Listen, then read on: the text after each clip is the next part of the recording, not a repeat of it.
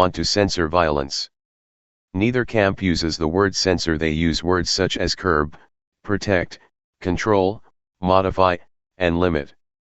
God forbid that any book should be banned. The practice is as indefensible as infanticide. Rebecca West: the problem with pornography is that it is done so poorly. There is no such thing as a moral or an immoral book, said Oscar Wilde more than 100 years ago. Books are well written, or badly written. That is all. Nothing much has changed since then. In 1993, Calvin Tompkins wrote in The New Yorker, "Of all the minor art forms, pornography has remained the least developed. Certified pornographic masterworks, from Sappho to Nabokov, can be counted on the fingers of one hand. The best-known critical theorists of the form, from Anthony Comstock to Jesse Helms, have had the disadvantage of being morons. The National Endowment for the Arts supports pornographic experiment unwillingly, at best, and our popular culture contents itself with unimaginative increases in the gross annual depiction of bare skin and earnest copulation. I don't think pornography is very harmful," Sir Noel Coward summed it up in 1972, "but it is terribly, terribly boring. Violence has its artists: Sam Peckinpah, Francis Ford Coppola, Ridley Scott. Where are pornography's artists? 20 years ago, Deep Throat got publicity just because it had a plot. What have we got today? Mapplethorpe and Madonna? Once upon a time, some of our best artists gave us our erotica. Today the Bible is used as a reason to censor. Not long ago, the Bible was used as a method to avoid the censor. The arts are the rainforests of society. They produce the oxygen of freedom, and they are the early warning system when freedom is in danger. June Wayne Michelangelo was able to do a magnificent male nude statue by calling it David. The model's real name was probably something closer to Tadzio.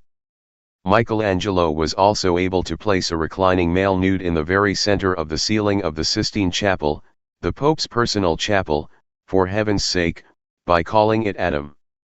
Gustave Doré, 1832–1883, who had a taste for subjects not acceptable in his own time, although his obvious love for sex and violence would be right at home in our time, was able to create some of the most bizarre art of the 19th century simply by illustrating Bible stories.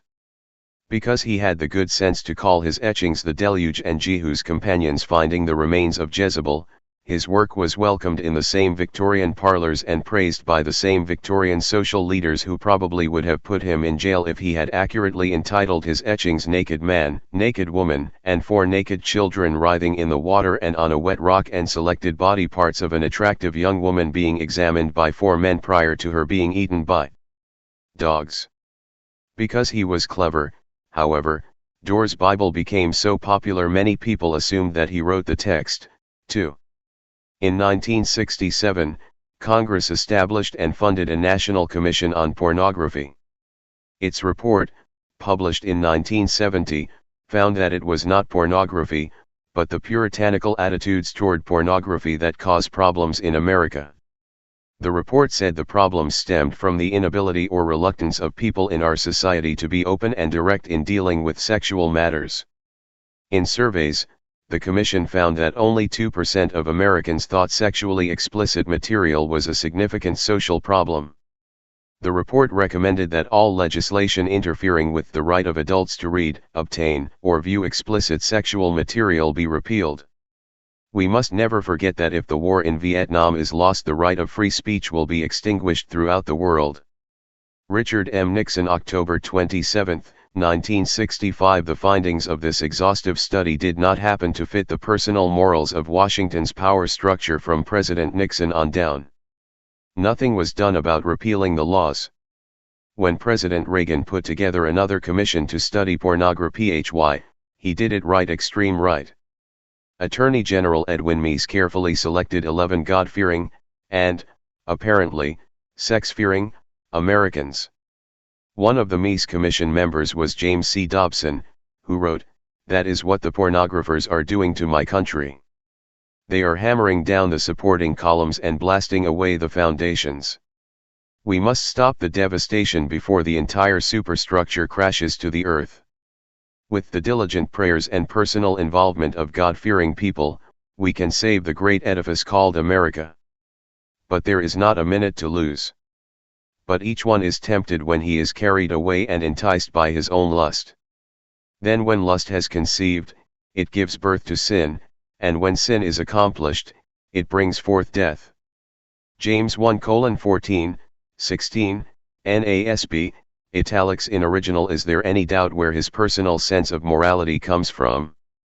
And does the rhetoric sound familiar? This from Donna A. Demack in her book, Liberty Denied, The Current Rise of Censorship in America.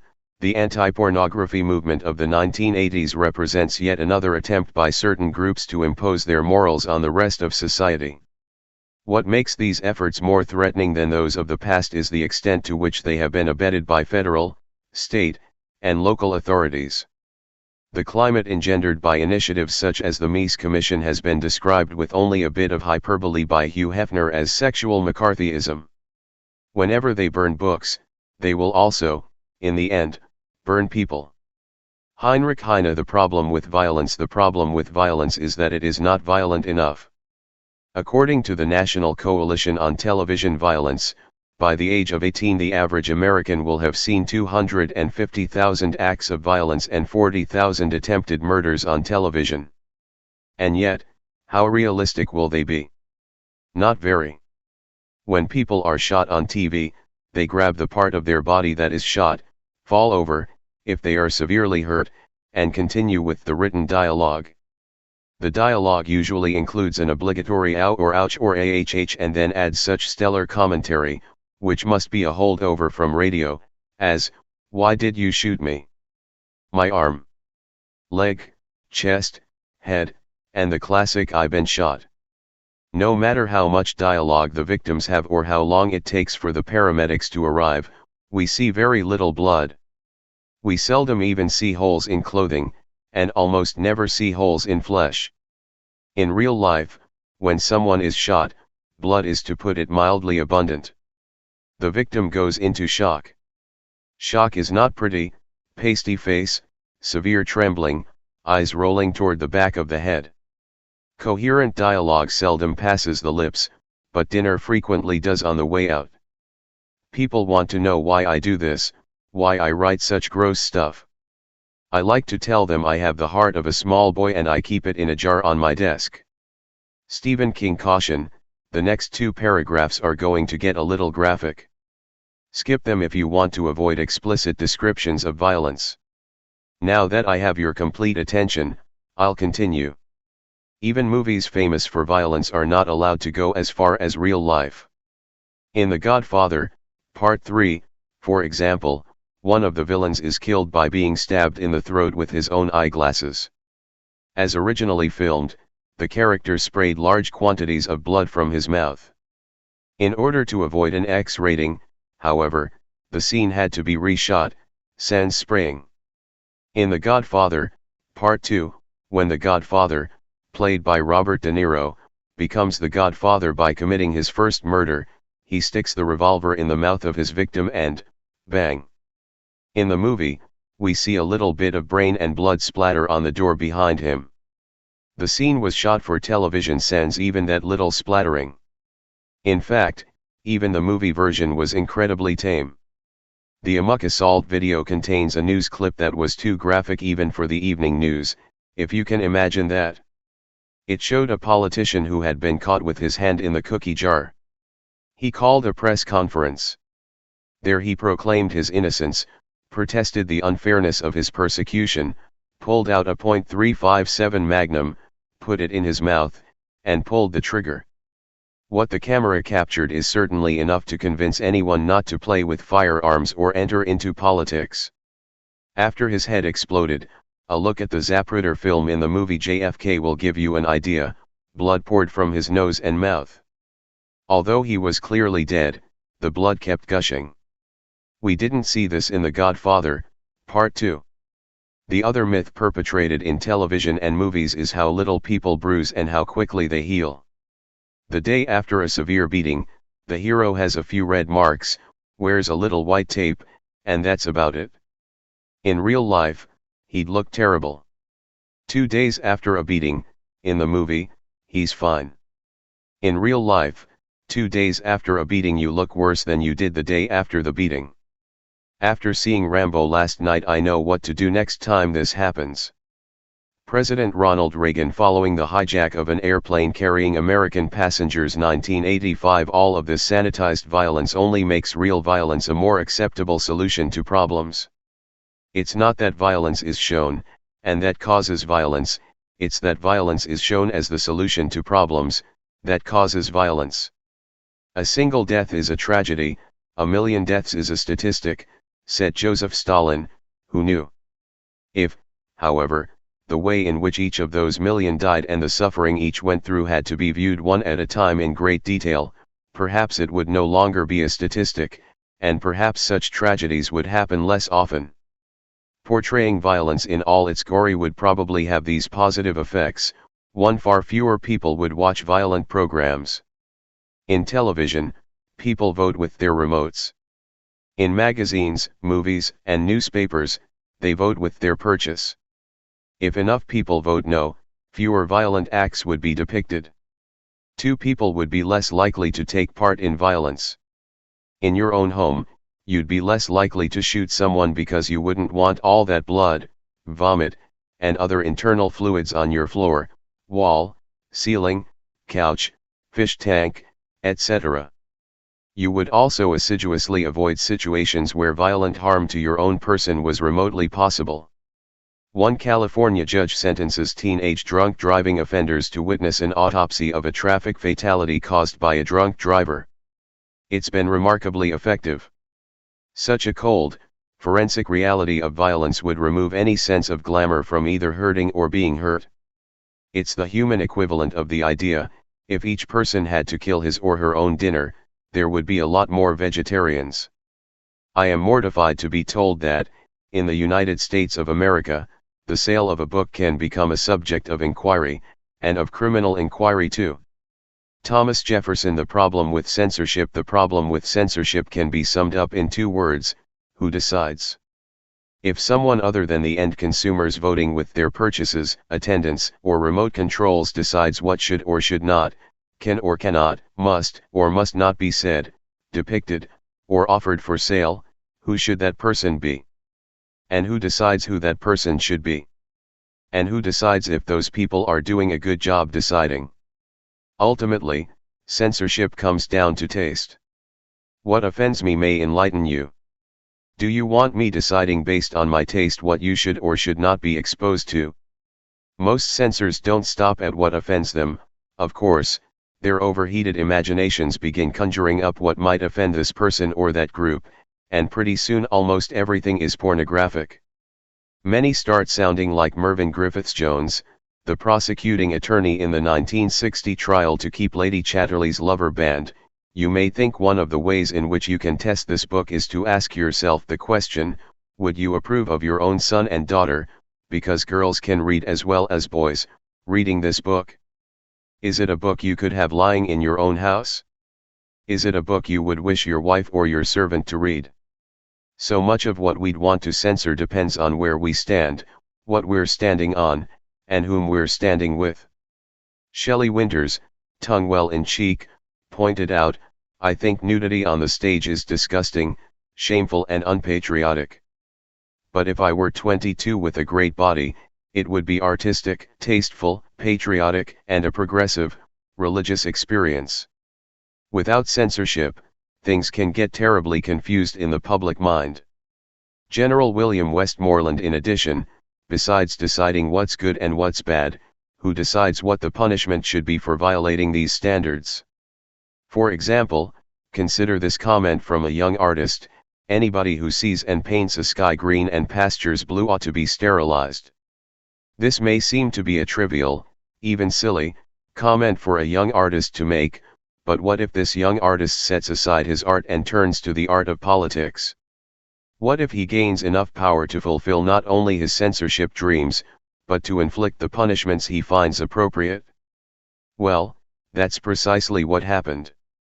The artist-turned-politician who detested green skies and blue pastures had tens of thousands sterilized, and presided over the most sterile artistic period in the history of Europe, and these were the least of his crimes. As I'm sure you've guessed, the censor was Adolf Hitler. Which brings us to the F word. The F word in our use of language, we go beyond the hypocritical directly to the silly. When I say, F word, you know precisely which word I mean. Isn't it silly, though, that if I actually use that word, I would be unnecessarily giving ammunition to those who want to attack this book not for its ideas, but for the use of a single word. Or who do want to attack the ideas, but would use the F word as an excuse. As a writer, I don't mind that the F word is taboo. Being taboo gives it extra power. It's good that certain words have the power that only prohibition can provide. Loretta Young, a devout Catholic, despite having an illegitimate daughter sired by Clark Gable, would fine actors for using coarse language on the movie set 25 cents for hell, 50 cents for damn. One actor tossed her $10, "Here Loretta, go F-word yourself." In the film Mommy Dearest, Joan Crawford meets with the board of Pepsi-Cola, who think they have the better of her. She drops the demure and dignified act long enough to deliver the line, "Don't F-word with me, fellas. This ain't my first time at the rodeo." The line is most effective. When Walt Disney Productions decided to make non-children's films, I can't say adult films, because that has other connotations, they started Touchstone Pictures. Touchstone had a rule, only 2 F-words per picture. That was fine. The creators carefully selected the 2 points in the film where the F-word would have the most impact. Having a few words forbidden allows creative people to be even more delightfully creative. Woody Allen, for example, "Some guy hit my fender the other day, and I said unto him, be fruitful, and multiply." But not in those words. Or, Dorothy Parker, "Ducking for apples, change one letter and it's the story of my life." When all words are accepted, even expected language deteriorates. As the British journalist Sir William Connor described, all were swearing steadily and quietly, and all were using the same time dishonored army oaths with such lavishness that made it necessary to split words open in the middle in order to cram all the obscenities in. Alexander Woollcott replied to a critic about the unnecessary use of goddamn, which was the F-word of his day, "When you speak of 3 unnecessary goddams, you imply that there is such a thing as a necessary goddamn. This, of course, is nonsense. A goddamn is never a necessity. It is always a luxury. The press, confined to truth, needs no other legal restraint." Thomas Jefferson's second inaugural address: "I was arrested for using a 10-letter word that began with C," said Lenny Bruce, "and I would marry no woman who was not one." From the standpoint of consensual crimes and freedom of speech, if I may paraphrase Lenny Bruce, we must use that marvelous 10-letter word that begins with T, and certainly no one would marry me who didn't have a great deal of it toleration. If I don't want Jerry Falwell editing my books, I must forego the luxury of editing his sermons. But I can dream, can't I? To have a freedom ourselves, we must pick up the banner of that great light of the Enlightenment, Voltaire, and declare, "I disapprove of what you say, but I will defend to the death your right to say it." As long as we keep censoring, we are lost in the symptoms of our society's problems, thus ignoring the problems themselves. Pornography, for example, doesn't degrade women, women are degraded by our culture, and certain forms of pornography reflect that. Yes, we have a serious problem with the way women are treated in our culture, and pornography is a symptom, but let's not kill the messenger. Let's get the message and do something about it. Similarly, violence is a messenger. The idea that problems can be solved through violence causes violence. We have a problem with drugs. Let's declare a war on drugs. We have a problem with crime. Let's declare war on crime. We have a problem with violence. Let's declare war on violence.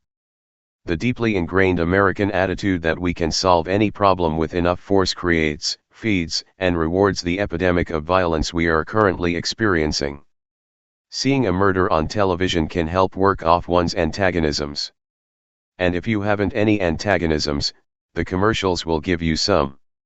Alfred Hitchcock. The actual depiction of violence in TV, movies, and song, in fact, has little effect. As Jon Stewart observed, the song Cop Killer doesn't make me want to murder a policeman any more than Julie Andrews singing Climb. Part 3, a closer look at the consensual crimes. Homosexuality. Homosexuality is Satan's diabolical attack upon the family that will not only have a corrupting influence upon our next generation, but it will also bring down the wrath of God upon America. Jerry Falwell. Call me dim-witted, thick-headed, or just plain insensitive, but the consensual crime laws that seem the silliest to me are the ones directed against homosexuality. Why should criminal law care about whom other people love, feel affection for, date, live with, marry, or have sex with? I just don't get it. I also don't understand the astonishing prejudice against gay people. The New York Times reported findings of the New York Governor's Task Force on Bias-Related Violence. In one of the most alarming findings, the report found that while teenagers surveyed were reluctant to advocate open bias against racial and ethnic groups, they were emphatic about disliking homosexual men and women. They are perceived as legitimate targets that can be openly attacked, the report said. The feelings were as strong among 12-year-olds as among 17-year-olds. Many students added gratuitous vicious comments about homosexuals. That was not the case with other groups. Gays seem to be at the bottom of the pecking order. No matter how far down the pecking order another group is, its members still feel superior to and have no problem picking on gays. Few people can be happy unless they hate some other person, nation, or creed. Bertrand Russell. It also seems that groups that hate each other and disagree on absolutely everything else find one common point of agreement: homosexuality is bad, wrong, evil, wicked, and all the rest. Take, for example, L. Ron Hubbard and Jerry Falwell. One would think these two individuals were about as far apart as possible on every known spectrum. The fact that one is dead and the other is not quite dead is the least of their differences. Falwell dismisses Hubbard's creation, the Church of Scientology, as a satanic cult.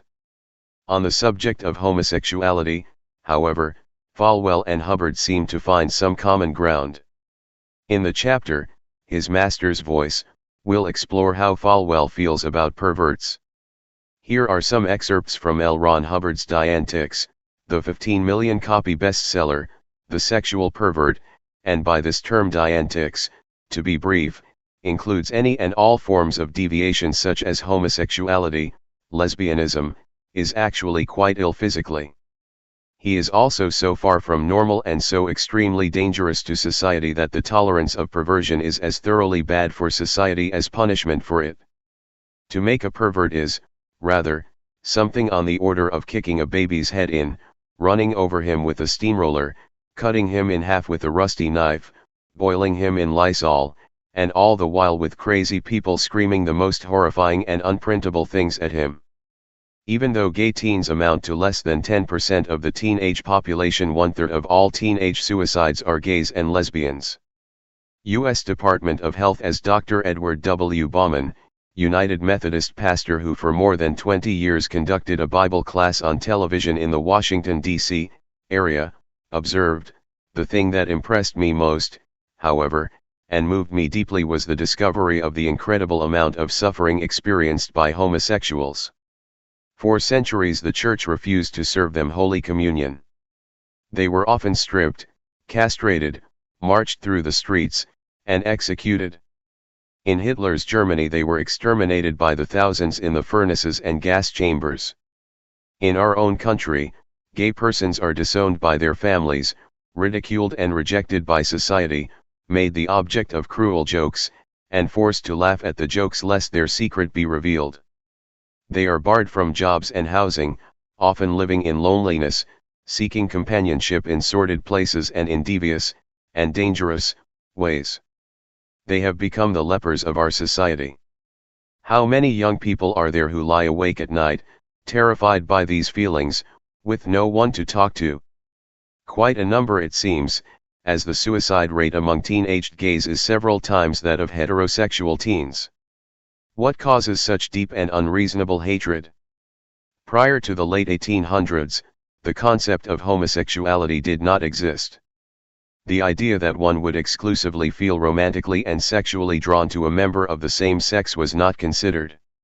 Yes, there was certainly homosexual activity, but this had always existed. The Hebrews, for example, did not have a word for homosexuality. When they wanted to describe the forbidden activity, they had to say, "Do not lie with a man as one lies with a woman, that is detestable," Leviticus 18:22. Similarly, the Greeks had no word for homosexual. Paul had to explain, even their women exchanged natural relations for unnatural ones. In the same way the men also abandoned natural relations with women and were inflamed with lust for one another, Romans 1:26-27. There was no word, then, for a man who went to bed only with men or a woman who went to bed only with women. Can it matter where or in whom you put it? Mark Antony 81-30 BC. To even ask the question would be as unusual as asking today, are you a hot dog eater or a hamburger eater? The idea that one preference would exclude the other made no sense. Even if one has not eaten a hot dog in 20 years, one would never think of defining oneself as a hamburgerist. Likewise, a person who had never had a hamburger in his or her life but adored hot dogs, would not be labeled a hot dogger. In societies of ancient Greece and Rome, sexual activity with either gender was perfectly acceptable. To exclusively go to bed with one sex or the other, in fact, was considered a bit odd, just as eating only raw vegetables might be considered a bit unusual today. In the ancient world, the distinction was, were you the dominant or the passive partner in the sex act? In relationships between men, the dominant partner was praised, and the passive partner was condemned. Why?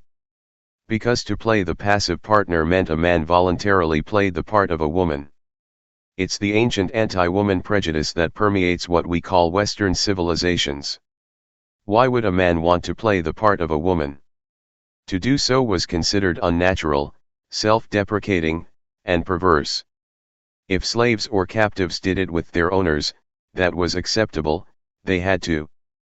But for a man who had a choice to take the passive role in sex was considered degrading. And therein lies the seed of the prejudice. It wasn't that homosexual activity was wrong, it was a man playing the woman's role in homosexual activity that was considered perverted. Athenians attributed the establishment of their democracy to a pair of gay lovers. John Boswell. Christianity, Social Tolerance, and Homosexuality. Alexander the Great, whose masculinity was never in doubt, had as a primary sexual partner a castrated Persian boy. Alexander also had a wife. No one questioned the arrangement. Alexander played the dominant role in both relationships. He was a man. Both Alexander's wife and the Persian boy were treated with the respect due the ruler's favorites, but with little admiration. As we shall see, any number of prohibitions in both the Old and New Testaments were abandoned long ago. And yet, the one against homosexuality remained because the bias against women remained. That's the first reason homosexuality has continued to be viewed in a negative light long after the practical reason, it doesn't propagate the species, no longer mattered. The second reason homosexuality is so feared and despised is that homosexuality is too close to home. It's fairly easy for, say, white people to become tolerant of black people because white people are not black. White people seldom think, I think I'll have black skin for the next 2 hours. White people and black people are so fundamentally different in terms of skin color that white people almost never think, I wonder if I'm really black. This sense of security is not found with homosexuality. On a purely biological level, the human animal responds sexually to lubricated friction. It doesn't much matter whether this lubricated friction is being applied by a man, a woman, a machine, or a well-trained dog. Human sexual response on the biological level is automatic. It is also true that human beings can feel affection, even love, for members of their own sex. Affection is not a tidy emotion. It tends to lap into mental, emotional, physical, sensual, and even sexual expression. In my very rare homosexual moments I often glance through the pages of Vogue, where the other day I saw a picture of you. Alfred Hitchcock in a letter to Joan Crawford. When one first realizes that he or she is actually capable of some kind of sexual and/or emotional response with a member of the same sex, panic ensues. Before children are even aware of their sexuality, they know that homosexuality is bad. Very bad. Among boys 8 years or older, the most pejorative name they can call each other is faggot. Later, when they become aware of their sexuality and find even for a moment that it flashes in the direction of the same sex, there's trouble in River City. At this point, one has the choice to, A. confront one of the greatest and most pervasive taboos in our culture, or, B. deny the inner reaction vehemently by supporting the taboo all the more enthusiastically. Invariably, B. is the choice. It's an old psychological truism: the more you want to taste of the forbidden fruit, the more you condemn it. Shakespeare realized this, and assumed his audience understood the concept so well that he made it a joke: the lady doth protest too much, methinks. Hamlet, Act 3, Scene 2, line 242. That line has been met by the laughter of recognition for almost 400 years. By soundly condemning homosexuality outwardly, one avoids facing even the possibility that one might just maybe feel love for or be capable of responding sexually to a member of one's own sex. People should not be surprised when a morally offensive lifestyle is physically attacked. The Vatican-hating gaze seems to be the only fashionable prejudice left. Maybe that's why it's dying so hard. Some people just can't stand to be without at least one unjustifiable hatred. Some stores sell t-shirts with sayings such as "homophobic and proud of it" and "club faggots, not seals." Or the bumper sticker sold at the 1995 National Federation of Republican Women Convention: "The miracle of AIDS turned fruits into vegetables." What other minority is subjected to such unchallenged, cruel, and violent hatred? As with most prejudices, the hatred of gays is based on a series of misconceptions. Our culture seems to have more myths about gays than most. Let's see if we can shine a little light on a few of them. Myth number 1: homosexuality is unnatural. In order to see what is natural, we must look to nature. In nature, every mammal has been observed taking part in same-sex activities, affection, and bonding. In some animals, homosexuality increases during times of overpopulation, sort of nature's birth control. In nature, by the way, what is decidedly not natural is monogamy, especially for life. The only mammals who even sometimes mate for life are foxes, wolves, gibbons, beavers, dik-diks, coyotes, elephant shrews, and geese. Some animals mate for a season, most animals mate and move on. I stuck to mammals for this example because the lower forms of life, while natural, are positively inhuman. You could say, for example, that the praying mantis mates for life only because, while the male shudders in orgasm, the female bites his head off. Then she eats him. The male praying mantis is an animal that comes and goes at the same time. Maybe that's why he's always praying. We all know how the black widow spider becomes a widow and why there is no such thing as a black widower. Some animals get so hungry after sex. Here's how Phyllis Lindstrom explained the birds and the bees well, at least the bees on the Mary Tyler Moore Show: "Did you know the male bee is nothing but the slave of the queen? And once the male bee has, how should I say, serviced the queen, the male dies." All in all, not a bad system. Homosexual activity occurs under some circumstances in probably all known human cultures and all mammalian species for which it has been studied. Warren J. Gadpale, M.D. Comprehensive Textbook of Psychiatry. Earthworms have male sexual organs on one end and female sexual organs on the other. They cannot, however, fertilize themselves.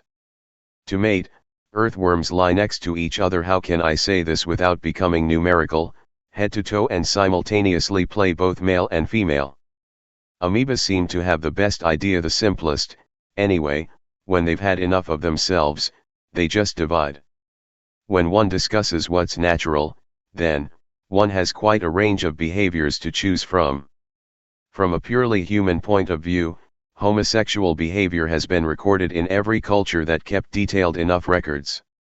Sociologists and anthropologists have documented homosexual behavior in every country on Earth, including in tribes that had no contact with outside human beings until the arrival of the anthropologists. Any behavior observed among all races, all peoples, all cultures, and in all countries throughout all recorded time must certainly be considered natural for humans. Myth number 2, people are either homosexual or heterosexual. Not true. People do tend to specialize partially because people are conditioned to think they should specialize. We are addicted to either/or in our culture. Sexual behavior is a continuum with exclusive heterosexuality on one end and exclusive homosexuality on the other. People, however, can be found at any point along that spectrum. A corollary to myth number 2 is, myth number 3, homosexuality is contagious. The myth goes something like this: if you try a homosexual experience and find it even marginally enjoyable, a seed, more like a virus, has been planted, and, eventually, you will wind up a full-fledged, card-carrying, flag-waving homosexual. This is simply not the case. You can't catch homosexuality any more than you can catch heterosexuality, although the latter myth is supported by the concept that the love of a good woman will cure a gay man. In either case, even a successful liaison with the gender one is not normally drawn to will have little, if any, lasting effect. It is a great injustice to persecute homosexuality as a crime, and cruelty too.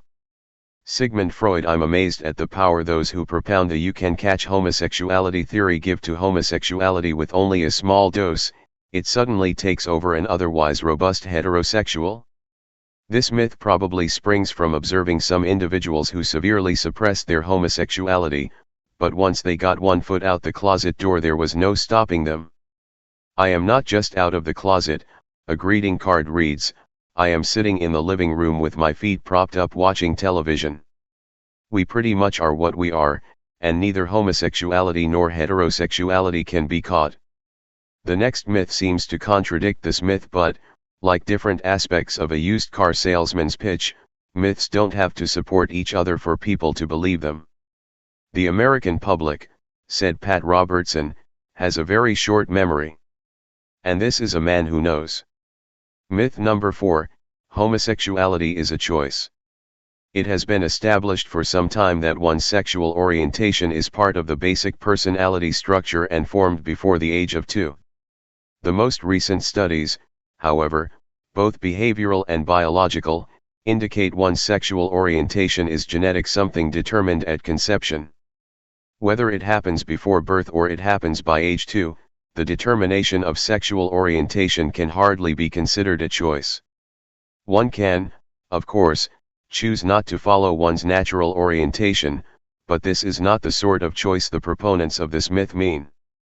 They mean that gay people choose to be gay in the same way that they might sit down and choose which program to watch on television, which team to bet on in the Super Bowl, or whether or not they want pepperoni on their pizza. We need laws that protect everyone. Men and women, straights and gays, regardless of sexual perversion or persuasion. Bella Abzug. The idea behind this myth is, a perfectly normal, well-adjusted heterosexual is sitting around one day and just decides to go gay, as one might decide to move to Antarctica or try to flush hockey pucks down the toilet. It is truly aberrant behavior, but it is his or her choice. Implied in this choice, of course, is a certain hostility to God, parents, society, and the American way. It's as though being gay is a pathological act of rebellion. Gays don't choose to be gay, they discover they're gay. Like heterosexuals, they find themselves increasingly attracted, romantically as well as sexually, to a particular gender. The bisexuals find themselves attracted to both.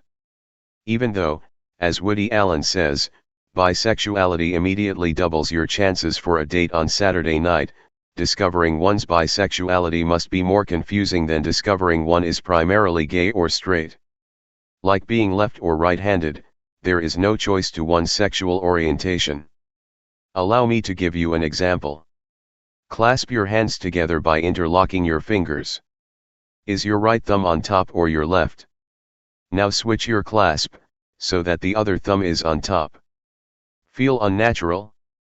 Well, for half the population, this way is natural. It's the way they formed their clasp when first asked. Although one feels normal to you and one does not, when did you choose which was which? At what age? Who offered you the choice? The answer to these questions is also the answer to the question, when do gays choose to be gay? Considering the many cultural prejudices, to discover one is, or might be, gay can be traumatic. One can be in denial for some time. With society screaming, stay in the closet, and nature pleading, get out. Get out, one does have the choice of which voice one listens to. Does one choose to use the courage to be oneself? In this way and in this way only is homosexuality a choice. As a mother, I know that homosexuals cannot biologically reproduce children, therefore, they must recruit our children. Anita Bryant. Myth number 5, homosexuals recruit others. This is a myth that grew out of the evangelical camp, where proselytizing, testifying, missionaryizing, and converting are basic tenets of the faith. Evangelicals somehow feel that gays have the same zeal to spread a gay spell that they have to spread a God spell. It's a simple matter of evangelicals projecting their recruitment tactics on gays. As with most projections, the image is distorted and very wrong. Gays have no desire to recruit heterosexuals into becoming homosexual. A gay person may, individually, want to have sex with a heterosexual of the same sex whom he or she finds attractive. The gay person may even make a pass. The gay person is making a personal statement of desire, not fulfilling a recruitment quota. If you recruit 10 heterosexuals this month, you get this beautiful 26-piece set of Tupperware. Additionally, gays who are out of the closet may offer support and encouragement to gays who are miserably in the closet, but that's about as far as it goes. Besides, the whole idea of recruitment rests on the concept that homosexuality is a choice, and every homosexual knows that just ain't so. Myth number 6, you can spot a gay a mile away. In 1985, when Rock Hudson publicly admitted his homosexuality, I was visiting 2 gay friends in Maine. Both men were in their 80s and had been lovers in 1925. In this rather remote region of Maine, is there any other kind of region in Maine, the people did not have what you would call a cosmopolitan view of life. They had somehow heard about Rock Hudson's sexual proclivities, an issue of people must have washed ashore in a bottle. They were stunned, numb.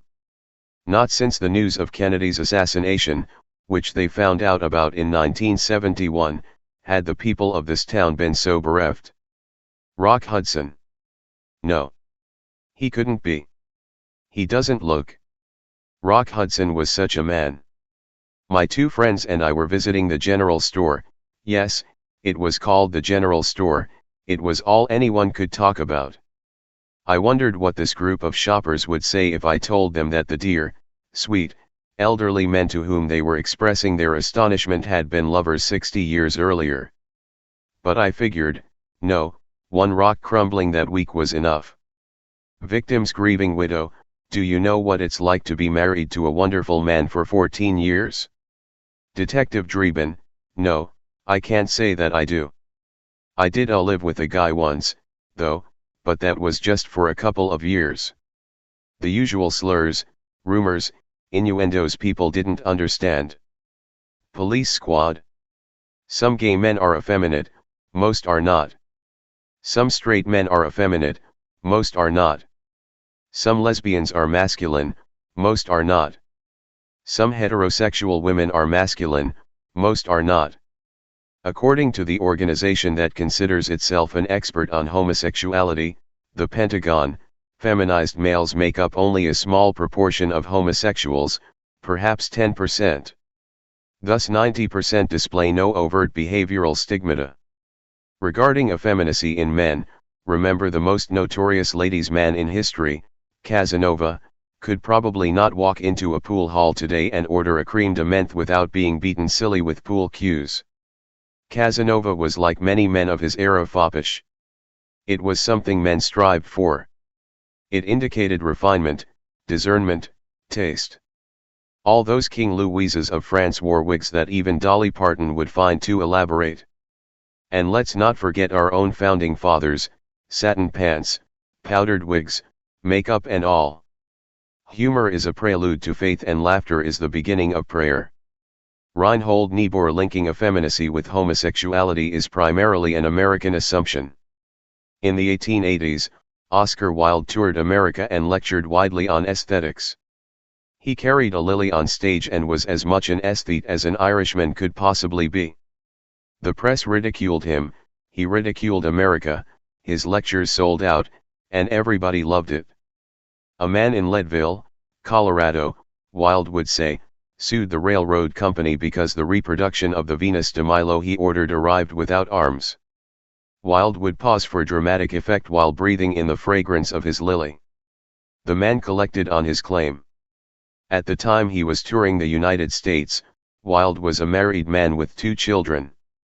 No one linked his studied effeminacy with sexual orientation any more than they linked it to Ireland, lecturers, or playwrights. In 1895, however, when Wilde was found guilty of being a sodomite and, in 1897, when Havelock Ellis coined the word homosexuality in his studies in the psychology of sex, Americans linked the two. There are homosexuals, Oscar Wilde is a homosexual, so that's what they're like. Ironically, had America used as a stereotype one of its homegrown homosexuals of that era such as the rough and rugged Walt Whitman, we might all have a very different view of how to spot homosexuals. Could Gabby Hayes have lived down the stigma? The stereotype would be just as inaccurate, but different. The grounds for this membership revocation are the standards for leadership established by the Boy Scouts of America, which specifically forbid membership to homosexuals. Letter to Eagle Scout James Dale, August 10, 1991. Myth number 7, there aren't enough gays to really worry about. The percentage of primarily homosexual people in this country is estimated at from 1 to 10%. 1% seems low. If it were 1%, that would mean roughly half the nation's gay population traveled to the Capitol for the 1993 March on Washington. This is unlikely. But the number of gays is unimportant. As the Los Angeles Times editorialized on April 25, 1993, what does all this mean in regard to current debates about the place of homosexuals in American society? It means exactly nothing.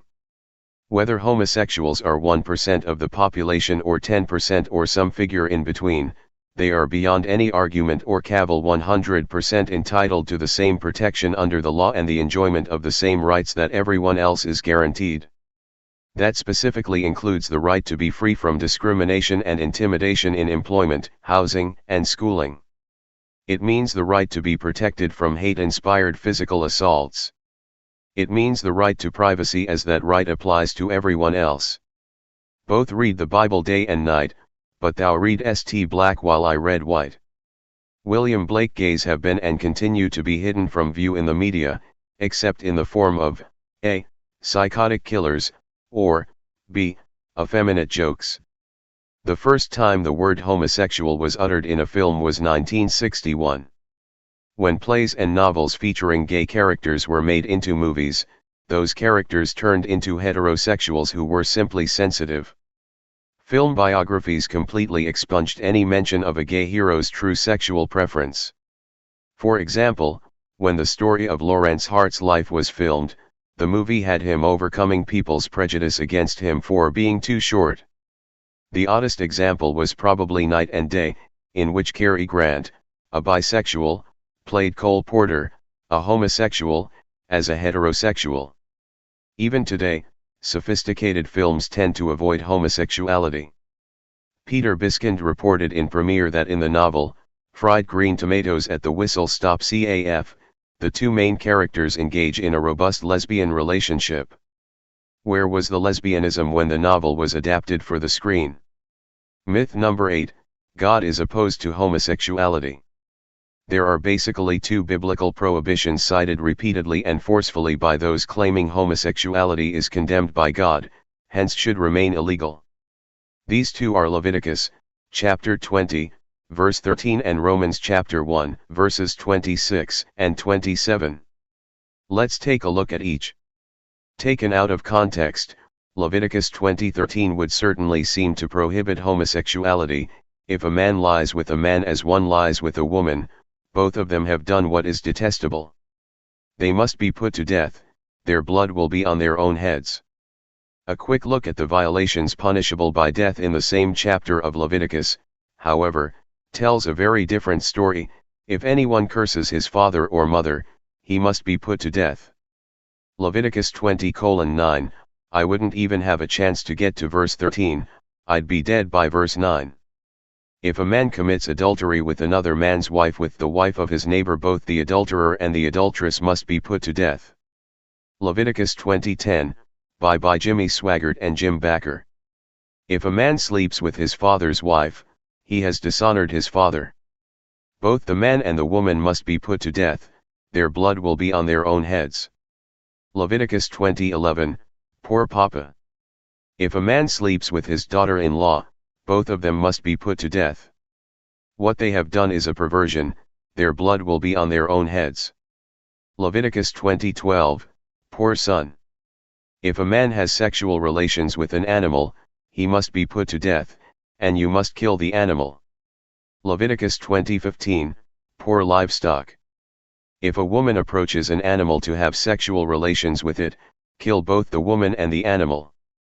Leviticus 20:16, note the man has to do it, but the woman need only approach. A man or woman who is a medium or spiritist among you must be put to death.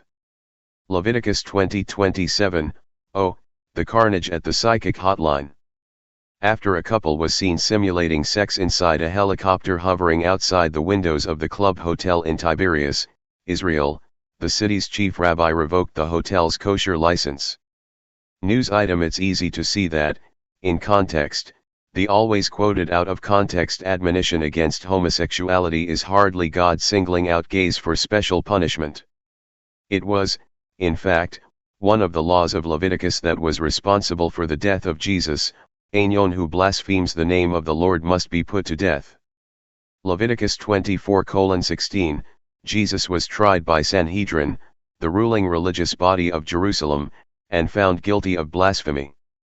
According to the religious powers that were, to claim he was the Son of God was blasphemous.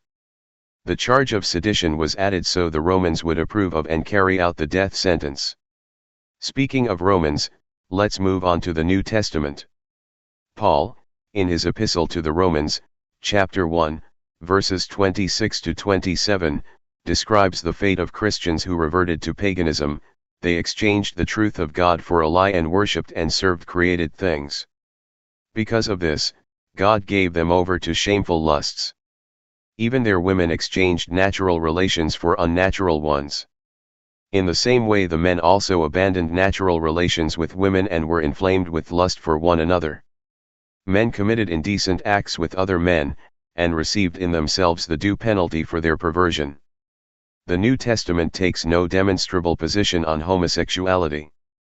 To suggest that Paul's references to excesses of sexual indulgence involving homosexual behavior are indicative of a general position in opposition to same-sex eroticism is as unfounded as arguing that his condemnation of drunkenness implies opposition to the drinking of wine.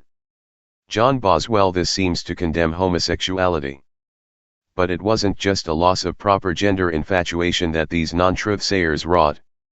Furthermore, since they did not think it worthwhile to retain the knowledge of God, he gave them over to a depraved mind, to do what ought not to be done. They have become filled with every kind of wickedness, evil, greed and depravity.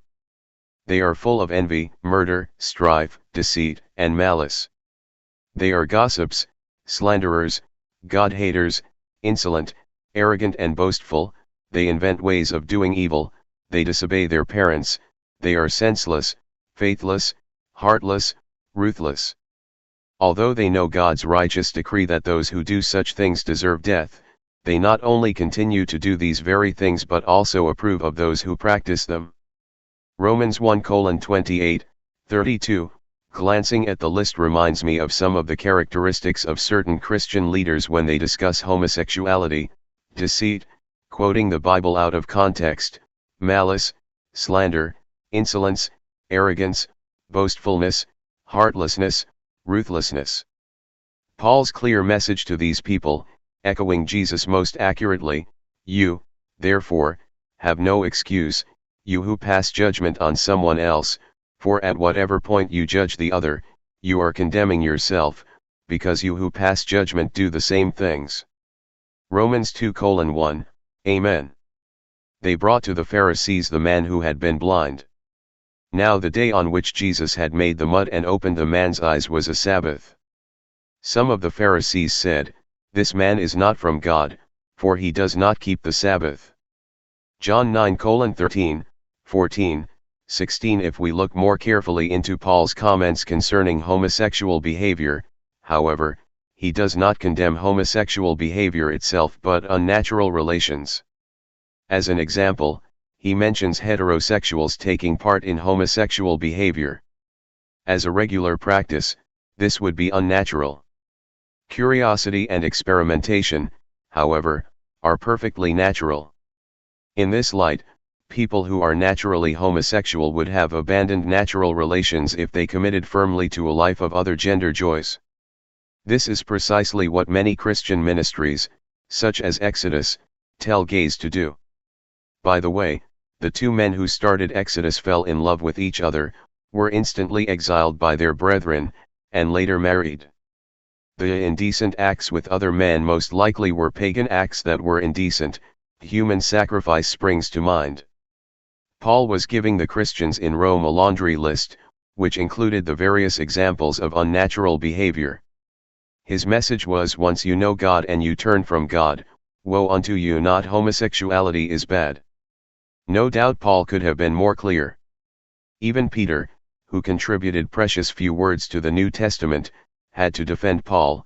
Paul's letters contain some things that are hard to understand, which ignorant and unstable people distort, as they do the other scriptures, to their own destruction. 2 Peter 3:16, my lesbianism is an act of Christian charity.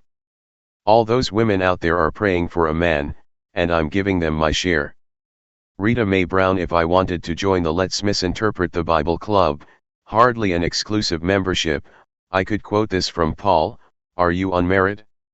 Then do not look for a wife. From now on, those who have wives should live as if they have none. 1 Corinthians 7:27, 29, couldn't that be twisted into an admonition to have only gay relations? Sure. A literal interpretation would cause an end to all Christian marriage. Paul was, in fact, encouraging a focus on spiritual matters rather than worldly ones, such as marriage and family. Let's move on to the preachers who don't even quote the Bible but prefer Bible stories. They like to go on and on about the sin of Sodom and Gomorrah, which they incorrectly conclude was sodomy. Hence the sodomites of the world, incorrectly viewed as only homosexuals, must have caused God's wrath to fall upon the city. Let's go to the Bible for the real story. Sodomy, in fact, is a grab-bag legal term that encompasses anything the legislative moral fathers of a given state find personally disgusting. It can include anal sex between men or between men and women, including married couples, oral sex between men, between women, men and women, including married couples, and sex between humans and animals.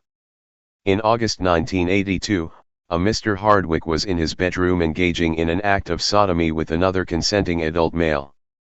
Sodomy is defined in Georgia, the state where this took place, as when one performs or submits to any sexual act involving the sex organs of one person and the mouth or anus of another. In this case, it was Mr. Hardwick's mouth and the other man's sex organ. A police officer came in and, without a warrant, arrested them both. Mr. Hardwick took the case as far as the Supreme Court. What did the Supreme Court have to say?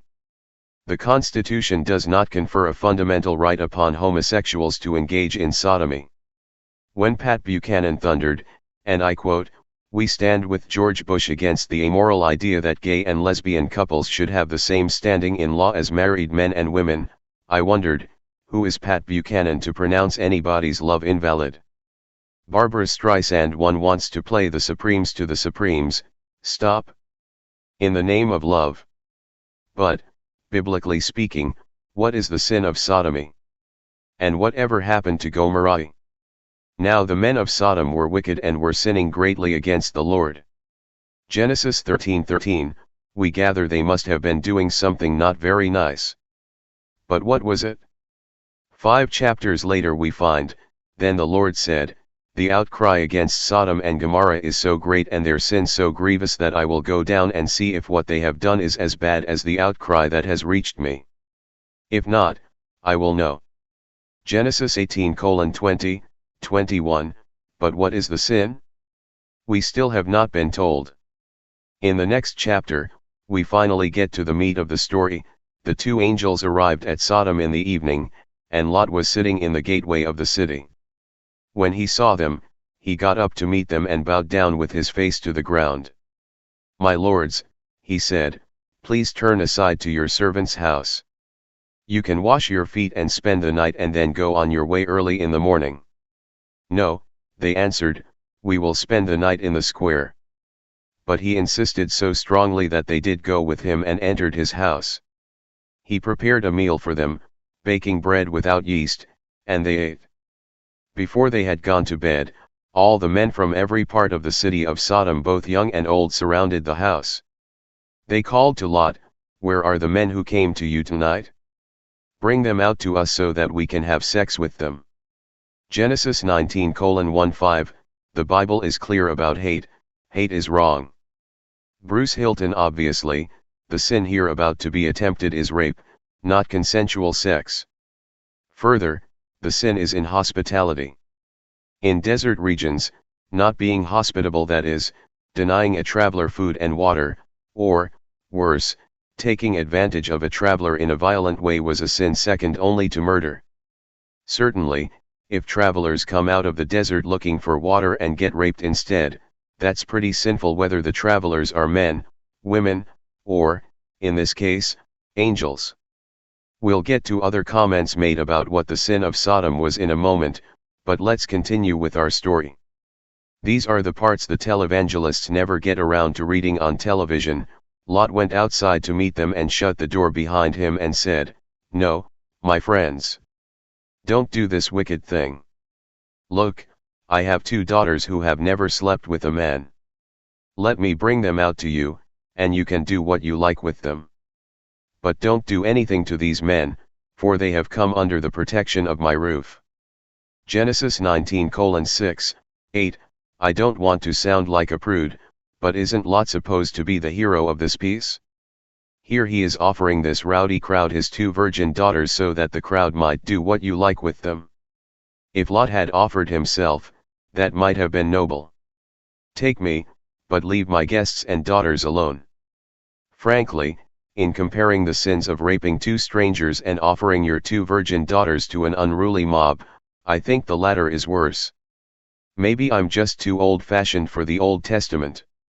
When the assembled throng continue to demand divine flesh, the angels blind the nasty mob, pull Lot into the house, send Lot and his family on their way, and destroy Sodom and Gomorrah.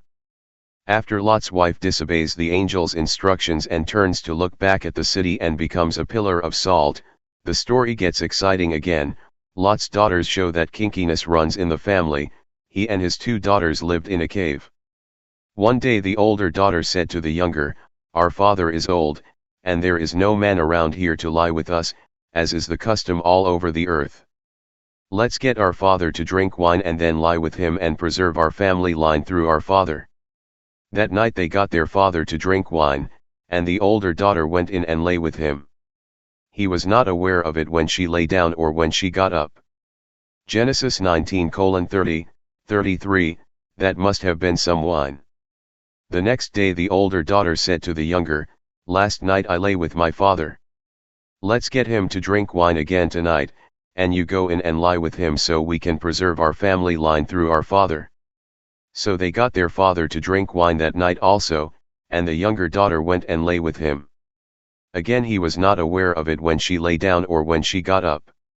So both of Lot's daughters became pregnant by their father. Genesis 19:34-36. As a child my family's menu consisted of two choices, take it or leave it. Buddy Hackett. Okay, enough peeking into the caves of the morally upright. Let's return to defining the sin of Sodom. Nowhere in the remainder of the Bible, Old or New Testament, is the sin of Sodom defined as sex between consenting male adults. Here are the sins of Sodom. This is God speaking. By the way, hear the word of the Lord, you rulers of Sodom, listen to the law of our God, you people of Gomorrah. Learn to do right. Seek justice, encourage the oppressed. Defend the cause of the fatherless, plead the case of the widow. See how the faithful city has become a harlot. She was once full of justice, righteousness used to dwell in her, but now murderers. Your silver has become dross, your choice wine is diluted with water. Your rulers are rebels, companions of thieves, they all love bribes and chase after gifts. They do not defend the cause of the fatherless, the widow's case does not come before them. Isaiah 1:10, 17, 21-23, I believe in God, only I spell it nature. Frank Lloyd Wright. This sounds more like Washington, D.C., than West Hollywood to me. Now this was the sin of your sister Sodom. She and her daughters were arrogant, overfed and unconcerned, they did not help the poor and needy. They were haughty and did detestable things before me. Therefore I did away with them, as you have seen. Ezekiel 16:49, 50, arrogant, overfed and unconcerned, they did not help the poor and needy. They were haughty.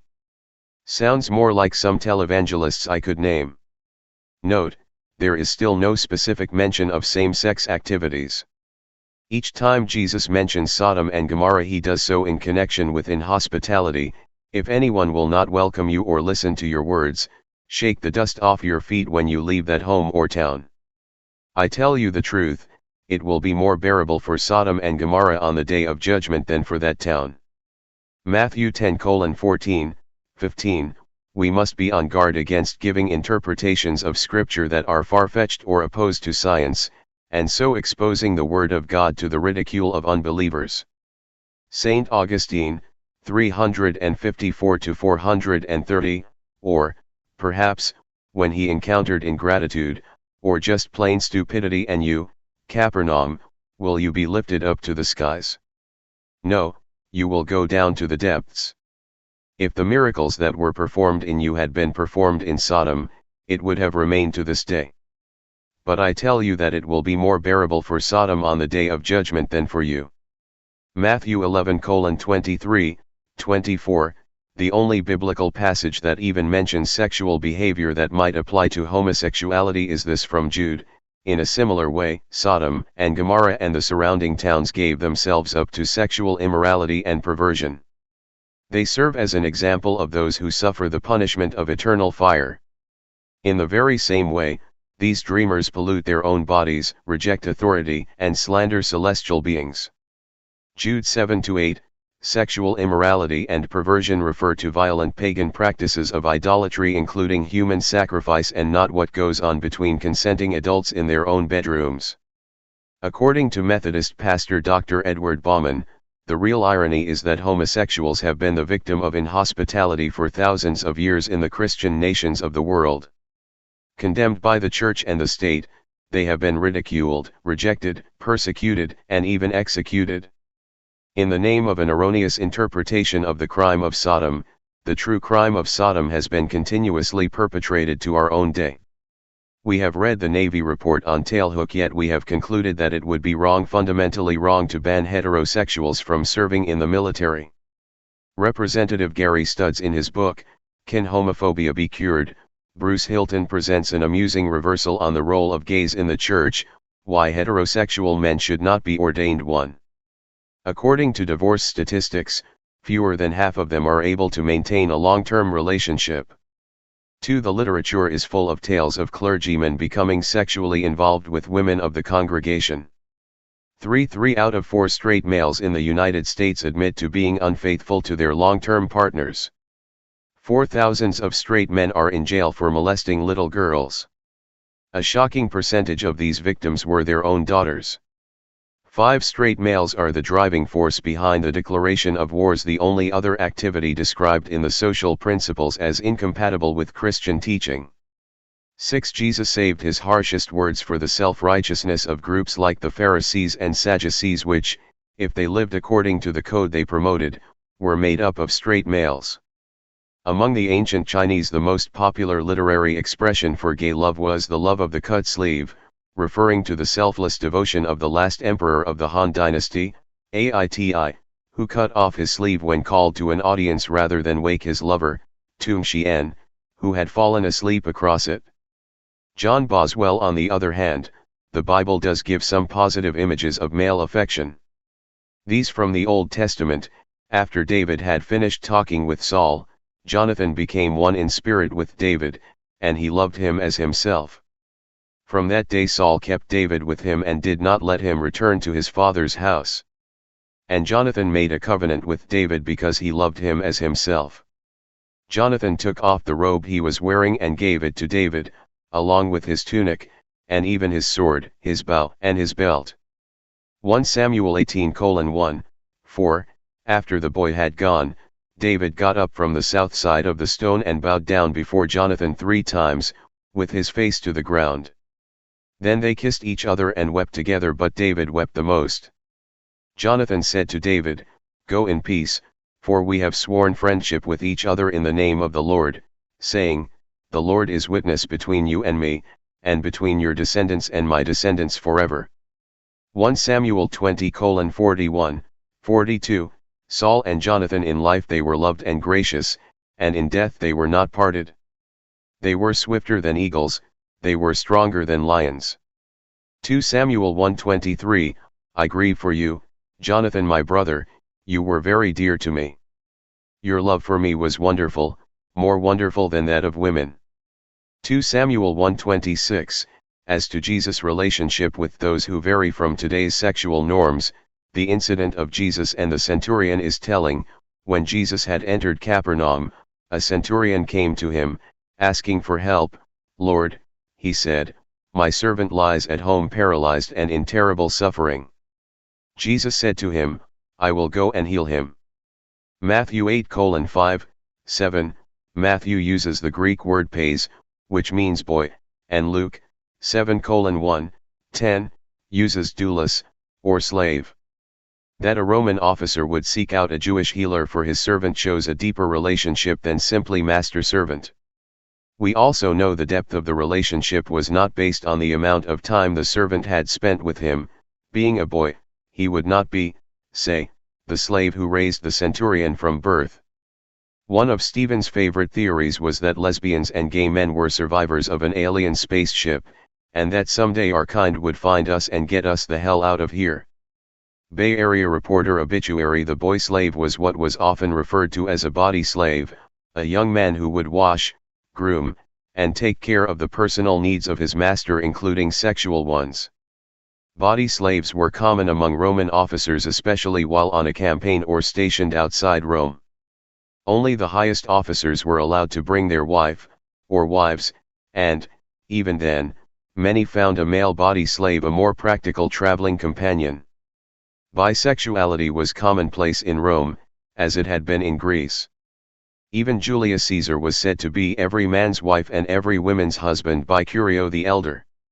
He was not being pejorative, but merely mentioning one of Caesar's many accomplishments. When the centurion arrived, or, in Luke's account, sent emissaries and expressed concern over the slave boy, the centurion's relationship with the boy was obvious. It made no difference to Jesus. He agreed to heal the boy. This was remarkable in that Jesus was addressing his teachings to the Jews, not the Gentiles, and the centurion and the boy would clearly be of the Gentile/pagan category. According to Luke, the centurion had helped build a synagogue and was a friend of the Jewish people, but it's doubtful that would have influenced Jesus very much. Jesus was a pushover for faith. The centurion replied, "Lord, I do not deserve to have you come under my roof. But just say the word, and my servant will be healed. For I myself am a man under authority, with soldiers under me. I tell this one, go, and he goes, and that one, come, and he comes. I say to my servant, do this, and he does it. When Jesus heard this, he was astonished and said to those following him, I tell you the truth, I have not found anyone in Israel with such great faith. Then Jesus said to the centurion, go. It will be done just as you believed it would. And his servant was healed at that very hour. Matthew 8:8, 10, 13. Plato argued that pairs of homosexual lovers would make the best soldiers, and the Thebans actually formed an army of such pairs in what turned out to be an extraordinarily successful experiment. John Boswell similarly, Jesus had no condemnation for effeminate men or eunuchs. After all, he described himself metaphorically as a eunuch when referring to his own sexuality. Within the Jewish culture, however, eunuchs and effeminate men were outcasts. So he sent 2 of his disciples, telling them, go into the city, and a man carrying a jar of water will meet you. Follow him. Mark 14:13, carrying water in Israel was woman's work. Telling his disciples to look for a man carrying a jar of water would be the same as saying today, look for a man in a dress, high heels, and a bouffant hairdo. That Jesus would have either a eunuch or an effeminate male lead his disciples to the upper room where the Last Supper would be held is one of Jesus' many statements of acceptance, inclusion, and compassion. Myth number 9, God made Adam and Eve, not Adam and Steve. Yes, God did make Adam and Steve, as well as Adam and Eve and Genevieve. Some people just don't like it that way. Myth number 10, homosexuals are promiscuous. Some are, most are not. The same can be said of heterosexuals. In fact, almost anything good or bad that can be said about homosexuals can also be said of heterosexuals. Homosexuals are indistinguishable from heterosexuals except in whom they love and with whom they go to bed.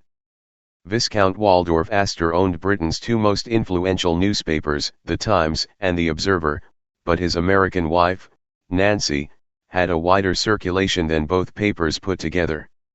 Emery Kellen myth number 11, homosexuals can't control their sex drives. When you consider how well most homosexuals have controlled not just their sex drives but their conversations, their innuendos, and even their inferences for so many years, it seems as though homosexuals have remarkable control. If closeted gays have been able to keep their homosexuality secret from friends and co-workers, obviously, should they happen to stumble out of the closet, they can keep their sexual urges under control. Myth number 12, gays are not fit for military service. All the reasons why gays shouldn't serve in the military boil down to one: the excessive prejudice of the heterosexuals against homosexuality would make the heterosexuals unfit for combat. The pro-prejudice group argues, wouldn't you be uncomfortable if some gay guy kept trying to hit on you? What the heterosexuals in the military are afraid of is that the gays in the military, should they be allowed to come out, would start hitting on the heterosexuals with the same levels of determination and deception that the heterosexual men hit on women. The heterosexual men, then, are afraid to be treated the way they treat women. Well, who can blame them? That gay men will behave as disreputably as straight men is an unfair projection on the part of straight men. Give the gays a chance. If some gays treat the straights the way the straights treat women, one can only quote, "What goes around, comes around." As to gay women in the military, here's this historical tidbit from the June 21, 1993, issue of Newsweek. General Dwight D. Eisenhower received some unsettling news while he was in occupied Germany after World War II. There were, he was told, a significant number of lesbians in his Women's Army Corps, WAC, command. He called in Sergeant Johnny Phelps and ordered her to get a list of all the lesbians in the battalion. "We've got to get rid of them," he barked. Phelps said she'd check into it. "But," she told the general, "when you get the list back, my name's going to be first." Eisenhower's secretary then interrupted. "Sir, if the general pleases, Sergeant Phelps will have to be second on the list, because mine will be first. Dumbfounded, Ike realized he'd lose many of his key personnel if he persisted. Forget that order, he told Phelps. Belief in a cruel God makes a cruel man. Thomas Paine myth number 13, homosexuals spread AIDS. AIDS is a disease spread by unsafe sexual contact, primarily to the passive partner in intercourse, dirty hypodermic needles, contaminated blood transfusions, and from mother to child before birth. Gays have taken great care to educate their community, practice safe sex, and minister, in the true sense of the word, to those unfortunate enough to have caught the disease. Because most gays have changed their sexual activities and are now practicing safe sex, new infections in the gay community have leveled off. Meanwhile, infections are on the rise in the heterosexual community. The myth, if you don't go to bed with someone gay you won't get AIDS, is hurting the heterosexual community more severely than it's hurting the homosexual community. Worldwide, AIDS is primarily a heterosexual, not homosexual, disease. It is a sexually transmitted disease that for whatever reason entered the gay community in the United States and stayed fairly contained there for a number of years. It is now spreading through the heterosexual community, and will continue to do so until heterosexuals realize that AIDS is not a gay disease. Any sexually active person, male, female, gay, straight, can get it. If you have intercourse, use a condom. There's hardly a gay person in the country who does not know this rule of safe sex. Can the same be said of heterosexuals? Leaving behind books is even more beautiful. There are far too many children. Marguerite Yourcenar further, 25% of the AIDS cases, including almost all cases involving heterosexuals and children, were spread by or directly connected to dirty needles. If heroin or morphine were inexpensive, readily available, and sold in use-once syringes, do you think these 25% of AIDS cases would be suffering today? Myth number 14, AIDS is God's curse upon homosexuals. Crises bring out the best in people and the worst. They also bring out the best people and the worst. What can one say about ignorant, arrogant, politically active people who say things like, AIDS is God's curse upon homosexuals? I can remember the words of Jesus, "Forgive them, Father, for they know not what they do," but then I remember Jesus said that moments after he was nailed to the cross. Copyright 1996 Peter McWilliams and Prelude Press. Last revision, December 2, 1996. Ain't Nobody's Business If You Do. Part 3, a closer look at the consensual crimes, unconventional religious practices. I believe there is something out there watching over us. Unfortunately, it's the government. Woody Allen. We are shocked and saddened by the events in Waco, Texas. We grieve with the families on both sides who lost loved ones. The federal government is conducting investigations to find out what happened at the Branch Davidian compound in Waco to prevent similar occurrences in the future. While we think such an investigation is appropriate, we oppose any attempt to define what is a valid religion or set the parameters of a proper church. Under the religious liberty provisions of the First Amendment, government has no business declaring what is orthodox or heretical, or what is a true or false religion. It should steer clear of inflammatory and misleading labels. History teaches that today's cults may become tomorrow's mainstream religions. The United States is a religiously diverse country. We treasure its religious pluralism.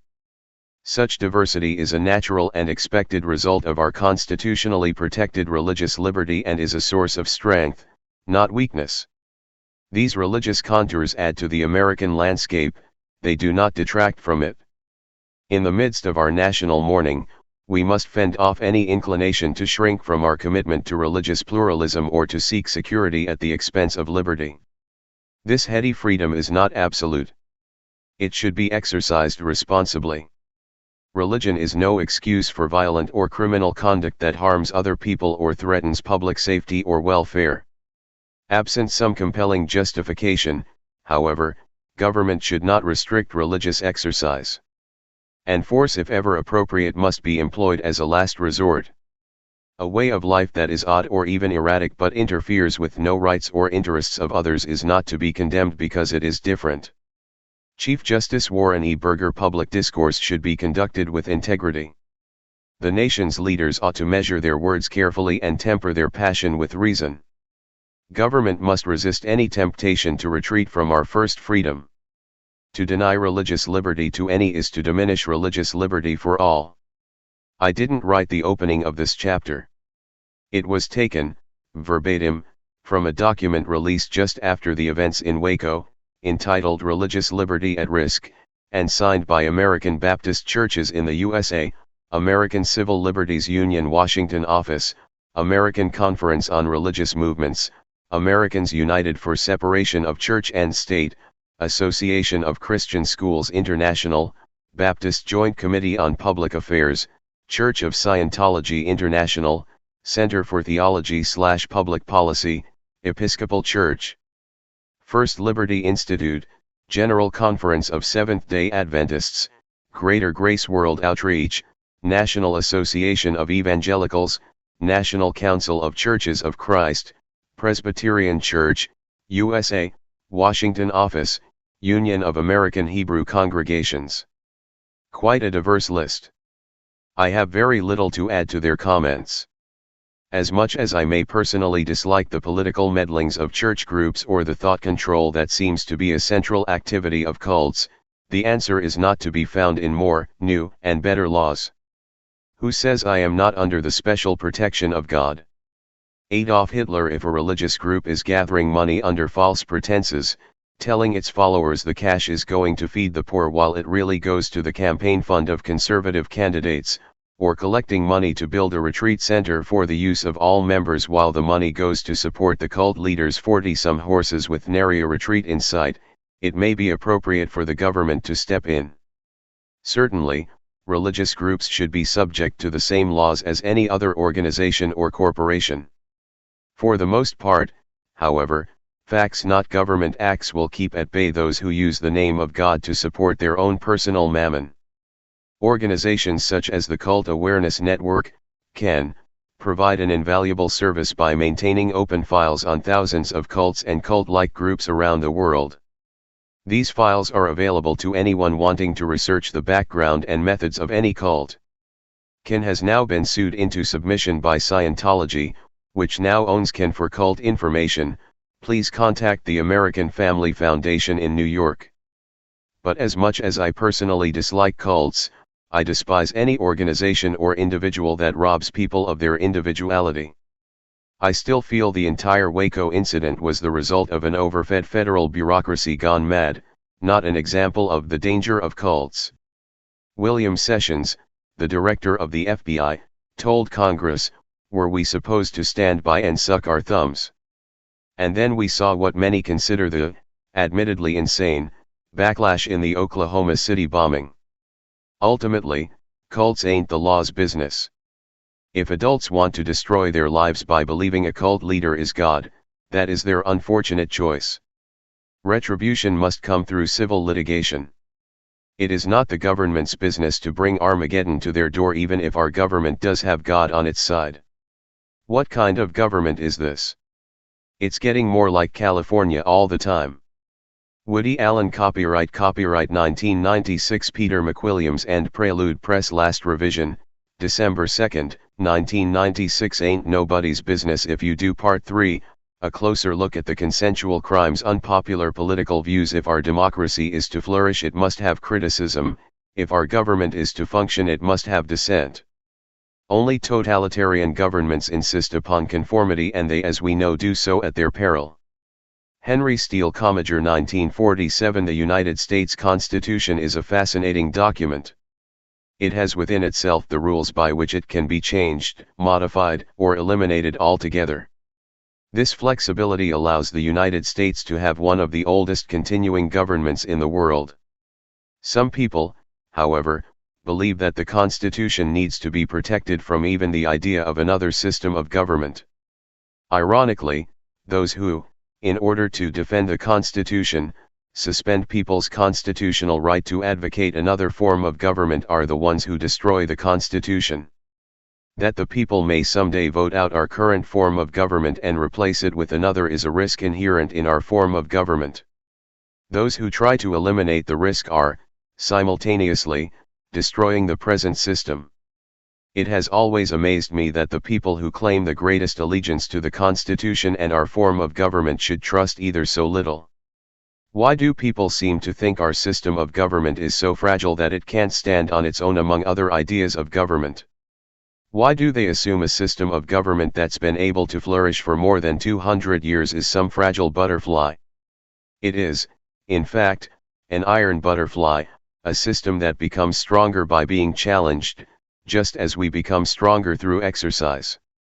When not challenged, our government, like our bodies or our minds, becomes flabby, self-indulgent, and complacent. Their point of departure is different and their paths diverse, nevertheless, each seems called by some secret design of Providence one day to hold in its hands the destinies of half the world. Alex de Tocqueville on Russia and America 1835. Now that the communist menace has been safely laid to rest, I trust one can make a few frank observations about communism, the United States' reaction to the communist threat, and how great a menace or threat there really was. Prior to 1989, as someone accurately observed, the only state-sponsored religion in the United States was anti-communism. One of the tenets of this religion was that if you did anything but denounce communism in the most virulent terms, you were a communist. Now that it's all over, however, and we can use the word communist without prefacing it with dirty or goddamn, let's take a look at the growth of anti-communism and thus the growth of state-enforced political conformity in the United States. We never really hated communism as much as we hated the way communism was practiced in the Soviet Union, which was totalitarianism. Understandably, we especially hated Stalin's brand of totalitarianism. It was hard not to hate Joseph Stalin. A few people in history can one say, he was personally responsible for the death of millions. Countries have been responsible for the death of millions, but individuals who can claim this distinction are few. Stalin's politics in a nutshell: kill those who oppose you, terrorize those who support you. Using this method, Stalin succeeded, by 1924, in gaining total control of Russia. He rounded up millions of dissidents, put them in prison camps, the gulags, and, essentially, starved them to death. That Stalin was a monster may not have been good for the Russian people, but historically, it was good for the United States. If Stalin had been a weaker leader, like Mussolini, he probably would have joined ranks with Hitler in the 1930s, like Mussolini, and Hitler would have won World War II. A reactionary is someone with a clear and comprehensive vision of an ideal world we have lost. Kenneth Minogue. Although communal societies have existed throughout history, what we now call communism was first proposed by Karl Marx and Friedrich Engels in the mid-1800s. Suggesting that everything be owned in common was, naturally, a threat to those who already owned everything. Marx and Engels' book, The Communist Manifesto, published in 1848, began, "A specter is haunting Europe, the specter of communism. All the powers of old Europe have entered into a holy alliance to exorcise this specter, Pope and Tsar, Metternich and Guizot, French radicals and German police spies." For the next 70 years, communism made for stimulating political discussion. In 1918, however, the communists won the Russian Revolution under the leadership of Vladimir Lenin, and the world's first communist state was established. In the United States by 1918, communism, socialism, anarchism, or any ism other than Americanism was soundly denounced. In early 1920, for example, a national Red Scare resulted in the arrests of 2,700 communists, anarchists, and other radicals. The most famous case during this time was that of Sacco and Vanzetti. They were arrested in Massachusetts in 1920, found guilty in 1921, and executed in 1927, primarily because of their unpopular political beliefs. They were vindicated on July 19, 1977, in a proclamation by the governor of Massachusetts.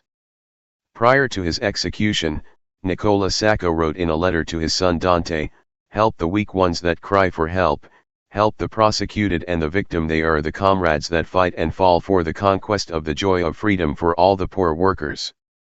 In this struggle for life you will find more love and you will be loved." If Karl, instead of writing a lot about capital, had made a lot of it, it would have been much better. Karl Marx's mother, meanwhile, in Germany, Hitler won the support of the powerful bankers and the industrialists with his virulent anti-communist stance.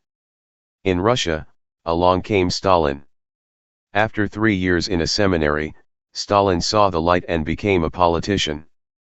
By 1922, Stalin was the general secretary of the Communist Party. Even though shortly before his death in 1924 Lenin had written a testament urging that Stalin be removed from his post for inappropriate and arbitrary conduct, Stalin succeeded Lenin as leader of the Soviet Union in 1924. Throughout the remainder of the 1920s and the 1930s, Stalin repeatedly sought European and American support in forming an alliance against Adolf Hitler. England, France, and America, however, were not interested in dealing with a communist, forcing Stalin to enter into a non-aggression pact with Hitler in 1939. While this did not make Hitler and Stalin allies, each agreed not to interfere with the military aggression of the other. This gave Hitler the green light to attack Poland, which he promptly did. World War II was underway. In 1911, at the age of 29, Franklin Delano Roosevelt said, "There is nothing I love as much as a good fight." Roosevelt got what he loved.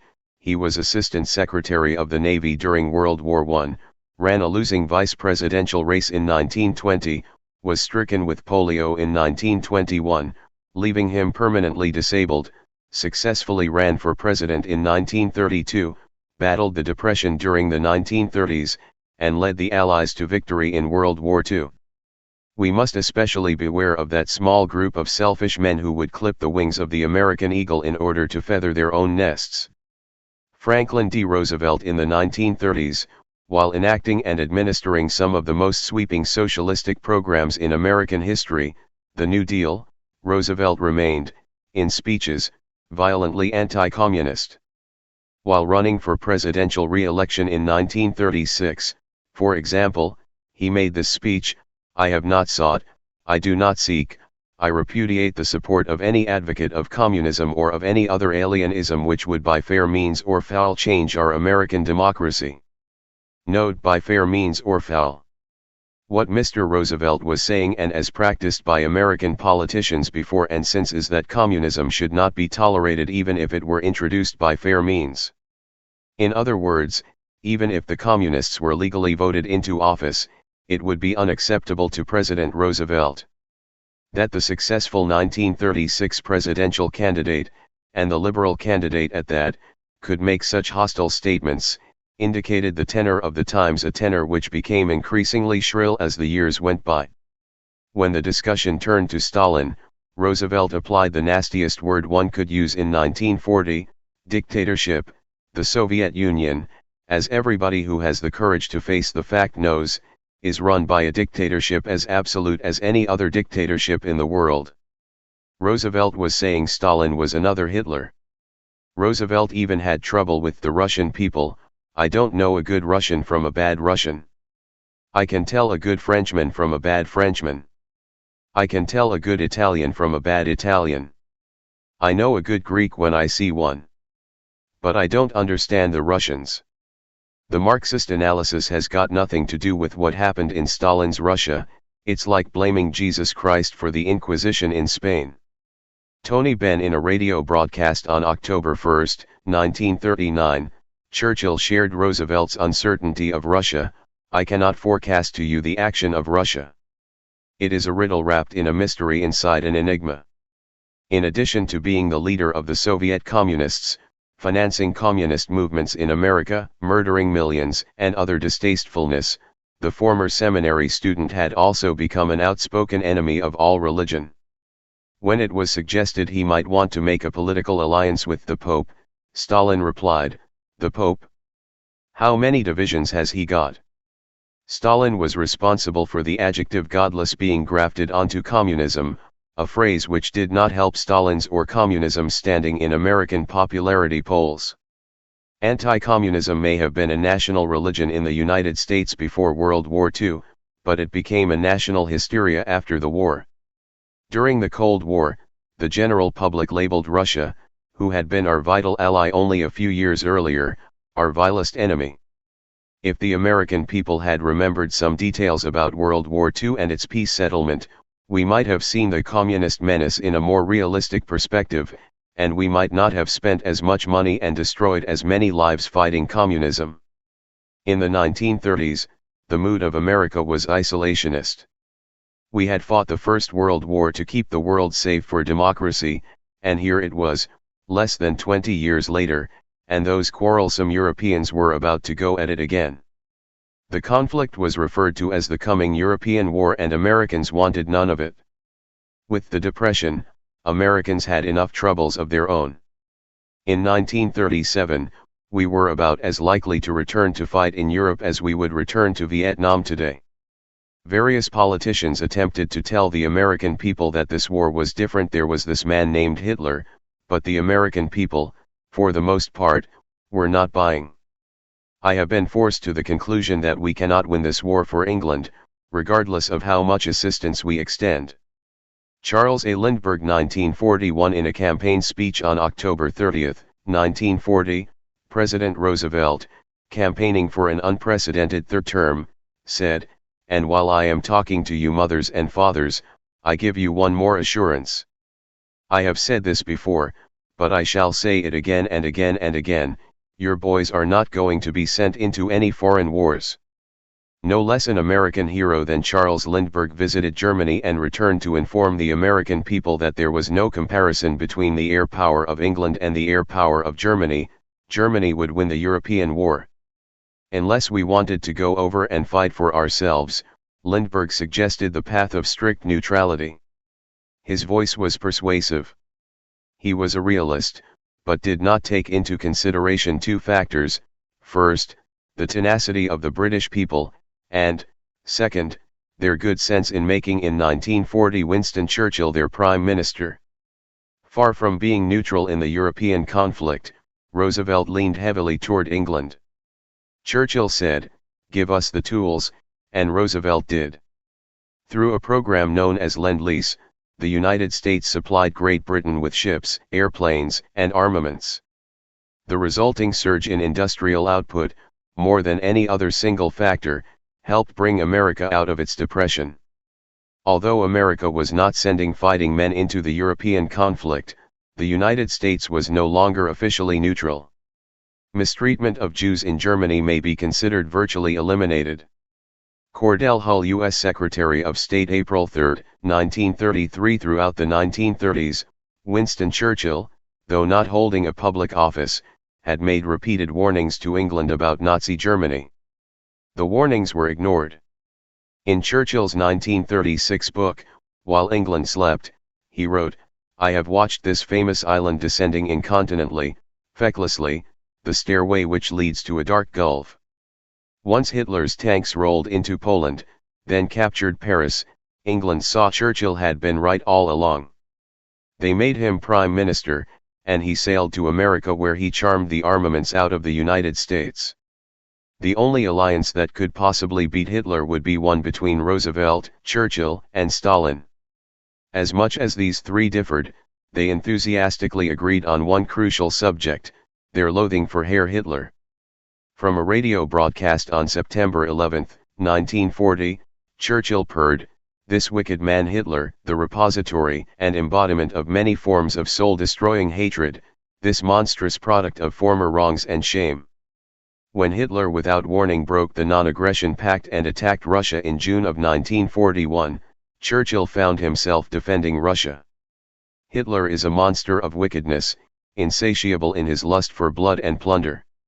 Not content with having all Europe under his heel, or else terrorized into various forms of abject submission, he must now carry his work of butchery and desolation among the vast multitudes of Russia and of Asia.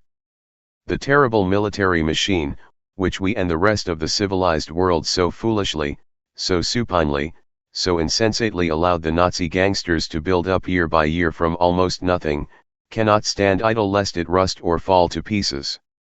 So now this bloodthirsty gutter-snipe must launch his mechanized armies upon new fields of slaughter, pillage, and devastation. No matter what happens, the U.S. Navy is not going to be caught napping. Frank Knox, U.S. Secretary of the Navy, December 4, 1941. Secretly, of course, Churchill was thrilled. He knew Hitler's invasion of Russia would take the pressure off England and provide additional proof to the United States that Hitler respected no treaty, territory, or bounds of decency. Hitler would not take over Europe and leave America alone. Hitler's goal was world domination. The attack on Russia made it no longer a European war, but a world war. On July 14, 1941, Churchill said, "We will have no truce or parley with you, Hitler, or the grisly gang who work your wicked will. You do your worst and we will do our best." In December 1941, Pearl Harbor was attacked and the United States was officially in the war. This achieved, Churchill paused for a moment of self-congratulation with a touch of British wit. "When I warned the French that Britain would fight on alone whatever they did, their generals told their Prime Minister and his divided cabinet, in 3 weeks England will have her neck wrung like a chicken. Some chicken, some neck." Like Churchill, Stalin was vindicated in his warnings of Hitler's danger. On November 6, 1942, with Hitler's army only 50 miles from Moscow, Stalin did not flinch. "The Hitlerite blackguards have turned Europe into a prison of nations, and this they call the new order in Europe." If Stalin had learned to play cricket, the world might now be a better place to live in. Archbishop R. Downey. In late 1943, Roosevelt, Churchill, and Stalin met in Tehran. Although still holding the weakest hand, Stalin was in a better negotiating position than anyone had previously thought possible. He had received a gift from Mother Russia. As she had done with Napoleon in 1812, the worst Russian winter in recent memory attacked Hitler's finest army with a fierceness Hitler had not anticipated. Although the newsreels sent back to Berlin showed naked German soldiers rollicking in the snow and having a jolly good time, the reality was far more somber. The snows of winter and the mud of spring made either advance or retreat impossible. Tens of thousands died, the army was demoralized, and Hitler was faced with his first defeat in the war. Roosevelt, Churchill, and Stalin became, if not comrades, certainly allies. In his 1943 Christmas Eve fireside chat, President Roosevelt assured the people of the United States, "I believe that we are going to get along very well with Stalin and the Russian people, very well indeed." By early 1945, as an Allied victory was in sight, all was not so rosy. In February, the Big Three gathered in Yalta in the USSR. Roosevelt had been elected to a fourth term of office. He was very ill. Stalin found Roosevelt's weakened condition disgusting. Born rich, well-educated, a lawyer, disabled in adulthood by a disease that struck mostly children, and now in perpetual ill health. That Americans would elect this man as their leader only 4 months before indicated the pathetic condition of capitalism and the West. Stalin, 3 years older than Roosevelt, was still robust. A leader, Stalin felt, must be strong, and strength begins with physical power. The very name Stalin, which he chose for himself when he became a revolutionary, meant man of steel. You can no more win a war than you can win an earthquake. Jeanette Rankin. Stalin was feeling strong politically, too. What he brought to the conference table was not insignificant. Stalin had lost 20 million people in the war, compared to Roosevelt's 407,000, and Churchill's 378,000. There was no doubt that had Stalin given in to Hitler in 1941, the war would be over and Hitler would be the winner. Stalin considered himself, then, a full partner in the war and, as an equal victor, was entitled to a full share of the spoils. Roosevelt and Churchill had other ideas. It wasn't that Churchill and Roosevelt wanted to take more of the spoils than Stalin. Churchill and Roosevelt wanted to give them back to the Germans. Stalin was incensed. When you lose a war, you lose your land. That's what wars were about. If you win a war, you win the land, especially when you are the one attacked. Stalin had not lost 20 million Russians for nothing. He had every intention of expanding the Soviet Empire, and that was going to include his fair share of Germany and the lands conquered by Germany earlier in the war. Roosevelt and Churchill had no designs on Europe, particularly Germany. Germany, they felt, still belonged to the German people. Had they not been taken over by Hitler and his SS, they would never have gone to war. Besides, argued Roosevelt and Churchill, Stalin was playing by the old rules of war. Stalin wanted material booty, Roosevelt and Churchill were fighting for ideology, not land. The arts of power and its minions are the same in all countries and in all ages. It marks its victim, denounces it, and excites the public odium and the public hatred, to conceal its own abuses and encroachments. Henry Clay 1834. Stalin had never heard such nonsense. He maintained that all Germans seriously opposed to Hitler had left Germany, been eliminated, or were in concentration camps. The vast majority of the people Roosevelt and Churchill wanted to give Germany back to were firmly behind Adolf Hitler, and had been since at least the first military victories. Besides, this is what happened at the end of World War I. Germany was given back to the German people, who, within 2 decades, had rearmed and started another world war. Stalin thought Roosevelt and Churchill's claim that the United States and England fought wars for ideological reasons was particularly ironic. America had declared war on millions of Native Americans, taken their land, and built a country using the forced labor of African Americans who were savagely taken from their homeland.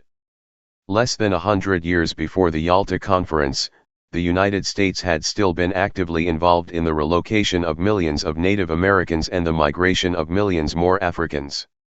How, wondered Stalin, could Roosevelt, less than 50 years after the last Indian surrender, which happened not just within Roosevelt's lifetime but within Roosevelt's memory, he would have been 16 at the time, have the nerve to tell Stalin that the rules of war had now been civilized? Only 3 months before the Yalta Conference, on November 4, 1944, while campaigning in Boston, Roosevelt acknowledged, "All of our people all over the country except the pure-blooded Indians are immigrants or descendants of immigrants, including even those who came over here on the Mayflower. Politics is the art of looking for trouble, finding it whether it exists or not, diagnosing it incorrectly, and applying the wrong remedy."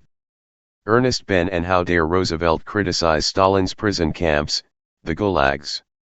Didn't Roosevelt have more than 110,000 American citizens of Japanese descent rounded up and, without trial, sent to prison camps in the United States? And, speaking of Japan, why was Japan in this war? Until the mid-1800s, Japan was a fiercely isolationist floating kingdom.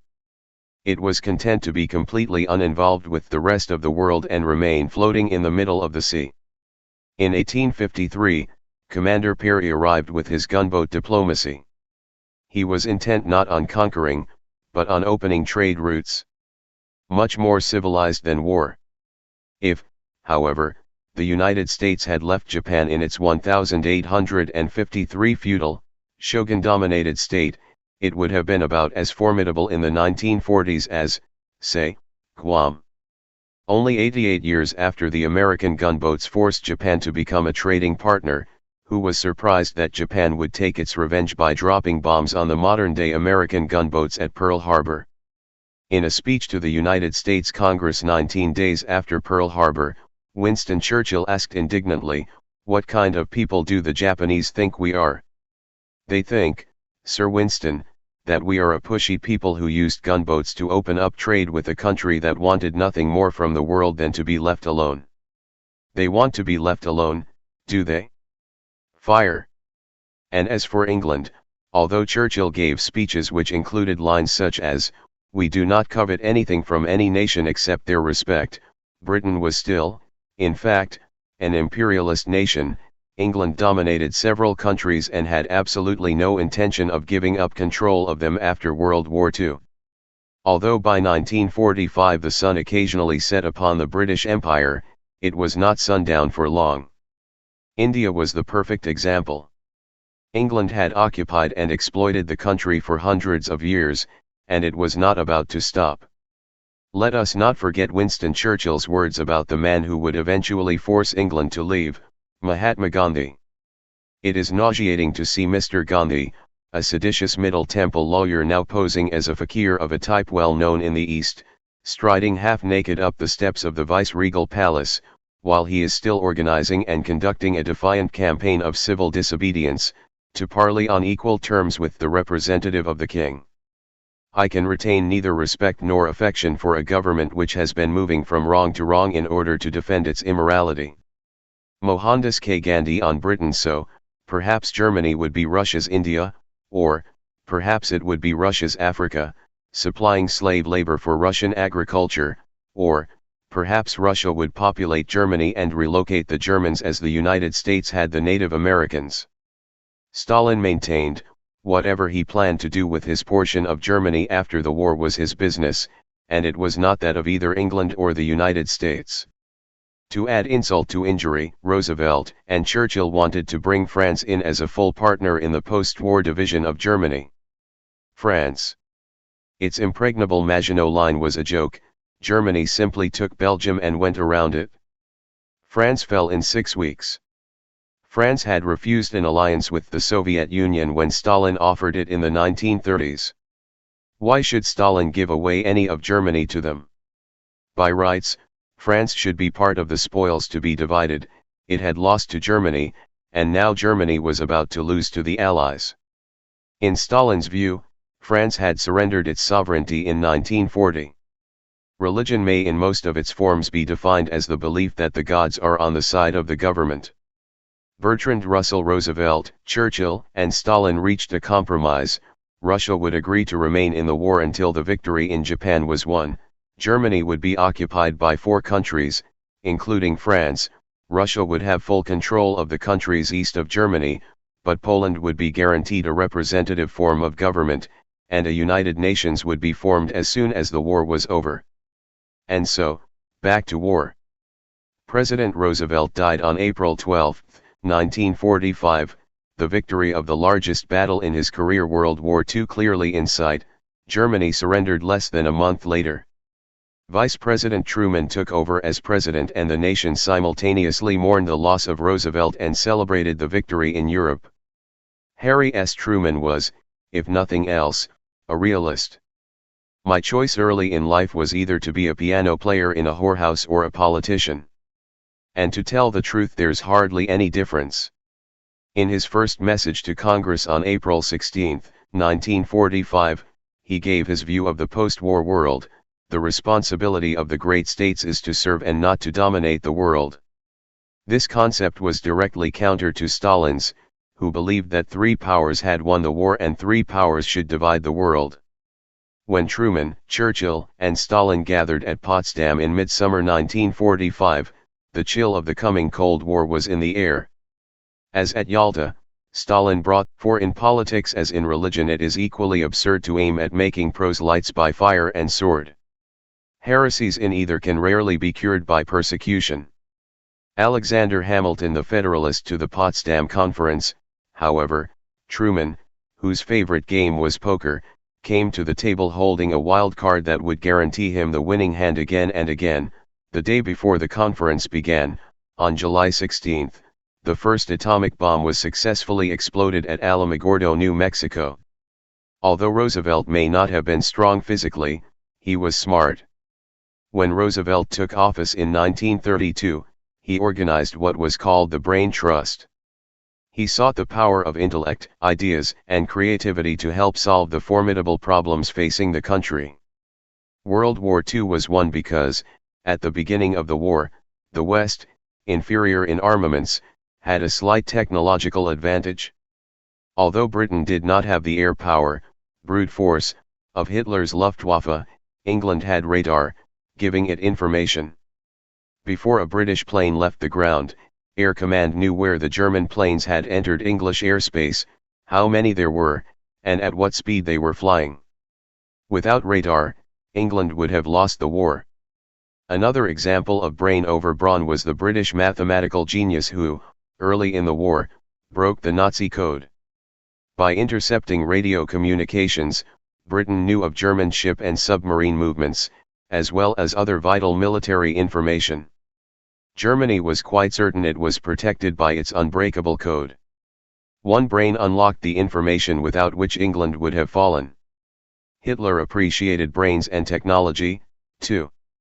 His flying bombs brought untold destruction to British cities. When his rocket bomb, the V1, was first dropped on England toward the end of the war, the devastation was so great and the potential devastation so awesome that the news was kept from the British people. "Do you mean to tell me you are actually going to eat that corpse soup?" Adolf Hitler a frequent chide to dinner guests about to eat soup containing meat. Hitler was a devout vegetarian. What cost Hitler some of his best technology and the war was his pathological anti-Semitism. The finest Jewish scientists, mathematicians, and inventors either died in Hitler's concentration camps or fled the country. One was Albert Einstein. On August 2, 1939, relocated to America, he wrote a letter to President Roosevelt discussing the wartime possibilities of E=mc². This new phenomenon, atomic energy, would also lead to the construction of bombs. A single bomb of this type, carried by boat and exploded in a port, might very well destroy the whole port, together with some of the surrounding territory. Stalin, in direct contrast to the technological West, fought the war in the time-honored tradition of throw more troops at the enemy. In creating the love of country and fear of retribution necessary for whole towns and regiments to fight to the bitter end, Stalin was unmatched.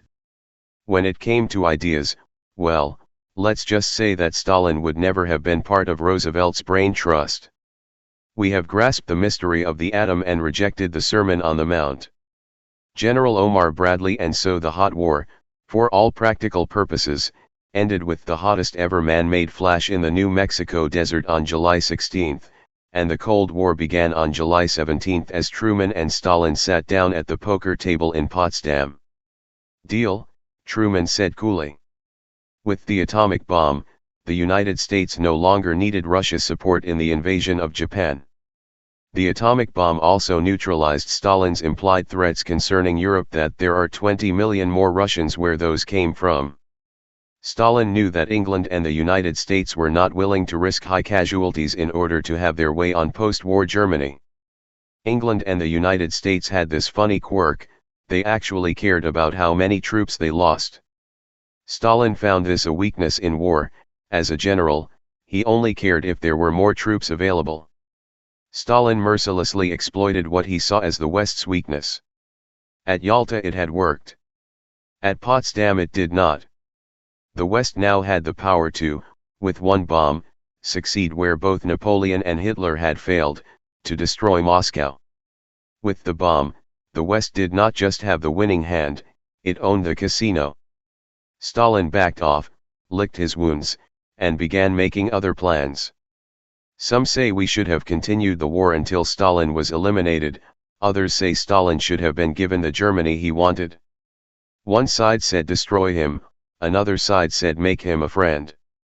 The United States did neither. Stalin left Potsdam humiliated but not weakened. The Cold War had begun.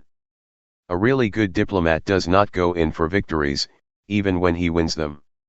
Walter Lippmann publicly, the Potsdam Conference was labeled a success.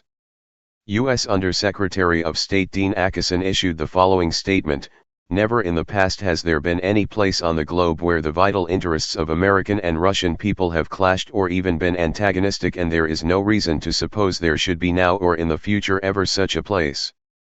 Truman immediately began a plan to rebuild Europe and give it back to the Europeans, including the Germans. Congress approved the spending of, in today's dollars, the equivalent of $100 billion. This rebuilding of Europe has usually been couched in humanitarian terms and, from one point of view, it was a humanitarian venture. Stalin, however, saw it as a military action against Russia and an insult to him personally. The rebuilding of Europe was even administered by a U.S. general and named after him, the Marshall Plan. Here was the West, returning German control to Germany. Russia shared a border with Germany. England was across the English Channel, and America was across the Atlantic. Just as Hitler had not invaded England or the United States, Stalin reasoned, so, too, Germany's next leader would invade Russia first. On a more immediate level, Stalin perceived the United States as buying the favor of the European people. These were the enemies.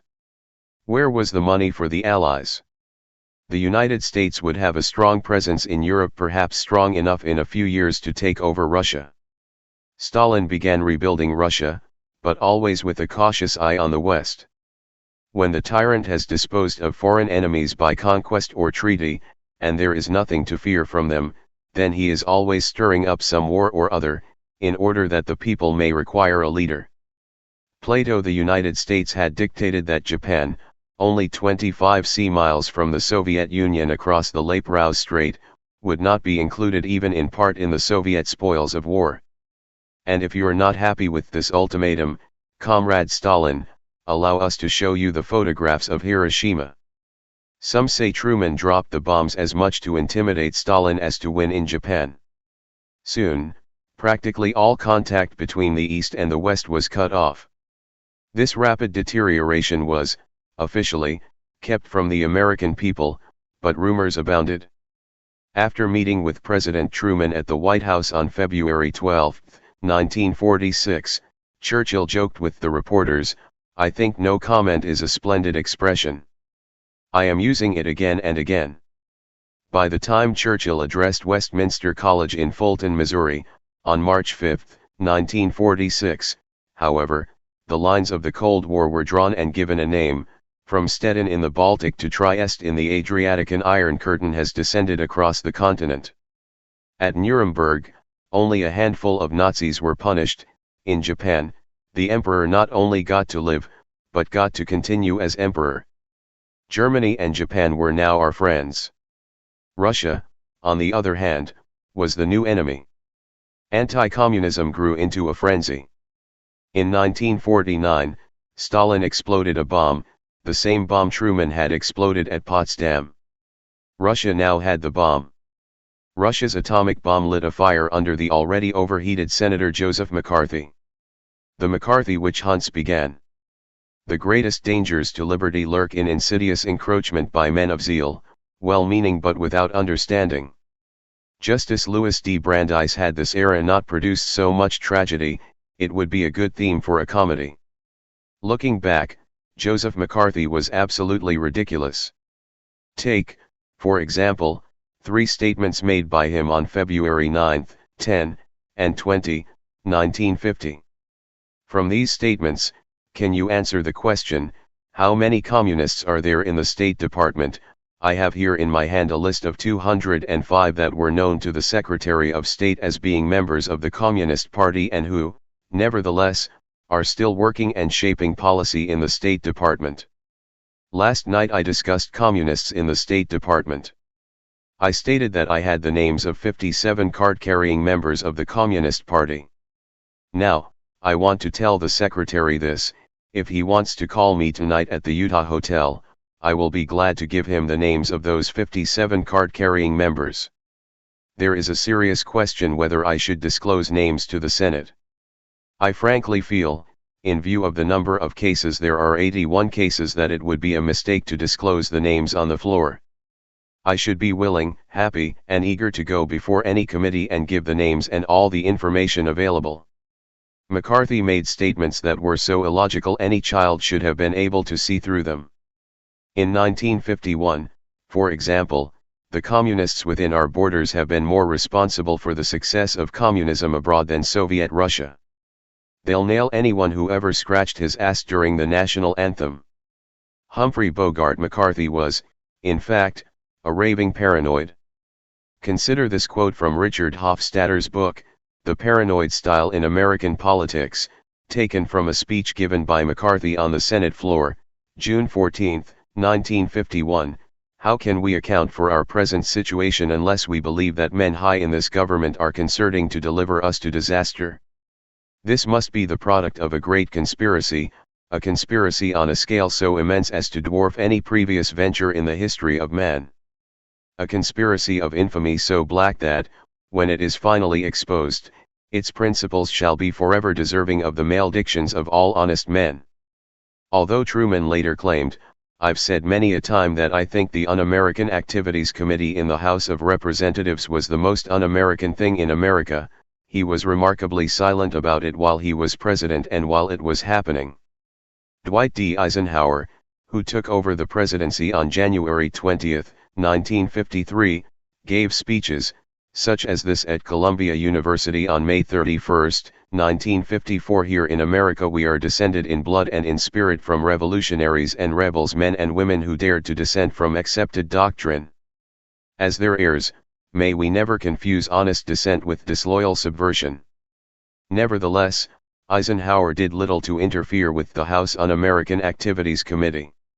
It took individual citizens, refusing to cooperate with the committee, to slow the committee from the Stalinesque purge it so desperately wanted.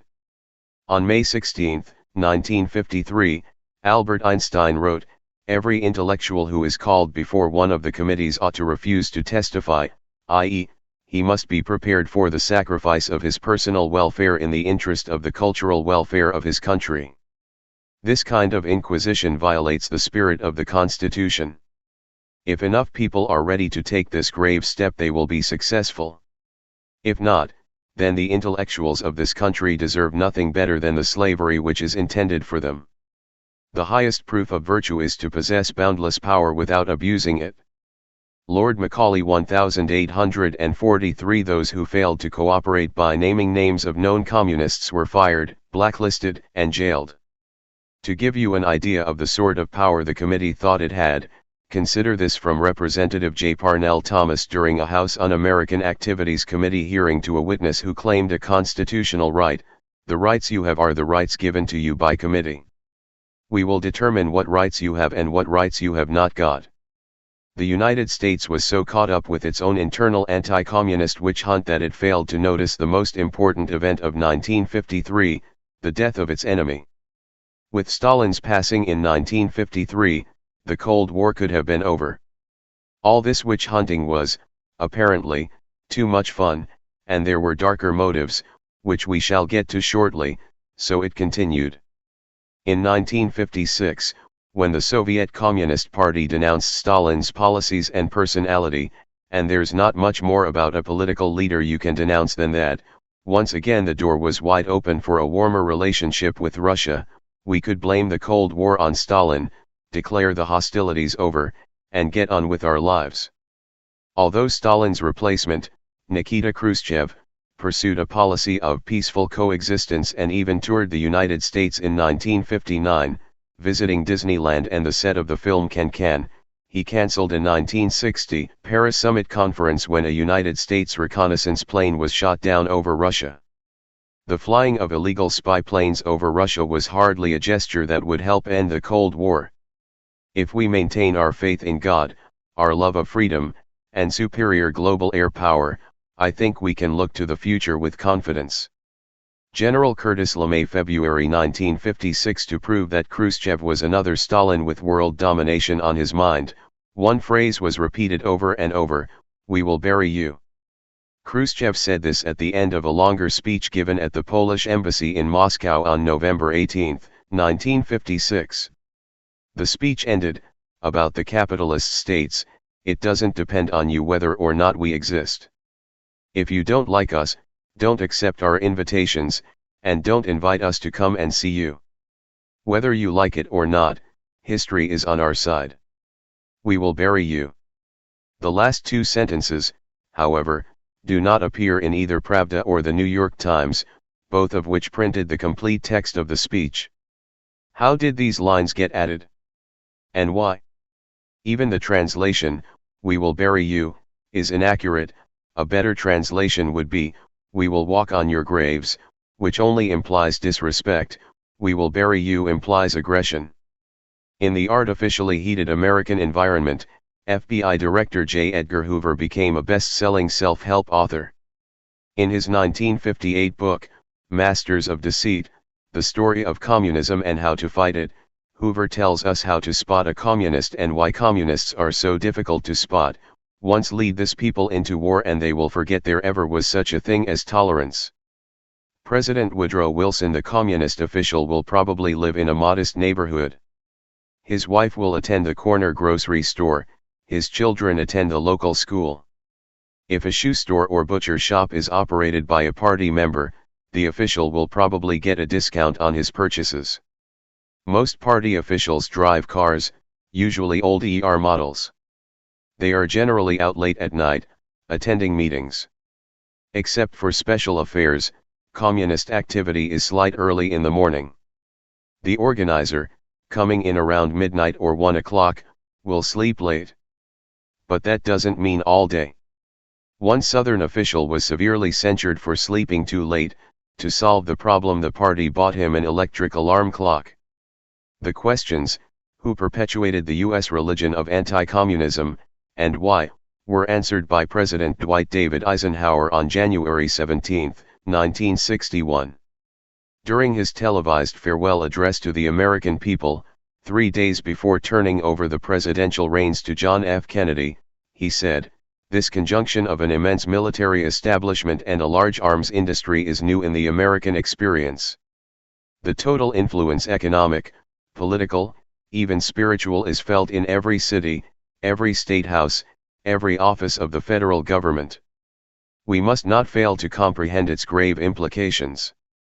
In the councils of government, we must guard against the acquisition of unwarranted influence, whether sought or unsought, by the military-industrial complex.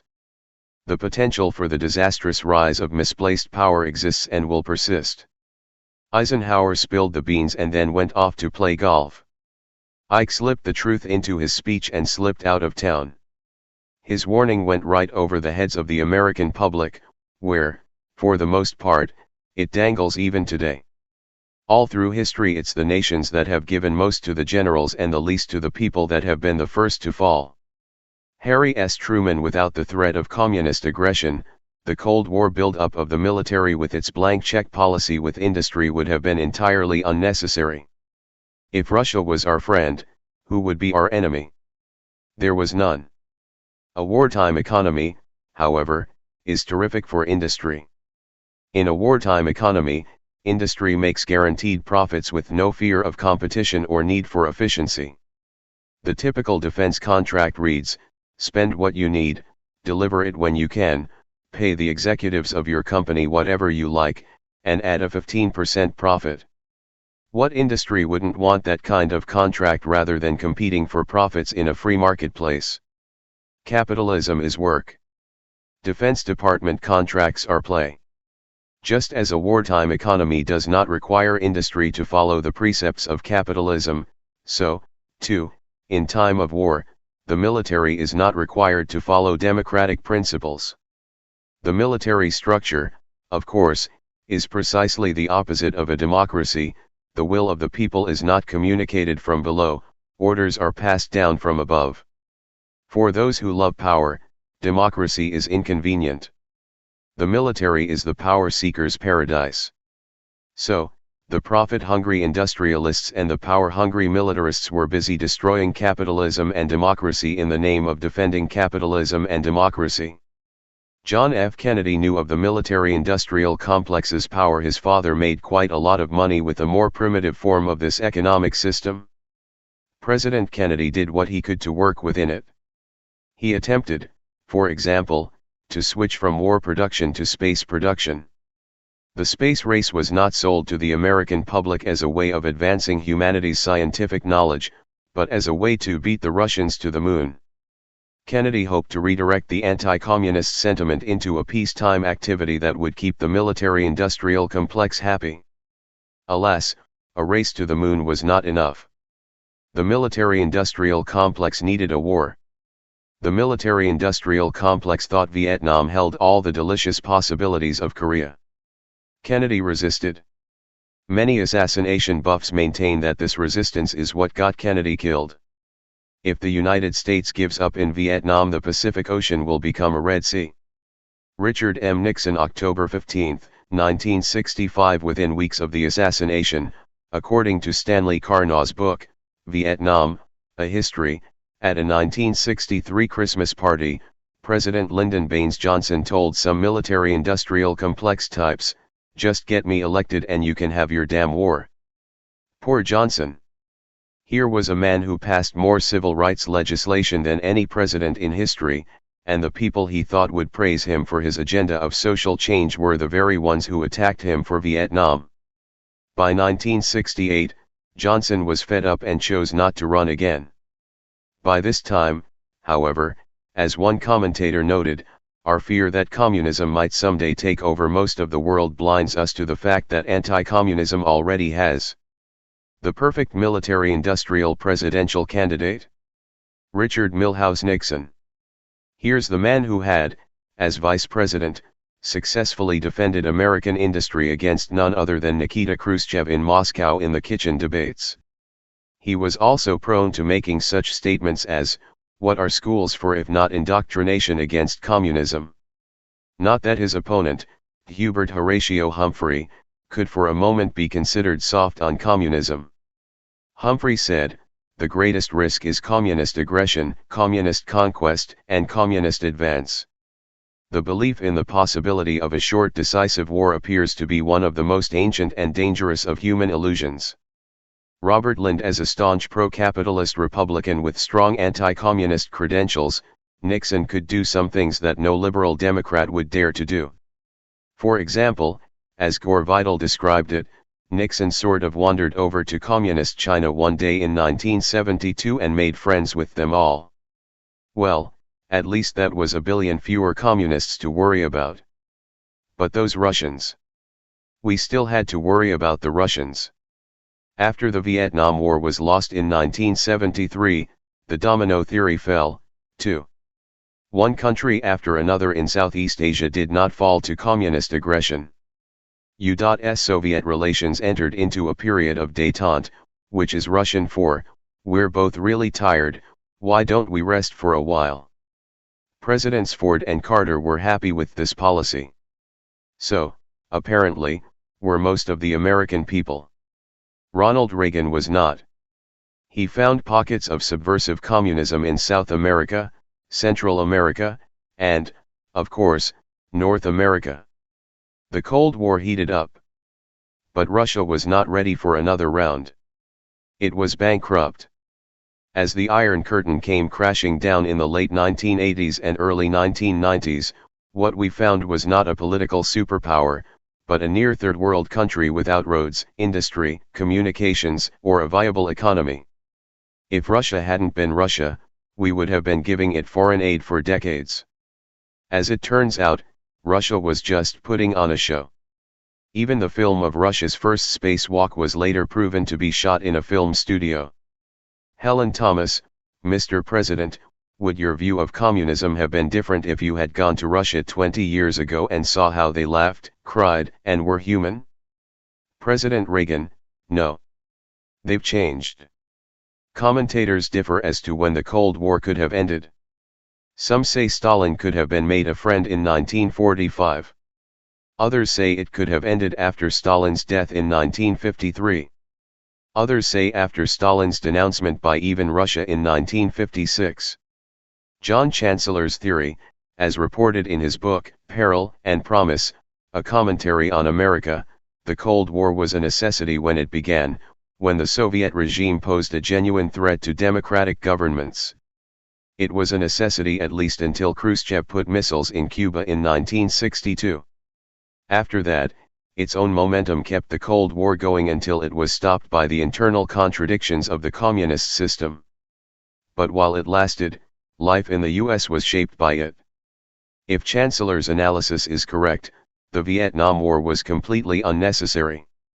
Some commentators say after the fall of Vietnam and the failure of communism to spread throughout the Mideast, there was no need for the massive nuclear and military build-up that continued taking place. Looking back, few except the extreme right accept the necessity for the multi-trillion-dollar military build-up during the Reagan-Bush years. Who, or what, kept the fact that Russia was bankrupt from the American people for so long? It wasn't Russia. U.S. intelligence knew it well. Why weren't we told? Do you suppose the initials MIC had something to do with it? What did the Cold War cost us? We can start with the 118,000 American military deaths and 256,000 injuries suffered since 1945, most of which resulted from various anti-communist military conflicts. We can add to that a good portion of the accumulated Defense Department budget from 1945 to 1993, a mere $20 trillion. If we hadn't wasted much of this amount in unnecessary defense, the national debt currently dragging us down would be a national surplus. In this country alone, the Defense Department has left behind 11,000 sites which are contaminated either by radioactive materials or toxic chemicals. And then there are the all but forgotten Vietnam veterans, a disproportionate number of whom fill the ranks of the homeless. The tendency to claim God as an ally for our partisan values and ends is the source of all religious fanaticism. Reinhold Niebuhr. One more thing, these military-industrial people are still in charge. Maybe not the same people, but the same organizations. The military-industrial complex playhouse plays on. They're just having a little trouble finding a new leading player. Bush failed. Casting, however, continues in earnest. The religious right keeps the campfires burning, and liberals who worry more about stomping out drug use and gun ownership than preventing others from stomping on the Constitution throw napalm on those campfires. Meanwhile, the war on drugs is being sold to the American public with the same techniques and even the same terminology as the war on communism. What's next, one wonders. What may be next is any political thought that doesn't fit into the conservative Democrat/Republican range. Libertarians, for example, even though their basic philosophy seems completely in tune with the Constitution, are routinely characterized as kooks who want to let vicious criminals run free, machine guns in hand. The solution to the Cold War or any other war against unpopular political views, including the war against selected consensual activities, was given in 1961 by George F. Kennan in his book, Russia and the West under Lenin and Stalin.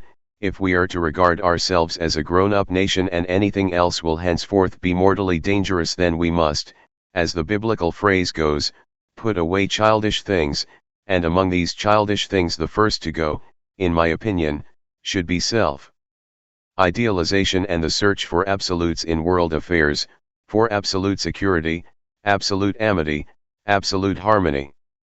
I think one of the byproducts of the communications explosion is a sort of corruption fatigue. We've lost our ability to be shocked or enraged by the machinations of politicians. We've been battered with such frequency that we've become indifferent. We're punch drunk with scandal. Larry Gelbart, John Chancellor, talks about the end of the Cold War. The Cold War was won by the West, but there were no victory celebrations, no ticker tape parades. For Americans, the Cold War didn't have a real ending. It just stopped, like a movie projector that had run out of film. There's a lot more film available for that projector, however, and we must be careful to know a movie when we see one. A consensual crime drug use currently monopolizes that projector. Other reels are being edited and, if sufficiently menacing political enemies cannot be found, consensual criminals will have to do. Note the horror films the Pentagon, not to mention Jerry Falwell, had ready when it was suggested the military acknowledge the gays already in its ranks. Films are available for all the other consensual crimes, as well. For them to surface, all it takes is someone in power or a sufficient number of the American people to seriously suggest legalization. For a preview, call your favorite bigoted person and suggest that your favorite consensual activity be legalized. Before you can say the United States Constitution and its Bill of Rights, the projector will be threaded, the house lights dimmed, and the next show begun at the military-industrial complex Cineplex. Let the good times roll. Tyranny is always better organized than freedom. Charles P. Guy, 1873–1914, concerning the question of our current military spending several $100 billion borrowed dollars just to keep this behemoth in place. One fact should by now be obvious: future American wars will be fought against terrorists, not armies. The battles will be fought over which organization seeking dominion over the United States can assemble an atomic bomb in America first, and whether we find out about it in time. Impeccable intelligence, not brute force, is what will be necessary to defend our sovereignty in the 21st century. And what are our intelligence-gathering forces doing? Tracking down drug runners, drug users, pot growers. As Joni Mitchell wrote in her song, Marching Toward Bethlehem, based on a poem by W.B. Yeats, turning and turning within the widening gyre. The falcon cannot hear the falconer. Things fall apart. The center cannot hold. And a blood-dim tide is loosed upon the world. The best lack conviction, given some time to think, and the worst are full of passion without mercy. Copyright 1996 Peter McWilliams and Prelude Press. Last revision, December 2, 1996. Ain't Nobody's Business If You Do. Part 3, a closer look at the consensual crime suicide and assisted suicide. Beware. To touch these wires is instant death. Anyone found doing so will be prosecuted. Sign at a railroad station. There can be no more fundamental statement concerning individual freedom and responsibility than this: our bodies and our lives belong to ourselves. Our bodies do not belong to the state, to our relatives, or to our friends. The laws against suicide and assisted suicide run directly counter to this concept. These laws spring from our cultural unwillingness to face the reality of death, and the religious belief that only God can take a life. Suicide based on religious grounds are precisely the ones who support capital punishment. Could we at least have a little consistency here, please? The laws against suicide are obviously the silliest laws in the world. If one is successful, who gets punished? If one does not succeed at suicide, then are we to assume that arresting and locking that person up is somehow going to help? Where am I? You're in a jail cell. You attempted suicide. You're going to spend the next 10 years of your life here. Terrific. When Derek Humphreys' book on suicide, Final Exit, was published, it caused an absolute scandal. You would think he had divulged some great mystical secret, as though we didn't know that the means to our own end is in our hands, and is always at hand. That we can commit suicide at any time is a given. The only thing that laws against suicide force one to do when committing suicide is use techniques that are either messy, painful, dangerous to others, or all three. To save a man's life against his will is the same as killing him. Horace BC 65-8. In attempting suicide, there's always the chance that one will wind up not dead, but a vegetable.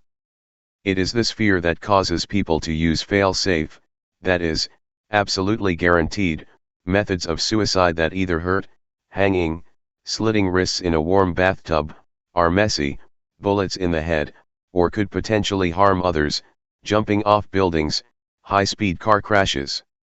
The standard technique of taking a bottle of sleeping pills is uncertain at best. If one takes too few, one may wind up a vegetable. If one takes too many, one may vomit before sufficient medication is absorbed through the stomach, and one may wind up a vegetable. All of this is so unnecessary because, with the proper number of pills, a simple injection, or inhaling carbon monoxide or nitrous oxide, one can peacefully and painlessly die. When one chooses to die, shouldn't one have the right to do so in the presence of friends and loved ones? In more than half the states, and the number is growing, the law says no. If you invite friends or loved ones to be there, you put them at risk of being charged with assisted suicide, accessory to suicide, or even murder, first-degree murder in at least 2 states. So many suicide notes contain messages such as, "I'm so sorry we couldn't be together at the end, but I did not want to endanger you. I thought this way was best." Note that I haven't said a word about motivation. One's motivation to commit suicide is not the issue here. What is at issue is the fundamental right to make decisions about one's own life, without government intervention. Suicidal thoughts are a symptom of emotional depression. Our culture's taboo against suicide often keeps people who are thinking about suicide from talking about it. By talking about it, people can often get the emotional and psychological support they need to see them through a rough time. When people are afraid to talk about it, the pressures can increase to the point that they actually do something about it. If suicide itself were not forced to be by law such a lonely activity, we might have fewer suicides. Even if we did not, however, there is no reason for laws that make one's last moments painful and lonely. Razors pain you, rivers are damp, acids stain you and drugs cause cramp, guns aren't lawful, nooses give, gas smells awful, you might as well live. Dorothy Parker. Nowhere is the concept of assisted suicide and the cruelty of making it illegal more pronounced than when individuals are unable to take their own lives. People in advanced stages of life-threatening illness, for example, sometimes either don't have the use of their limbs or are unable to gather the proper drugs or paraphernalia by which they might deliver themselves. Here, suicide is only available through assistance. By filling out the proper legal documents ahead of time, people can clearly indicate the point of deterioration after which they choose to no longer live. When this point is reached, death then becomes a medical procedure. We accept the fact that if one makes a living will, his or her life will not be artificially extended through the use of life support systems. Once the life support systems are removed, an accepted medical procedure, have you considered what death might be like for that person? To find out, exhale completely and do not take your next breath while you continue reading. Please try this. If one is taken off artificial respiration, he or she no longer has the ability to inhale. Death may come within a matter of minutes, but what are those minutes like? Well, they'll be given pain-killing medications, won't they? To the degree prescribed by law, yes. These are, however, sometimes woefully inadequate. To take a breath, as you probably notice if you are attempting the experiment, is a powerful biologic imperative. The lack of oxygen can sometimes rouse one from the effects of limited legal dosages of medication. This torture may go on for days. One might be able to rouse oneself to, say, 2 breaths per minute. Or, one's lungs may be filling up with fluids in what the doctors acknowledge will be the inevitable form of death. Here, one is permitted to slowly drown. If intravenous feeding tubes, medically considered a form of life support, are removed, one dies of dehydration, this while one is starving to death. Give strong drink unto him that is ready to perish. Proverbs 31:6. People who take part in the death watch, in hospitals when the end is near, often ask the doctors, isn't there something you can give him or her? The answer, no. Certainly not by law. That some hospital personnel quietly give larger doses of pain-killing medication than legally permitted is a well-known and generally accepted medical fact. The administration of these drugs, of course, must be kept absolutely confidential. The family, then, cannot know the moment of death. In fact, such medical mercies are usually performed when no one is present. The desire to be with loved ones when they die is a strong one. Once a person who is clearly dying has indicated his or her desire to die after a certain point of deterioration, why should being with that person for the final moments be a matter of chance? The days, sometimes weeks, of waiting around hospitals 24 hours a day, being afraid to leave even for a moment because that might be when the loved one dies, are an unnecessary torture on friends and relatives. As Charlotte Perkins Gilman wrote in her suicide note, human life consists in mutual service. No grief, pain, misfortune, or broken heart is excuse for cutting off one's life while any power of service remains. But when all usefulness is over, when one is assured of an unavoidable and imminent death, it is the simplest of human rights to choose a quick and easy death in place of a slow and horrible one. Who knows? Maybe my life belongs to God. Maybe it belongs to me. But I do know one thing, I'm damned if it belongs to the government. Arthur Hoppe again. I am not discussing the ethics of when others decide your life is over, but the rights you yourself have to determine when you no longer want to live. If individuals for spiritual, religious, or any other reasons choose to hang on until God or nature determines their last breath, they certainly have that right. What I am speaking of here is abolishing laws that prohibit people from taking their own lives, either with or without the assistance of others. Life is a precious possession. As with all of our possessions, How we use, manage, and eventually say goodbye to life is our own business, not the law's. Copyright 1996 Peter McWilliams and Prelude Press. Last revision, December 2, 1996. Ain't nobody's business if you do. Part 3, a closer look at the consensual crimes: the Titanic laws, public drunkenness, loitering, vagrancy, seat belts, motorcycle helmets, public nudity, transvestism. If you have 10,000 regulations, you destroy all respect for the law. Sir Winston Churchill. In this chapter we explore a variety of consensual crimes. Each one demonstrates yet again, a. The government does not trust its citizens to take care of themselves, b. The moralists of our time don't believe in the ancient wisdom, live and let live, c. If we put a bunch of lawyers together, call them lawmakers, give them a hefty salary, and provide them with nearly unlimited power, they will make laws. I named this chapter The Titanic Laws not because these laws are so gargantuan, they are, in fact, only large in their pettiness. No, this chapter was named after an actual law, passed by the Congress of the United States after extended and expensive debate, and signed into law by President Ronald Reagan on October 21, 1986, just in time for Halloween. The Titanic Maritime Memorial Act of 1985 makes it illegal for any U.S. citizen to buy, sell, or own anything that went down with the Titanic. This flies in the face of international maritime salvage laws written long before the formation of the United States. The Titanic Maritime Memorial Act is yet another unnecessary hindrance to free enterprise and our rights as citizens to buy, sell, or own whatever we choose. The lawmakers wanted to allow the Titanic to rest undisturbed on the ocean floor and discourage salvage operations by eliminating the American market. I don't know about you, but ever since hearing about this law I have desperately wanted to own a piece of the Titanic. Call me a rebel without a pause, but anything will do: a rusty bolt, a broken teacup, an ice cube. Reader, suppose you were an idiot. And suppose you were a member of Congress. But I repeat myself. Mark Twain. In order for such a nonsensical law to pass, the bill had to discuss such concepts as not disturbing the graves of those brave passengers who sank in mid-Atlantic in 1912. Well, a great many of the bodies were recovered and properly buried. The rest were eaten by fishes long ago. Perhaps we should pass a law saying that no fishing can take place within 300 miles of the Titanic to make sure we don't eat any of those fish who might be descendants of fish who nibbled on one of those brave passengers.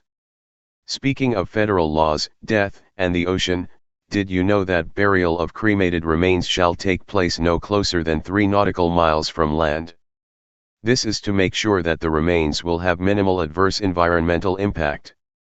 And, did you know that you have to report all such burials within 30 days to the EPA, regional administrator of the region from which the vessel carrying the remains departed? When a body is cremated, it is exposed to 1800 to 2000 degree heat for 1 to 3 hours. Nothing is left but some brittle bones, which are ground up. One's ashes are not really ashes, they are ground calcium and placed in a container. What remains is about 2 quarts of, well, remains. The trouble with this country is that there are too many politicians who believe, with a conviction based on experience, that you can fool all of the people all of the time. Franklin Pierce Adams. The Environmental Protection Agency, EPA, permits raw sewage, toxic waste, and poisons of various kinds, within certain limits, to be dumped into lakes, streams, and directly offshore. Outrageously sanitized calcium, however, must go outside the 3-mile limit. One also wonders, what does the regional administrator do with all those reports? What does he or she need them for? Is it possible that there could be so much ash dumping in a certain section of ocean outside the 3-mile limit that the regional administrator would be forced to cordon off a segment of the ocean?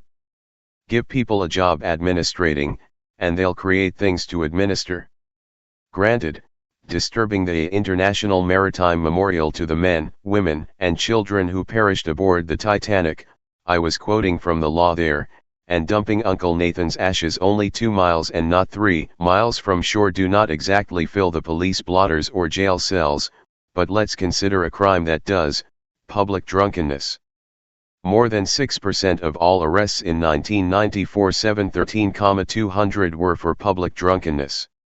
This is, simply, being drunk in public, not operating a motor vehicle, trespassing, or disturbing the peace. They each have their own arrest categories. Public drunkenness is someone staggering down the street or leaning against the proverbial lamppost. Like loitering, another 128,400 arrests, or vagrancy, 25,300 arrests. Public drunkenness is generally considered one of those discretionary laws. The police make the arrest or not based on their own discretion. Police are not supposed to arrest everyone who appears drunk in public. Imagine the jail load on New Year's Eve if that were the case. But those who are, well, what? The natural progress of things is for liberty to yield and governments to gain ground. Thomas Jefferson hears the problem with discretionary laws. What are the criteria of discretion? Not having specific criteria allows law enforcement officers to write the law, try the case, and enforce it on the spot. Ultimately, and inevitably, this leads to a police state.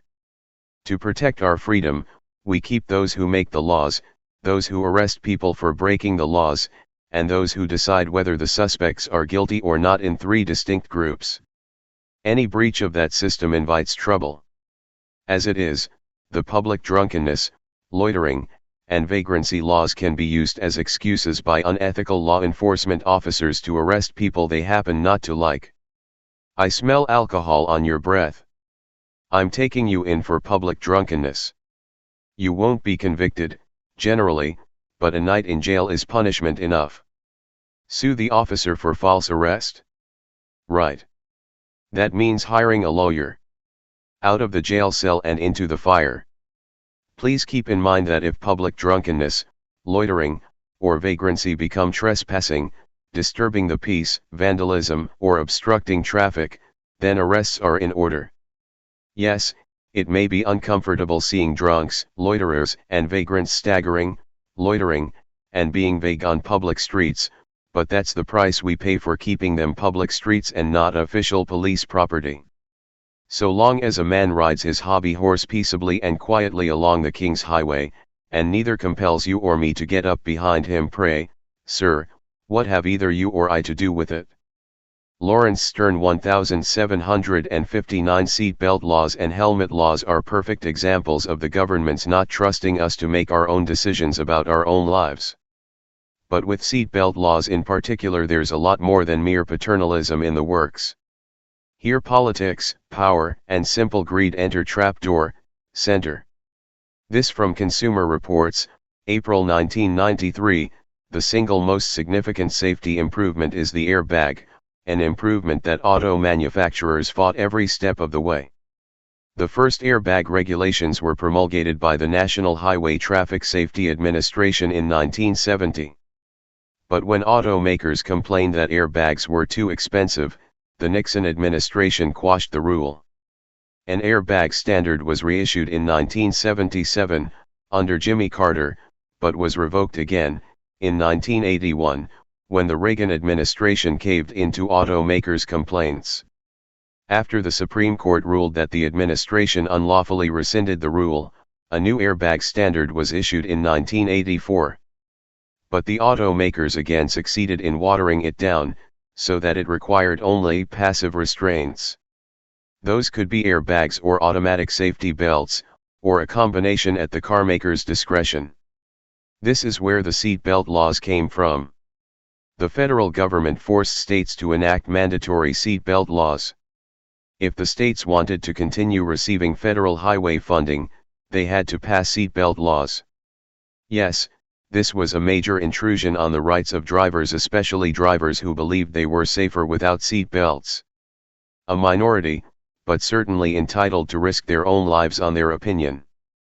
The reason for these seatbelt laws is that Detroit did not want to include the airbags, which automatically protect the driver and passenger better than seatbelts do, and the Nixon and Reagan administrations cooperated with the major political campaign donor automakers.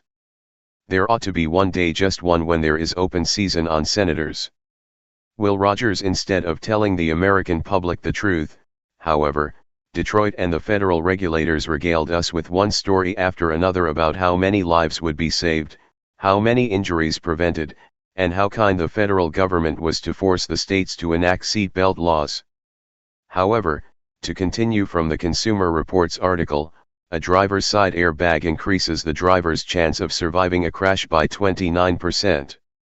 That's on top of the margin afforded by wearing lap and shoulder belts. Had all cars on the road in 1971 been equipped with a driver's side airbag, some 4,000 people killed that year would have survived. That's 100,000 people over the past 25 years without the mandatory seatbelt law. So, really, does the federal government care about us? Not unless we're a major lobby. What's especially galling is the sanctimonious attitude with which the government takes away our personal freedoms and convinces us it's for our own good, while, in reality, the government is allowing people to die unnecessarily every day because it caved into political and economic pressure from a powerful lobby. To quote again from Consumer Reports, now that safety has become a major selling point, no car maker wants to mention that airbag technology was developed in Detroit more than 20 years ago and left unexploited for nearly as long. Neither do the ads touting safety mention the years of delay and lives lost through automaker opposition and through inappropriate government action. I do not participate in any sport with ambulances at the bottom of a hill. Irma Bombeck laws that require motorcycle riders to wear helmets were passed not due to the lobbying of the motorcycle industry, no motorcycle airbag has yet been perfected, but due to a general public dislike, shared by many law enforcement officers, of motorcyclists. It's not the argument, helmet laws will save motorcyclists' lives, that convinces people to favor such laws, but the argument, people are more severely injured in motorcycle accidents if they aren't wearing a helmet, so insurance rates and the potential financial burdens to society go up. No one seems to worry much about the cost to society of cigarettes, alcohol, prescription drugs, or any of the other lethal legal activities. Motorcyclists opposed to helmets claim their vision, hearing, and the mobility of their head are impaired by the helmet, therefore, they feel they are more likely to get into an accident. Further, they claim, if you're going to be killed in a motorcycle accident, you're going to be killed, helmets probably won't help that much. According to the General Accounting Office, of the more than 3,000 motorcycle deaths in the United States in 1990, 45% of the riders were wearing helmets. But safety is not the issue, personal choice is. The motorcycle rider who is more seriously injured or even killed because he or she is not wearing a helmet hurts himself or herself only. If insurance companies and states want to require special insurance coverage for those who choose to ride without helmets, that's fine, those who take risks should see to it that they are not a financial burden on society. Health insurance companies that offer better rates to non-smokers are, in effect, charging smokers higher rates. That's fair. Charging motorcyclists a premium to not wear a helmet is also fair. Insisting that a cyclist wear a helmet or else is not fair. You may be sure that the Americans will commit all the stupidities they can think of, plus some that are beyond imagination. Charles de Gaulle people obviously don't want helmet laws. In 1967, the federal government issued another of its financial ultimatums: if a state didn't enact a helmet law, it ran the risk of losing highway funding. By 1975, all but 3 states, as diverse as California, Illinois, and Utah, had complied, succumbed. In 1976, when Congress rescinded the ruling, 29 states repealed their laws. Now the federal government is back with a "let's do helmet laws again" attitude. Allow me for a moment to view with the cold eye of an insurance actuary a motorcyclist's potential for hurting others. A motorcyclist involved in a serious accident becomes a projectile, the rider's motorcycle stops, the rider does not, and we have a human rocket flying through space. If this human rocket hits something or someone, the human rocket is more dangerous wearing a heavy, hard helmet than not. To reduce potential injury to non-consenting others, then, the law should prohibit motorcycle helmets. Okay. Enough actuarial thinking. Let's return to the question, why helmet laws?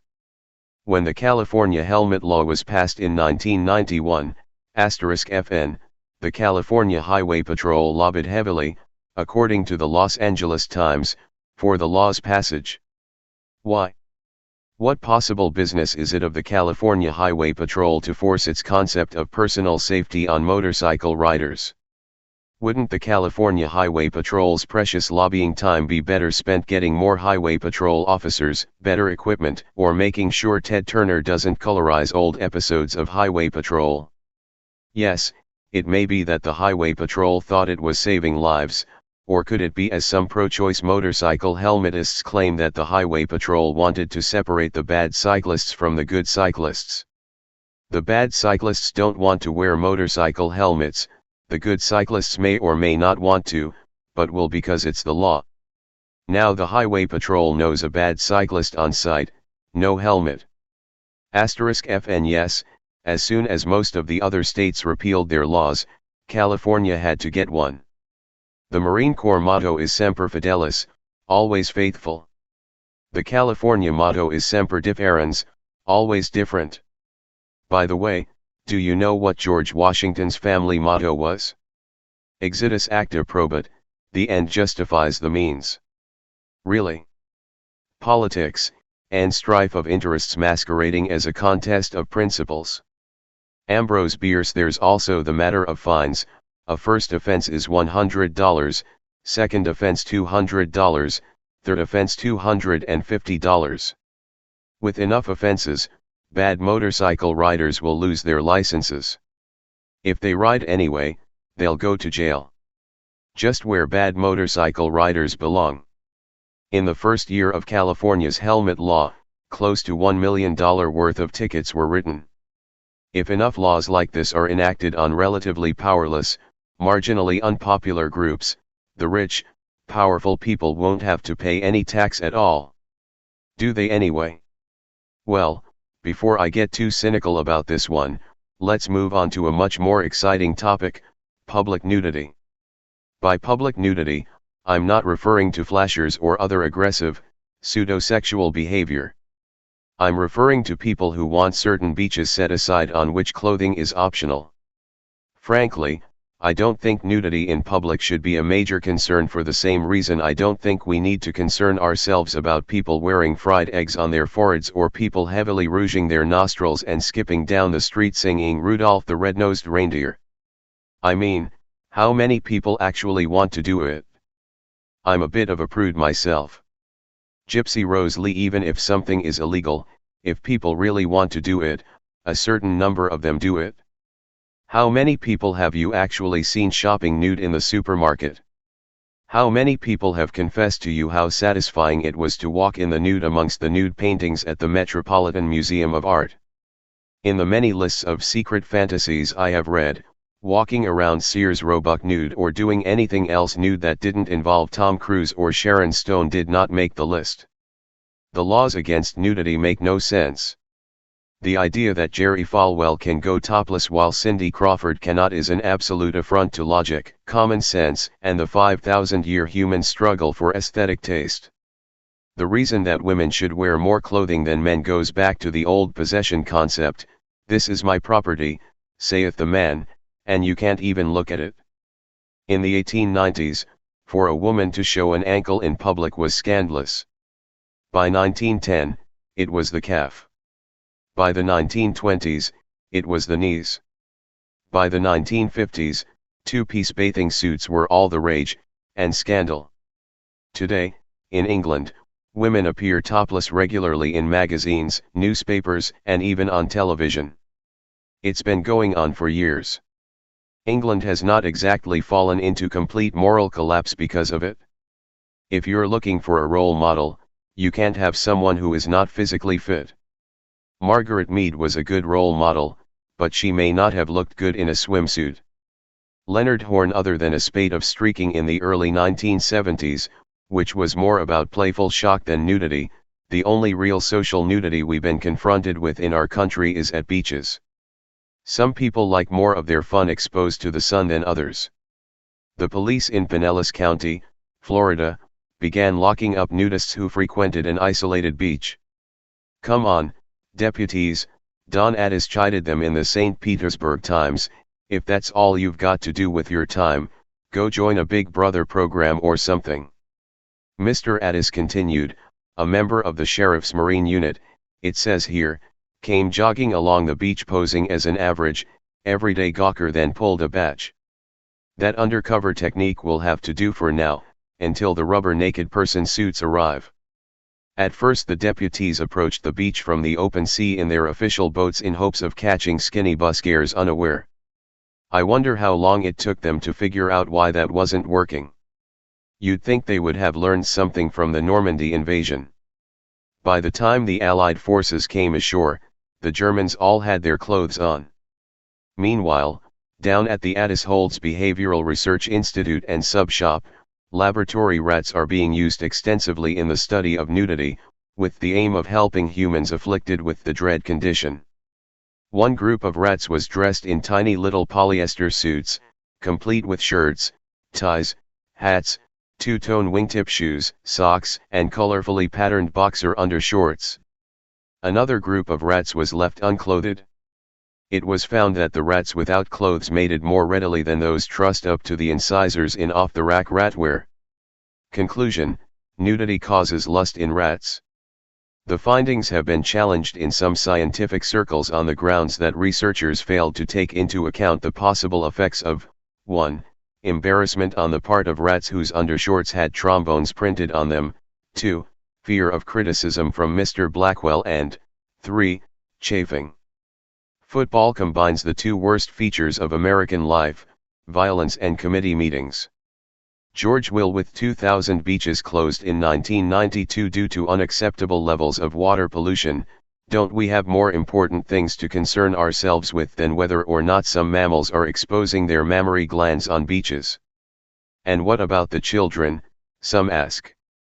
In 1920, it was considered scandalous for a man to appear in any public arena other than prize fighting, with its all-male audience, with his shirt off.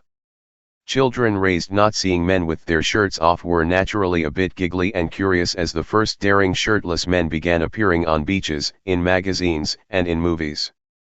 Today, because it's what children are raised with, no one thinks of a topless male as a threat to the morality of children. After a similar period with topless women, or even fully nude adults, the children will adjust, a lot faster than their parents, probably. Life will go on, and police can go catch real criminals. Remember, children are born naked. They seem to like nothing better than getting naked. It's adults who teach them what parts of their bodies are and are not shameful to expose. A child has no natural guilt about this at all. The most publicized nudity case of the past several years is the man who padded around the University of California, Berkeley, campus wearing sandals, a book bag, and nothing else. This went on for months. His fanny appeared in every publication but Christian World, where it might have appeared. I must admit I'm not a regular reader, and the campus did not seem to either disintegrate or lose its academic credentials, although it did lose a bit of its radical chic when it finally banned nude students. Men become civilized, not in proportion to their willingness to believe, but in their readiness to doubt. H. L. Mencken: okay, so you think women's clothing is important? You think it should be worn? Well, some men would agree with you, they love wearing women's clothing. While some men want to come out of the closet, other men want to go into the closet, Madonnas. Now why on earth should transvestism be illegal? As a Frenchman accurately observed in the 1930s, Mae West is the greatest female impersonator in the world. Somehow in this country, as long as a female impersonator has been a female, it's been okay. Jane Mansfield, Marilyn Monroe, Sasa Gabor, *FN, just as Charlie Chaplin used to refer to his tramp character as the little fellow, so Bette Midler referred to her outrageous stage persona when honoring a male-female impersonator who impersonated her. He did a better bet than I.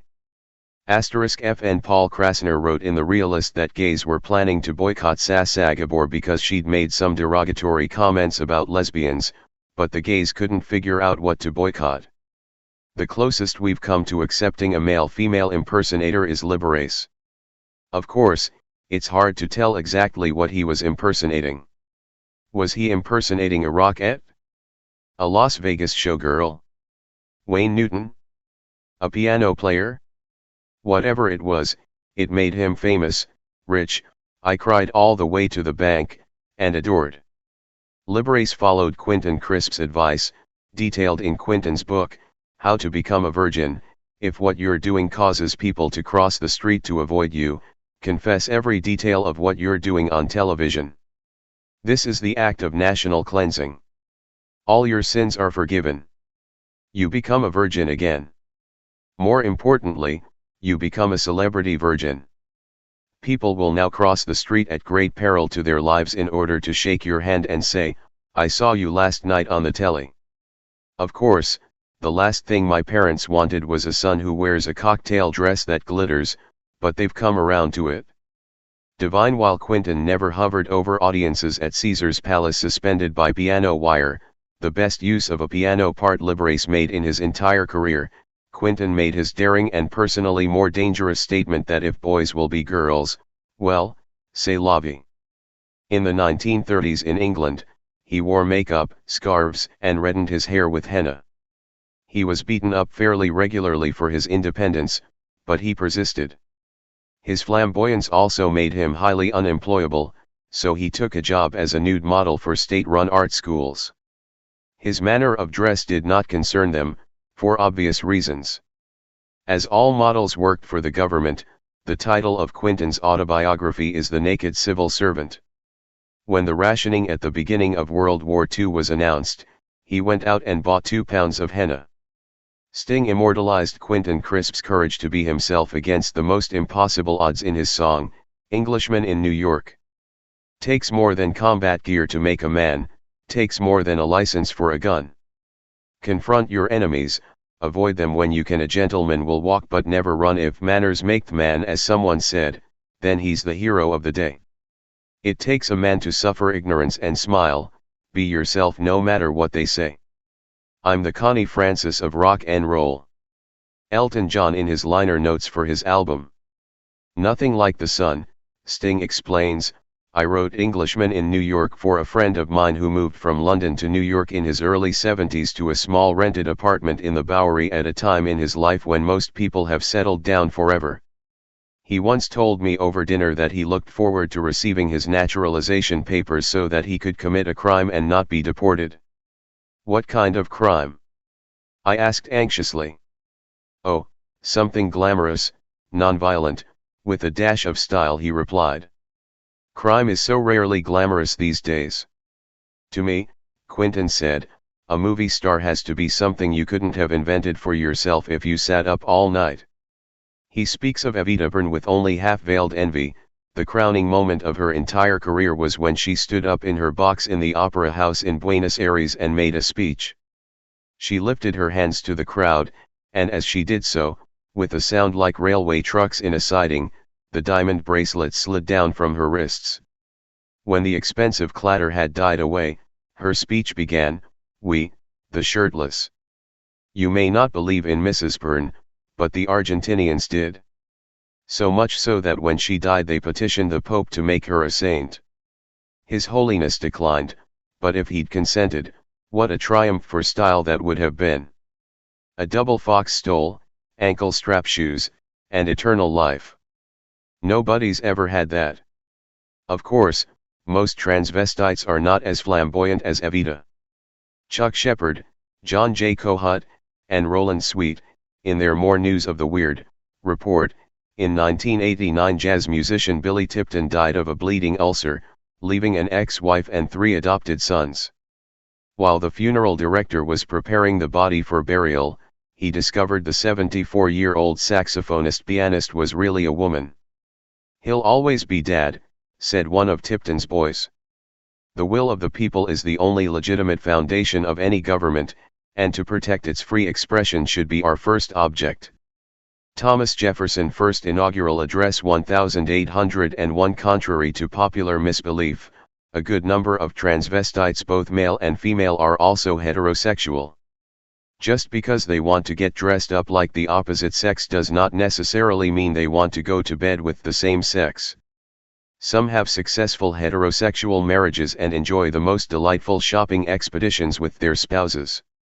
It must be reminiscent of the scene on an episode of Soap in which the Billy Crystal character is discovered by his mother in one of her dresses. "What are you doing wearing my dress?" she yells, taking a hard look at him. She takes a closer look. "Oh. You wear it with a belt." Laws against transvestism, obviously, spring from the hatred of women. Why would a man want to get dressed up like a woman? The fear of homosexuality that grew out of that same irrational disgust has kept the laws against cross-dressing on the books. Normal heterosexual men don't want to be tricked into falling for a woman who's really a man. What a waste of testosterone. And what an embarrassment. Who wants to feel like the Charles Durning character in Tootsie? Falling for Dustin Hoffman in drag. How demeaning. And then he winds up your son-in-law, no less. No, there's gotta be a law against this. Copyright 1996 Peter McWilliams and Prelude Press. Last revision, December 2, 1996. Ain't nobody's business if you do. Part 4, 6 chapters. In search of a shorter book. I'd call this section a collection of essays, but no one seems to write essays anymore. Nonfiction authors write feature articles, op-ed pieces, pitch letters to hard copy, and grant applications. So I refer to this as a section of chapters which might abandon ship if they ever find a skinny book in need of plumping up. The Enlightenment, or we were so much older then, we're younger than that now. My people and I have come to an agreement which satisfies us both. They are to say what they please, and I am to do what I please. Frederick the Great, 1712 to 1786, it was known as the Enlightenment. Remarkable human beings shine the light of reason on areas of human endeavor that, for centuries, were kept in the darkness of dogma, fear, and prejudice. Philosophy, anatomy, medicine, astronomy, music, physics, and even the most taboo subjects of all, religion and government, were explored anew. It was the time of Bacon, Locke, Descartes, Spinoza, Voltaire, Rousseau, Franklin, Jefferson, Swift, Kant, Sir Isaac Newton, Mozart, and Beethoven. The death of Beethoven, punctuated by lightning, marked the end of the Enlightenment. Nothing would ever be the same again. One of the Age of Enlightenment's great creations, an experiment that continues to this day, is the government of the United States. No less than Voltaire's Candide or the Beethoven symphonies, the Declaration of Independence and the United States Constitution with its Bill of Rights are masterpieces of the Enlightenment. Helping to lay the foundation of the Enlightenment, also known as the Age of Reason, was John Locke, 1632 to 1704. Locke was an Englishman who, thanks to his treasonous thoughts, spent a good deal of time outside England. When he began to explore government, he, like all good thinkers, started at the beginning. He asked, why should there be a government? What is the purpose of government? These questions, in themselves, were considered treasonous. At that time, everyone knew there was a government because God wanted it that way. If God didn't want it that way, there wouldn't be a government. Anyone who questioned further was guilty not only of treason, but heresy. The church and the state ruled together, by divine right. Anyone who questioned this arrangement questioned the authority of God. For such blasphemy, the law declared, one should be put to death. Many were. Nonetheless, John Locke asked his question, what is the purpose of government? It is not only vain, but wicked, in a legislator to frame laws in opposition to the laws of nature, and to arm them with the terrors of death. This is truly creating crimes in order to punish them. Thomas Jefferson 1779. First, Locke concluded that all human beings are endowed with what he called natural rights. Human beings, individually, belong to themselves. This notion directly countered the prevailing belief that one's body belonged to the state and that one's soul belonged to the church. One could be granted privileges from the state and purchase indulgences from the church, but the rights of man, both here and hereafter, belonged to the state and the church. The idea that humans owned their own lives and had certain freedoms simply because they existed was central to the Enlightenment. The great minds of the period saw the logic and the fundamental reasonableness of individual liberty and natural rights. If we are free, then, and if we have natural rights, why should we give some of these rights over to a government? The only reason for doing so, Locke explained in his two treatises of government, 1690, was that people get more from the government by surrendering some rights than they would by keeping them. Individuals form communities because it serves the individual. Every tyrant who has lived has believed in freedom for himself. Elbert Hubbard, for example, a community might agree that, if bandits come, everyone will join to fight off the bandits. Even if only one person in the community is attacked by bandits, the entire community agrees to rise up and protect that one member. In this way, each member of the community is giving away a natural right, the right not to risk your life to save someone else, for a benefit, protection from invaders. Another example, within the community, everyone might agree that what one grows or makes is one's own and cannot be taken away without the owner's permission. Being part of this community, then, means giving up a certain right, taking all you can, in exchange for a benefit, keeping what you've got. You agree not to take things from people weaker than yourself in exchange for knowing that you will not have your things taken by people stronger than you. For Locke, government was for the regulating and preserving of property and of employing the force of the community in the execution of such laws, and in the defense of the commonwealth from foreign injury, and all this only for the public good. Noticeably absent from this plan is religion. Prior to Locke, religion was used sometimes for good and sometimes for ill as the fundamental moral principle behind government. During the 1600s, the Catholic and Protestant monarchs played musical thrones in England, which only led to suffering and waste. Locke saw firsthand the inequity, impracticality, and downright unreasonableness of the state based on the ruler's religion. In his A Letter Concerning Toleration, Locke began the process of separating church and state. A trained physician, he knew this would be a delicate but necessary operation.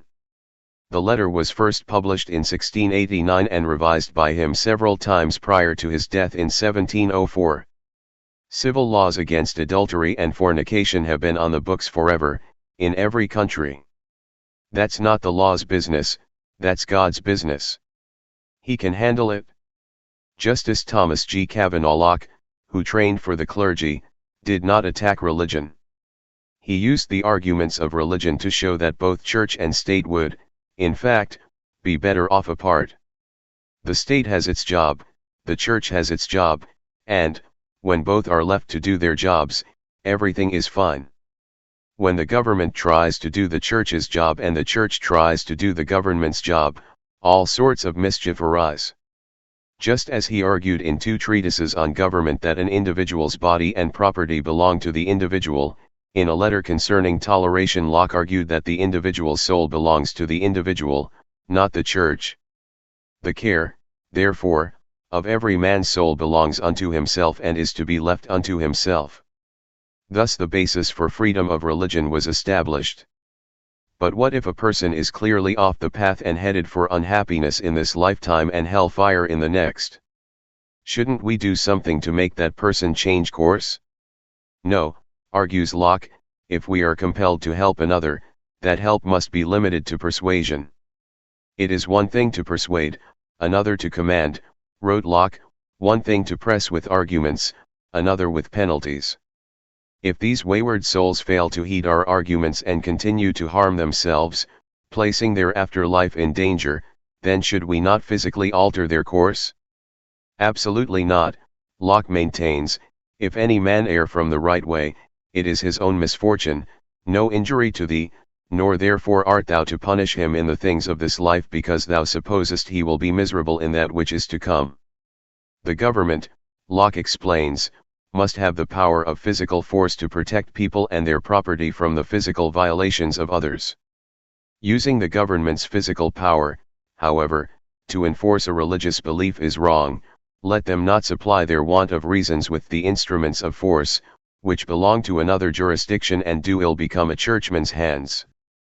In a civilized society, all crimes are likely to be sins, but most sins are not and ought not to be treated as crimes. Man's ultimate responsibility is to God alone. Geoffrey Fisher, Archbishop of Canterbury: if we can't win people over to our belief in God by reason, we shouldn't ask the government to back up our failure with physical force. This is unseemly, Locke maintains, both in the eyes of reason and in the eyes of God. But what if we don't insist that people do things to save their souls? What if we only ask them to do things which are good for them in this lifetime? Don't we have the right to make people take good care of themselves in this world? No, says Locke. No man can be forced to be rich or healthful whether he will or no. To which Locke makes a significant addition: nay, God himself will not save men against their wills. Obviously, God can keep people from doing things that harm themselves in this life, but, for whatever reason, does not do so. How dare we, as humans, presume to know more than God? By what arrogance do we interfere with other people's lives by force, when God chooses not to do so? In other words, far from helping God's work by using the force of government to enforce his laws, government interference may be hindering that work. Locke's thoughts on the separation of church and state and the purpose of government influenced the minds that shaped the government of the United States. In 1825, while creating the University of Virginia, Jefferson acknowledged the authors who most influenced the American experiment, that as to the general principles of liberty and the rights of man, in nature and in society, the doctrines of Locke in his essay concerning the true original extent and end of civil government and of Sidney in his discourses on government may be considered as those generally approved by our fellow citizens of Virginia and the United States. For why should my freedom be judged by another's conscience? Paul 1 Corinthians 10:29. The next significant year in the history of consensual crime was 1859.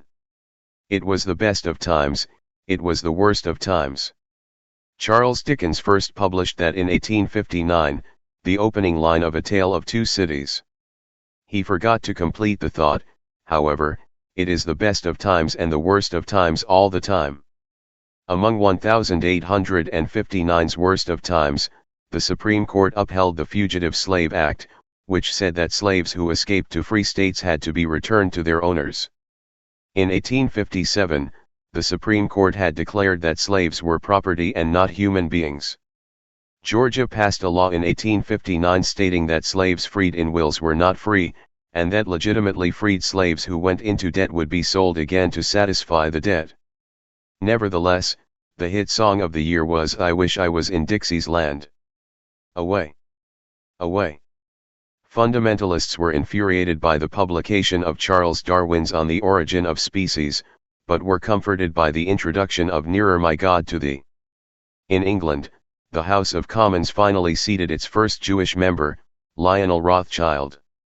Although elected 2 years before, he had been unable to take his seat because the oath of office insisted he proclaim his true faith of a Christian.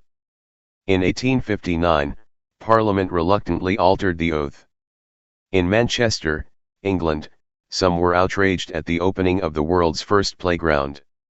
Swings and horizontal bars, they determined, were far too dangerous for children, and should not be permitted.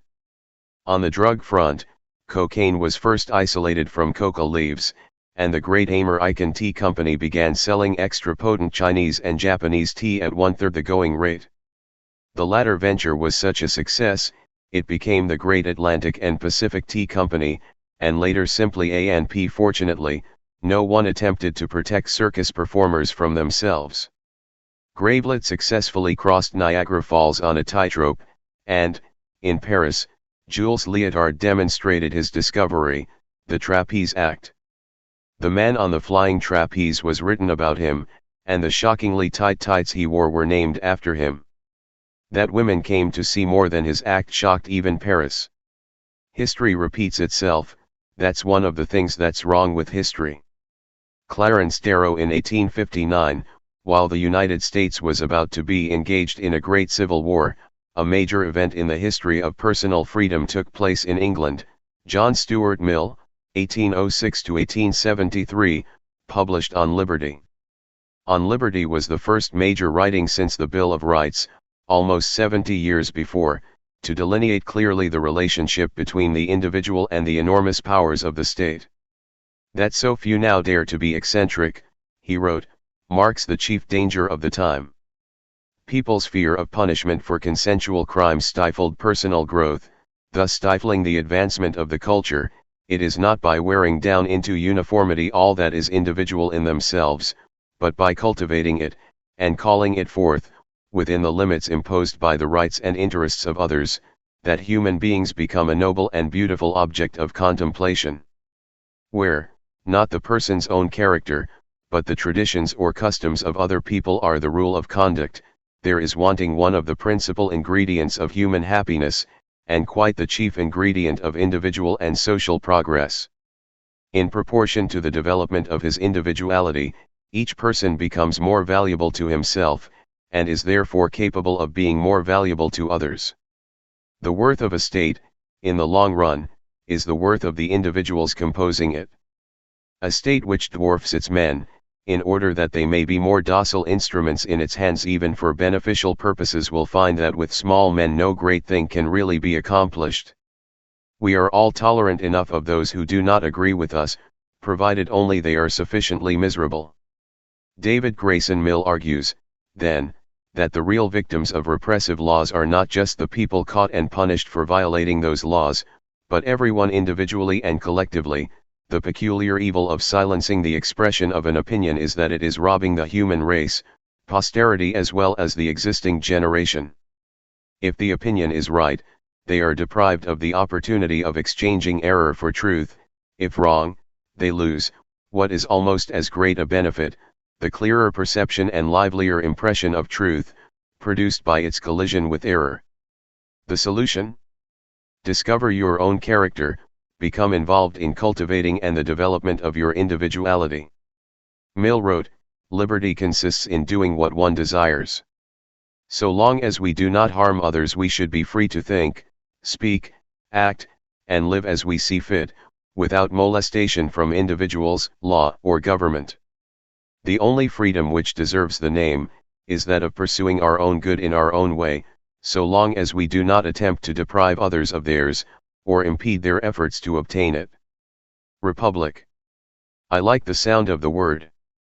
It means people can lie free, talk free, go or come, buy or sell, be drunk or sober, however they choose. John Wayne, is society responsible for the moral good of an individual? No, says Mill. Each is the proper guardian of his own health, whether bodily, or mental and spiritual. Mill writes that one's independence over anything that merely concerns himself is absolute. Over himself, over his own body and mind, the individual is sovereign. Mill writes, neither one person, nor any number of persons, is warranted in saying to another human creature of ripe years, that he shall not do with his life for his own benefit what he chooses to do with it. What are the limits to all this free expression? The liberty of the individual must be thus far limited, he must not make himself a nuisance to other people. Is this the loophole through which government can determine that any number of consensual activities are crimes? No, says Mill, there must be genuine harm, injury to others. That the only purpose for which power can be rightfully exercised over any member of a civilized community against his will is to prevent harm to others. His own good, either physical or moral, is not a sufficient warrant. There should be different experiments of living, that free scope should be given to varieties of character, short of injury to others, and that the worth of different modes of life should be proved practically, when anyone thinks fit to try them. A government is the only known vessel that leaks from the top. James Reston. What can society do to individuals who practice behaviors that society finds distasteful, but do not physically harm the person or property of another? Advice, instruction, persuasion, and avoidance by other people if thought necessary by them for their own good, are the only measures by which society can justifiably express its dislike or disapprobation of his conduct. And what should be the individual's response to excessive advice, instruction, persuasion, dislike, and disapprobation? Mill suggests that intrusively pious members of society be told to mind their own business. And he adds, this is precisely what should be said to every government and every public, who have the pretension that no person shall enjoy any pleasure which they think wrong. There is a limit to the legitimate interference of collective opinion with individual independence, and to find that limit, and maintain it against encroachment, is as indispensable to a good condition of human affairs, as protection against political despotism. If all mankind minus one were of one opinion, and only one person were of the contrary opinion, mankind would be no more justified in silencing that one person, than he, if he had the power, would be justified in silencing mankind. Most people don't like it is, thus, insufficient ground for stifling unpopular thought or behavior. Protecting the minority's freedom is the purpose of government, not oppressing the minority for the comfort of the majority. The will of the people, moreover, practically means the will of the most numerous or the most active part of the people, the majority, or those who succeed in making themselves accepted as the majority. The people, consequently, may desire to oppress a part of their number, and precautions are as much needed against this as against any other abuse of power. No democracy can long survive which does not accept as fundamental to its very existence the recognition of the rights of minorities. Franklin D. Roosevelt as examples of the majority using force to control an unpopular minority, Mill cites no less than the lives of Socrates and Jesus. Mankind can hardly be too often reminded that there was once a man named Socrates, between whom and the legal authorities and public opinion of his time there took place a memorable collision. This acknowledged master was put to death by his countrymen, after a judicial conviction, for impiety and immorality. As to Jesus being sentenced to death for blasphemy, and the men who took such an action, Mill says, the high priest who rent his garments when the words were pronounced, which, according to all the ideas of his country constituted the blackest guilt, was in all probability quite as sincere in his horror and indignation as the generality of respectable and pious men now are in the religious and moral sentiments they profess. For the pious who are unwilling to change their minds and who dismiss Mill's examples as ones that could not possibly apply to themselves, Mill makes this comment: Orthodox Christians who are tempted to think that those who stoned to death the first martyrs must have been worse men than they themselves are, ought to remember that one of those persecutors was St. Paul. F.N. Paul, before his conversion, was a Jewish Pharisee and Roman citizen named Saul who executed early Christians with the same zeal he later used to spread Christianity. Acts 8:3, 9:1-2. The policy of the American government is to leave its citizens free, neither restraining nor aiding them in their pursuits. Thomas Jefferson Mill rejects the idea that individual expression will lead to uncontrolled atheism, hedonism, and other isms. Those who want us to be other than ourselves are the same people who think that trees are a much finer thing when clipped into the figures of animals than as nature made them. To the contrary, Mill claims that it is only by following our inner nature, the desires and instincts that God gave us, that we discover ourselves and truly begin to fulfill our divine purpose. If it be any part of religion to believe that man was made by a good being, it is more consistent with that faith to believe that this being gave all human faculties that they might be cultivated and unfolded, not rooted out and consumed, and that he takes delight in every nearer approach made by his creatures to the ideal conception embodied in them, every increase in any of their capabilities of comprehension, of action, or of enjoyment. Part 4, 6 chapters in search of a shorter book. Prohibition, a lesson in the futility, and danger, of prohibiting. Prohibition is a great social and economic experiment, noble in motive and far-reaching in purpose. Herbert Hoover. Prohibition, 1920-1933 RIP, was known as the noble experiment. The results of the experiment are clear: innocent people suffered, organized crime grew into an empire, the police, courts, and politicians became increasingly corrupt, disrespect for the law grew, and the per capita consumption of the prohibited substance alcohol increased dramatically, year by year, for the 13 years of this noble experiment, never to return to the pre-1920 levels. You would think that an experiment with such clear results would not need to be repeated, but the experiment is being repeated, it's going on today. Only the prohibited substances have changed. The results remain the same. They are more devastating now than they were then. Let's take a look into that not too distant mirror. Prohibition did not strike suddenly, zap, one day you could get a drink and the next day you could not. It settled on the country gradually, county by county, state by state, for the better part of a century. National prohibition in 1920 was simply the final turn of the spigot. Alcohol was consumed in all the colonial settlements in America. No one was particularly against drinking, even the Puritans enjoyed it. What they frowned on was drinking to excess, generally known as drunkenness. This was of practical concern in the smaller communities. There were crops to plant, fish to catch, animals to trap, and a wilderness to be tamed. If one's excessive drinking got in the way of these activities, the community as a whole might suffer.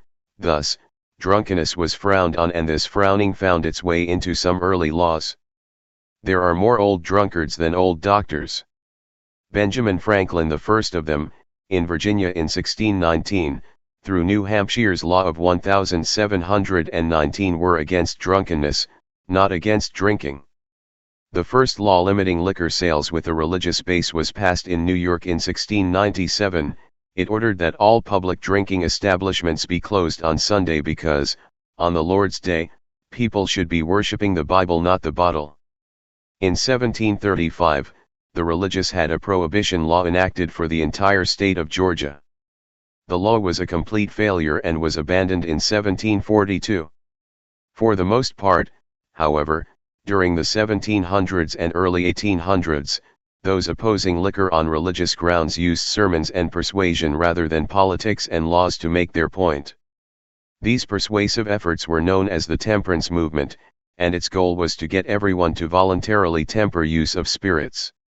By 1820, complete abstinence from all alcoholic beverages was a basic rule of most evangelical churches. The intense revivalism of the 1820s and 1830s preached that alcohol was a tool of the devil and that Satan himself was in every drop. Moral campaigns to spread the truth about demon rum and other Lucifer liquids raised huge amounts of money. Never mind that Jesus' first miracle was turning water into wine at the wedding feast at Cana. Never mind that Jesus and his apostles drank wine at the Last Supper. Never mind that Jesus promised to drink wine again with his disciples in paradise. For anyone who had the impertinence to actually read the New Testament and question why wine, which was obviously not condemned by Jesus, should suddenly become such a wicked, evil thing, the preachers explained that the word for wine in the language Jesus spoke could also mean grape juice or grape jelly. Jesus trafficked only in these, the preachers would say, not in wine. Those who doubted that Jesus turned water into grape juice at the wedding feast or that grape jelly was served at the Last Supper were condemned to the fires of eternal perdition. The first clergyman was the first rascal who met the first fool. Voltaire, the rhetoric about drinking heated and became increasingly sentimental in the 1840s as former drunkards saw the light, telling in pamphlet and speech and at financial profit the harm alcohol did to themselves and to the innocent members of their families. Booklets such as The Reformed Drunkard's Daughter told the heart-rending story of a man who had not seen a sober moment in 15 years. He perceived the error of his ways when, one cold, wintry day, his little daughter Hannah pleaded, "Papa, please don't send me for whiskey today." Yes, drinking was a crime, not just a crime against God and a crime against decency, but a crime against innocent wives and children. By the late 1840s, everyone who was going to be convinced by persuasion or fear of hellfire had already signed a temperance pledge. Some fanatics decided that this was not enough, everyone had to be sober all the time for their own good and the good of all. Temperance turned to prohibition, and prohibition meant politics. For some, alcohol was a problem. Some found the solution to their drinking through God, others through reason, others through medicine. Dr. Benjamin Rush, the Surgeon General of Washington's Continental Army, prescribed complete abstinence. But how to keep alcohol away from the rest? The answer: make it illegal to all. Put the full force of law behind it. Those who did not have a problem with drink, who could take it or leave it, were asked to leave it permanently for the glory of God and the greater good of all. The objection to Puritans is not that they try to make us think as they do, but that they try to make us do as they think. H. L. Mencken Maine went completely dry in 1851 and, by 1855, so had New Hampshire, Vermont, Delaware, Michigan, Indiana, Iowa, Minnesota, Nebraska, Connecticut, Rhode Island, Massachusetts, and New York. In some states, prohibition was declared unconstitutional, in others, it went virtually unenforced, but the primary setback to prohibition after 1855 was the Civil War.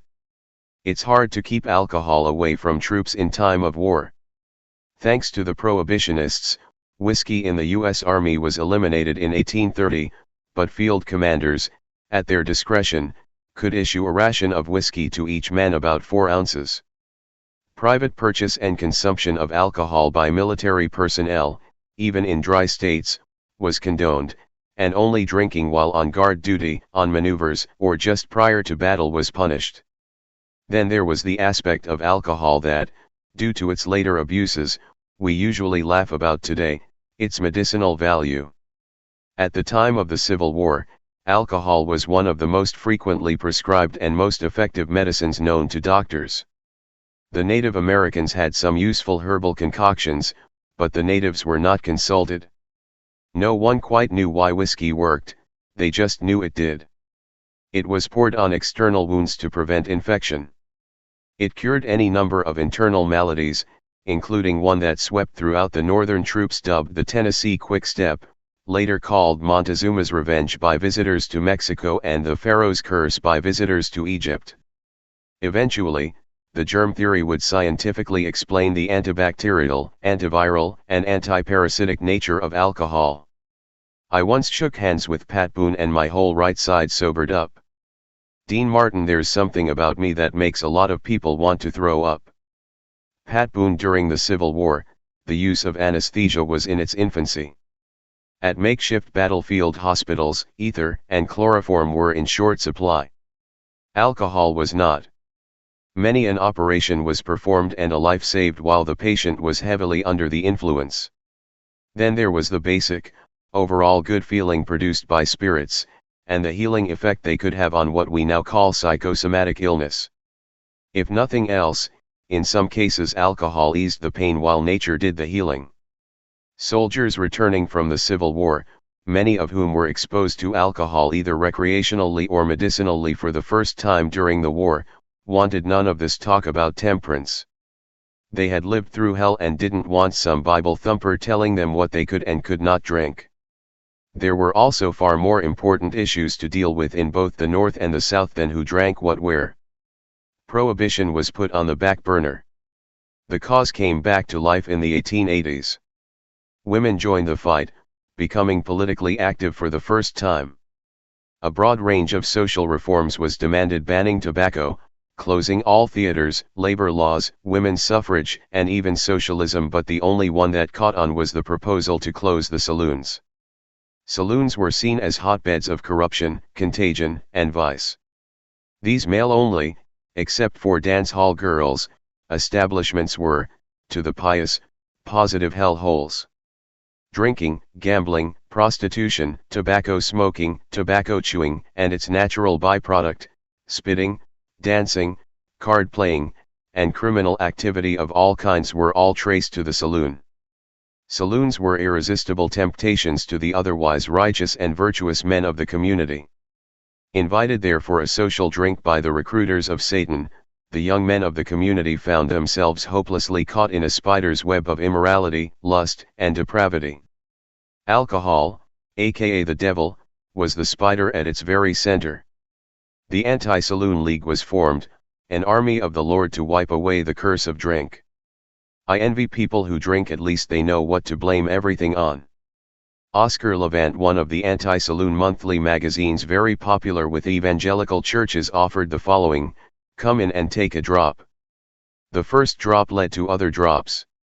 He dropped his position, he dropped his respectability, he dropped his fortune, he dropped his friends, he dropped finally all prospects in this life, and his hopes for eternity, and then came the last drop on the gallows. Beware of the first drop. If people were not afraid for their own lives and the eternal damnation of their immortal souls, they should at least fear for the children. In this age of cities, temptations about our youth increase, such as foul pictures, corrupt literature, leprous shows, gambling, slot machines, saloons, and Sabbath breaking. We are trying to raise saints in hell.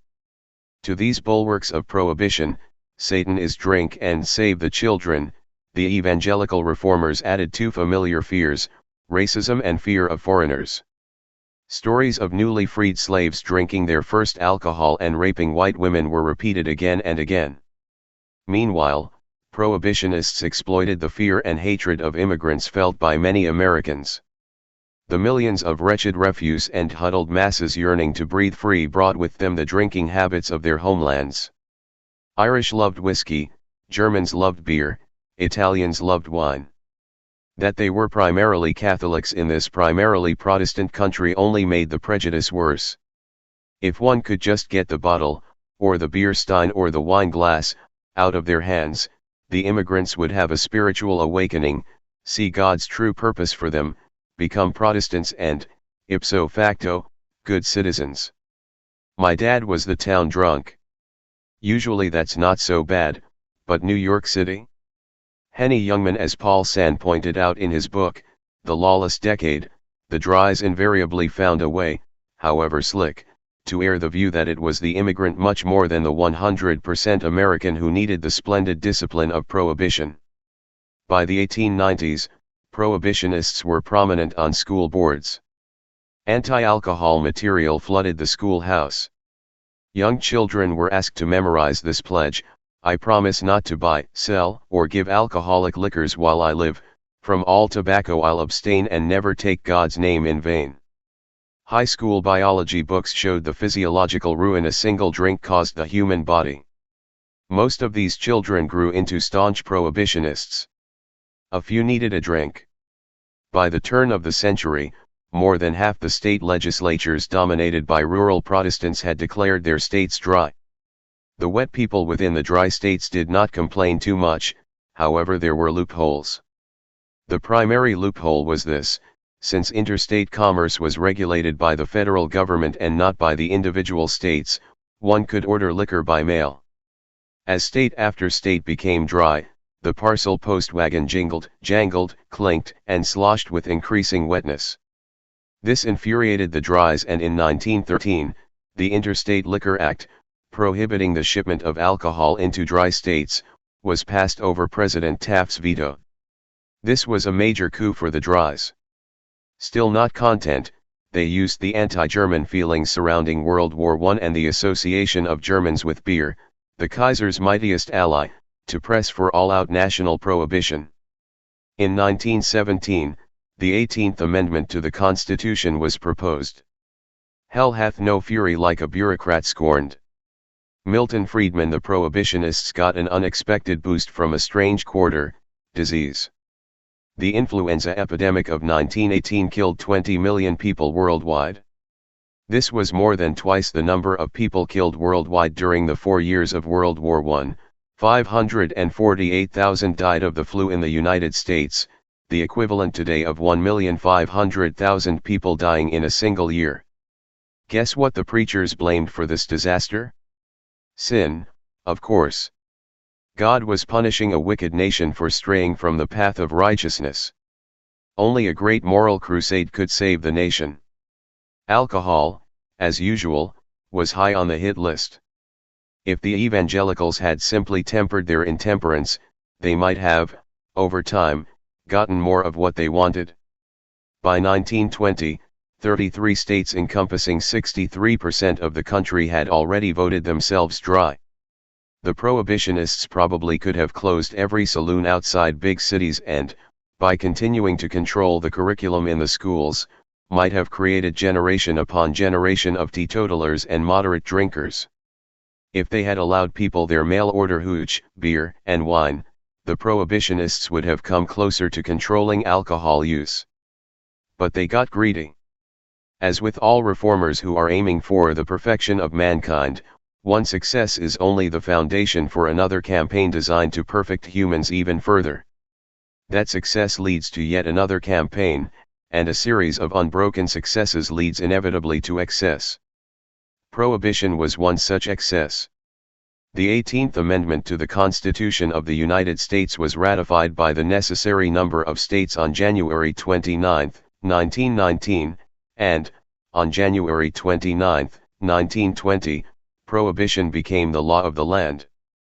The final turn of the screw came with the Volstead Act. Although man is already 90% water, the prohibitionists are not yet satisfied. John Kendrick Bangs' The 18th Amendment only prohibited manufacture, sale, or transportation of intoxicating liquors for beverage purposes. Although this was the supreme law of the land, it still required an act of Congress to make it enforceable. Enter the super dry, ultra-religious congressman from Minnesota, Andrew J. Volstead. Many who supported the 18th Amendment took the term intoxicating liquors to mean liquor, whiskey, rum, and other distilled spirits. Most liquors were at least 40% alcohol, 80 proof, some, particularly of the greased lightning variety, were as much as 90% alcohol. Surely beer, with its 3 to 7% alcohol content, and wine, with its less than 15% alcohol content, would be permitted with certain restrictions and regulations, of course. Much to people's surprise, Volstead, backed by the triumphant evangelicals, defined intoxicating liquors as any beverage containing more than 0.5% alcohol.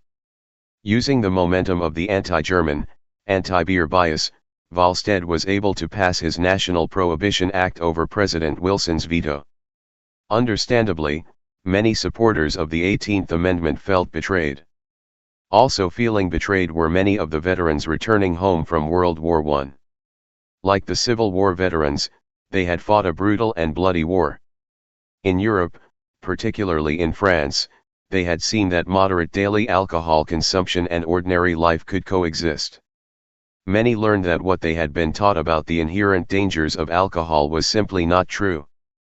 Although expressed lightheartedly in songs such as How Ya Gonna Keep 'Em Down on the Farm After They've Seen Paris, the disillusionment over what they had been taught versus what they had experienced ran deep.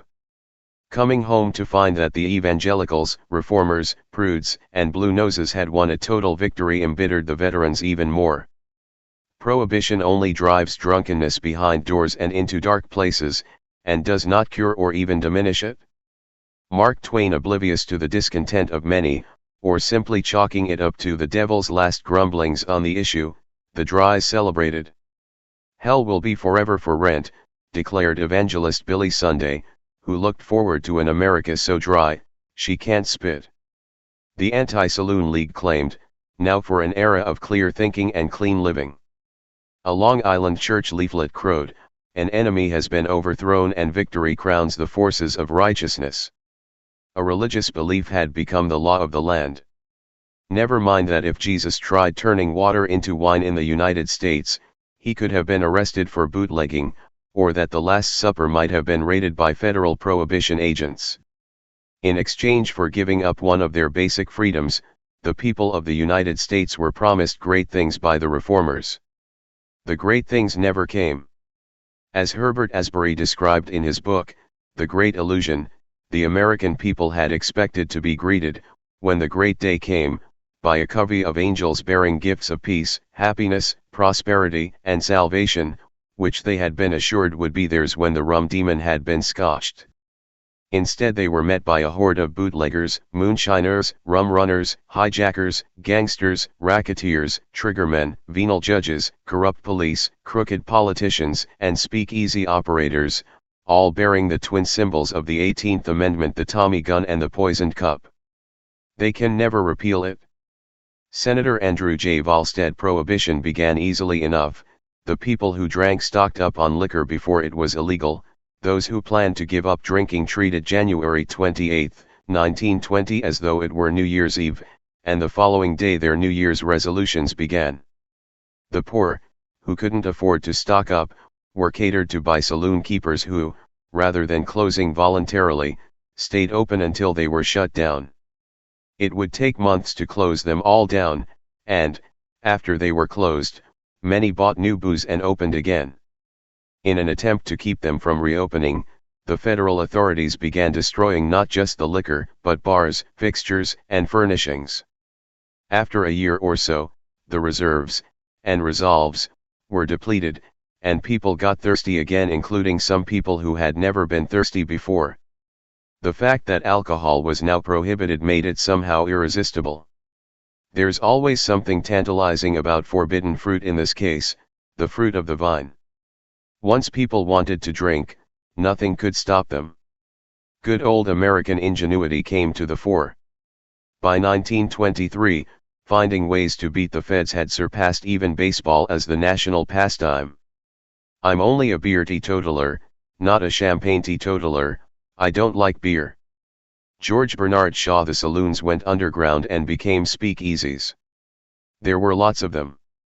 The 16,000 saloons in New York City, for example, became, depending on whose estimate you believe, from 32,000 to more than 100,000 speaks. Unlike the saloons, which were men-only institutions, the speakeasies welcomed women, and the women came. Supplying the speakeasies with the necessary beer, wine, and liquor required organization. It was also a crime. Hence, the birth of organized crime. Paying off the local, state, and federal authorities required some organization too, and no small amount of money.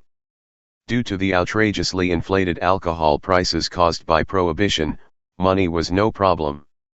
In 1 year, Al Capone made $60 million, the equivalent of about $2 billion today, in liquor sales alone. A regular Bill Gates.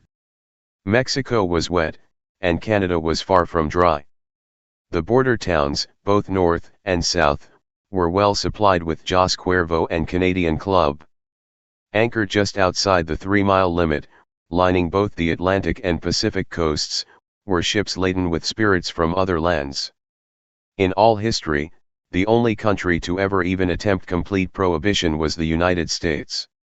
Some of these boats catered only to the professional bootlegger, but many would sell liquor by the case to the amateur rum runners who either owned or rented boats. The rental of pleasure boats increased sharply during Prohibition. Beer brewing, wine making, and distilling became common practices in the home. An enterprising home brewer could make enough liquid refreshment to give as gifts or even sell. When selling, of course, one had to be careful. One did not want to be caught by the feds or, worse, by the mob. I see that you, too, put up monuments to your great dead. A Frenchman on viewing the Statue of Liberty during Prohibition. Grain alcohol was legal when sold for industrial use only. With the right alterations, however, it became safe to drink and, with the right recipe, occasionally palatable. One could mix up a batch of this in the bathroom, hence, bathtub gin. The California grape growers, no longer permitted to make wine, produced a grape juice product known as Vinglow. The Vinglow literature carefully instructed buyers what not to do, because, if they did those things, they would have wine in 60 days. The demand for grape juice grew dramatically. In 1919, 97,000 acres were devoted to growing grapes for juice. By 1926, it was 681,000 acres. In 1929, the U.S. government loaned the grape growers money to expand even further. Beer with an alcohol content of less than 0.5%, named near beer, although many claimed that those who gave it that name were lacking in depth perception, was legal. In order to make it, however, one had to make regular beer and then boil off the alcohol. Every so often, somebody forgot to take that last step and real beer accidentally wound up for sale in speakeasies. Oops. All you had to do to stay entirely within the law was get sick. The 18th Amendment only prohibited alcohol for beverage purposes. Medicinal alcohol was perfectly legal and, for some unknown reason, doctors began prescribing more and more of it during the 1920s. In addition, various elixirs, tonics, and other patent medicines available over the counter without prescriptions relied heavily upon the medicinal qualities of alcohol. Very heavily. When I sell liquor, it's bootlegging. When my patrons serve it on a silver tray on Lakeshore Drive, it's hospitality. Al Capone, in a little more than a decade, the holy war called Prohibition was lost. In 1920, John F. Kramer, the first commissioner charged with enforcing Prohibition, somberly stated, "The law says that liquor to be used as a beverage must not be manufactured. We shall see it is not manufactured, nor sold, nor given away, nor hauled in anything on the surface of the earth or under the earth or in the air." By 1931, it was all but over. A presidential committee reported the obvious: Prohibition was not working. By 1932, both presidential candidates, Franklin D. Roosevelt and Herbert Hoover, favored repeal. After his presidential victory, Roosevelt had Congress amend the Volstead Act to permit beer with a 3.2% alcohol content. On December 5, 1933, the 21st Amendment to the Constitution officially repealed the 18th Amendment, the only time in the history of the United States that an amendment has been repealed and prohibition was history. FN the 21st Amendment allowed the states to choose for themselves whether or not they would be dry. Kansas chose to stay dry until 1948, Oklahoma until 1957, and Mississippi until 1966. It may have been history, but the effects of Prohibition lived on.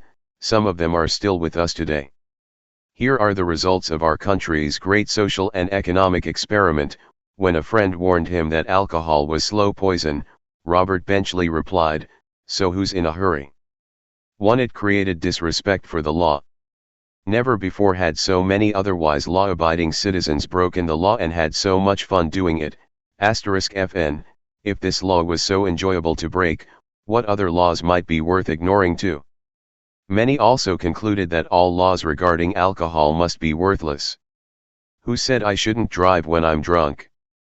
I think I drive better after a few drinks. And who set these repressive speed limits anyway?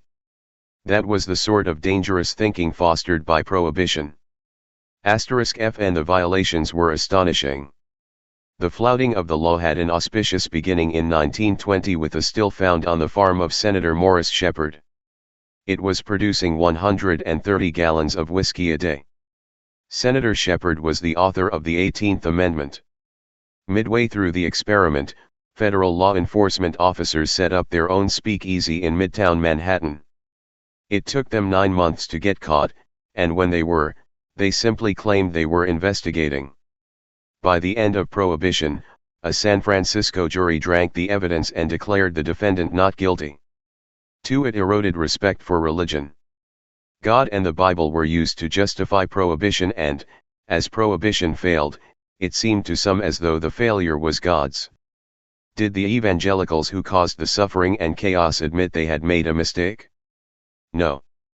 Prohibition's failure was simply a sign that Satan never sleeps, and they were off prohibiting other things: drugs, prostitution, and isn't it time we did something about these scandalous motion pictures?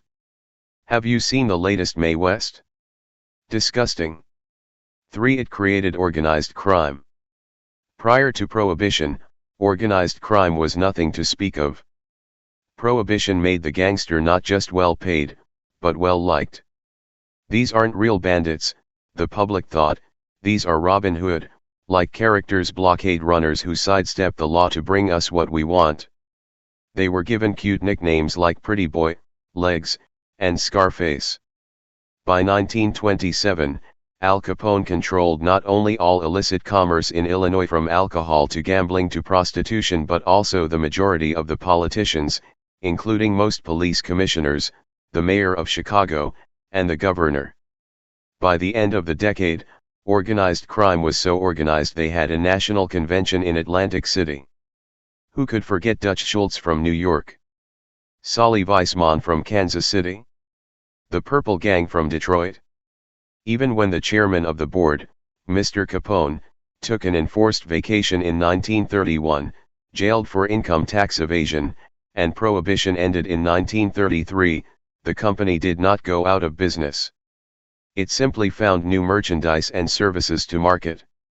The country couldn't run without Prohibition. That is the industrial fact. Henry Ford. The syndicate did not differentiate between crimes with and crimes without innocent victims. Once outside the law, their stock in trade became doing anything illegal for a price. The protection racket preyed on honest, independent business people. When the mob was asked to enforce a contract, people in the underground seldom have access to the court system and, when they do, seldom have patience for, as Shakespeare called it, the law's delay. The enforcers rarely investigated to see whether or not the claim they were enforcing was fair. They took their money and made their hit, which could be anything from a threat to a murder. Henry Ford hired hundreds of mobsters to pose as workers, infiltrating his plants, and spy on other workers, some of whom were attempting to organize a trade union. It was an open secret that the fellow worker you were talking to on the assembly line might be a syndicate member working directly for Henry Ford. This scare tactic worked for some time and, when the fear wore off and union organizing continued, organized crime was ready, willing, and able to express Mr. Ford's displeasure of organized labor in a more persuasive way. Only when the union organizers made a few deals with the mob did the auto union finally succeed. Some organized crime went legitimate, but their sales techniques were not necessarily those Dale Carnegie would approve. After Prohibition, the mobsters had a lot of unused trucks and warehouses. Some got into trucking and warehousing. Try as they might to stay legitimate, once one is used to strong-arm tactics to sell one's products, settle disputes, or wipe out successfully overcome the challenges of the competition, it can be difficult not to backslide. How do you look when I'm sober? Ring Lardner. When organized crime takes over even a consensual crime, such as drugs, innocent victims suffer because the mob doesn't observe the same controls or restraints as legitimate businesses. The scene from the movie The Godfather, in which the heads of the 5 families gather to discuss the future of drug distribution, one of them says, "I want it regulated. I don't want it sold near schools or playgrounds." Is, well, fiction. Organized crime is famous for its democratic approach to money. All dollars are created equal, and a nicety such as the age of the person bringing the dollars is not a concern.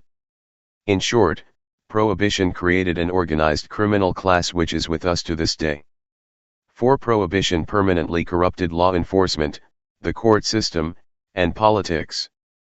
During Prohibition, organized crime had on its payroll police, judges, prosecutors, and politicians. If mobsters couldn't buy or successfully threaten someone in a powerful position, they either wiped him out or, following more democratic principles, ran a candidate against the incumbent in the next election. They put money behind their candidate, stuffed the ballot box, or leaked some scandal about the incumbent just before the election, or all three. The important thing was winning, and more often than not, someone beholden to organized crime rose to the position of power. All I ever did was supply a demand that was pretty popular. Al Capone. After more than 12 years of purchases, threats, and elections, organized crime had in its pocket the political and governmental power structure of most medium to large cities, and several states. After Prohibition, some organized crime bosses made a fortune wielding this power. As good capitalists, they sold police protection, court intervention, and political favors to the highest bidder. Some of these bidders, it turns out, were guilty of crimes that had innocent victims or received government approval for schemes that victimized many. The police, courts, and politicians didn't differentiate between crimes with or without innocent victims any more than organized crime did, and if an official had a sudden fit of morality, it was too late. After years of corruption, the syndicate added blackmail to its list of persuasive techniques. A great many famous men names we recognize and respect today were said to have underworld connections. Those men sometimes used organized crime and its connections to obtain certain political favors to help their businesses, conceal family indiscretions, or spoiled as rich people often are simply get their way. In addition to those directly under the thumb of organized crime, Prohibition created a class of police, judges, prosecutors, and politicians who were, in a word, buyable. When Al Capone went away in 1931, some of his corrupt elected officials sold their services to the highest bidder. There were, of course, plenty of bidders and, because of Capone's thoroughness, plenty of sellers. The world is made up for the most part of morons and natural tyrants, sure of themselves, strong in their own opinions, never doubting anything. Clarence Darrow not only were honest citizens unprotected from schemes the government was supposed to protect them from, but dealing with a dishonest city government from getting a permit to an unbiased day in court often required a payoff. In some cities, corruption went from top to bottom, and it was the citizenry who suffered. There were plenty of corrupt politicians before Prohibition, just as there were criminals, but the sheer volume of money, and, consequently, corruption, that Prohibition brought with it created what might be called organized corruption on local and state levels. The new police, judges, prosecutors, and politicians were told to look the other way as the graft passed by, and some succumbed to the easy money they saw being made all around them. Some popular beliefs, and, in some cases, truths, about law enforcement, politics, and government in general: you can't fight City Hall. The rich get away with murder. You can't change the system, were not necessarily created by Prohibition's political corruption, but it certainly supported them in people's minds. Prohibition forced a number of citizens to conclude that government cannot be trusted, an unfortunate point of view with even more unfortunate consequences. 5. Prohibition overburdened the police, the courts, and the penal system. Even with only token enforcement, Prohibition violations overburdened the police, clogged the court system, and filled the jails. The honest police, judges, and prosecutors found it impossible to do their jobs. There wasn't enough time, personnel, or money.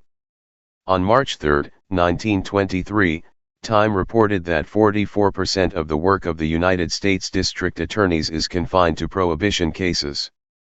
By 1928, there were more than 75,000 arrests per year. In 1932, there were 80,000 Prohibition convictions, not just arrests, but convictions. You can fool too many of the people too much of the time. James Thurber 6. People were harmed financially, emotionally, and morally. The basic inequity of Prohibition was astounding. Prohibition caused a direct hardship on hundreds of thousands, perhaps millions of people. First, there were those who, in 1919, were legitimately involved in the production, distribution, and sale of alcohol. They either lost their jobs or were forced to become criminals. If what you've been doing your entire professional life becomes illegal and you keep doing it, you become a criminal. Brewing, distilling, and winemaking are arts professions that have been practiced and refined over thousands of years. What are people to do when their profession, honored and respectable, suddenly becomes a crime? With few options, some turned from brewmaster to bootlegger overnight. Others couldn't stand the idea of being a criminal and took far lower paying and less fulfilling jobs. And what about the people who owned the breweries, distilleries, and wineries? Many had invested their lives and savings in equipment, research, and goodwill. Overnight, through no fault of their own, their businesses were destroyed and investments wiped out. If it was a publicly held company, the stockholders, many of whom were small investors, found their stock suddenly worthless. Then there were the tens of thousands of workers employed in honest jobs or who came back from the war looking to be rehired at their jobs making, bottling, packaging, distributing, selling, delivering, serving, and growing the raw materials for alcoholic beverages. Imagine if the industry in which you worked was declared immoral by a powerful religious faction and it suddenly became illegal. What would you do? The negative propaganda, much of it grossly exaggerated or downright dishonest, disseminated by the evangelicals, tainted the entire alcoholic beverage industry and everyone who worked in it. It was hard for these people to find jobs in other industries. Saying, "I worked in a brewery" or "I worked in a liquor store" had a tinge of disrespectability. Many of these people, out of economic necessity, were forced into a life of crime, doing precisely what they did before it became a crime. There should be asylums for habitual teetotalers, but they would probably relapse into teetotalism as soon as they got out. Samuel Butler. Then there were the tens of thousands of people who worked in bars, restaurants, beer gardens, hotels, resorts, and related businesses that went out of business as a direct result of prohibition. Yes, the speakeasies could hire some of these people if they became criminals. Others, in order to keep their jobs, had to look the other way. Although hotels, for example, had sternly worded signs warning that drinking alcohol in hotel rooms was a federal crime and that violators would be prosecuted, the sight of a bellman carrying a tray with nothing but glasses, ice, and a bottle or two of ginger ale was common. The bellman in this instance, in order to keep his job, had to become an accessory to a federal crime. Such difficult choices corrupted the morals of millions. FN in George Bernard Shaw's Pygmalion, Henry Higgins asks Alfred P. Doolittle, "Have you no morals, man?" To which Doolittle calmly replies, "Can't afford 'em." A lot of people, some of whom may have favored prohibition, found themselves in similar situations: the farmer selling grain or grapes to a known bootlegger, the landlord renting a basement knowing it might become a speakeasy, the entertainer or musician offered a job playing in a speakeasy. 7. Prohibition caused physical harm. When safe alcoholic beverages were no longer available, that is, beverages in which the purity and alcoholic content were regulated by law, people began assembling all sorts of concoctions, either for their own use or for sale. Some worked, some didn't. Some killed. Alcohol made from fruits, vegetables, or grains, either fermented or distilled, tends to be safe. Alcohol distilled from wood products, wood alcohol, is not. Wood alcohol, nonetheless, smells like alcohol, tastes like alcohol, and gets you high. Every major horror of history was committed in the name of an altruistic motive. Ayn Rand. Some desperate people tried to find ways of making wood alcohol safe to drink. Some despicable people repackaged it and sold it as the real thing. Some used the less expensive wood alcohol to cut the more expensive grain alcohol to make it go further. During the Noble experiment, more than 10,000 people died from wood alcohol poisoning, 1,565 in 1928 alone. With cutting becoming a common practice in bootlegging and tens of millions of people drinking each day, the only reason this figure wasn't higher was because of a peculiar characteristic of wood alcohol: before you died from it, you would go blind permanently, irreversibly, blind.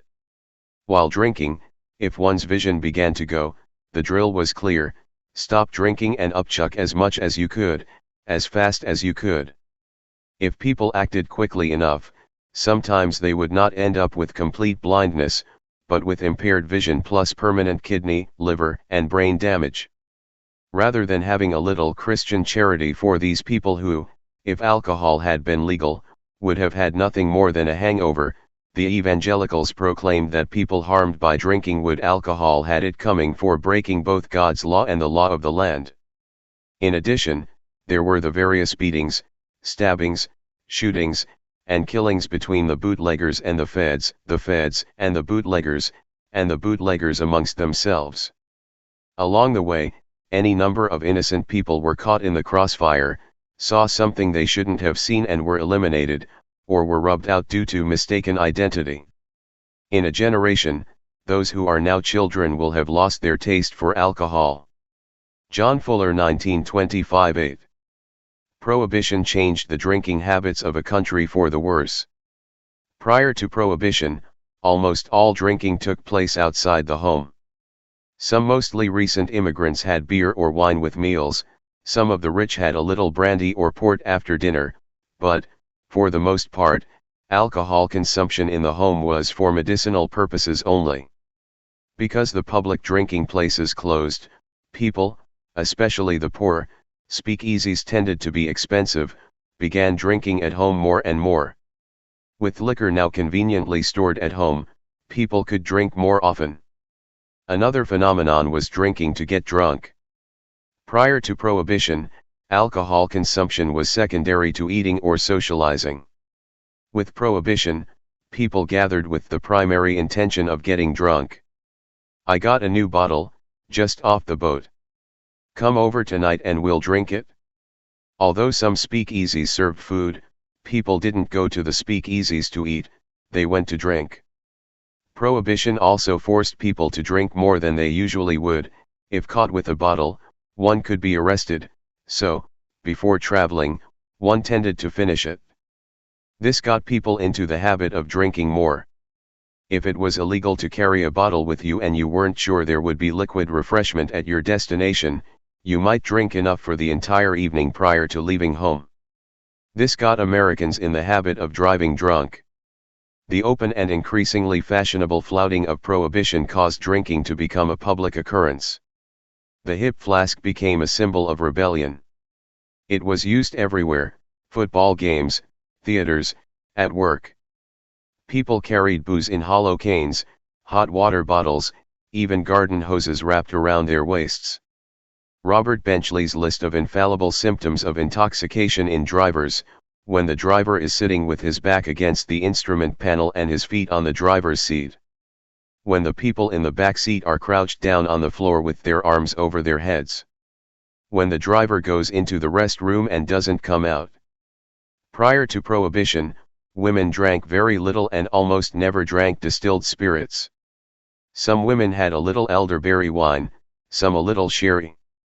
That immigrant women drank beer or wine was considered an outrage to the guardians of Protestant morality, and keeping this evil habit from spreading to the pure womanhood of Protestant America was one of the prohibitionists' most persuasive arguments.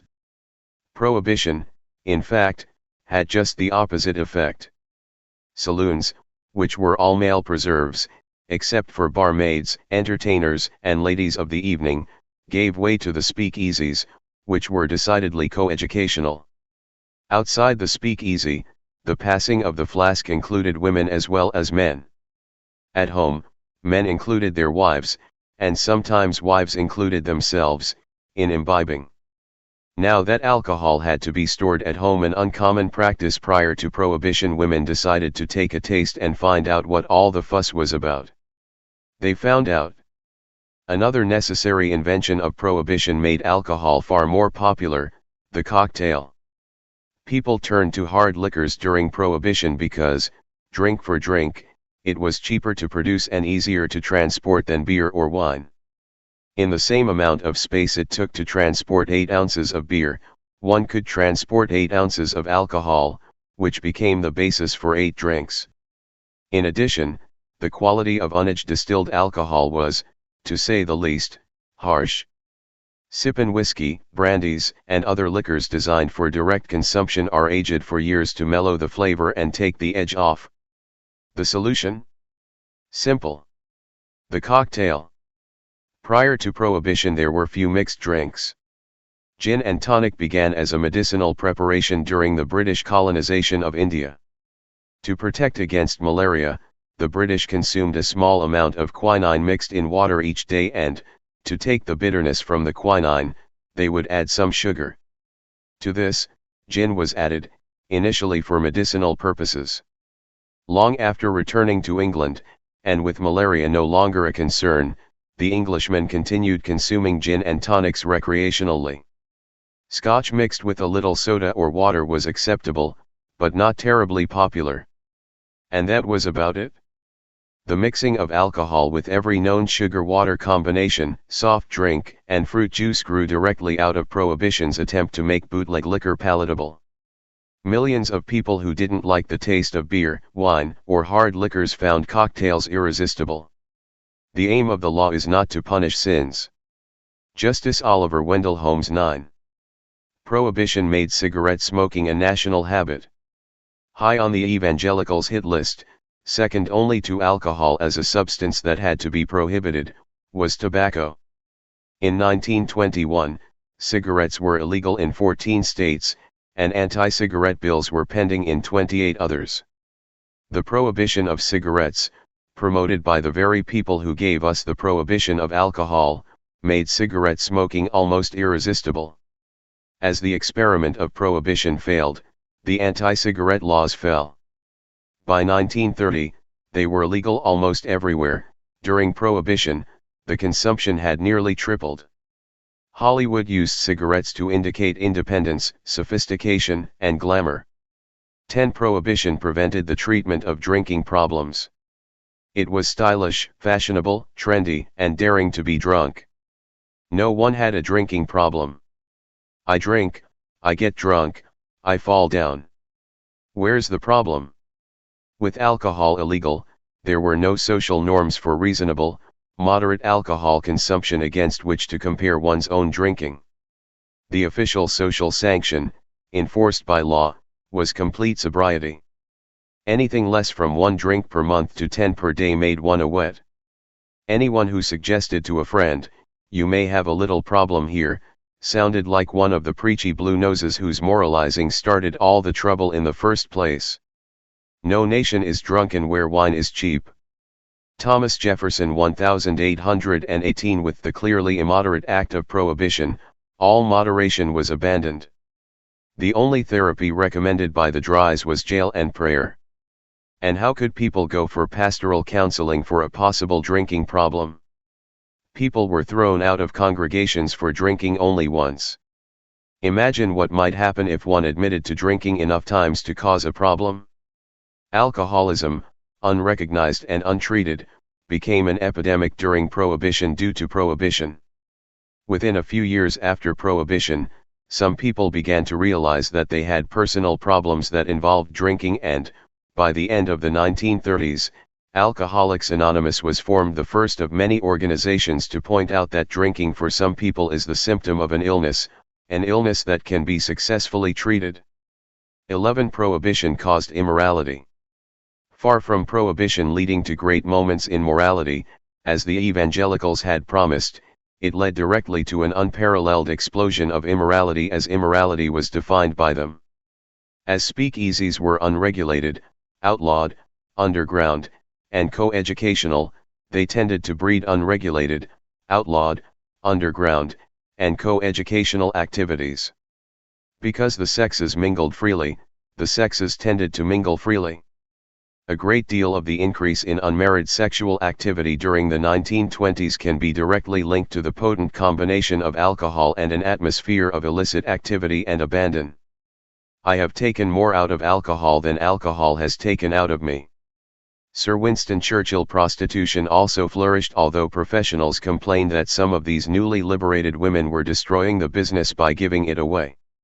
Drugs other than alcohol were used by people who never would have come into contact with them were it not for the permissive atmosphere of the speakeasies. College, traditionally a center for higher learning, became, for some, the center for learning how to get higher. Alcohol paved the way for seeking kicks in other formerly forbidden activities. Anything goes became the slogan of an entire generation. Prohibition made the 20s roar. All these developments, of course, were soundly denounced in lurid terms by the keepers of morality, but then, those were the things they said about alcohol, too. 12. Prohibition was phenomenally expensive. The exact cost of this 13-year experiment is difficult to estimate. Between law enforcement, courts, the operation of jails, and all the rest, some estimates top $1 billion, and this is $1 billion when a Ford factory worker among the highest paid unskilled laborers made only $5 a day, *FN. In addition to this cost, let's not forget the taxes on alcohol the government lost because of Prohibition, and the profit denied honest business people and diverted into the pockets of organized crime. The artificially increased price of alcohol hit the poor and working classes hardest of all. It was a very expensive experiment. *FN. Some Ford workers made more. Henry Ford, for example, made $264,000 per day in 1921, about $8.40 million in today's dollars. Prohibition had a handful of good effects. Fewer people listened to the ranting of self-appointed moralists, women took an important, albeit wobbly, step toward personal freedom, and lawmakers became slightly more hesitant to prohibit things for a while. We learn from history that we do not learn from history. George Wilhelm Hegel. The effects were, however, mostly negative. For good or for ill, there's hardly an American alive today whose life was not touched by prohibition. George Santayana warned, "Those who cannot remember the past are condemned to repeat it." If only we would remember the past as often as we remember to quote Santayana. Alas, we have forgotten our recent past and are repeating it even now. Copyright 1996 Peter McWilliams and Prelude Press. Last revision, December 2, 1996. Ain't Nobody's Business If You Do. Part 4, 6 chapters in search of a shorter book. What Jesus and the Bible really said about consensual crimes. If only God would give me some clear sign. Like making a large deposit in my name at a Swiss bank. Woody Allen. W.C. Fields lay on his deathbed, reading the Bible. An old friend came in and said, "Bill, you don't believe in God. Why are you reading the Bible?" Fields responded in his familiar cadence, looking for loopholes. Anyone interested in social change regardless of religious beliefs or lack of them should read the Bible for no other reason than it is the book quoted most often to relieve us of our personal freedoms. I must admit that I initially turned to the Bible looking for loopholes. I knew I could pull quotations out of context to support my point of view. In planning this, I thought of myself in an adversarial relationship. The religious right has presented its out-of-context quotations, and has done a good job popularizing them. I could do the same, and make my out-of-context quotations support my beliefs. Somewhere between the extremes, perhaps people would discover something approaching the truth. Along the way, however, I made an astonishing discovery: there was no need to pull quotations out of context. There was no need for me to ignore certain passages and highlight others. The scriptural basis for the religious right's claim to righteousness simply did not exist. In order to support my opinion, I didn't have to, with a certain degree of guilt, leave out incriminating passages. The passages were not there. Certain quotations were there, of course, but considering the context they were in, no sane human being would take them seriously. All of the admonitions against sexual immorality fall into this category. Other concepts promoted loudly by the Bible-quoting moralists of our day were entirely absent. Although it's not the point of this book, the intolerant interpretation of the Bible by the fundamentalists also keeps sincere seekers from a potential source of inspiration and wisdom. For more on this, please read Rescuing the Bible from Fundamentalism, by Bishop John Shelby Spong. Get your facts first, and then you can distort them as much as you please. Mark Twain. The Bible can be used to praise or condemn practically any human activity, thought, belief, or practice. As with the works of Shakespeare, if one looks carefully, one can find a quotation, incident, or story to support or undermine anything. Alas, this practice has been used by many people to justify their own prejudices, by proving that God thinks this way, too, as a justification for grabbing and holding power. It's not what I want, it's what God wants, or as the perfect excuse for not taking a fearless look at themselves and making necessary, although admittedly uncomfortable, personal changes in attitude and behavior. It's not the Bible itself that condemns most consensual crimes, but the misuse of the Bible by petty, fearful, manipulative, or misguided individuals who deceptively quote from the Bible not as an illumination of truth, but as a justification of their own limited point of view. Allow me to quote Alan Watts at length. He says all I want to say here, and says it much better than I. Some readers may be asking, who is Alan Watts? Alas, Alan Watts does not have the wide audience, readership, or reputation he deserves. In my estimation, he was one of the finest philosophers of this century. Although he had a master's in theology and a doctorate in divinity, he seldom had the pretension of calling himself Dr. Watts, although, while an Episcopal priest, he probably tolerated the obligatory Father Watts. As fine as his writing is, I find his recorded lectures even more delightful. His tapes and several books are available from his son, Mark Watts, P.O. Box 938. Point Reyes Station CA 94956. Although Watts died in 1973, his writings and his lectures are as contemporary, witty, and penetrating as ever. The Bible is the inerrant word of the living God. It is absolutely infallible, without error in all matters pertaining to faith and practice, as well as in areas such as geography, science, history, etc. Jerry Falwell. The Bible is an anthology of ancient literature that contains sublime wisdom along with barbaric histories and the war songs of tribes on the rampage. All this is taken as the literal word and counsel of God, as it is by fundamentalist sects, which by and large know nothing of the history of the Bible, of how it was edited and put together. So we have with us the social menace of a huge population of intellectually and morally irresponsible people. The Bible is a translation of Hebrew and Greek documents composed between 900 BC and AD 120. There is no manuscript of the Old Testament, that is, of the Hebrew Scriptures, written in Hebrew, earlier than the 9th century BC. But we know that these documents were first put together and recognized as the Holy Scriptures by a convention of rabbis held at Jamnia, Yavne, in Palestine shortly before AD 100. On their say-so.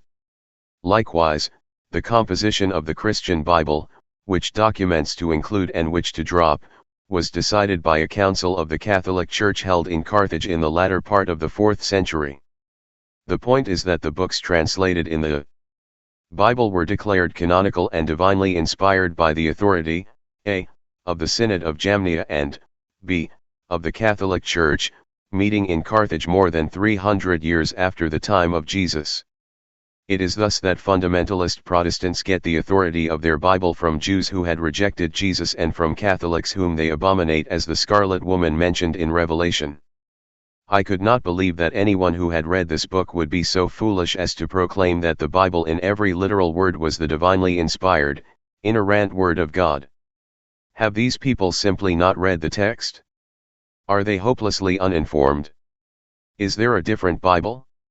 Are they blinded by a combination of ego needs and naivete?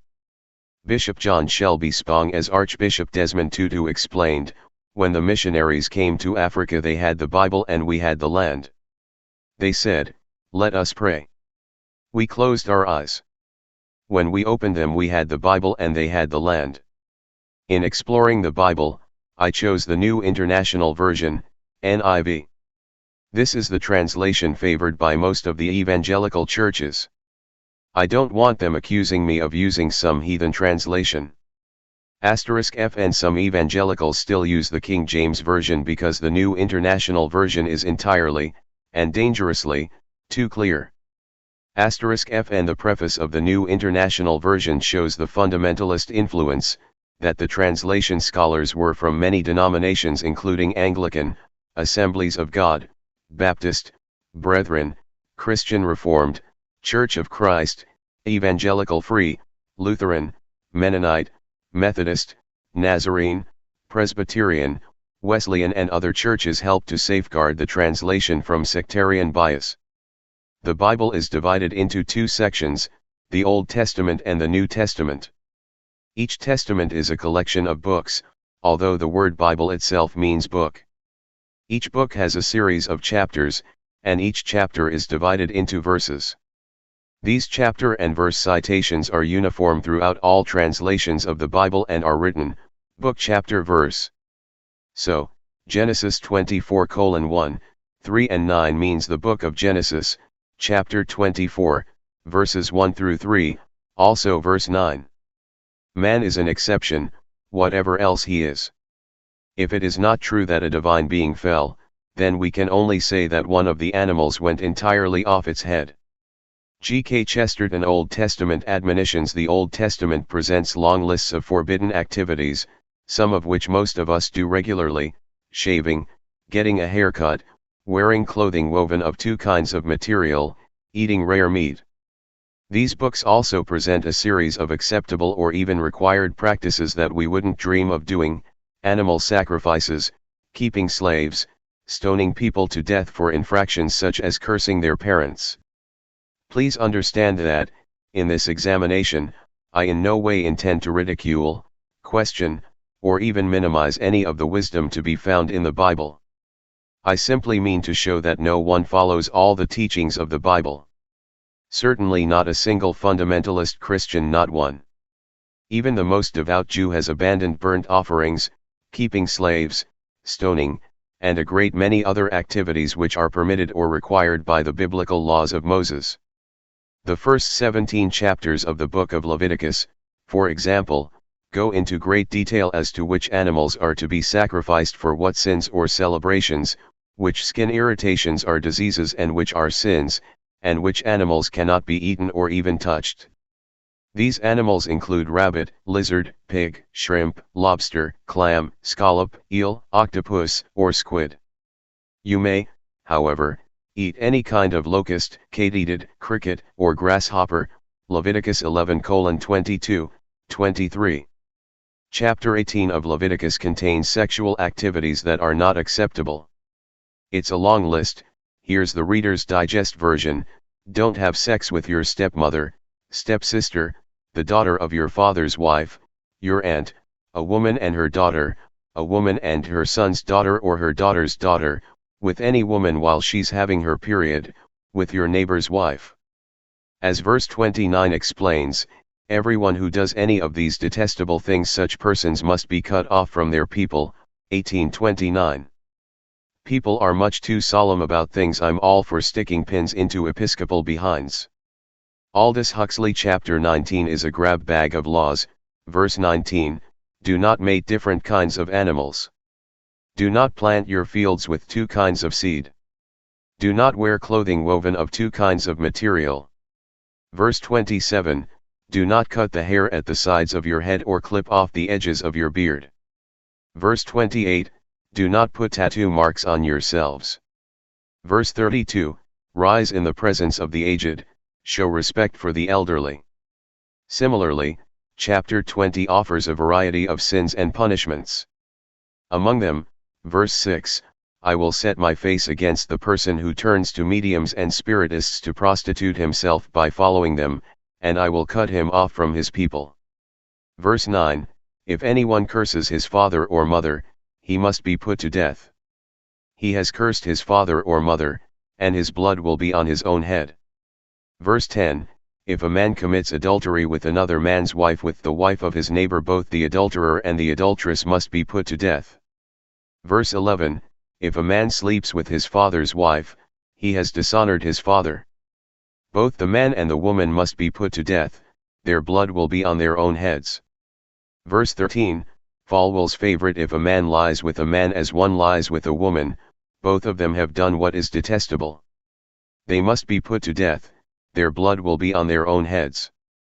The Old Testament is responsible for more atheism, agnosticism, disbelief, call it what you will, than any book ever written. A. Milne verse 14, if a man marries both a woman and her mother, it is wicked. Both he and they must be burned in the fire, so that no wickedness will be among you. Verse 15, if a man has sexual relations with an animal, he must be put to death, and you must kill the animal.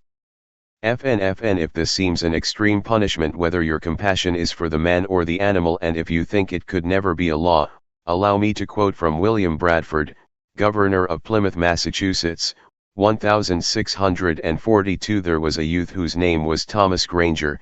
He was servant to an honest man of Duxbury, being about 16 or 17 years of age. His father and mother lived at the same time at Sityate. He was this year detected of buggery, and indicted for the same, with a mare, a cow, 2 goats, 5 sheep, 2 calves, and a turkey. Horrible it is to mention, but the truth of the history requires it. He was first discovered by one that accidentally saw his lewd precise towards the mare. I forbear particulars.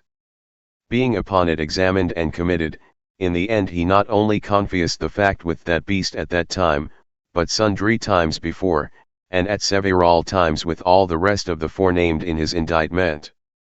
And accordingly he was cast by the jury, and condemned, and after executed the 8th of September, 1642. A very sotta spectacle it was, for first the mare, and then the cow, and the rest of the lesser cattle, were killed before his face, according to the law, Levit, 20:15, and then he himself was executed. Verse 16, if a woman approaches an animal to have sexual relations with it, kill both the woman and the animal. They must be put to death, their blood will be on their own heads. Verse 27, a man or woman who is a medium or spiritist among you must be put to death. You are to stone them, their blood will be on their own heads. Scrutamini scripturas, let us look at the scriptures. These two words have undone the world. John Selden 1689 in chapter 24, someone has blasphemed the name with a curse, 24:11. Then the Lord said to Moses, take the blasphemer outside the camp. All those who heard him are to lay their hands on his head, and the entire assembly is to stone him. Say to the Israelites, if anyone curses his God, he will be held responsible, anyone who blasphemes the name of the Lord must be put to death. The entire assembly must stone him. Whether an alien or native born, when he blasphemes the name, he must be put to death. Then Moses spoke to the Israelites, and they took the blasphemer outside the camp and stoned him.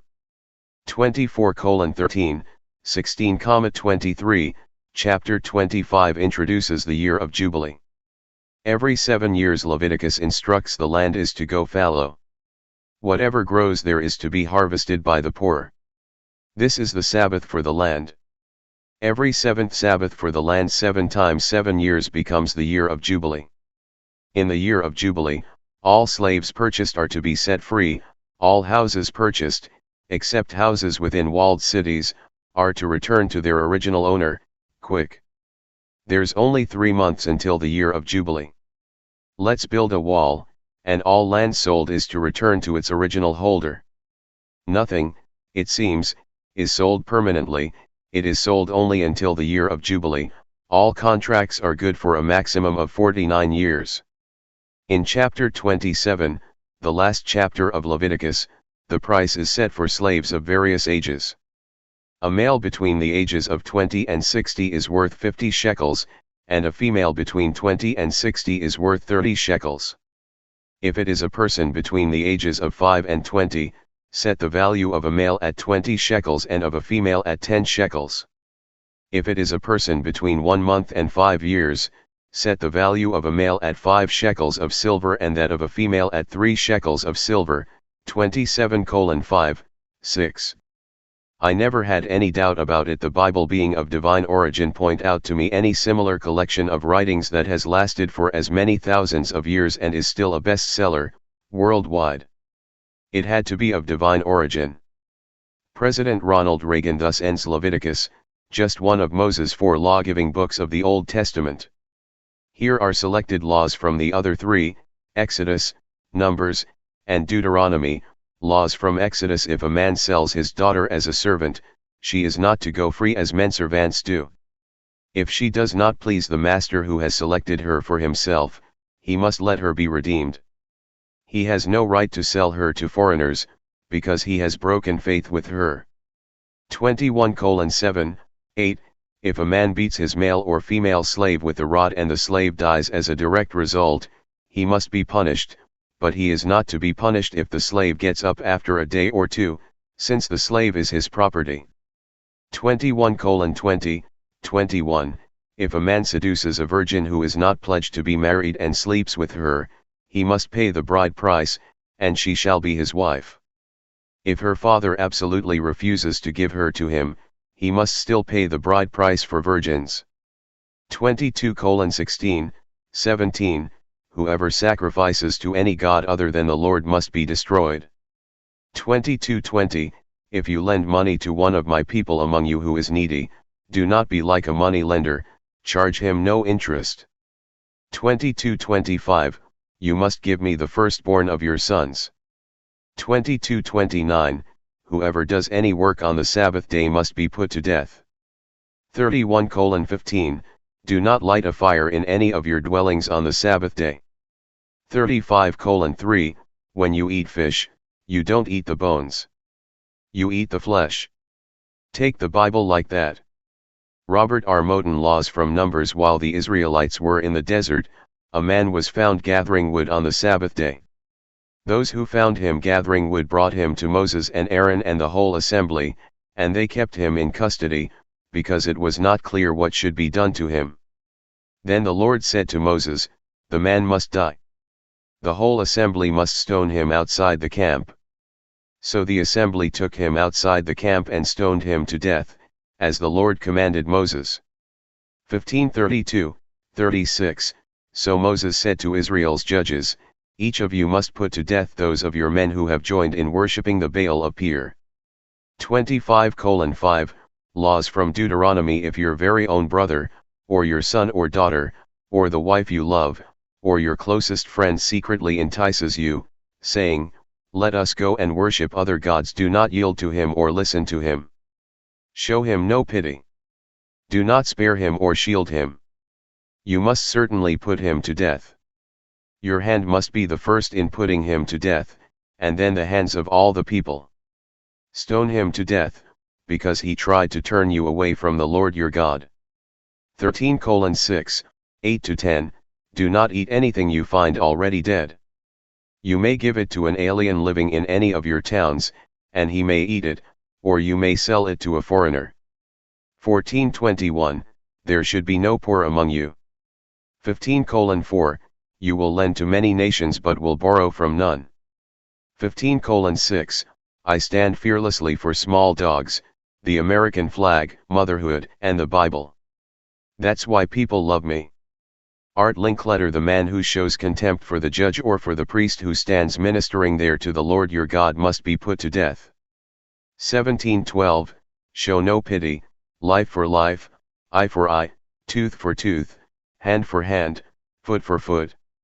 19:21, a woman must not wear men's clothing, nor a man wear women's clothing, for the Lord your God detests anyone who does this. 22:5, do not plow with an ox and a donkey yoked together.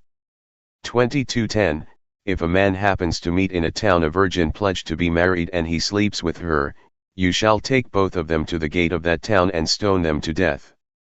22:23, 24, you must not bring the earnings of a female prostitute or of a male prostitute into the house of the Lord your God to pay any vow, because the Lord your God detests them both. 23:18, if you enter your neighbor's vineyard, you may eat all the grapes you want, but do not put any in your basket. 23:24, if you enter your neighbor's grain field, you may pick kernels with your hands, but you must not put a sickle to his standing grain. 23:25, if brothers are living together and one of them dies without a son, his widow must not marry outside the family. Her husband's brother shall take her and marry her and fulfill the duty of a brother-in-law to her. 25:5, if two men are fighting and the wife of one of them comes to rescue her husband from his assailant, and she reaches out and seizes him by his private parts, you shall cut off her hand. Show her no pity. 25:11, 12, the Chinese said they would bury me by the western lake and build a shrine to my memory. I might have become a god, which would have been very chic for an atheist. Bertrand Russell. Those were just some of the laws from 4 of the 39 books of the Old Testament. A few obvious observations. 1. Aren't you glad the police aren't out enforcing more of these laws than they already are? 2. The laws of the Bible, the ones we've just reviewed, are more than 3,500 years old, make a poor basis for the laws of the United States today. 3. The religious right has decided to disregard most of the Old Testament laws as no longer applicable. Yet these same people cling to a select few Old Testament restrictions as a basis for judging other people's morality and criminality. 4. What justification is there for almost everyone to ignore one biblical law and make another biblical law the basis for imprisonment, persecution, and discrimination? 5. The next time a televangelist, or senator, quotes Exodus, Leviticus, Numbers, Deuteronomy, or any other Old Testament book of the Bible as a justification for locking people up, remember the context from which their interpretation of God's law comes. Jesus of Nazareth and consensual crime, more evil and injustice have been done, and continue to be done, in the name of Jesus than one could possibly document. Those who have not taken the time to read what Jesus actually said may mistakenly blame Jesus for this evil and injustice. Those who take the time to read the first 4 books of the New Testament will probably be surprised to discover what Jesus himself actually said. Once you've read those books, the next time someone says he or she is doing something in the name of Jesus, you can say, "But he never said that," or "That's not what he meant at all." No man ever believes that the Bible means what it says, he is always convinced that it says what he means. George Bernard Shaw. The first 4 books of the New Testament, Matthew, Mark, Luke, and John, tell the story of Jesus' life and teachings. For the most part, they are the only books in the Bible that report what Jesus said while he lived. The remainder of the New Testament contains Luke's account of the early church, Acts, letters, epistles, written by James and Jude, Jesus' brothers, Peter, John, and Paul, to various Christian communities, to set forth doctrine and guidelines for living. The New Testament culminates with the apocalyptic vision for the end of the world, Revelation, which the evangelicals believe is due any day now, just as fervently hopeful believers have predicted for 2,000 years. About half of the New Testament consists of Paul's epistles. The first 3 Gospels, Matthew, Mark, and Luke, are known as the Synoptic Gospels. Synoptic means a general view or summary, to give an account from the same point of view. These were written from 20 to 50 years after Jesus' death. The Synoptic Gospels seem to rely on each other, the authors of the later 2 perhaps having read the first, or, at the very least, they relied on similar source material. This material was most likely the written collections of sayings circulated, perhaps even while Jesus lived. These quote books, scrolls, actually, were quite popular and allowed the essence of a teacher's message to be conveyed in those pre-printing press days. Using these scrolls as a basis, and adding what they knew, remembered, or could discover, Matthew, Mark, and Luke wrote their Gospels, a word which simply means good news. Christian, one who believes that the New Testament is a divinely inspired book admirably suited to the spiritual needs of his neighbors. Ambrose Bierce John wrote his Gospel sometime after Matthew, Mark, and Luke. Although it's fair to assume that he read the first 3, he did not rely on them, nor the underlying quote books, as heavily. John accepted the events in the first 3 Gospels as given, and added new information. He also wanted to set the record straight on a few events, and he does. He was the only disciple at the crucifixion, and was part of Jesus' inner circle, which included John's brother James and Peter. John gives accounts and insights Matthew, Mark, and Luke do not. The 4 Gospels give us the same life and the same teaching seen from 4 different viewpoints. If you think that personal agendas did not affect the Gospels, consider what Mark had to say about a woman. She had suffered a great deal under the care of many doctors and had spent all she had, yet instead of getting better she grew worse, Mark 5:26. Compare that with what Luke, the physician, had to say about the same woman, and a woman was there who had been subject to bleeding for 12 years, but no one could heal her, Luke 8:43. Whether Luke was protecting his profession or Mark had a bias against physicians, or both, is hard to say. Personal filtering, conscious or unconscious, is inevitable when people write about events, especially events that happened decades earlier. And yet, with all these differences sometimes in interpretation and sometimes with the facts themselves, there emerges a pattern of a man who, fundamentally, taught love, acceptance, and tolerance. That is the essence of Jesus' teaching. He said it himself, quoting the heart of the Jewish faith, "Love the Lord your God with all your heart and with all your soul and with all your mind," Matthew 22:37, and he summed up the rest of the Old Testament, the law of the prophets, as "Love your neighbor as yourself," Matthew 22:39. To this, at the very end of his teaching, at the Last Supper, he gave those closest to him a final command. A new command I give you, love one another. As I have loved you, so you must love one another. By this all men will know that you are my disciples, if you love one another. John 13:34, 35. The world is equally shocked at hearing Christianity criticized and seeing it practiced. Dr. Elton Trueblood. And how did Jesus love? 1. He healed the sick. 2. He taught love, compassion, and tolerance. 3. He attacked hypocrisy, especially among those in power. 4. He taught grace rather than law, acceptance rather than judgment, and forgiveness rather than punishment.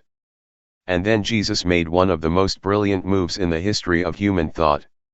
He gave a series of examples that illustrated a being so loving, so giving, and so trusting in God that it was absolutely impossible for a human being to achieve the ideal.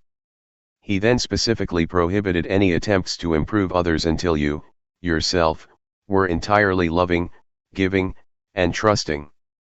According to Jesus' plan, everyone would be so busy loving, giving, and trusting, or learning to be that way, that there would simply be no time to judge others. If one, however, were tempted to judge others, giving in to the temptation was specifically prohibited by the teachings of Jesus. There is no worse lie than a truth misunderstood by those who hear it. William James. The Varieties of Religious Experience, 1910. When Anita Bryant was at the height of her campaign against homosexuals and had the backing of most fundamentalist Christian organizations and celebrities, Dale Evans, a popular Christian lecturer and author, was asked what she thought about homosexuals. Expected to give the knee-jerk reaction, "The Bible says it's an abomination and unnatural, and I'll take God's word for it," Dale surprised everyone by, instead, stating the essence of Christ's teaching: "I'm too busy loving everybody to have any time to hate anybody." It's a marvelous system. Too bad the people who ask for consensual criminals to be punished in the name of Jesus aren't following his teaching. Jesus' lack of Old Testament wrath irritated his disciples. They wanted to see some of those vengeful God pyrotechnics. In that, alas, Jesus was a disappointment. When the disciples James and John saw this, they asked, "Lord, do you want us to call fire down from heaven to destroy them?" But Jesus turned and rebuked them, and they went to another village. Luke 9:54, 56, Jesus taught, instead, that if you're perfect, you can judge others, otherwise, keep working on yourself. Why do you look at the speck of sawdust in your brother's eye and pay no attention to the plank in your own eye? How can you say to your brother, "Let me take the speck out of your eye," when all the time there is a plank in your own eye?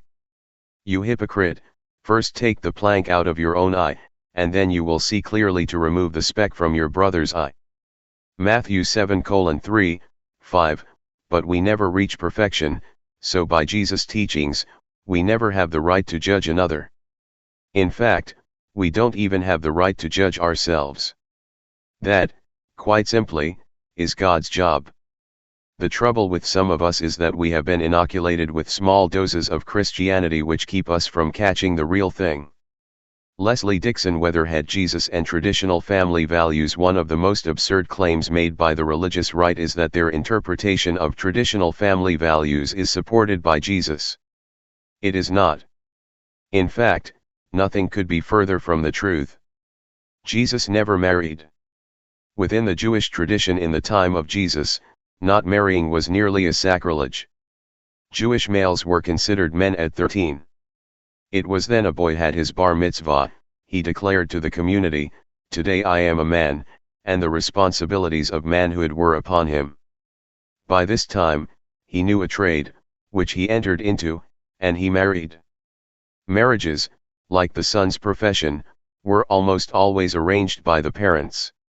The first child was expected within the year. By not marrying and fulfilling his obligation to God, his family, and his ancestors, Jesus blatantly defied tradition. The pressure on him could hardly have been more intense, and yet he resisted. When Jesus was 12, his parents took him to Jerusalem for their annual celebration of the Passover. After the feast was over, while his parents were returning home, the boy Jesus stayed behind in Jerusalem, but they were unaware of it. Luke 2:43, here they are, leaving Jerusalem for Nazareth, quite a trek, and Mary and Joseph must have assumed he was with the caravan. Caravans were the jumbo jets of their day. Besides, Mary and Joseph had at least 6 other children, 4 of them boys. Jesus, the eldest, was expected to be responsible. President George Bush: we need more families like the Waltons and less like the Simpsons. Homer Simpson: we're just like the Waltons, we're all praying for the Depression to end. Thinking he was in their company, they traveled on for a day. Then they began looking for him among their relatives and friends. When they did not find him, they went back to Jerusalem to look for him. After 3 days they found him in the temple courts, sitting among the teachers, listening to them and asking them questions. Everyone who heard him was amazed at his understanding and his answers. When his parents saw him, they were astonished. His mother said to him, "Son, why have you treated us like this? Your father and I have been anxiously searching for you." Luke 2:44, 48, Jesus is hardly the apologetic child. "Why were you searching for me?" he asked. "Didn't you know I had to be in my Father's house?" But they did not understand what he was saying to them. Luke 2:49, 51, given his druthers, it's obvious he would rather stay in the house of his father, where he had to be. It also indicates that Mary and Joseph did not realize the significance of Jesus' mission on earth. That it took them 3 days to figure out Jesus would be in the temple indicates that they hardly saw Jesus as the Messiah. The Bible is entirely silent about Jesus for his next 18 years. When we fade back in, we find Jesus performing his first public miracle thanks to his mother. On the 3rd day a wedding took place at Cana in Galilee. Jesus' mother was there, and Jesus and his disciples had also been invited to the wedding. When the wine was gone, Jesus' mother said to him, "They have no more wine." "Dear woman, why do you involve me?" Jesus replied, "My time has not yet come." John 2:1, 4, I want to have children and I know my time is running out. I want to have them while my parents are still young enough to take care of them. Rita Rudner. Not exactly the anything you say devotion we have been led to believe Jesus had for his mother. Jesus is saying, in essence, that he is not yet ready to perform a public miracle, that his mother knows this, and why is she bothering him with this problem of the wine? What does his mother do? Like most mothers, she completely ignores him. His mother said to the servants, "Do whatever he tells you." John 2:5, Mary starts involving other people. One can almost hear her saying, "My son will take care of the wine problem." Servants, come over here. Help my son make some more wine. Do whatever he tells you. Jesus performed the miracle, and, according to John, thus revealed his glory. Imagine being spiritually outed by your own mother.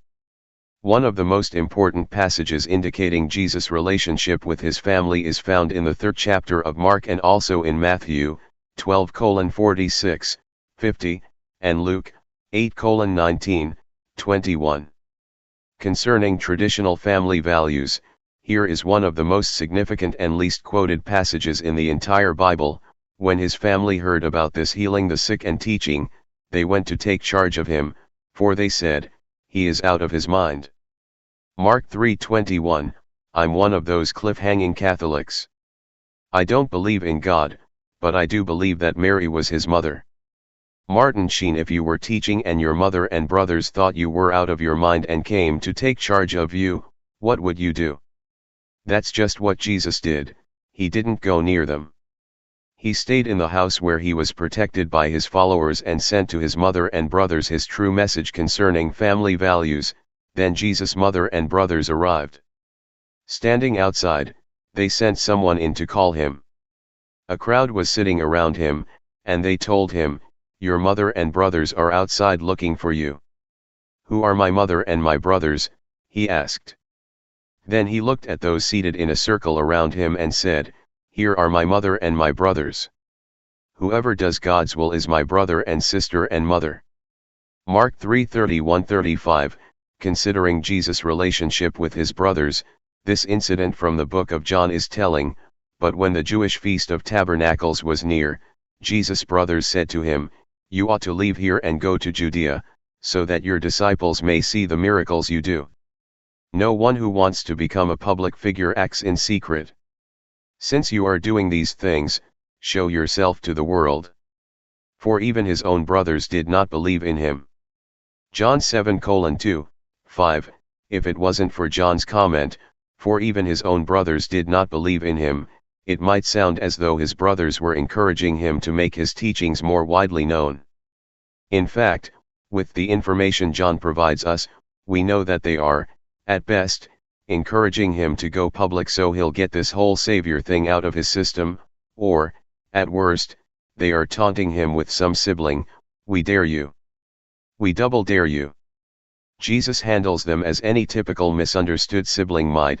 He deceives them. "You go to the feast. I am not yet going up to this feast, because for me the time has not yet come." Having said this, he stayed in Galilee. However, after his brothers had left for the feast, he went also, not publicly, but in secret. John 7:8-10, "We never talked, my family. We communicated by putting Ann Lander's articles on the refrigerator." Judy Gold. In his hometown of Nazareth, Jesus was not exactly remembered as Little Jesus, Boy Messiah. Jesus left there and went to his hometown, accompanied by his disciples. When the Sabbath came, he began to teach in the synagogue, and many who heard him were amazed. "Where did this man get these things?" they asked. "What's this wisdom that has been given him, that he even does miracles? Isn't this the carpenter? Isn't this Mary's son and the brother of James, Joseph, Judas, and Simon? Aren't his sisters here with us?" And they took offense at him.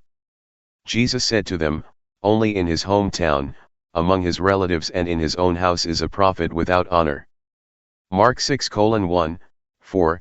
Like many before and since, Jesus found it difficult to be himself among his relatives. On another occasion, Jesus was preaching and a woman interrupted his teaching. As Jesus was saying these things, a woman in the crowd called out, "Blessed is the mother who gave you birth and nursed you." He replied, "Blessed rather are those who hear the word of God and obey it." Luke 11:27, 28. "It was no great tragedy being Judy Garland's daughter. I had tremendously interesting childhood years except they had little to do with being a child." Liza Minnelli. Jesus did not say, "Yes, and." He said, "Blessed rather." Jesus somehow felt the need to correct the impression that his mother was especially blessed. After Jesus' childhood, Mary is conspicuous in her absence, except for sometimes being mentioned as one of the women who followed Jesus. Except for the Nativity, practically every incident involving Jesus' mother in the books of Matthew, Mark, Luke, and John has been detailed here. There is no record of Jesus returning to her after his resurrection, and in the remainder of the New Testament, she is mentioned only once. None of this is intended to denigrate Mary. It is merely intended to show that Jesus' relationship with his blood relatives, including his mother, was far closer to normal than we have been led to believe. When it came time to gather his chosen family, his disciples, Jesus concerned himself not at all with what their traditional families, that is, their blood relatives, might think, say, be, or feel. As Jesus was walking beside the Sea of Galilee, he saw two brothers, Simon called Peter and his brother Andrew. They were casting a net into the lake, for they were fishermen. "Come, follow me," Jesus said, "and I will make you fishers of men." At once they left their nets and followed him. Going on from there, he saw two other brothers, James son of Zebedee and his brother John. They were in a boat with their father Zebedee, preparing their nets. Jesus called them, and immediately they left the boat and their father and followed him. Matthew 4:18, 22, Peter said to him, "We have left all we had to follow you. Family this and family that." If I had a family, I'd be furious that moral busybodies are taking the perfectly good word family and using it as a code for censorship the same way states' rights was used to disguise racism in the mid-60s. John Waters: I tell you the truth, Jesus said to them, no one who has left home or wife or brothers or parents or children for the sake of the kingdom of God will fail to receive many times as much in this age and, in the age to come, eternal life. Luke 18:28, 30, still another said, I will follow you, Lord, but first let me go back and say goodbye to my family. Jesus replied, no one who puts his hand to the plow and looks back is fit for service in the kingdom of God. Luke 9:61, 62, another disciple said to him, Lord, first let me go and bury my father.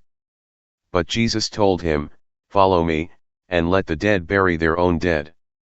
Matthew 8:21, 22, if anyone comes to me and does not hate his father and mother, his wife and children, his brothers and sisters, yes, even his own life, he cannot be my disciple.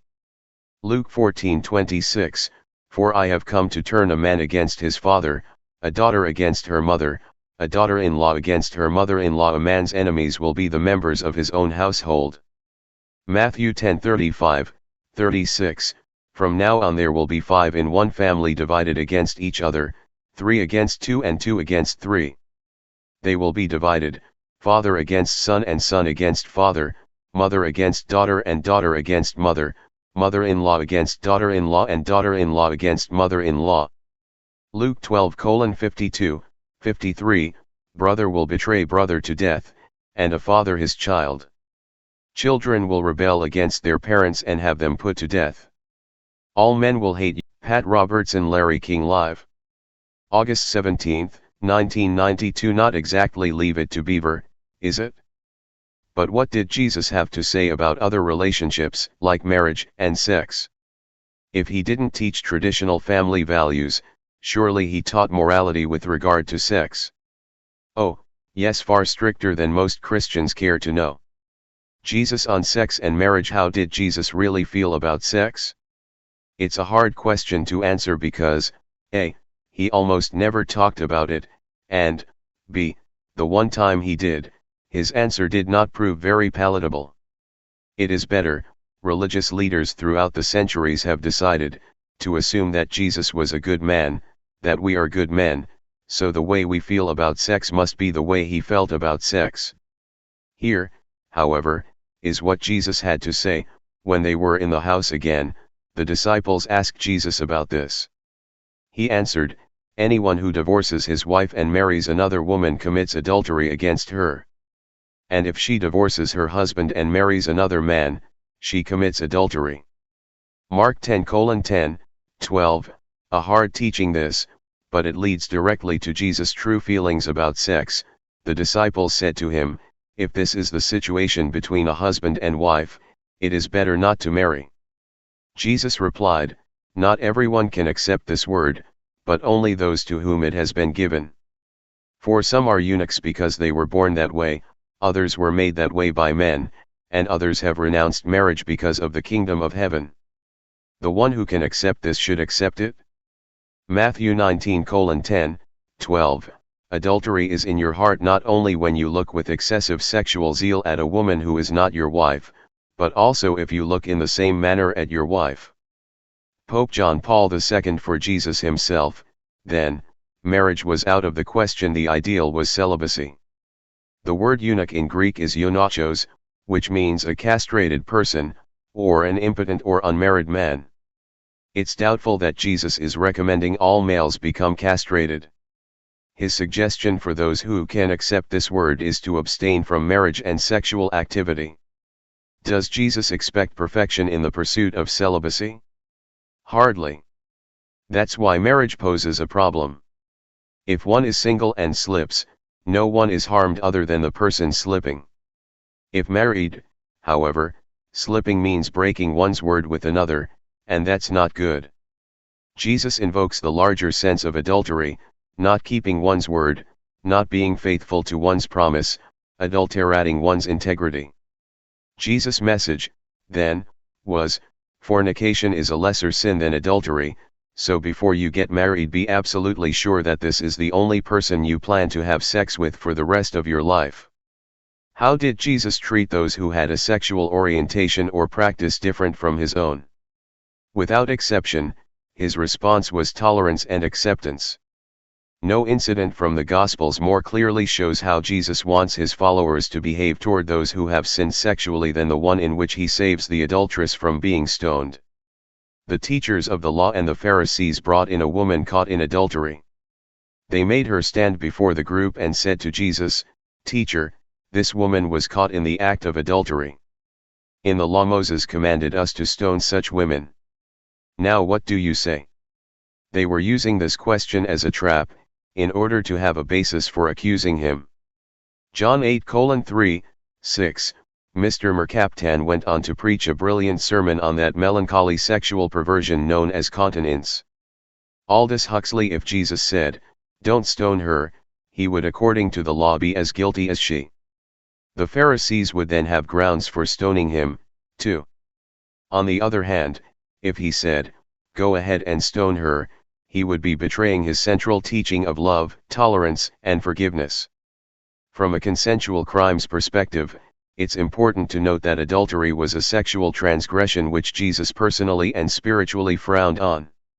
Nevertheless, but Jesus bent down and started to write on the ground with his finger. When they kept on questioning him, he straightened up and said to them, "If any one of you is without sin, let him be the first to throw a stone at her." Again he stooped down and wrote on the ground. John 8:6, 8, brilliant. Jesus took the responsibility from a faceless crowd self-righteously fulfilling God's law and placed it in the hands of each individual, saying, "If you've never made a mistake, go ahead, throw the first stone." It was restating his fundamental teaching: first, take the plank out of your own eye, and then you will see clearly to remove the speck from your brother's eye. Matthew 7:5. He was saying, yet again, unless you're perfect, don't judge. Here, in fact, he was taking it a step further: if you ever have sinned, don't judge. So much for judgment. So much for throwing stones. So much for Jesus' supposed endorsement of laws against consensual activities. Jesus straightened up and asked her, "Woman, where are they? Has no one condemned you?" "No one, sir," she said.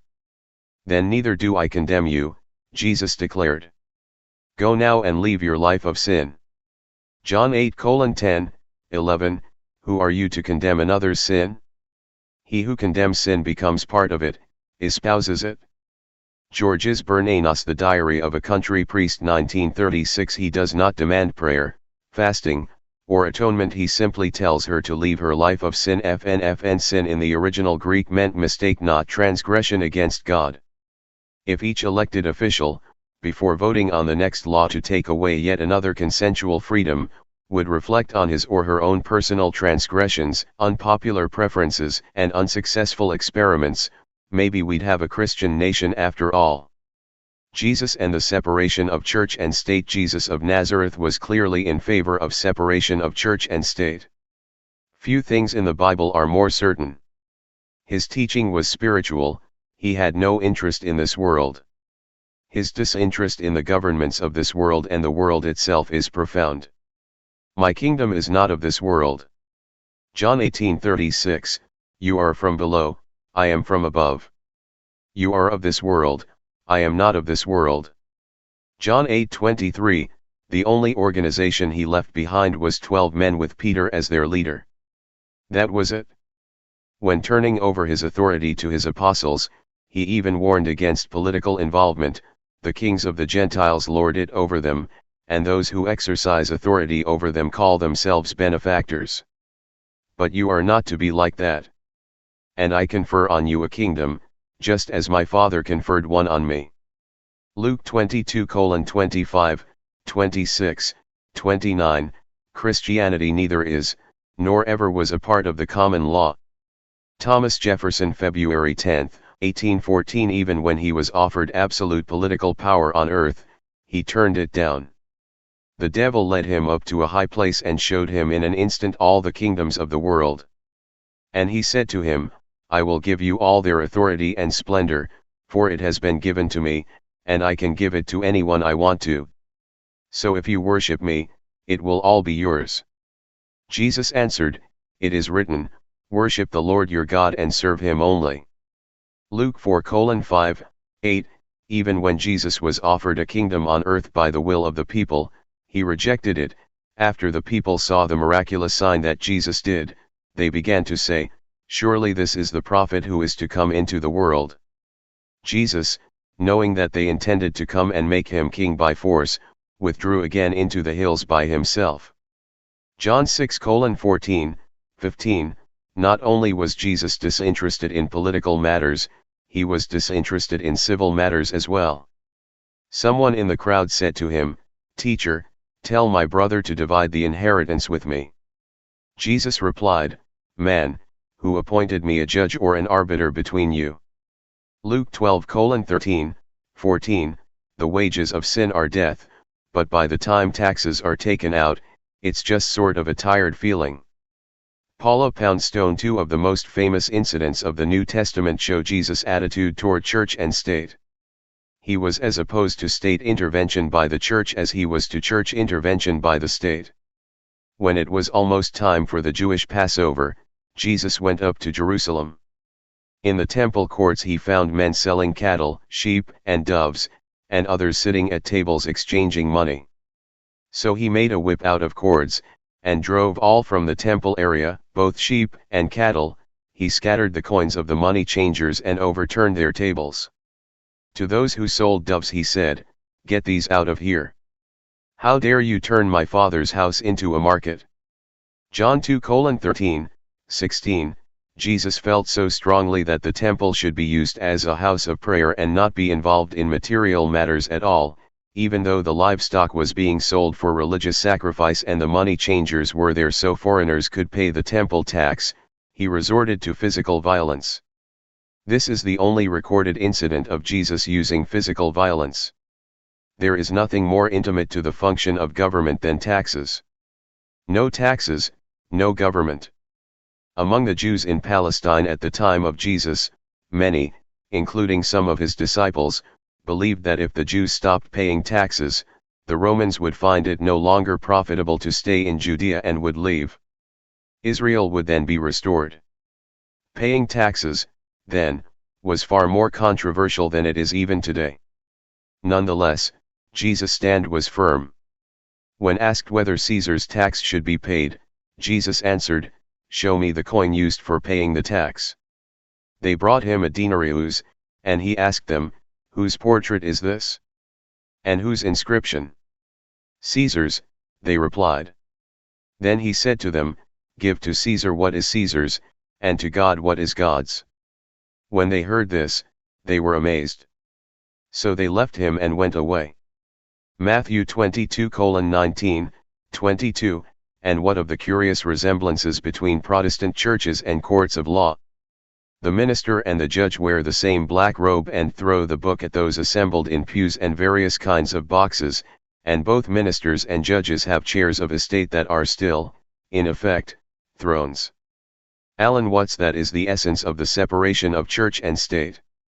It is one powerful group saying to another, You do what you do best, we'll do what we do best, and we'll leave each other alone. For more than 30 years, the most heated issue surrounding the separation of church and state has been prayer in schools. The evangelicals would have us believe, as they do, that not allowing prayer in publicly funded schools is anti-Christian.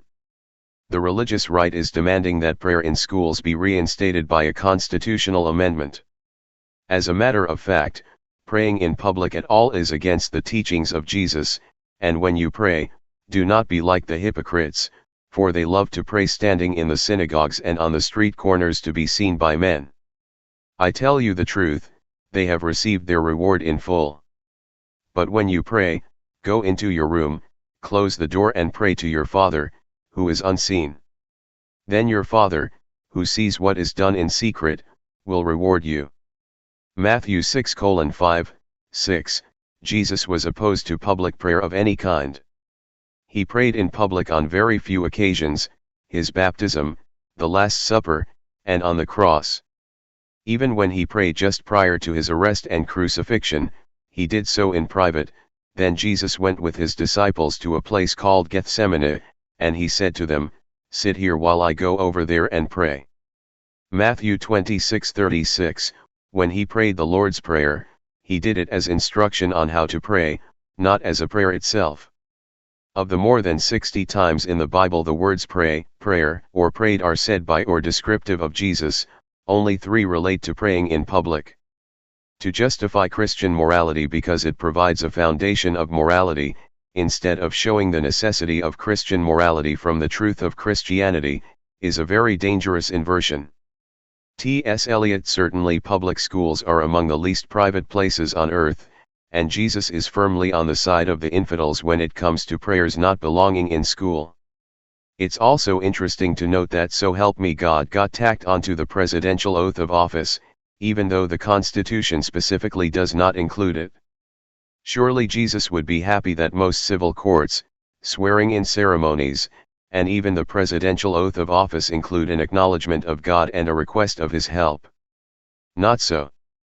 But I tell you, do not swear at all. Simply let your yes be yes, and your no, no. Anything beyond this comes from the evil one. Matthew 5:34, 37.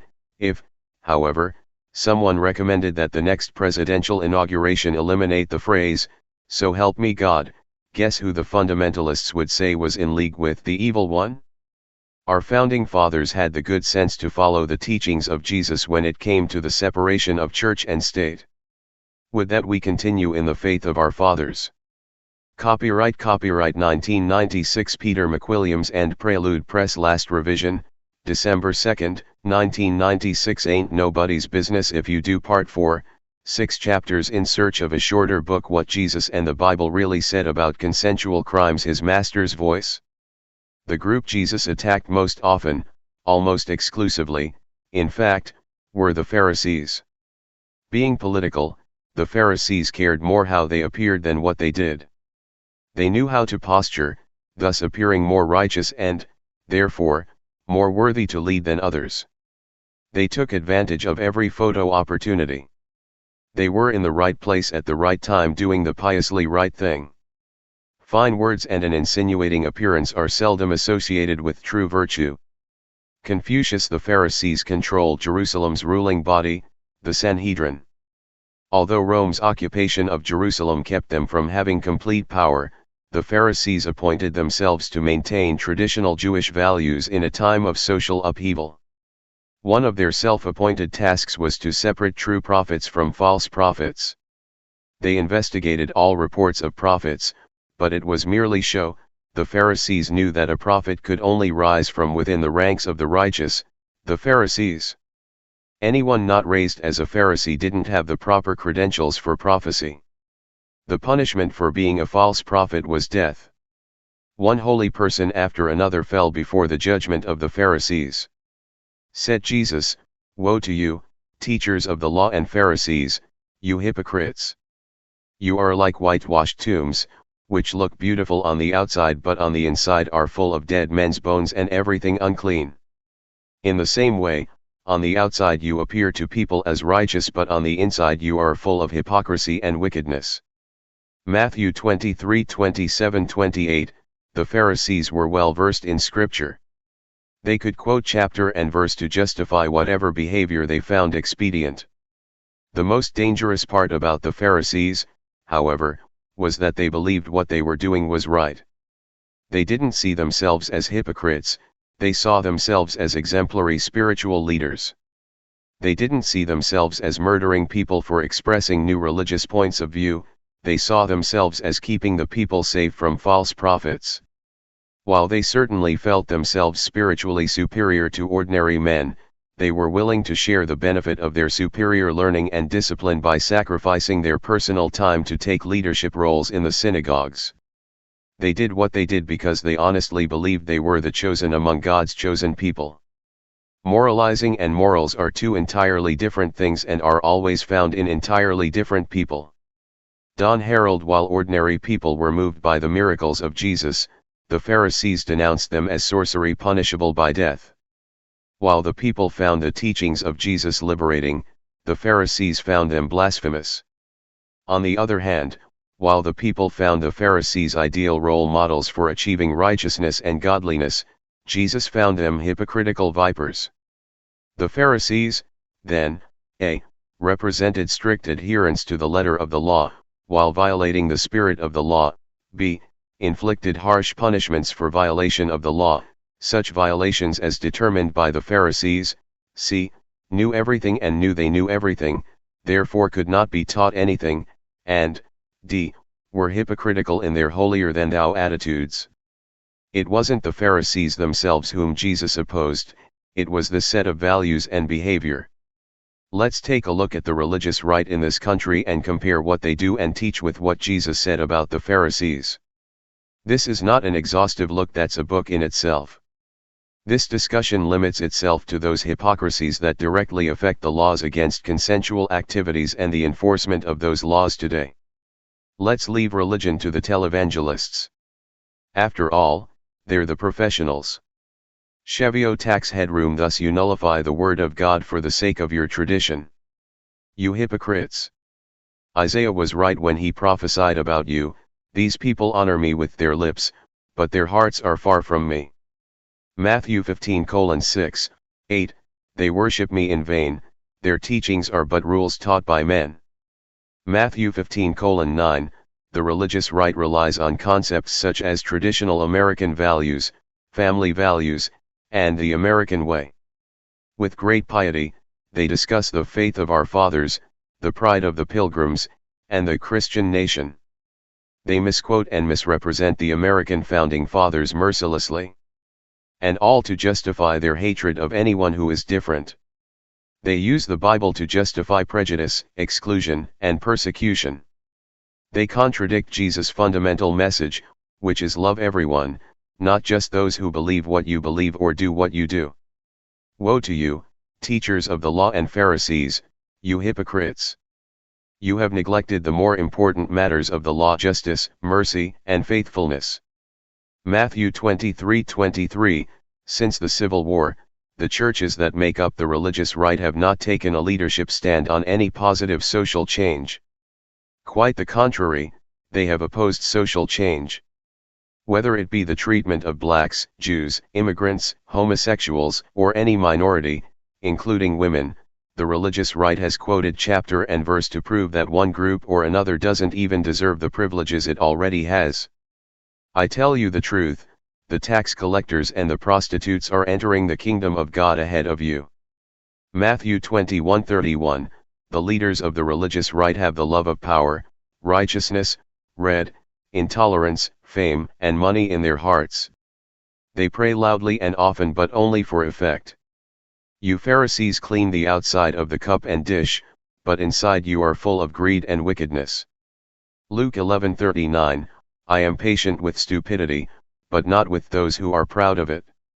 Edith Sitwell, the lack of love, tolerance, and compassion in religious right leaders is evident to all but their most devout followers. But I know you. I know that you do not have the love of God in your hearts. John 5:42, be on your guard against the yeast of the Pharisees, which is hypocrisy. Luke 12:1, beware of the teachers of the law. They like to walk around in flowing robes and love to be greeted in the marketplaces and have the most important seats in the synagogues and the places of honor at banquets.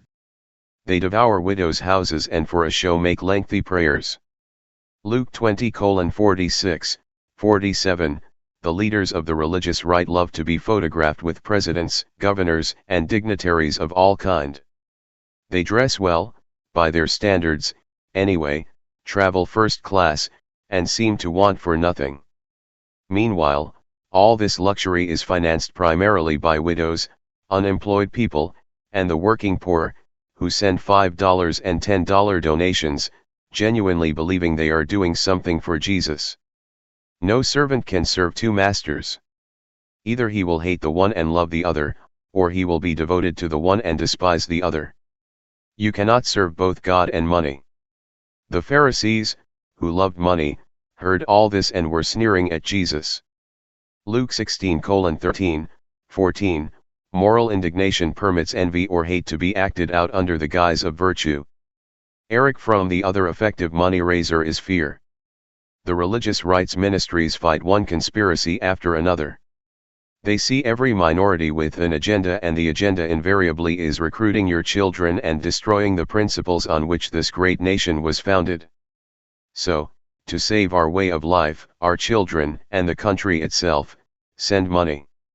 There's an 800 number on your screen right now.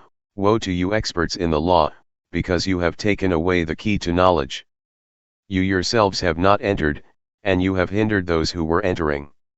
When Jesus left there, the Pharisees and the teachers of the law began to oppose him fiercely.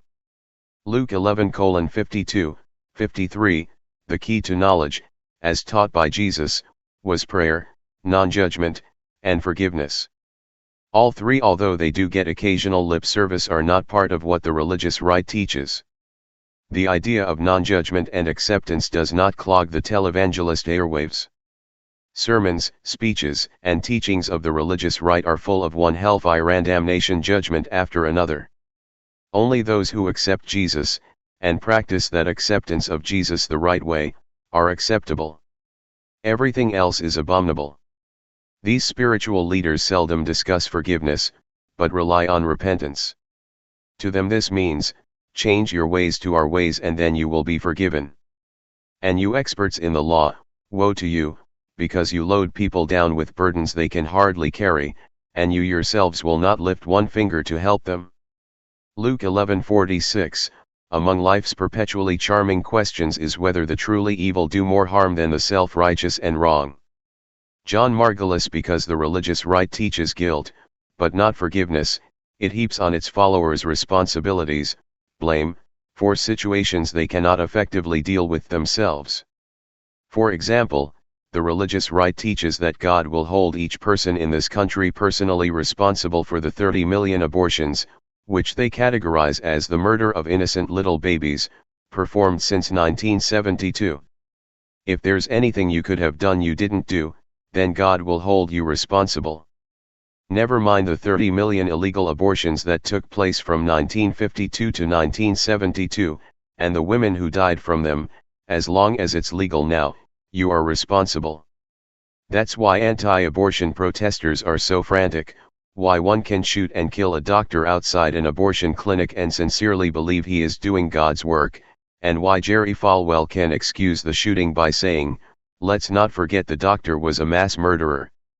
FNFN. The Old Time Gospel Hour, May 2, 1993.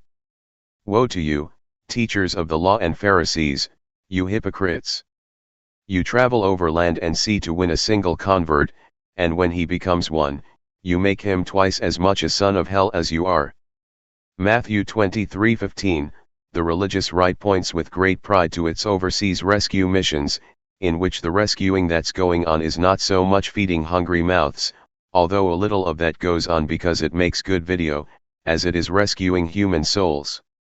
In America we are supposed to keep our traditional values, but around the world people are supposed to cast off their traditional values in favor of the Americanized version of Christianity. These converts are then supposed to preach Christianity, which is, of course, nothing but the religious right's own political conservatism. People in foreign countries are encouraged to become politically active, not for social change and justice within that country, but for policies that will favor the right-wing conservative causes the religious right preaches are one and the same with Christianity. The communists in their heyday never had a group of infiltrators as numerous, organized, and well-financed, by people who think they're feeding the poor of the world, as the standard bearers of the American political religious right. God bless you and keep you safe from anything as dangerous as knowledge. Alexander Woolcott. With the religious right, there are no discussions anymore. If you don't agree with them on everything, you hate Jesus. Pure and simple. No matter what position you take, if it's not the position they take, your reasoning will be knocked down by one pseudo-scriptural argument after another. That these arguments often contradict each other doesn't seem to matter. Then they hurled insults at a blind man healed by Jesus and said, "You are this fellow's disciple." We are disciples of Moses. John 9:28, if you do anything that's not in the name of Jesus, it doesn't count.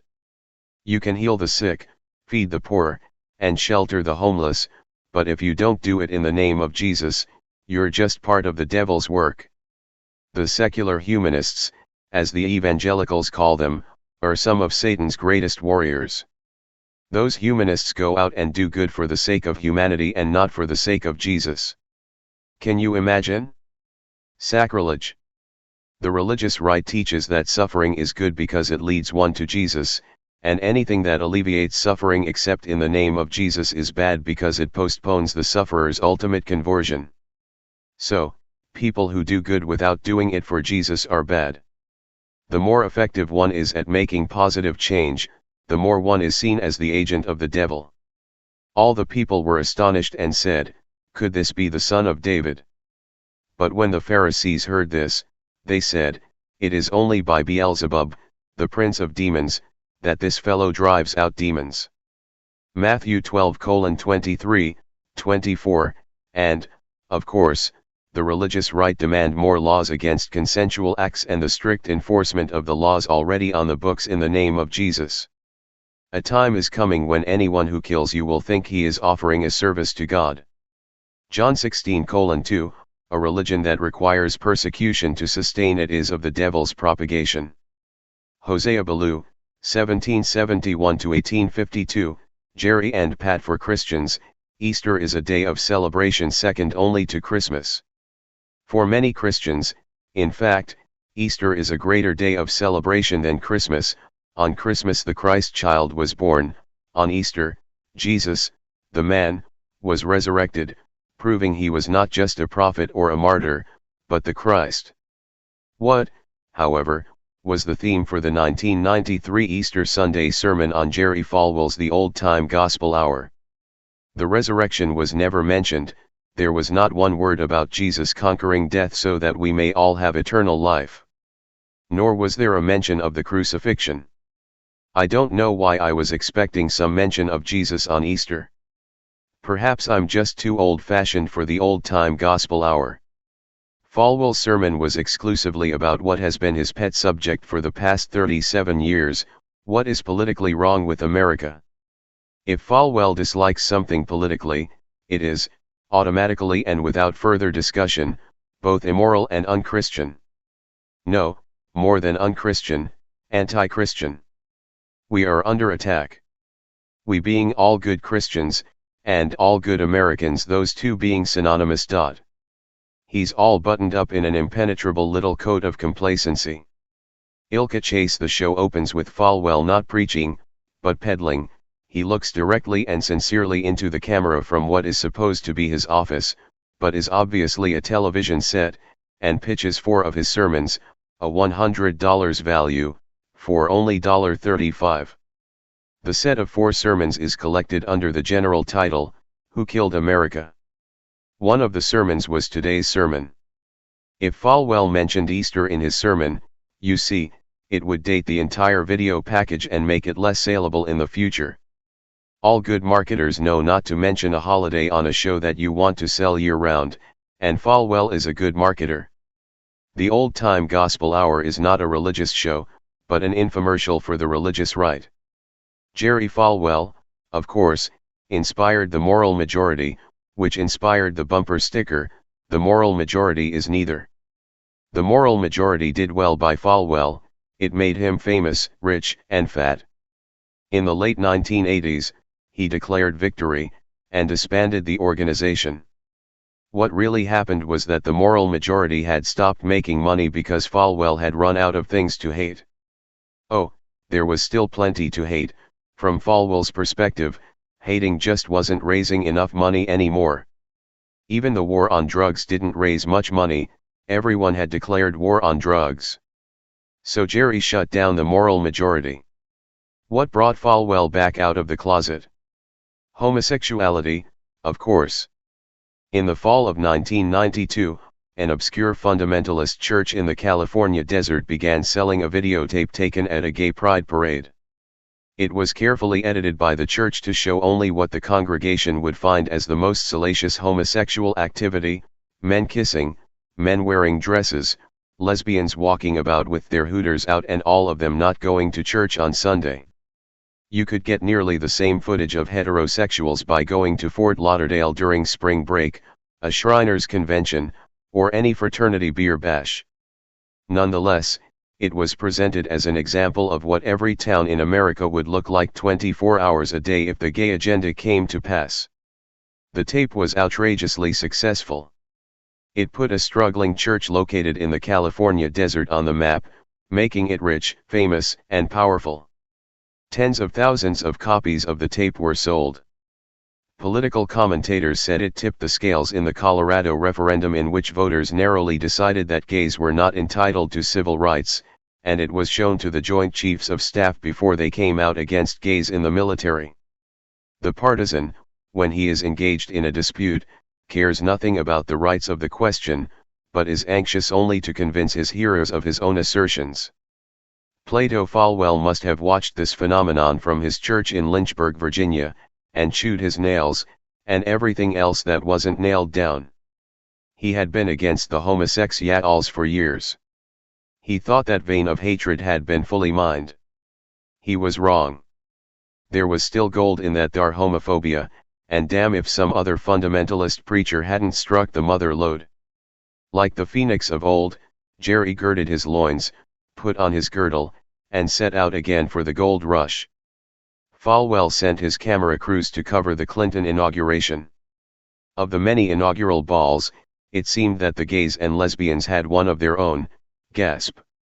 Jerry's crew videotaped hours and hours of men in tuxedos dancing with men in tuxedos, women in formals dancing with women in formals, men in tuxedos dancing with men in formals, women in tuxedos dancing with women in formals, men in formals dancing with men in formals, women in tuxedos dancing with women in tuxedos, women in tuxedos dancing with men in formals, and even, can't these perverts get anything straight, men in tuxedos dancing with women in formals. It's what Arthur Murray's dance party would have been like if Liberace had been the guest host. Distrust all men in whom the impulse to punish is powerful. Friedrich Nietzsche. Yes, Jerry put together a video of this, and, over images of men kissing men and women kissing women, which you can buy for only $35, and charge it to your Visa or MasterCard, so call toll-free now, and it's all tax deductible. Falwell tells us that President Clinton is considering legislation to make homosexuals a minority. Does this imply gays are currently a majority? No, Falwell explains, once gays are recognized as a minority, they are entitled to equal rights. They would be protected from job discrimination, horrors, entitled to equal housing, terrors, and might even be permitted to get married, no, to each other, no. No. Then Falwell crosses even his own line between reality and illusion. If we didn't know Falwell better, it might seem like simple paranoia, but, knowing Falwell as we do, we know it's nothing but a good fundraising technique, one of Falwell's favorites. If he can scare the bejesus out of people with dishonest and outrageous statements, he can scare the money out of them too. Falwell explains that the federal government could require a certain number of homosexuals to be hired by private churches. Over videos carefully selected to show gays to be as salacious as possible, Falwell asks, do you want gays working in your church, preaching your Sunday sermons, educating your children?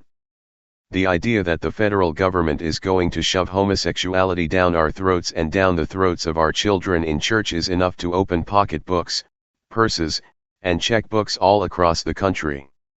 A fanatic is a man that does what he thinks the Lord would do if he knew the facts of the case. Finley Peter done, but buying a video is not enough, one must also vote. Falwell, you see, has discovered the 900 number. Legitimate network current affairs programs have used 900 numbers to have their audiences vote on controversial subjects for some time. The charge is nominal, usually 50 cents, and any profits are donated to charity. Falwell, too, has 900 numbers, one to call if you support protecting our children from federally imposed homosexuality, the other to call if you're in favor of perverts everywhere. Either call costs you $1.95 per minute. The money after the phone company takes its cut goes to Jerry Falwell. If you oppose homosexual rights, Falwell will send your name to the White House stating your position, which Falwell has kindly worded for you, including biblical citations. Falwell will also be kind enough to add your name to his mailing list, as you are obviously a right-thinking, all-American Christian. Besides, you might want to buy some of his tapes, books, sermons, or even send your children to his university. If you support gay rights, Falwell does nothing. No petition to the White House, no mailing list, no solicitations for videos, books, sermons, and your children are not welcome at his university. He keeps your $1.95 per minute anyway. Speaking of education, Falwell also regularly gives an extended pitch for Liberty University.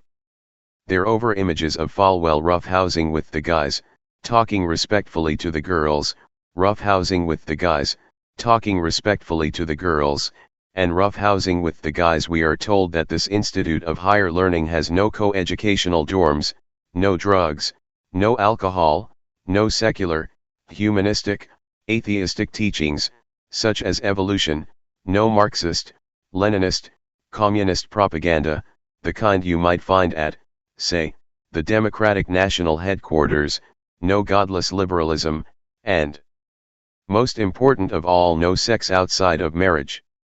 With all these restrictions, it's no wonder that the pitch is directed toward parents and grandparents and not at the potential students themselves. I never saw a contradiction between the ideas that sustain me and the ideas of that symbol, of that extraordinary figure Jesus Christ. Fidel Castro. One thing there's obviously plenty of at Liberty University, however, is white people. Of the dozens, perhaps hundreds of students shown in the promotional video, I spotted precisely 2 students who were darker than Debbie Boone. One must suspect from this footage that at Liberty University either, a, the term racial minority is given new and vibrantly literal meaning, or, b, Falwell wants the parents and grandparents to think the term racial minority is given new and vibrantly literal meaning. The whole idea is that your children or grandchildren will be safe at Liberty University, safe from drugs, safe from alcohol, safe from radical politics, safe from homosexuals and other minorities. Your child or grandchild will even be safe from his or her own lust. One assumes the school motto is non libertas libertaum, no liberties are taken at Liberty. As the weeks passed, I continued watching the old-time gospel hour. It's like a traffic accident, can't look at it, can't look away. The videos taken at the gay inaugural ball, under the title Expose of the Clinton Inaugural Gala, must have been a hit. Falwell sent a camera crew to the 1993 Gay March on Washington, and brought back even more shocking and disgusting video of men kissing men, women kissing women, and, prepare yourself, men marrying men and women marrying women. If Falwell was the Pharisee I believed him to be, I wondered how long it would take me to discover hypocrisy. The rules of my little game were, it had to be his hypocrisy and he had to be hypocritical on his own terms. It didn't take long. In fact, I had my choice. On his show of May 2, 1993, Falwell said 17 times that this was the absolute last and final week to get a copy of the Expose of the Clinton Inaugural Gala. 2 weeks later, he offered it again. I faxed a letter to Jerry, pointing out his, shall we say, discrepancy, just in case his misrepresentation was inadvertent. No, he meant it. The next week he offered the Expose of the Clinton Inaugural Gala again. Again, he said it was the last week. The following week, guess what? Yes, more Clinton inaugural galas. But this time, he actually admitted that he had previously said, this is the last week, on 2 other broadcasts, and sure enough, he was offering them again.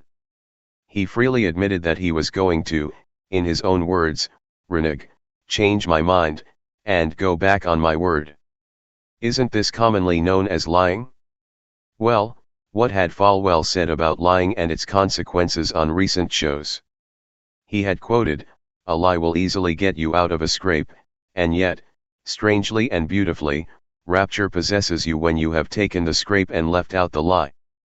C.E. Montague. "But the fearful, and unbelieving, and the abominable, and murderers, and whoremongers, and sorcerers, and idolaters, and all liars, shall have their part in the lake which burneth with fire and brimstone, which is the second death." Revelation 21:8. According to God, according to Falwell, all liars fall into the same category as the fearful and unbelieving, the abominable and murderers, and whoremongers, and sorcerers, and idolaters. All are abominable. The reason we should all join God in hating homosexuals, Falwell claims, is because God condemns it. He cites, over and over, this passage, "Thou shalt not lie with mankind, as with womankind, it is abomination." Leviticus 18:22, so, lying is in the same biblical category as to lie with mankind, as with womankind, both are abominable. And what does Reverend Falwell say about ministers who are not morally up to snuff? This from his Easter Sunday sermon, April 11, 1993, "But I do not believe that when a preacher's ever guilty of moral default, he should ever be allowed in the pulpit again. Period." His study was but little on the Bible. Geoffrey Chaucer, The Canterbury Tales 1387. By his own standards, by his own Bible verse, and by his own admission, Falwell was no longer fit to preach. I wrote and asked him for his resignation. Do you think he resigned? Do you think he even wrote back? Do you think Falwell would say no to a Hostess Twinkie? FN Falwell is amazingly cooperative. I was watching the Old Time Gospel Hour one day, and wondered, how overweight is he, anyway? Within 5 minutes he told me. He said he was 59 years old, 6'1" and 282 pounds. That makes him 89 pounds overweight. Interactive television. I purchased the expos of the Clinton inaugural gala and the March on Washington videos, and guess what I got in the mail? A letter from Jerry, begging for more money to help save America from the homosexuals. If I sent $49, he'd send me even more uncensored videos. How many hours of gay video can one Christian take? Jerry knows he's got to mine this prejudice as quickly as he can. Science has fairly well proven that most homosexuality is not a choice, but something people are born with. This being the case, homosexuality must then be God's will, and if it's God's will, good Christians must accept it no matter how much it may hurt. On March 21, 1993, Falwell said, "We must evangelize America beyond any past efforts." With more than 200 television stations now carrying the Old Time Gospel Hour worldwide, I am recommitted to giving the pure gospel of Jesus Christ to a lost world. You must believe in God, in spite of what the clergy say. Benjamin Jowett. In the 20 or so shows broadcast since then, I have not seen Falwell spend more than 1 minute per hour giving the pure gospel of Jesus Christ to anyone. It's politics, politics, politics, hate, hate, hate, fear, fear, fear. It's the same anti-gay, anti-women. One of the tapes he sells is why true Christian women do not participate in the feminist movement *FN, anti-Clinton, to the sins of communism and onanism. Falwell apparently wants to add Clintonism, anti-choice, and anti-ACLU, which he calls the American Communist Lawyers Union. *FN. A typical quote, calling a woman a Christian feminist is a contradiction in terms. It is much like saying, Christian prostitute. If a woman takes the Bible seriously, she cannot be a committed Christian and a feminist at the same time. Or, in the event, young lady, you are being persuaded by some feminist to join the movement, you have to make a major choice in your life. You must reject the Bible to do it. Or, I have difficulty understanding why Norman Lear, founder of People for the American Way, so aggressively promotes feminism, since his last divorce settlement cost him $125 million. One would think he would be angry with women. At first, I thought that by this lack of focus on Jesus, Falwell was just breaking yet another promise. Then it dawned on me, this is what he considers giving the pure gospel of Jesus Christ to a lost world. He has so thoroughly left behind the separation of church and state that he actually believes his 99% political old-time intolerance hour is the old-time gospel hour. We must again learn to view governmental action from God's viewpoint, he explains. He then goes on to say, a great American, Pat Robertson, recently said, man's law is important, but it must reflect God's law to be truly valid. What a gift our forefathers have given us. By their example we learn that it is our right and duty as citizens to judge the laws and the lawmakers of this nation by the laws of God in the created order and in God's word, and then to act. Although Jerry Falwell and Pat Robertson think of themselves as the prima donnas of rival opera companies, they kiss in public but bitch about each other in private. They will quote even each other when desperate to prove a point. Police arrested Emmett Wheat, of Hayward, California, for hitting 18 vehicles with his flatbed truck, injuring 12 people. He crashed into the highway center divider after littering 3 miles of the Nimitz freeway with dented vehicles. He said the Lord had spoken to him, Karen Wheat recounted, and that the Lord told him he could drive through cars. News item: Pat Robertson hosts the Daily 700 Club, named after his first 700 devoted donors, is the founder of the Christian Broadcasting Network, CBN, writes best-selling books on what God would do if he only had control of Washington, is the ringleader of the Christian Coalition, and runs for president whenever he is forced to. Between Falwell and Robertson, from the standpoint of consensual crimes, Robertson is far more dangerous. In 1989, Robertson formed the Christian Coalition, a tax-exempt social welfare organization which gathers money from Christians and puts it into political campaigns. Not directly, mind you, but in the form of voter information pamphlets which supposedly tell where candidates stand on particular issues in a supposedly fair and balanced way. Of course, the pamphlets are neither fair nor balanced. The conservative candidate, almost always a Republican, is the knight in shining armor for God's righteous forces, while his or her opponent is, at best, anti-Christian and, most likely, in league with the devil. The Christian Coalition sent out 40 million such voter information pamphlets in support of George Bush during the 1992 presidential campaign. That didn't bring a victory, but sometimes it does. In 1990, the Christian Coalition sent out 350,000 pieces of literature at the last minute to help Jesse Helms win what many thought was a lost senatorial campaign. King, God told you to be for George Bush. Is that true? Did you say that? Robertson, I'm not sure if I did. King, Pat, did you, Pat? Robertson, I may have, to some of my close friends. King, Pat? Robertson, yes. I think he's going to win. Larry King Live. August 17, 1992. The Christian Coalition campaigned heavily in the 1993 Los Angeles mayoral race, sending out 450,000 pamphlets, and its candidate, Richard Riordan, won. The next morning on the 700 Club, Pat Robertson gloated that Christian-bashing politics and anti-Christian campaign tactics were no longer going to work. He showed the Christian-bashing, anti-Christian commercial prepared by Riordan's opponent. The commercial was only anti-Pat Robertson.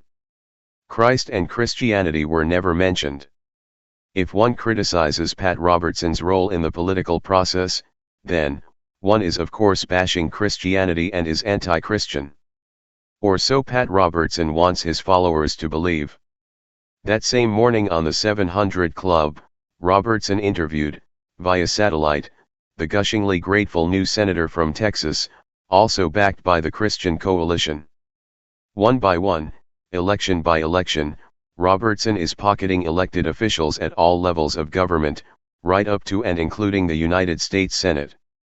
They owe Robertson political favors, and the political favor Robertson wants is for God's law to become man's law.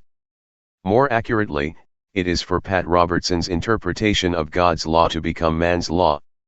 The goose laying all these political golden eggs is the 700 Club. It's an hour-long Monday through Friday right-wing Christian infomercial modeled after Good Morning, America, Good Morning, Religious Right.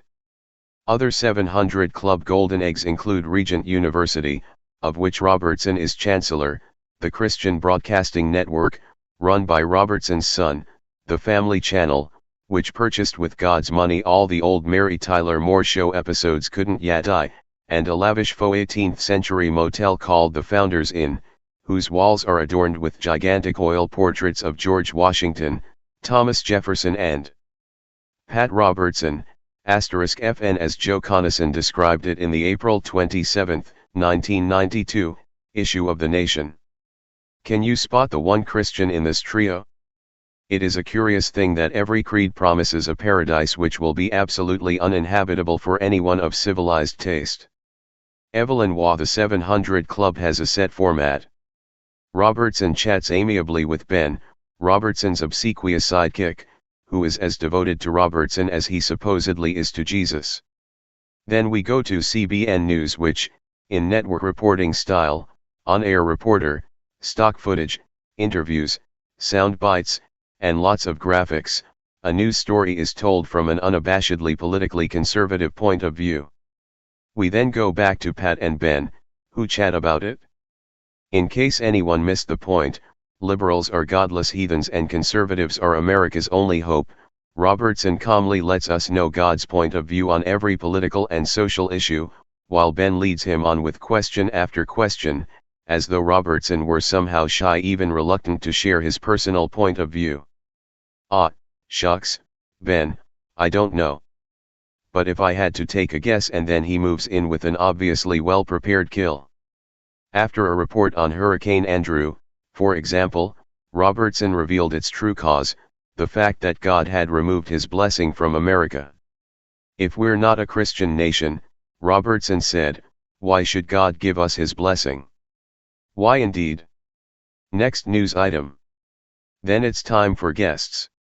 These are either celebrities paying homage, authors of Christian books, experts pontificating on current events, politicians looking for votes, or entertainers looking for a little PR. Typical morning talk show fare. The only difference is everyone must acknowledge Pat Robertson's form of Christianity at least once during the interview. How could the Pat Robertsons and the Pat Buchanans, presuming to be the spokespeople for God, spew such doctrines of divisiveness, intolerance, and inhumanity? Who is that God? Barbra Streisand. And then there are the Geraldo-like guests designed to keep viewers glued to their sets with personal stories involving tantalizing, even scandalous, twists of fate. An example, this Christian mother and father of 3 children have AIDS. Their story later in our show. But now, it makes for good sound bites. The husband and wife, as it turns out, don't have AIDS, but are infected with the AIDS virus. They got it through heterosexual promiscuity prior to their conversion to Christ. 2.5 years after being rooted in the Lord, they discovered their condition, but, praise the Lord, none of their children is HIV positive. That the 700 Club is telling its viewers AIDS is also transmitted by heterosexuals is good news.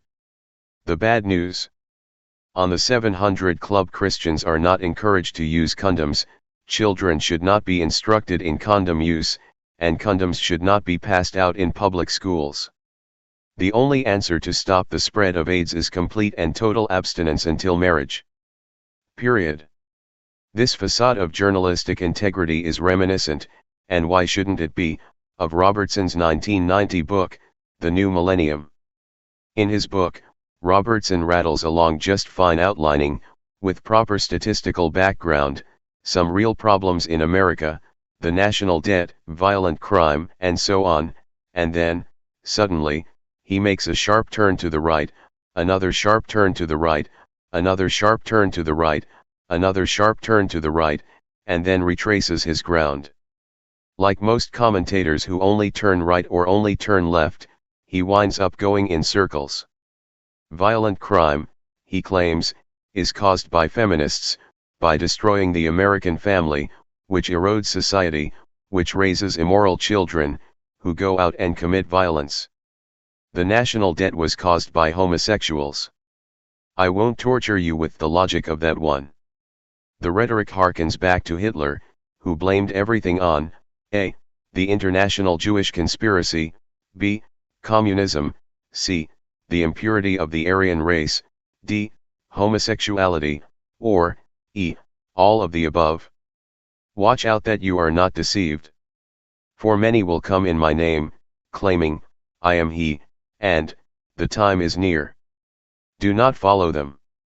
Jesus of Nazareth. Luke 21:8. The 700 Club spends at least 2 minutes of each hour praying. Good. One can only take so much politics. And then there's fundraising. That gets a lot more than 2 minutes each hour, but not as much as politics except during fundraising periods. Yes, Robertson loves saving souls. He also loves getting conservative Christian voters on his mailing lists. In 1992, Robertson declared his Christian Coalition's goal: we want to see a working majority of the Republican Party in the hands of pro-family Christians by 1996 or sooner. If that comes to pass, and there's not much reason why it should not by the new millennium, I'll be able to publish a book the size of this one just listing the consensual crimes. But, of course, that book would be banned. I'm not against Falwell and Robertson because they are politically conservative, I'm against them because they are against fundamental freedoms. They don't believe we, as adults, have the right to do with our person and property as we see fit, as long as we do not physically harm the person or property of another. Why? Because it's against God's law. Who says? God does. Where? Just read the Bible. I did, and as this chapter has gone to great lengths to show, it's not there. Alan Watts offers his perspective. Fundamentalists veer to the extreme right wing in politics, being of the personality type that demands strong external and paternalistic authority. Their rugged individualism and their racism are founded on the conviction that they are the elect of God the Father, and their forebears took possession of America as the armies of Joshua took possession of Canaan, treating the Indians as Joshua and Gideon treated the Bedouin of Palestine. In the same spirit, the Protestant British, Dutch, and Germans took possession of Africa, India and Indonesia, and the rigid Catholics of Spain and Portugal colonized Latin America. Such territorial expansion may or may not be practical politics, but to do it in the name of Jesus of Nazareth is an outrage. Amen. Why don't you judge for yourselves what is right? Jesus of Nazareth. Luke 12:57. Copyright 1996. Peter McWilliams and Prelude Press. Last revision, December 2, 1996. Ain't Nobody's Business If You Do. Part 4, 6 chapters in search of a shorter book. Traditional family values. Your family, my family, which is composed of an immediate family of a wife and 3 children, a larger family with grandparents and aunts and uncles. Vice President Dan Quayle. Those of us who grew up in the 1950s got an image of the American family that was not, shall we say, accurate. We were told, Father knows best, Leave It to Beaver and Ozzie and Harriet were not just the way things were supposed to be but the way things were. Things were not that way. It's probably good that life wasn't like the television shows in the 50s. We wouldn't have many women now. Take a look at the ratio of boys to girls on the most popular family shows. Ozzie and Harriet had 2 boys, no girls. Leave It to Beaver had 2 boys, no girls. Rifleman had 1 boy, 1 rifle, no girls. Lassie had 1 boy, 1 dog, supposedly a girl, but played by a boy, and no girls. My 3 sons had, well, that one's obvious. Bonanza had 3 grown-up boys. Although Lucille Ball and Desi Arnaz in real life had 1 boy and 1 girl, on I Love Lucy they had 1 boy. The only shows with daughters were The Donna Reed Show, one boy, one girl, and that lighthouse to womanhood despite its title Father Knows Best, one boy, two girls. Grown to maturity, that's a late 1960s dating population of 15 men to 3 women. Whatever trouble he's in, his family has the right to share it with him. It's our duty to help him if we can, and it's his duty to let us, and he doesn't have the privilege to change that. Jared Barkley. The Big Valley. Almost all the households were mama-papa kiddies, the nuclear family. The exceptions were my 3 sons and Bonanza. Steve Douglas, Fred McMurray and Ben Cartwright were widowers.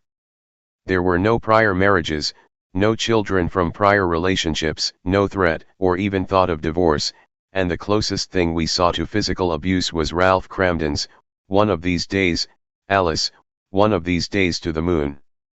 There were no infidelities, no drinking problems, no drugs, not even prescription tranquilizers, no racism. How could there be? With the exception of Hop Sing and Ricky Ricardo, there was only one race.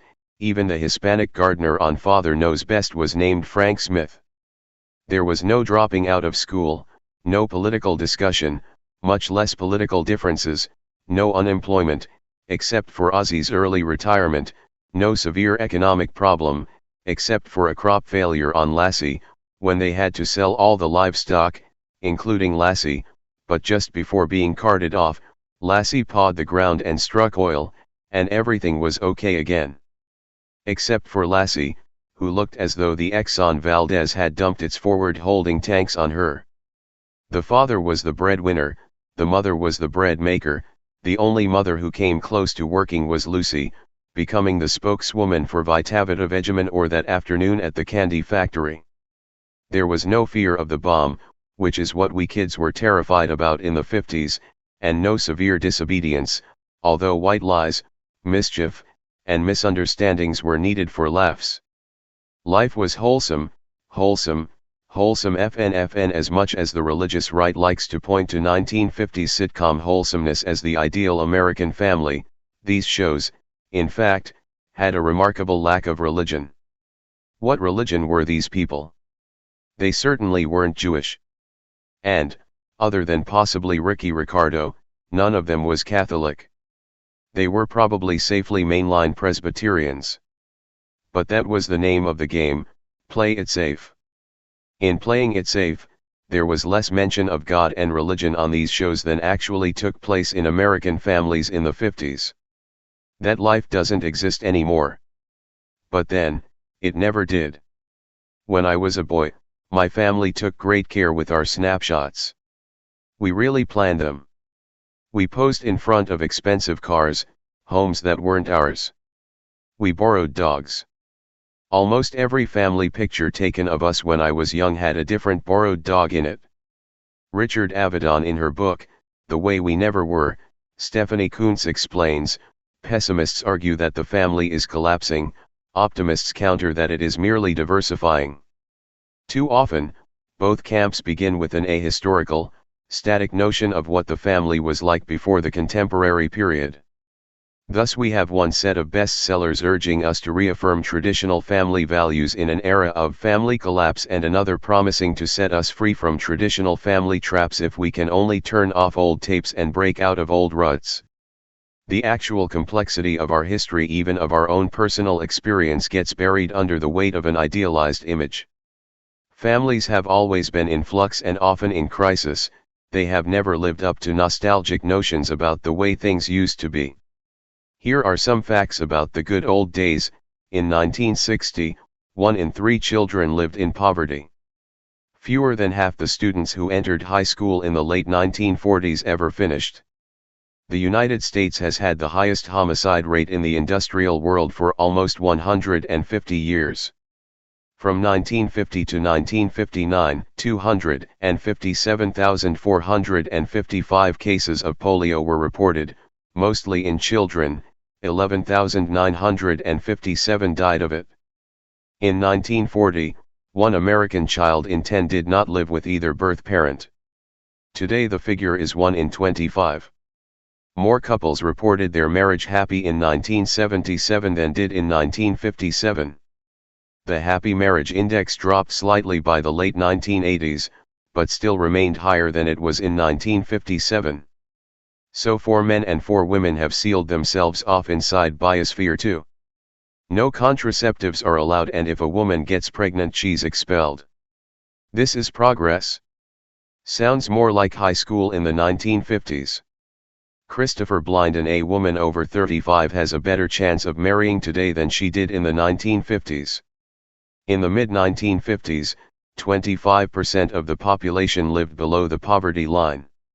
In 1958, 60% of the population over 65 had incomes below $1,000. In the 1950s, 1/3 of the white, native-born families could not get by with the income of only one working parent. In the 1950s, racism was deeply institutionalized. 50% of black families lived below the poverty line, migrant workers suffered appalling working and living conditions, people of color were not permitted to take part in the American dream. In 1952, there were 2 million more wives working outside the home than there were at the peak of wartime production. Women who failed to conform to the June Cleaver/Margaret Anderson role of housewife and mother were severely criticized. A 1947 best-selling book, The Modern Woman, called Feminism a Deep Illness, labeled the idea of an independent woman a contradiction in terms, and explained that women who wanted equal pay and equal educational opportunities were engaged in a ritualistic castration of men. Women were often denied the right to serve on juries, convey property, make contracts, including leases on apartments, and establish credit in their own names, including mortgages and credit cards. When Harvey Clark tried to move into Cicero, Illinois, in 1951, a mob of 4,000 whites spent 4 days tearing his apartment apart while police stood by and joked with them. Stephanie Coontz: the way we never were. Men who failed to marry were considered immature, selfish, or homosexual. A man without a wife found it difficult finding work or getting promoted. Unmarried men and women were routinely paid less than married men and women because, it was explained, their needs were less.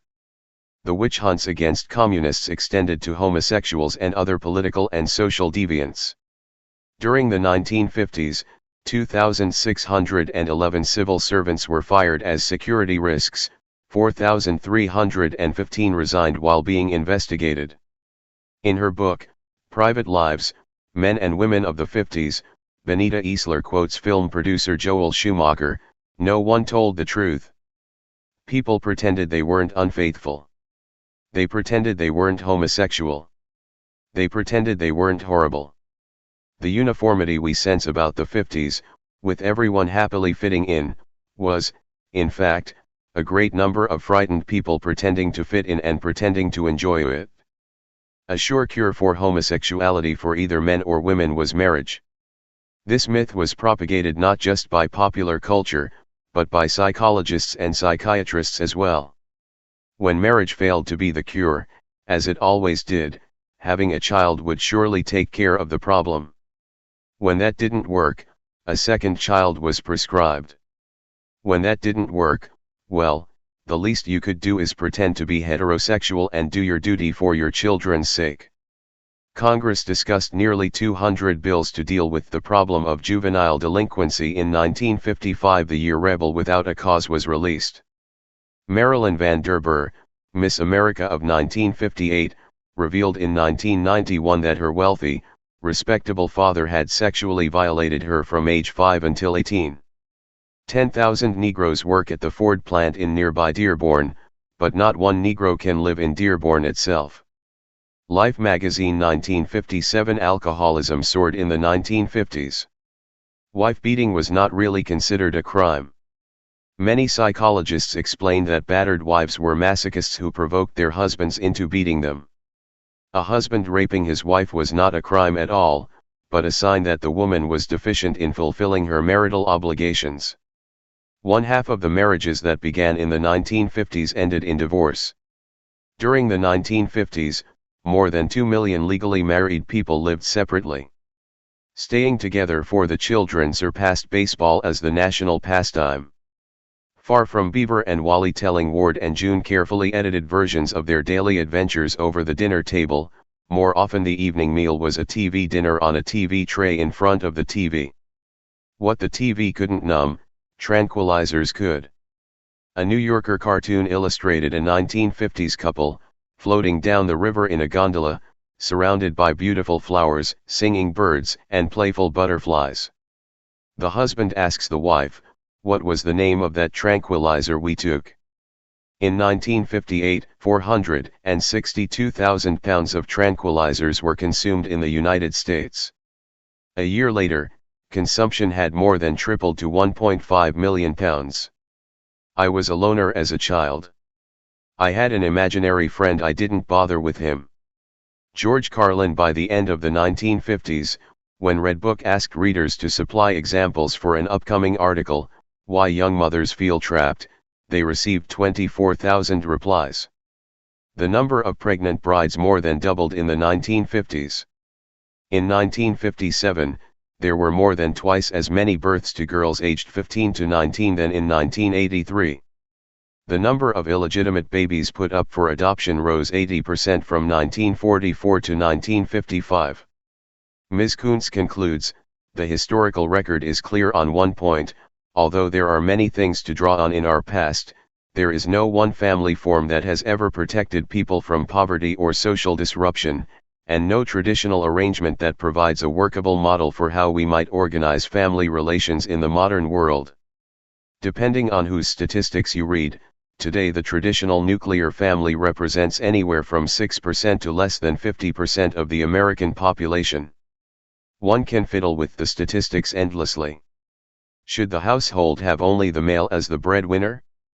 Should there be no one living in the household except the mother, father, and children? Should the household be in a single-family house, or will an apartment do? Does a couple living alone without children count? However we look at it, the point is clear: even taking the most generous estimate, today more than half the country lives outside a nuclear family. What really causes marital abuse is small families. If all women had a lot of brothers, this would never take place. Representative Charles Ponce are those who want to return to traditional family values, saying half of America is doomed to lives of quiet desperation? It's obviously not true, but that is what the rhetoric proclaims. We must understand that the family is not the basic building block of society, the individual is. The people who want us to return to traditional family values are the ones who had it good in the 1950s, white, male, married, Christian heterosexuals. The 50s were a bad time for women, minorities, homosexuals, political dissidents, and anyone who was in any way different. Naturally, these groups have been demanding what they are rightfully due as citizens of the United States. Take, for example, this rather simple statement: equality of rights under the law shall not be denied or abridged by the United States or by any state on account of sex. FNFN. The Equal Rights Amendment fell 3 states short of the 38 it needed for ratification. Straightforward. Clear. Fair. And yet, here's what Pat Robertson had to say about it: it is about a socialist, anti-family political movement that encourages women to leave their husbands, kill their children, practice witchcraft, destroy capitalism, and become lesbians. Human beings are not animals, and I do not want to see sex and sexual differences treated as casually and amorally as dogs and other beasts treat them. I believe this could happen under the era Ronald Reagan. The prejudice is obvious, but do we also detect a little fear? Pat Robertson wants to marry June Cleaver, not Murphy Brown.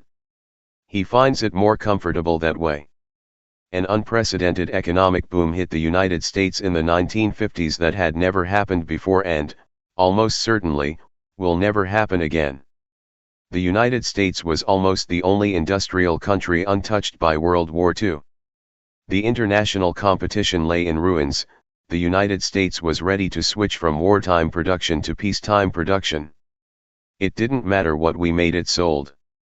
The gas guzzler, one of the most inefficient objects assembled by humans, is an icon of that era.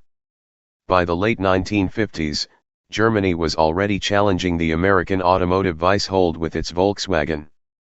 Japan made a sneak attack with its transistor radio. American industry would never be as fat and sassy again.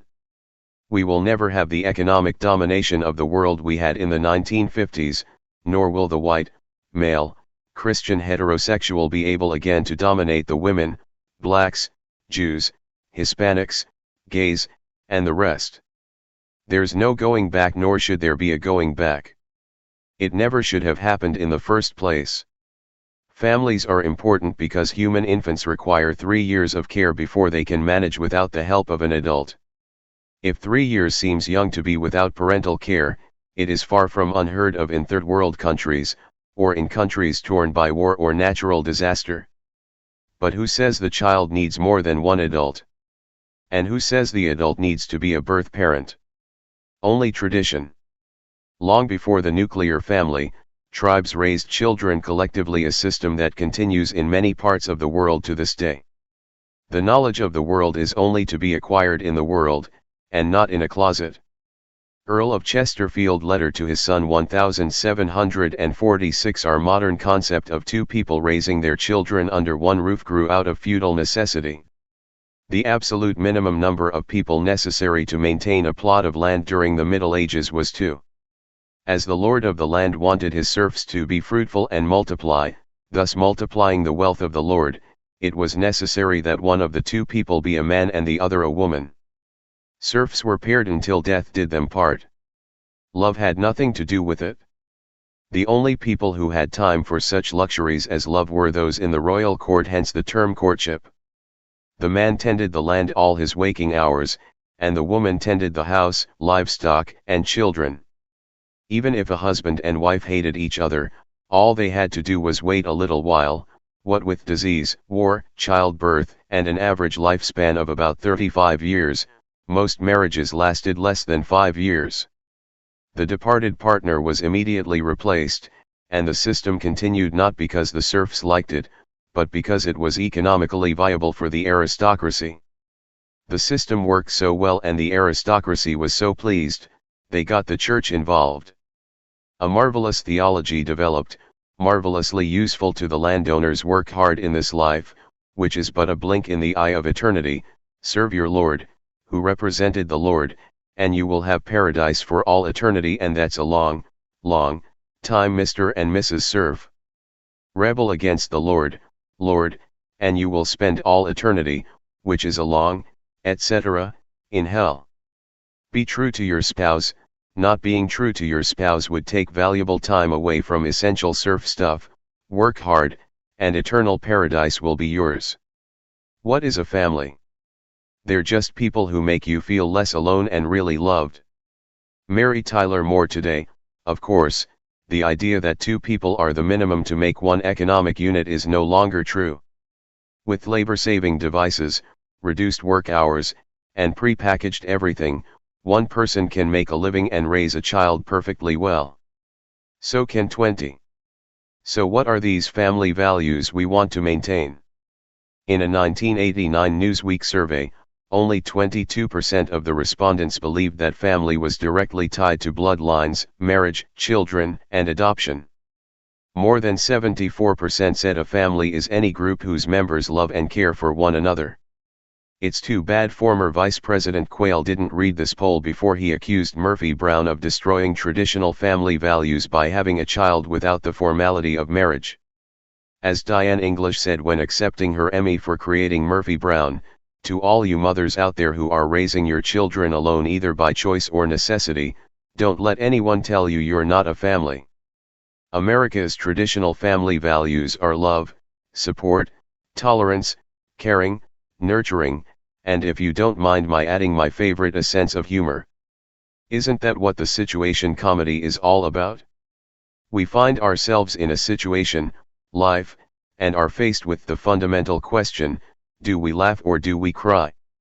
The choice is up to us, choice being a traditional American value, too. Copyright 1996 Peter McWilliams and Prelude Press. Last revision, December 2, 1996. Ain't nobody's business if you do. Part 4, 6 chapters in search of a shorter book putting the problem in perspective. Drugs are murdering our children. President George Bush 1989. Ever since the United States declared war on drugs, Poor drugs. The drug problem has scored in opinion polls as one of the top 5 concerns of the American public. During the decade preceding the official declaration of war in 1982, however, America's concern about drug use hovered around #20*FN. Interestingly, it was not that public concern grew and a war was declared, rather, a war was declared, wartime propaganda grew, at an alarming rate, and the public concern rose. It's like William Randolph Hearst's reply to the newspaper illustrator who cabled, "No war in Cuba." Hearst cabled back, "Give me the pictures, I'll give you the war." *FN. For example, in 1974, Dr. Peter Bourne, who later became President Carter's drug policy advisor, called cocaine the most benign of illicit drugs currently in widespread use. Today it is widely believed that if you come within even a 3-mile radius of cocaine, it will do such immediate and irreparable harm to your mental functioning that you will become one of those people who actually believe that those little buttons you push to change the light at a crosswalk are connected to something. It's as though someone looked at the deterioration of Soviet communism, a perennial top 5 concern, and said, "We need a new war here, let's find a problem." In fact, many of the anti-drug warriors are the same people who were, just a decade ago, fervent anti-communists. They attack drugs with the same rhetoric they used attacking communism. On another front, gays have served in the United States military ever since General von Steuben arrived at Valley Forge in February 1778. He was recommended to General Washington by Benjamin Franklin. Von Steuben turned the ragtag troops into a fighting army by spring. Burke Davis pointed out in his book, George Washington and the American Revolution, the value of von Steuben's service could hardly be overestimated. Von Steuben was gay. More than 200 years later, President Clinton took office and, of all the problems facing the country and its new president, what got most press, and, therefore, seemed most pressing? Would Clinton honor his campaign pledge to stop throwing people out of the military simply for being gay? You would think he was trying to give Maine to Canada. Oh, the Führer, the Führer. AIDS is not just God's punishment for homosexuals, it is God's punishment for the society that tolerates homosexuals. Jerry Falwell 1993. And so it continues down the list of consensual crimes. Los Angeles seems more concerned about fighting prostitution than pollution. The Bureau of Alcohol, Tobacco, and Firearms ignores the 22,000 alcohol-related traffic deaths, the 500,000 cigarette-related deaths, and the 10,000 handgun deaths in 1993, and instead waged war on 100 Branch Davidians in Waco, Texas, authorized medical practitioners overbill insurance companies to the tune of $80 billion per year, while the Food and Drug Administration, the federal agency assigned to watch over the medical community, sees to it that dying people cannot have the most effective pain-killing medications, launches armed raids on healers doing anything unorthodox, and wants to require a prescription for doses of vitamin C larger than 60 milligrams. We have lost our perspective. This chapter is a list of our dirty laundry. We have a lot more pressing concerns than putting people in jail for activities that do not physically harm the person or property of another. When I say we, I do not refer to the governmental we, but we the people, when they the government stop taking our money in taxes and then wasting it. But, that's another book. All casual drug users should be taken out and shot. Daryl Gates, Los Angeles Police Chief. This chapter is not designed to support the predictions of doomsday theorists. It also does not purport to offer solutions to any of these problems. This book offers a solution to only one problem, the problem of consensual crimes. Solving the problems in this chapter is going to take commitment, creativity, money, and a lot of work, precisely the resources currently squandered in the futile attempt to regulate individual morality. In this chapter, we will use two words that have become increasingly popular in recent years, billion and trillion. Because million, billion, and trillion rhyme, we often think of them as roughly the same amount of money. Oh, a billion is more than a million, but not a whole lot more. A billion is a whole lot more. If $1 million in $100 bills were laid end-to-end *FN, they would stretch approximately 97 miles, roughly the distance from New York to Philadelphia. $1 billion laid end-to-end would circle the globe at the equator nearly 4 times, alternatively, they could go 2/5 of the distance to the moon. $1 trillion in $100 bills, laid end-to-end, would circle the equator 3,900 times. Or, if you don't want to go around the world that many times, $1 trillion in $100 bills, laid end-to-end, would extend from the Earth to the Sun, and, once there, you would still have $41 billion to burn. *FN. Every time I hear these end-to-end analogies, I think of Dorothy Parker's remark, "If all the debutantes in New York were laid end-to-end, I wouldn't be surprised." Or, as Will Durst asked, did you know that if you took all the veins and arteries out of a man's body and laid them end-to-end, that man would die? More to the point of this book, Arthur Baer said, if you laid all our laws end-to-end, there would be no end. Any company executive who overcharges the government more than $5 million will be fined $50 or have to go to traffic school 3 nights a week. Art Buchwald: if you had $1 million, and spent $1,000 per day, you would run out of money in 2 years and 9 months. Sad. If, however, you had $1 billion and spent $1,000 per day, it would take you 2,737 years, 10 months, and 1 week to run out of money. If you had $1 trillion and spent $1,000 a day, you would be destitute in 2,739,726 years. Speaking of trillion, let's begin our list with the national debt. The national debt.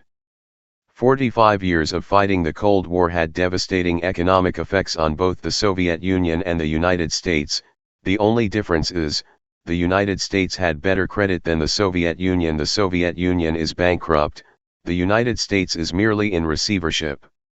As a nation, we, as of 1996, owe more than $5 trillion, $5 trillion, that's $19,200 for each man, woman, and child in the United States. The average American family owes more to the company store than they do on their house. The share of the national debt for a family of 5 is $96,000. If they have a cat, it's $98,000. If they have a dog, it's $99,000. If they have a large dog, it's an even $100,000.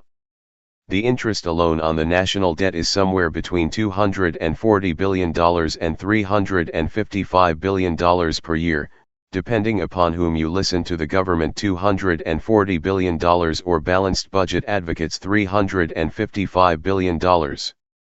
More than 40% of personal income taxes go just to pay the interest on the national debt. Although I said I wouldn't offer any solutions, here's a fairly obvious one. Between the money we spend every year prosecuting consensual crimes and the revenue lost by not taxing consensual activities, if we did nothing else, the elimination of consensual crimes would wipe out the national debt in 20 years. As it is, our current policy on consensual crimes will add $1 trillion to the national debt in the next 5 years, which will cost us about $6 trillion in interest over the following 20 years. I am concerned about the national debt. I am concerned about international terrorism. But, I'm scared to death about drugs. William von Ropp, Commissioner, U.S. Customs Service. It's too bad that we didn't take Cicero's advice. Given around 63 BC, the budget should be balanced, the treasury should be refilled, public debt should be reduced, the arrogance of officialdom should be tempered and controlled lest Rome become bankrupt. We also didn't take the suggestion of Thomas Jefferson when in 1789 he warned the electorate, the principle of spending money to be paid by posterity, under the name of funding, is but swindling futurity on a large scale. Well, futurity, do you feel swindled? Futurity sounds like one of those prototype automobiles from the 1950s. Drive into the 60s with the new Ford Futurity. As Sid Taylor, research director for the National Taxpayers Union, put it, deficit spending is bankruptcy pending. But not all world leaders believed that a large national debt was a bad thing. One of the most famous national leaders in this century said, "No country has ever been ruined on account of its debts." The year was 1940. The economic expert, Adolf Hitler. The savings and loan debacle. It cost the federal government, that is, us, more than $500 billion to bail out the savings and loans. That's an amount equal to all federal, state, and local government spending on education for the next 4 years. Dave Barry calls the SNL bailout the $964.3 billion scandal. Where were the regulatory agencies? Rather than regulating private lives, shouldn't the government spend its time regulating the institutions it is charged to regulate? Or at least let us know it is no longer regulating them so we'll read our consumers' reports more carefully. As Linda Weiner pointed out in New York Newsday, August 9, 1991, Texans have the U.S. Justice Department Task Force on Obscenity to thank for its 18-month sting operation, which included setting up cloak and dagger agents in a phony video business called Good Vibrations, reportedly with the intention of making an example of the porno devils. Nice work. We certainly could have used some of that federal enterprise when the S&L executives were stealing the country away. I hate mankind, for I think myself one of the best of them, and I know how bad I am. Samuel Johnson. And where are the crooks who committed the real crime of misappropriating all that money, an average of $2,000 for every man, woman, and child in the United States? We go to Panama to drag drug lords to justice. Where are the indictments against the SNL lords?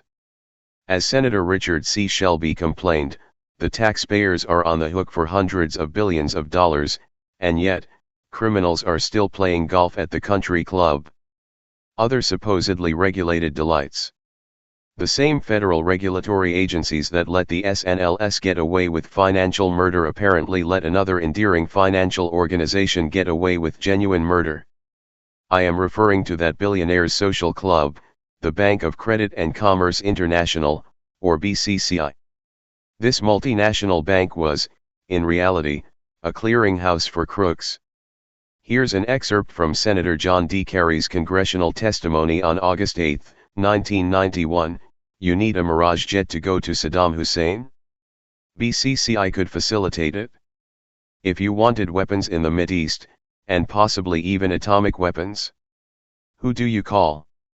BCCI. You want drug money to move from cartel to safe haven? BCCI. It gave new meaning to the term full-service bank.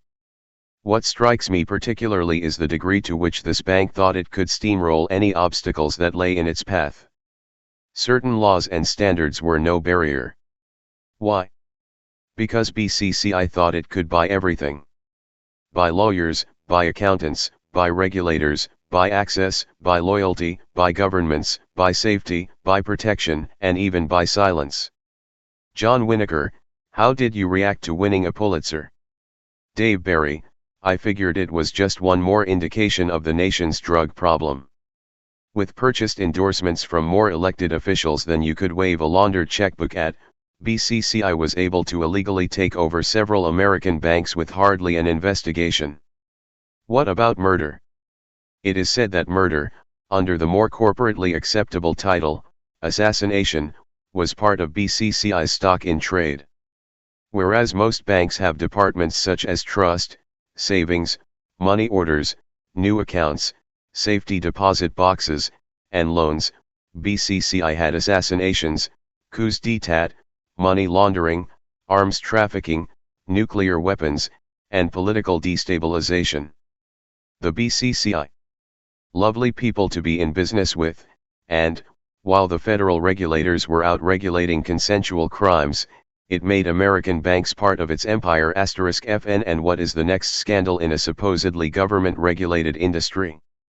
I nominate *FN. This scandal involved so many people in Washington, and was such a truly bipartisan effort, that we don't hear anything about it anymore or about all the people running it, who have no doubt set up shop under another name. When Washington as a whole wants to cover up something, they usually, a. find a scapegoat and, b. step up the war on some consensual activity, now that we don't have Russia to kick around anymore. The scapegoat was Clark Clifford, who arranged poker games for Truman and Vietnam for Johnson.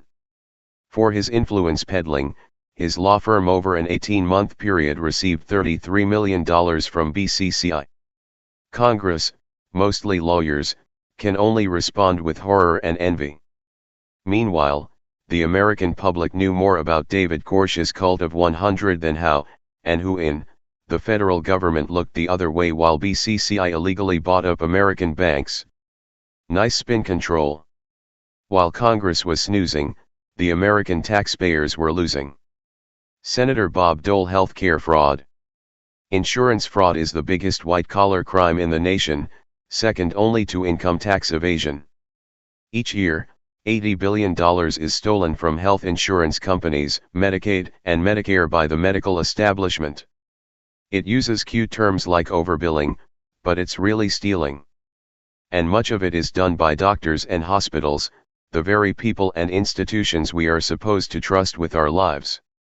Overbilling also jacks up medical insurance premiums so that millions of people who otherwise would have health insurance, can't afford it. The average American's share of this real crime last year, $320. However, according to the House Subcommittee on Human Resources, in some jurisdictions, federal prosecutors may not accept criminal health care cases involving less than $100,000 because of limited resources. Prosecutorial and judicial resources are limited, necessarily restricting the number of cases that can be legally pursued.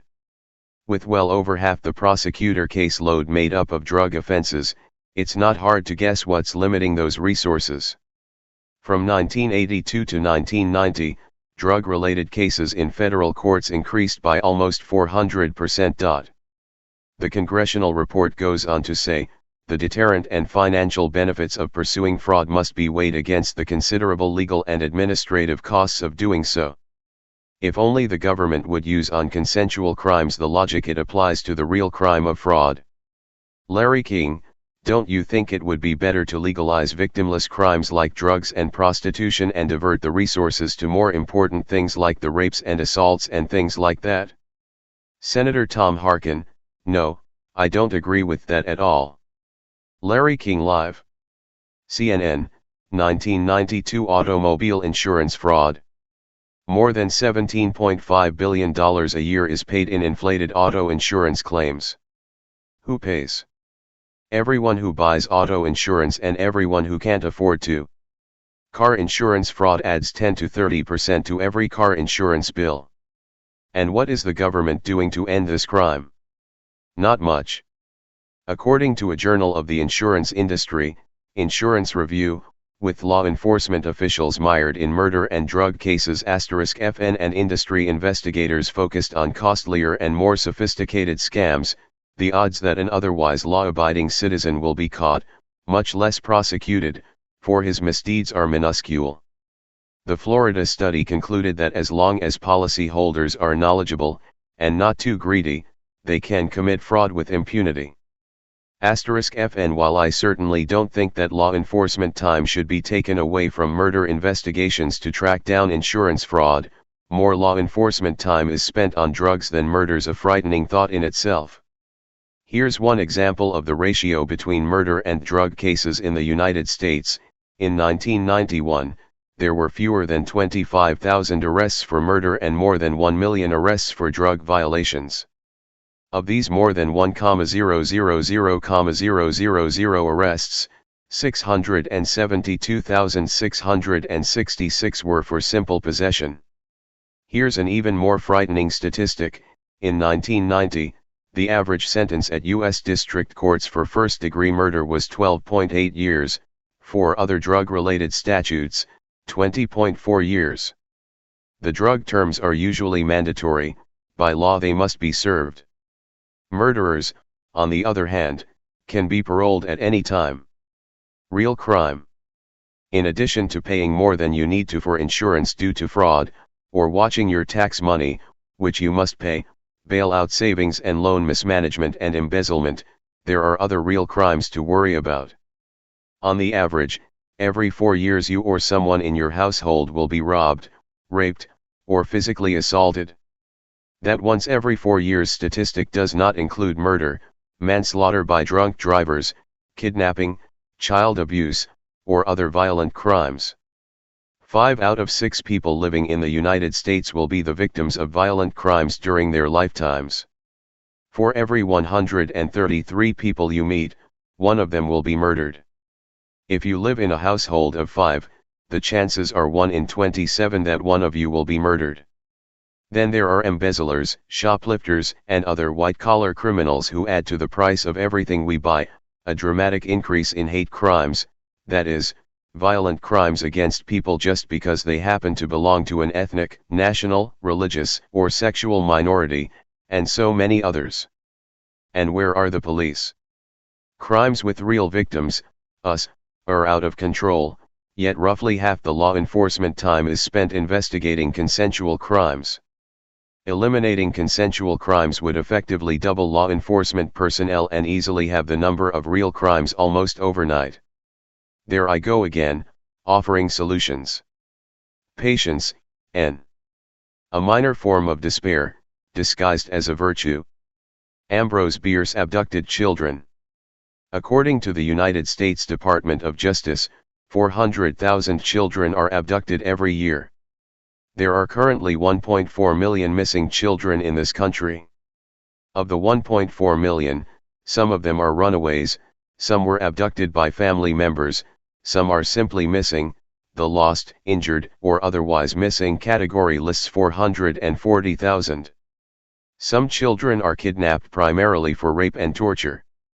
When they are no longer young enough to be interesting, they are killed. Although there is a central clearinghouse to report all missing children, there is no federal law instructing local law enforcement personnel to send information to this clearinghouse. Many law enforcement officials don't even know the National Center for Missing and Exploited Children exists. The FBI does not get involved in kidnappings unless a ransom is demanded, which almost never happens anymore, or unless the parents can prove that, after abduction, the child was transported across a state line. Good luck proving that. When Project Alert was formed in 1992 to help locate missing children, it had a whopping initial budget of $200,000. This is 0.0015% of the federal drug enforcement budget, or 0.0004% of what is spent prosecuting consensual crimes in this country each year. The Department of Justice estimates that there are over 400,000 children abducted every year. Add to this 450,000 runaways and over 100,000 lost, injured, or otherwise missing. Nicholas Brady, Secretary of the Treasury. Those who say that consensual crimes really do have victims, that consensual crimes are a bad influence on children, might want to consider whether the time, money, and effort spent keeping children safe from bad examples might be better spent reuniting abducted children with their parents and putting behind bars some of the worst imaginable criminals, people who abduct small children for rape, torture, and murder. Perhaps the people who want to make the entire world as wholesome as Disneyland should consider the anguish of hundreds of thousands of parents who are not only physically separated from their children, but are also tortured by thoughts of the horrors their children are being subjected to. Terrorism. We don't hear much about terrorism in this country because if we really knew what was going on, we'd all be, well, terrorized. The car bomb, or, more accurately, the minivan bomb, explosion at the base of the World Trade Center in March 1993 was not only an act of terrorism, it was a warning. Imagine if this were a nuclear device. If it had been a nuclear bomb, there would be no more Manhattan, an irony, since the code name for the invention of the atom bomb was the Manhattan Project. With Manhattan goes the financial center of the world, the communications center of the United States, and the corporate headquarters of more major U.S. companies than you can rattle off in the time it takes a physics professor to explain E=mc². One atom bomb in Los Angeles would wipe out the movie industry, what was left of the television industry, much of which went with Manhattan, and could create enough seismic vibrations to set off the big one. Another atom bomb in Washington, D.C., would wipe out the federal government. And one in Chicago would eliminate the idea that the Midwest was somehow immune to attack. 4 atom bombs, and the United States as we know it would cease to be.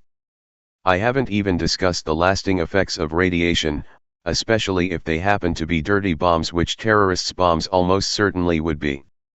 The remainder of the country would, however, have 24-hour news coverage of the death of the United States.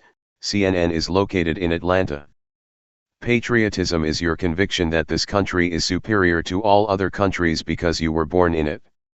George Bernard Shaw, the international underground originally set up to sell drugs, has decided with typical big business logic to sell anything the customer wants to buy.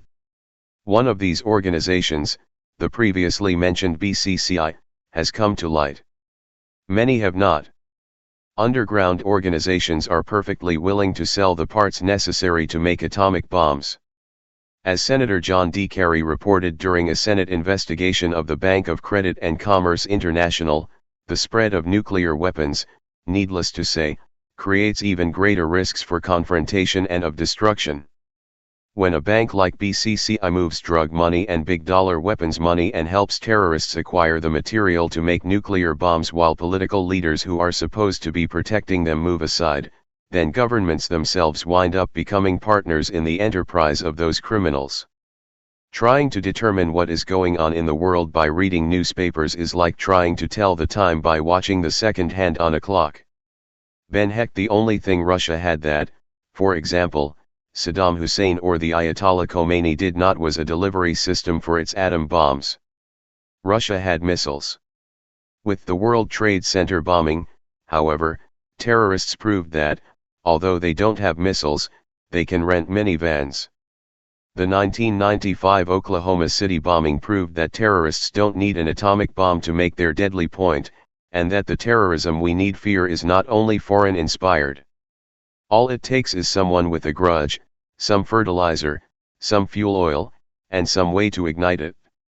Meanwhile, what are the FBI, CIA, and United States Customs our only realistic defense against terrorism up to? You guessed it, defending us against consensual crimes. Drugs, of course, head the list. Terrorism is a footnote. And what are customs officials trained to find? Drugs, of course. Do you think 1 in 1,000 customs officials knows what the components of a nuclear bomb look like? But how many know what cocaine looks like or how marijuana smells? And then there are all those drug-sniffing dogs. How about a few plutonium-sniffing dogs? Some 9,600 pounds of plutonium and highly enriched uranium are missing from U.S. inventories. It takes only 15 pounds of plutonium to make an atomic bomb. And where are J. Edgar's best? After an investigation that lasted several years, on June 30, 1992, more than 1,000 FBI agents simultaneously swooped down on doctors and pharmacies in 50 cities, making arrests and confiscating everything in sight, in an attempt to stop prescription drugs from ending up on the black market. It was called Operation Gold Pill. It's time to stop living. Barbra Streisand. The FBI, however, does not just protect us from purloined prescription drugs. On June 23, 1991, after extensive investigation, 150 FBI agents invaded the bankrupt mining town of Wallace, Idaho, and confiscated every video poker machine from every bar in town. It wasn't that these video poker machines accepted bets, like the Las Vegas versions, but that people would bet each other and sometimes the bar owner on who could get more points. Horrors. According to a New York Times article, August 20, 1991, federal lawyers are moving in court to take control of the places that were raided, a move that would make the government owner of every bar in Wallace. To a community that considers itself on its knees, racked by a series of economic and environmental calamities, the raid has provoked protests and stirred old animosities. In an age when banking scandals have cost the nation's taxpayers billions of dollars, many residents here say the government has spent far too much time and money on video poker machines in a crippled mining town. Meanwhile, on September 28, 1992, The Office of the Attorney General and the Office of the Drug Enforcement Administration revealed a truly unique joint effort involving the participation of law enforcement agencies on 3 continents. Was this truly unique 2-year international effort designed to track down and uncover terrorism? No. Known as Operation Green Ice, its purpose was to terrorize drug dealers. Operation Green Ice has a message for drug dealers everywhere: the world is mobilized against you. U.S. law enforcement will continue with our colleagues around the world to defeat these purveyors of human misery. The current environment is so polluted with hysteria that nothing rational can happen to solve the drug problem. Until we're able to get the facts into perspective and debunk the myths, we're just not going to make progress and effectively deal with these issues. Georgette Bennett, couldn't all of this intelligence be used more intelligently? Environmental disasters. One might expect the flashing electronic billboard above L.A.'s trendy Hard Rock Cafe to provide information about either music or food. Instead, it has 2 rows of numbers. One is labeled population of the world and the other, acres of rainforest remaining. At a rate of roughly 1 per second, the population number grows, while the rainforest number shrinks. It's a graphic illustration of the collision course we are on. Both population growth and the destruction of the rainforest are out of control. The population of the world surpasses 6 billion. By early in the next century, it will double. Overpopulation is the basis of most environmental problems. The rainforests are not only the lungs of the earth producing oxygen and removing impurities *F, and they are also the medicine chest. 80% of all pharmaceutical drugs come from plant products. Less than 3% of the plants in the rainforest have been identified. Whole species of plants that might contain the cure for current and future diseases are being destroyed forever. Yet, instead of tying U.S. foreign aid to reasonable population growth or preservation of the rainforests, to what do we tie it? The elimination of drug production and trafficking. We are far more concerned about destroying poppy fields in Thailand or cocaine farms in Colombia than preserving the rainforests in Brazil.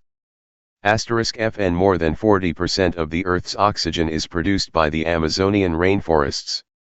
Each year, an area of rainforest the size of Ohio is destroyed. 80% of Amazonian deforestation has taken place since 1980. The United States spends half again as much on the drug war as it does on the Environmental Protection Agency. Dan bombed the nation 1992. Then there's the ozone.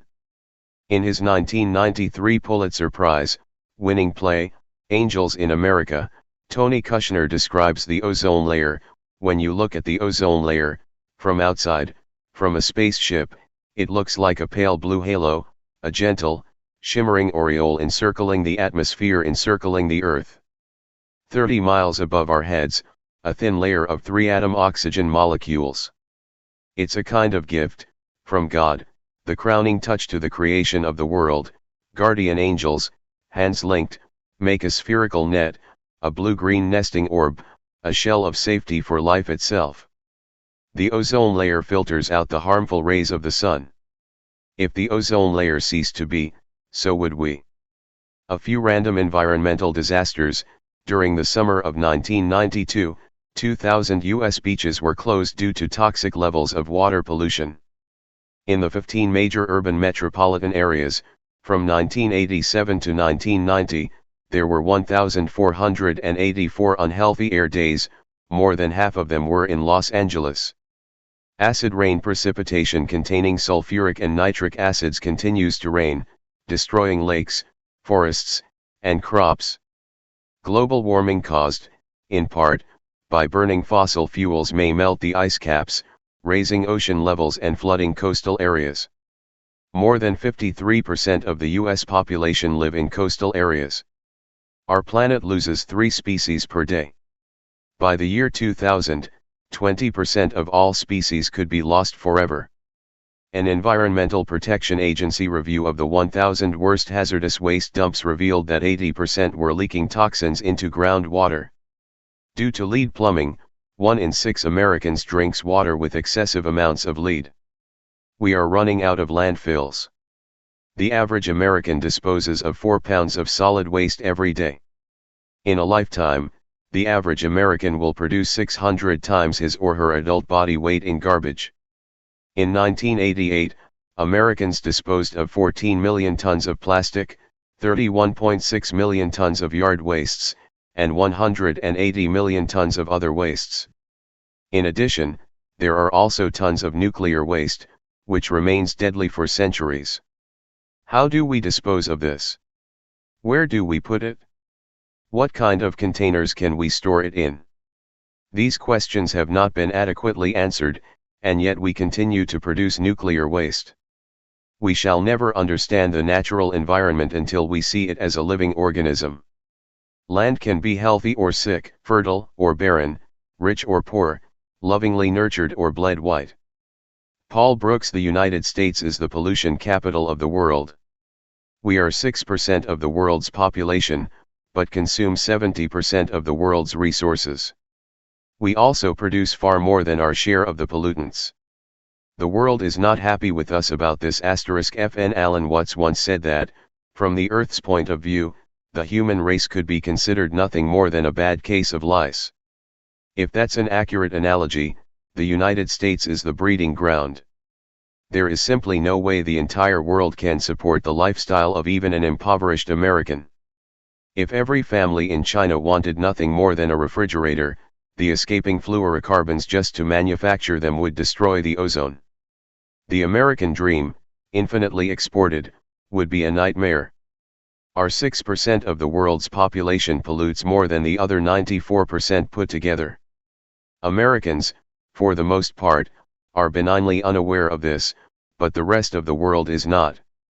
In the world view, the ugly American of the 1960s has been replaced by the arrogant American of the 1990s. FN This is an understatement comparable to that of the NASA spokesman who deemed the Challenger explosion, obviously a major malfunction. God has a strange sense of humor. He guided the chosen people to the only spot in the Middle East without oil. Golda Meir oil addiction. America is, quite simply, addicted to foreign oil. Although Nixon, while president, declared that the United States should be energy independent by the end of the decade, which decade was the Nixon decade, and although Carter gave an executive order stating that the average fuel efficiency of automobiles sold in 1990 should be 40 mpg, Reagan, succumbing to the pressures of the petroleum and automobile lobbies, progressively reduced that minimum standard each year he was in office. Today we have, on average, 27.5 mpg cars. If we had gotten to 40 mpg in 1990, there would be no need to import oil today. We could, in fact, become an oil-exporting nation. The direct result of Reagan's policy came to visit his successor, Bush. It was called, appropriately, the Gulf War. Although Bush was properly outraged when he spoke of one small sovereign nation being overrun by an imperialist, nasty, larger nation, everyone knew the war was about oil. In the words of Tell It Like It Is Ross Perot, does he really want us to believe that we're going in to defend a nation, Kuwait, whose leader has a minister of sex, whose job it is to get him a new virgin to deflower each Thursday night? Although the Gulf War cost us only 390 American lives, it could have been far worse, and the anxiety suffered by the troops and their families in the early days of deployment, with rumors of poison gases and prolonged desert fighting, was torture enough. Unnecessary torture. Our dependence on foreign oil and the hundreds of billions of dollars paid to the Middle East have given enormous power to a group of people who are profoundly anti-American and politically unstable. If it weren't for our dependence on foreign oil, could an Ayatollah afford to casually put a $2 million price tag on the head of Salman Rushdie? Would Israel need $3 billion of U.S. foreign aid per year in order to play keep up with the Joneses in military equipment with its neighbors? We are also burning a limited resource, petroleum, which we would be better off using to make certain plastics, synthetics, lubricants, and solvents that are derived best or exclusively from oil. The irony is that America is rich in energy resources, both natural in the form of wind, water, and sunlight, and renewable through plant-based ethanol, methane, and diesel-grade vegetable oils. See the chapter, Hemp for Victory. Our oil addiction is unnecessary. According to a 1993 survey, 39% of high school seniors did not know what the Holocaust referred to. Time magazine illiteracy. What on earth is going on in our schools? More than 100,000 high school students take guns to class every day, 5% of the population cannot fill out a job application, 13% are considered illiterate, 20% are considered functionally incompetent, 34% are considered marginally competent, and 80% cannot look at a bus schedule and determine what time the next bus arrives. Based on some of the bus schedules I've seen, I may be among that 80%.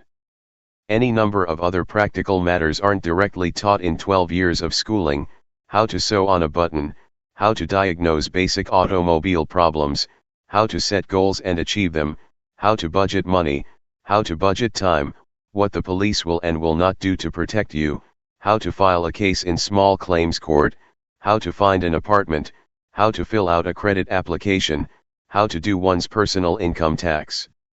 Junior high school and high school are designed to prepare one for college, which is good for those going on to college, but those who aren't would benefit more by learning a trade. The school system's inability to teach the basics of life and how to make a living leads directly to poverty. We have somehow numbed ourselves to one of the greatest tragedies in our midst. There are 49.2 million people living below the poverty level in the United States. That's 19.4% of the total population. More than 20 million of them are children. From 1978 to 1990, 20% more Americans fell below the poverty level. I guess trickle-down economics just didn't trickle down far enough. Meanwhile, the ratio of the average CEO's salary to that of a blue-collar worker in 1980 was 25 to 1, in 1992, it was 91 to 1.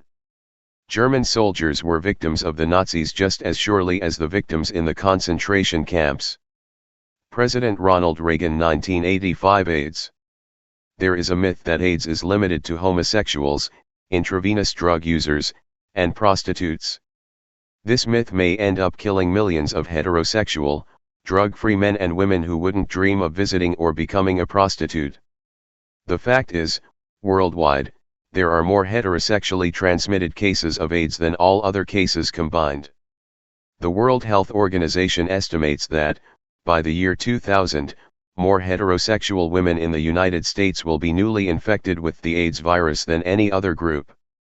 The Center for Disease Control reports that, in the United States, the percentage of AIDS cases attributed to heterosexual contact has increased 21% from 1990 to 1991. And yet many continue to believe that, if they avoid sex with homosexuals, intravenous drug users, and prostitutes, they will be safe. The spread of this disease into the heterosexual world in the United States is a direct result of the centuries-old prejudices held against homosexuals, drug users, and prostitutes. It will be a sad irony to watch this prejudice turn, bite, and perhaps devour its keepers. The disease is being spread through the heterosexual world due to the belief, it can't happen here. Heterosexuals still seem to think the simple advice, use a condom when you have intercourse, only applies to them. Other problems. In case you're interested, the Union of International Associations has published a 2,133-page book entitled Encyclopedia of World Problems.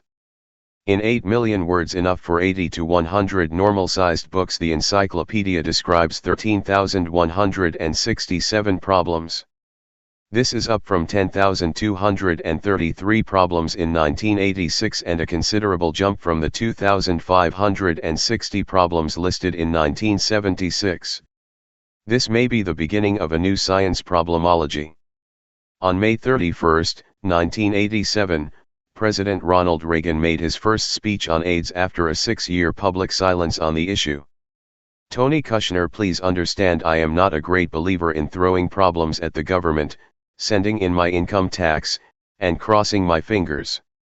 Again, this is not a chapter of solutions or even an indication of which direction solutions may lie. This chapter simply asks the question, Don't we have more important things to worry about than legislating individual morality? Copyright 1996 Peter McWilliams and Prelude Press. Last revision, December 2, 1996. Ain't Nobody's Business If You Do. Part 4, 6 chapters in search of a shorter book. Hypocrites, Hypocrisy, Prejudice with a Halo. Ambrose Bierce. Throughout history, few behaviors have been condemned more often and more soundly than hypocrisy. Almost 3,000 years ago, Homer wrote, "I detest that man, who hides one thing in the depths of his heart, and speaks forth another." In the 6th century BC, Lao Tzu said, "To pretend to know when you do not know is a disease." In the 5th century BC, Confucius said, "Hold faithfulness and sincerity as first principles, and the superior man speaks according to his actions." There seems to be little Jesus of Nazareth hated as much as hypocrisy, he condemned it more than anything else.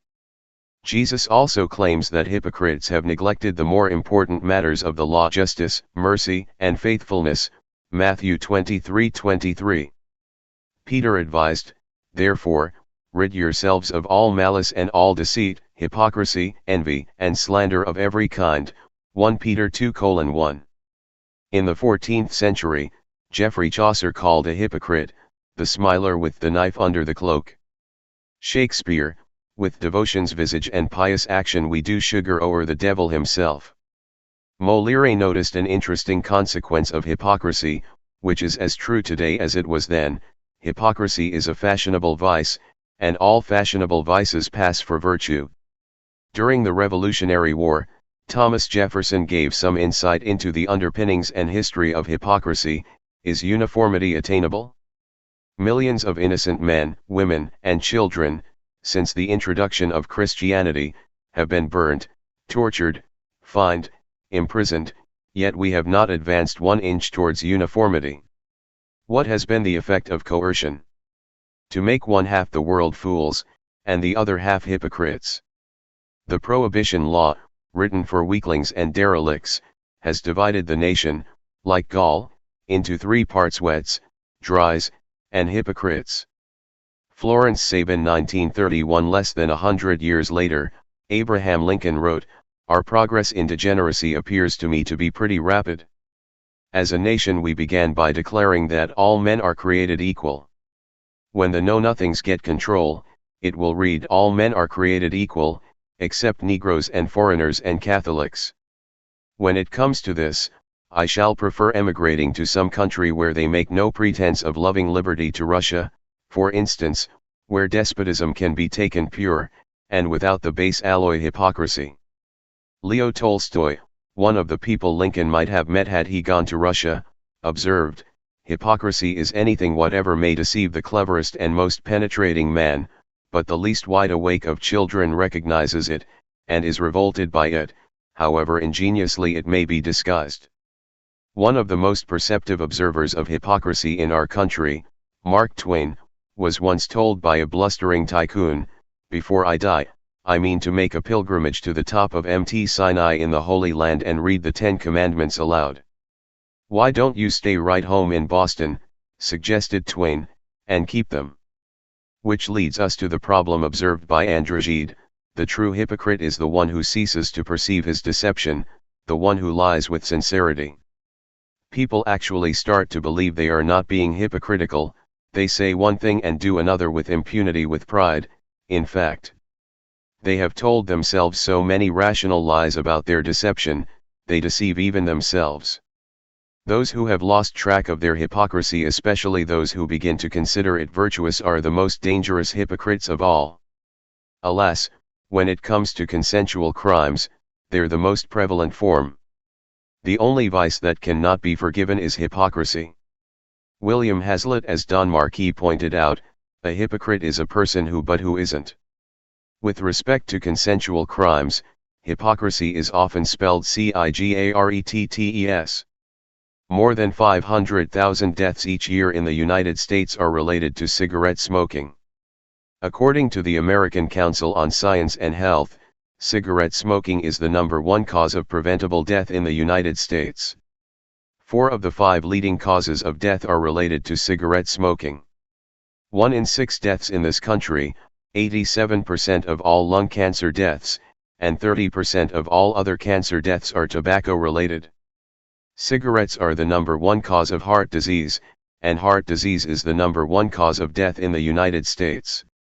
Out of 100 regular smokers in the United States, 1 will be murdered, 2 will die in traffic accidents, and 25 will be killed by tobacco use.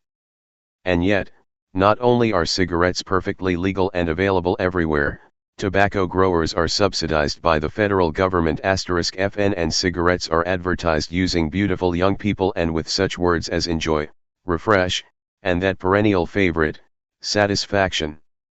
*FN. One of the most virulent supporters of consensual crime prosecution, Senator Jesse Helms of North Carolina, is also one of the most outspoken supporters of the tobacco industry and the federal government's tobacco grower subsidies.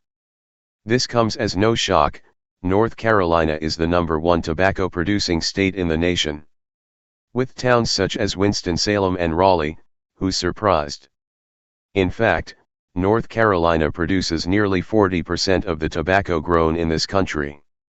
In his book about the tobacco industry, Merchants of Death, Larry C. White tells about a 1986 incident involving government subsidies to tobacco growers in which it is only the taxpayers who are being shortchanged for about $1 billion. Jesse Helms is responsible for this boondoggle.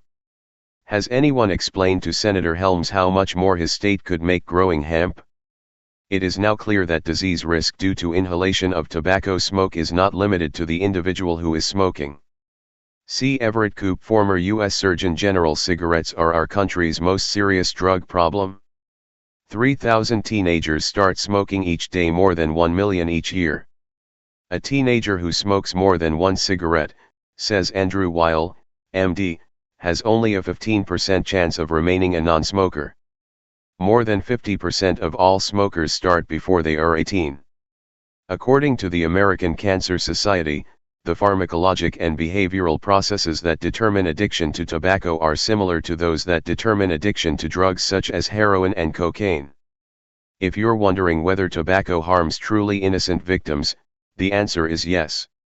More than 53,000 deaths each year are attributed to second-hand cigarette smoke, the smoke breathed by people near a smoker. A study of non-smoking women whose husbands smoked a pack or more a day found that these women were twice as likely to develop lung cancer as women married to non-smokers. Environmental tobacco smoke is the #3 preventable cause of death in the United States, just behind regular smoking and alcohol abuse. Well, she can leave the room when he smokes. She's still responsible, some might argue. All right. What about children? This from the American Cancer Society. Environmental tobacco smoke, ETS, poses additional health hazards for unborn and young children. Children exposed to second-hand smoke have increased risks of respiratory illnesses and infections, impaired development of lung function, and a higher incidence of middle ear infections. If a woman smokes while she's pregnant, her baby may be born with low birth weight, birth defects, chronic breathing difficulties and learning disabilities. Women who smoke a pack or more a day suffer about a 50% greater risk of infant mortality. Infants born to women who smoked during pregnancy are more likely to die from sudden infant death syndrome. Sentimentality is a superstructure covering brutality. C.G. Jung. According to the American Academy of Pediatrics, more than 9 million children under the age of 5 are exposed daily to environmental tobacco smoke. People who justify enforcing laws against consensual activities because they may set a bad example for children need to look no further than this actual physical harm to which millions of parents expose their children unborn and born every day. At least drug addicts don't keep giving their babies drugs after they're born. And then there's the cost. Cigarettes cost the economy $65 billion annually to treat smoking-related diseases and in lost productivity. That's $2.17 per pack of cigarettes sold. Meanwhile, we are exporting death. Cigarette exports have increased 200% since 1985. In the same period, exports to Japan have increased 700%. The world wants to visit Marlboro country. Have we bothered to warn them that Marlboro country is Boot Hill? Worldwide, cigarettes kill 2,500,000 each year. This very night I am going to leave off tobacco. Surely there must be some other world in which this unconquerable purpose shall be realized. Charles Lamb 1815. In addition to causing cancer, the cigarette industry itself is a cancer. Cigarettes are extremely profitable, drug dealing usually is. Cigarette companies take in about $28 billion in cigarette sales each year, and on that make a profit of more than $6 billion. That's a profit margin of 23%. Most companies are thrilled with a profit margin of 10%.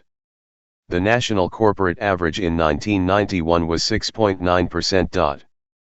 Forbes magazine commented, "Only the mint makes money more easily than cigarette companies." Ironically, it's because cigarettes are deadly that competition is low. Other companies simply don't want to be involved in peddling death. Addictions they don't mind, death, they do. Call them old-fashioned. 6 tobacco giants make practically every brand of cigarette sold in the United States. How do they avoid antitrust or price-fixing proceedings? They simply argue that the more cigarettes cost, the better, fewer people will buy them, therefore, fewer people will smoke. As hypocrites often do, they play both sides of every coin and they have a lot of coins. Once people are hooked, they're hooked, and they'll pay whatever is necessary for their next fix. With this money, the cigarette industry hides from the public the simple fact that tobacco is the most addictive substance known, more addictive than even heroin, and that cigarettes kill. Cigarette companies spend a fortune each year on advertising, and they use that clout to eliminate or soften media stories that might be hazardous to the health of the tobacco industry. In the past, only the media accepting cigarette advertisements were vulnerable to this pressure. Over the years, however, the cigarette companies have bought just about every wholesome brand in America *F, and now they can use their advertising clout to control almost all media, even television, where cigarette ads have been banned for years.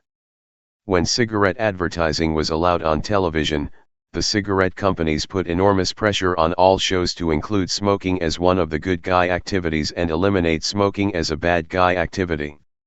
In other words, they wanted the heroes to smoke and the villains to do something else. Playing pool was okay, taking other drugs was fine, arrogantly driving expensive cars purchased with ill-gotten gains was terrific. *FN Nabisco, General Foods, Oreo cookies, Jell-O, Ritz crackers, Planters peanuts, Triscuits, Miller beer, Jim Beam bourbon, Kool-Aid, Log Cabin syrup, Oscar Mayer wieners, Maxwell House coffee, Anton Mann's cakes, Post grape nuts, UL Gibbons is rolling in his grave, Fleischmann's margarine, Kraft, yes, something as American as Kraft macaroni and cheese is owned by a tobacco company.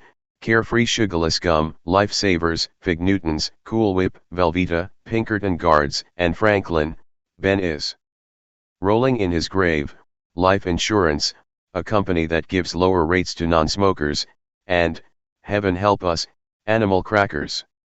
This list is subject to change.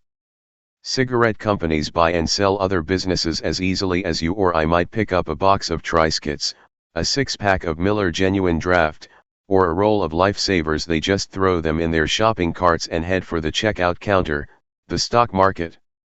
In Europe, when tobacco was first introduced, it was immediately banned. In Turkey, if you got caught with tobacco, you had your nose slit. China and Russia imposed the death penalty for possession of tobacco. Andrew Weil, MD. Gene Roddenberry told me that while he was creating Star Trek, the network, NBC, and the production company, Paramount, put enormous pressure on him to include cigarettes on the Starship Enterprise. Roddenberry pointed out that, considering the health risks known about cigarettes even in 1966, no one would be smoking by Stardate 1513.1, circa AD 2264. The network and studio executives used both pressure and persuasion. They tried to get Roddenberry enthused about how cigarettes might look in the 23rd century. Maybe they would be square instead of round, perhaps they would come in colors, perhaps cigarettes would light themselves. Roddenberry's creative juices were not stimulated. Finally, the executives gave him an ultimatum: either the Starship Enterprise would officially be declared a smoking zone, or Roddenberry's other radical idea to have a woman as an officer of the Enterprise crew would be abandoned. The executives were clever in offering this choice. Roddenberry's wife was already cast to play the female officer. After quite a bit of soul-searching, Roddenberry came to the only conclusion he could: both cigarettes and his wife did not get an intergalactic boarding pass. The irony was that, in later years, when smoking was less fashionable, Paramount pointed with pride to Star Trek as one of the few shows in syndication that had none of those distasteful cigarettes. Beam me up, Scotty. There is no intelligent life on Earth. Slogan on T-shirt. The cigarette company's control extends beyond elected officials and much of the media. In early 1984, that ominous year, Greg Louganis, a former smoker, was asked by the American Cancer Society to be national chairman of its annual Great American Smokeout. Louganis was excited. He had smoked from junior high until he was 23. One day he saw a 12-year-old smoking, asked the boy why, and was told, "I want to be just like you." Louganis stopped cold. He later said, "After I quit, I wanted to tell every 12-year-old that I had quit." His story, told at the peak of his Olympic fame, could have inspired tens of thousands to quit smoking or avoid starting in the first place. Alas, it was not to be. Louganis trained in California at the Mission Viejo pool. His coach, the best in the world, was employed by Mission Viejo. Philip Morris essentially owns the town of Mission Viejo. Philip Morris made it clear, if Louganis became chairman of the Great American Smokeout, he would lose his pool and his coach. Philip Morris also threatened to fire other Mission Viejo employees close to Louganis. Louganis had no choice. He declined the American Cancer Society's invitation, without comment. As Larry C. White pointed out in The Merchants of Death, the threat of Louganis's being sent away from Mission Viejo, away from his coach, was the sports world's equivalent of saying, "I'll kill your mother." The California Department of Health said it best: smokers are addicts. Cigarette companies are pushers. Laws do not persuade just because they threaten. Seneca AD 65. Is all this an argument for banning cigarettes? No. It's education, not prohibition, that makes constructive change. Remember when cigarettes were considered glamorous, sophisticated, and even healthy? No one believes that now. Through education alone, more than 40 million Americans have quit smoking. This chapter is meant to show that we have a deeply ingrained hypocrisy in our culture. It allows cigarette companies to knowingly kill 500,000 people each year and make a profit on it, while we insist that our government arrest consensual criminals whose harm, either to themselves or to others, if combined, doesn't even begin to approach the damage done by cigarettes. In terms of addiction, prescription and over-the-counter drugs run a close second, some say, first, to cigarettes. Tens of millions of Americans can't get through the day without, that is, they are addicted to, tranquilizers or amphetamines, or can't make it through the night without sleeping pills. Each year 125,000 deaths are linked to prescription drugs.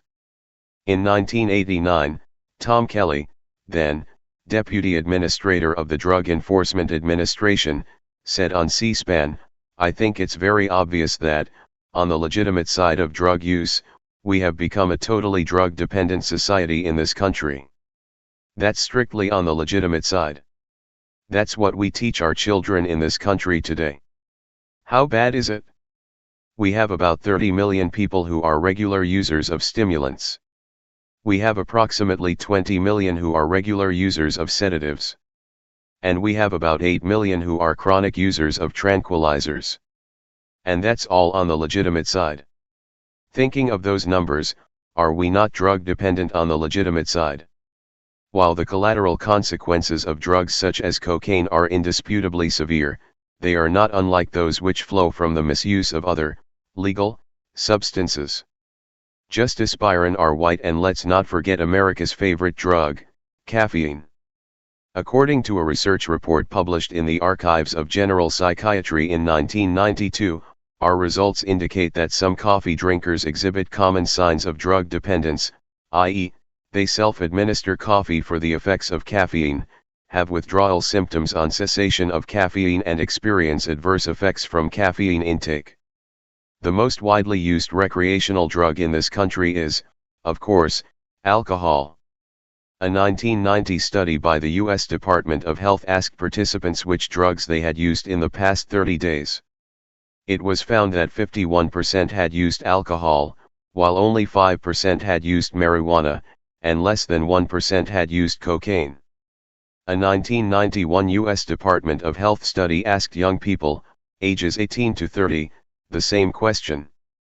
Almost 71% had used alcohol within the past 30 days, 28% had used cigarettes, 13% had used marijuana, 2% had used cocaine, less than 2% had used stimulants, about 1% had used tranquilizers, and less than 1% had used LSD, inhalants, and steroids. None of the study participants had used heroin, and only 0.5% had used other opiates. Of high school students, 2% said they currently used cocaine, 14% said they currently used marijuana, while 59% said they currently used alcohol. Of high school seniors, 28% smoked cigarettes. If you are young and you drink a great deal, it will spoil your health, slow your mind, make you fat, in other words, turn you into an adult. PJ O'Rourke: alcohol is also the recreational drug most likely to be abused. 43% of college students, 35% of high school seniors, and 26% of 8th grade students, 13-year-olds, said that they had had 5 or more drinks in a row at some point during the last 2 weeks. In 1990, more than half of the fatal car accidents in this country were related to alcohol, killing 22,083 people. F, and this is the equivalent of a fully loaded 747 crashing 3 times a week. Every week. An additional 469,000 non-fatal car crashes involved alcohol. Half of all teenage fatalities are alcohol-related. In a confidential survey of high school seniors who had received a traffic ticket in the last 12 months, 10% of them admitted being under the influence of alcohol at the time they received the ticket. Only 3% were under the influence of marijuana or hashish, and 1% under the influence of any other drugs. More than 11 million Americans have witnessed a family member killed or seriously injured by a drunk driver in the last 9 years. Society's loss in wages, productivity, medical and legal costs caused by death and injuries in drunk driving crashes exceeds $24 billion each year. On an average Friday or Saturday night, 1 of every 10 drivers on the road is drunk. In 1991, 13% of all male arrests were for drunk driving. F, and the old saying, statistics don't lie, but liars use statistics, describes perfectly the people and organizations trying to overestimate the drug problem. I have seen this figure of 22,083 listed as drug and alcohol-related traffic fatalities. They were, almost entirely, alcohol-related.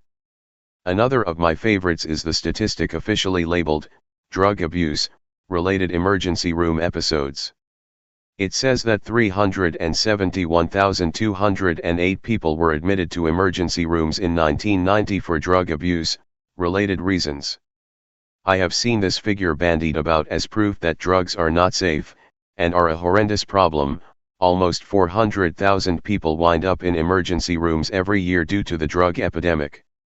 Further examination, however, shows that 172,815 of the cases, 46%, were attempted suicides. To call attempted suicide drug abuse related is absurd. Drugs were the method, not the problem. Just because 1,000 people commit suicide by jumping off tall buildings, does not make tall buildings dangerous. Only 29,817 of the 371,208 total emergency room episodes resulted from recreational use of drugs, only 8% of the total, and 74% of those patients were treated and released without being admitted to the hospital. The figure 29,817 certainly indicates a problem, but compare it with the 500,000 smoking deaths. There are approximately 6,000 illicit drug-related deaths each year, 1.2% of the tobacco deaths. Tobacco is a culture productive of infinite wretchedness.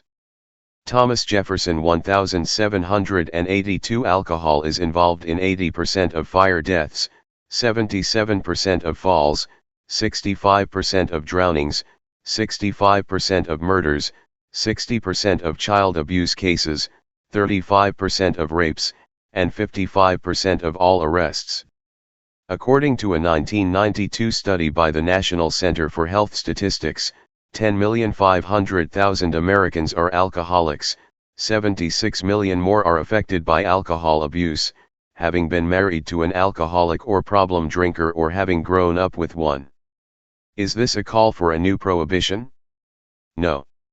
As with cigarettes, the key to helping people from hurting themselves is education.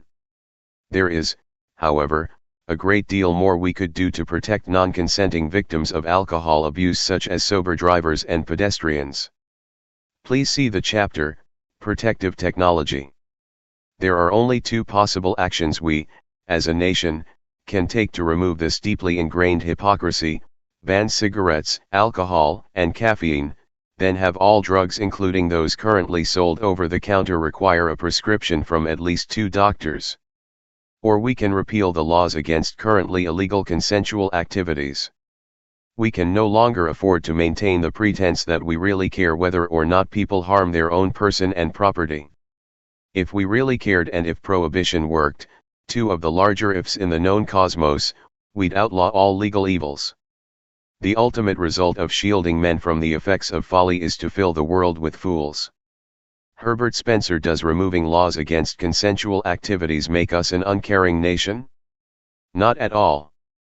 It makes us a mature nation, one that realizes you cannot legislate morality, prevent people from hurting themselves, or protect people from the consequences of their own behaviors. If we accept this mature stance, then we must legalize all consensual activities, or continue being hypocrites. Copyright 1996 Peter McWilliams and Prelude Press. Last revision, December 2, 1996. Ain't nobody's business if you do. Part V, What to Do. My kind of loyalty was to one's country, not to its institutions or its office holders. The country is the real thing, the substantial thing, the eternal thing. It is the thing to watch over, and care for, and be loyal to. Institutions are extraneous, they are its mere clothing, and clothing can wear out, become ragged, cease to be comfortable, cease to protect the body from winter, disease, and death. Mark Twain. Education, not legislation. The only fence against the world is a thorough knowledge of it. John Locke 1693. In order to make intelligent choices, we must have accurate information about the potential consequences of our choices. Learning about those potential consequences, how to maximize the positive ones and how to minimize the negative ones, is the essence of education. True education is not deciding what is right or wrong and then convincing the student of the wisdom of the decision. That's propaganda. True education says, here are the possible rewards, here are the potential risks, here's how to maximize the rewards and minimize the risks. You make the choice. Nowhere do we need true education more than in the area of consensual crimes. It seems as though all we've had for the longest time is propaganda, both negative and positive. Society teaches us that committing consensual crimes is always bad, wrong, dangerous, and deadly. The indulgers, on the other hand, teach that society is entirely wrong, that there are no risks, no dangers, no downsides. Neither of these polarized points is valid, neither is true education. Much of what passes for drug education, for example, is not education at all, but simply scare tactics, terrors for children. The idea, as one popular billboard depicts, that snorting cocaine is the same as sticking a pistol in your nose and pulling the trigger is absurd. One famous television commercial shows an egg being dropped into a frying pan heated to at least 3,000 degrees. As the egg fries and burns, a voiceover says, "This is your brain. This is your brain on drugs. Come on." This is not only untrue and misleading, it's a waste of good food. There is no slavery but ignorance. Liberty is the child of intelligence. Robert G. Ingersoll. All this propaganda is as transparently silly as the supposed documentary films from the 30s, Sex Madness, Cocaine Madness, and the ever-popular Reefer Madness. In these films, ordinary, healthy, but, one must admit, terribly boring, young men and women are driven insane by, respectively, sex, cocaine, and marijuana. One television commercial sponsored by the Partnership for a Drug-Free America shows a wholesome young ghetto child having to jump over fences, run down alleys, and hide behind trees in order to make the journey from school to home without being caught by the drug dealers and forced to take drugs. Another shows photographs of Janis Joplin, John Belushi, and River Phoenix. The announcer pipes in, "We were told celebrity endorsements help sell things." Then the title Partnership for a Drug-Free America flashes on the screen. This is an especially irritating commercial because if drugs weren't illegal, these people would not have died of accidental overdoses.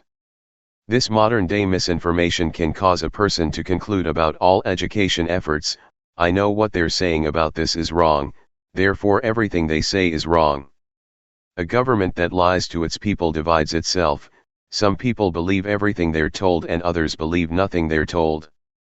Both attitudes are dangerous to the health and well-being of a nation.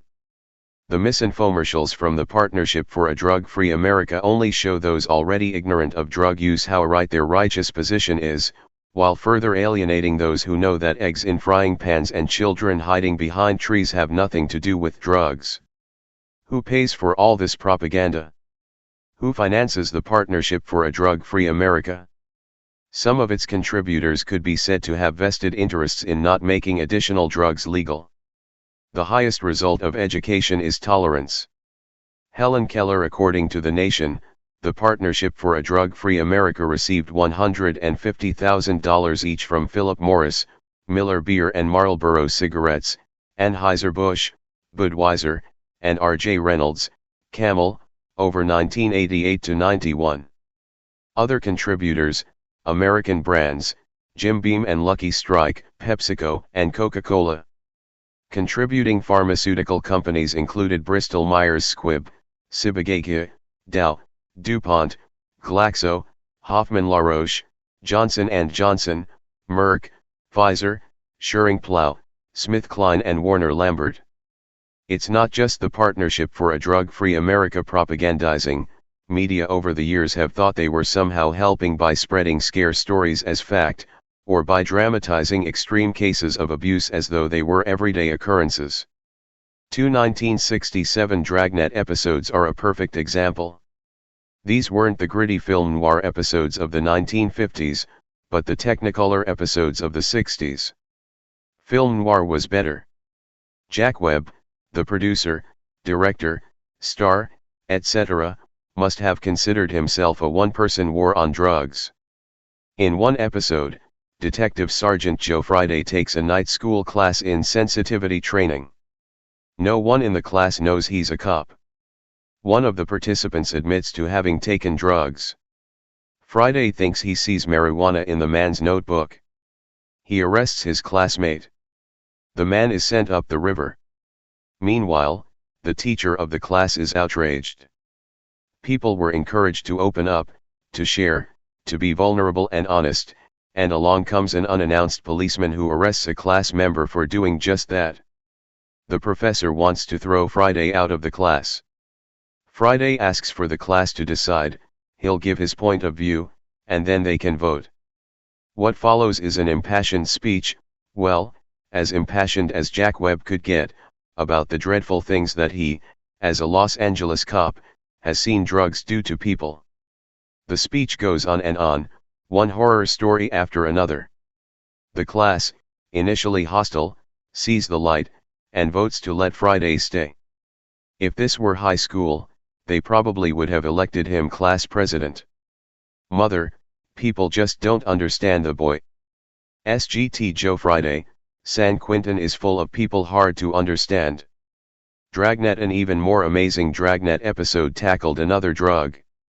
A young man has his head stuck in the sand, one side of his face painted blue, the other side painted yellow. He is carrying a pocket full of sugar cubes. He is babbling about seeing the pilot light at the center of the earth and then believes he is becoming a tree. Guess what drug he is on?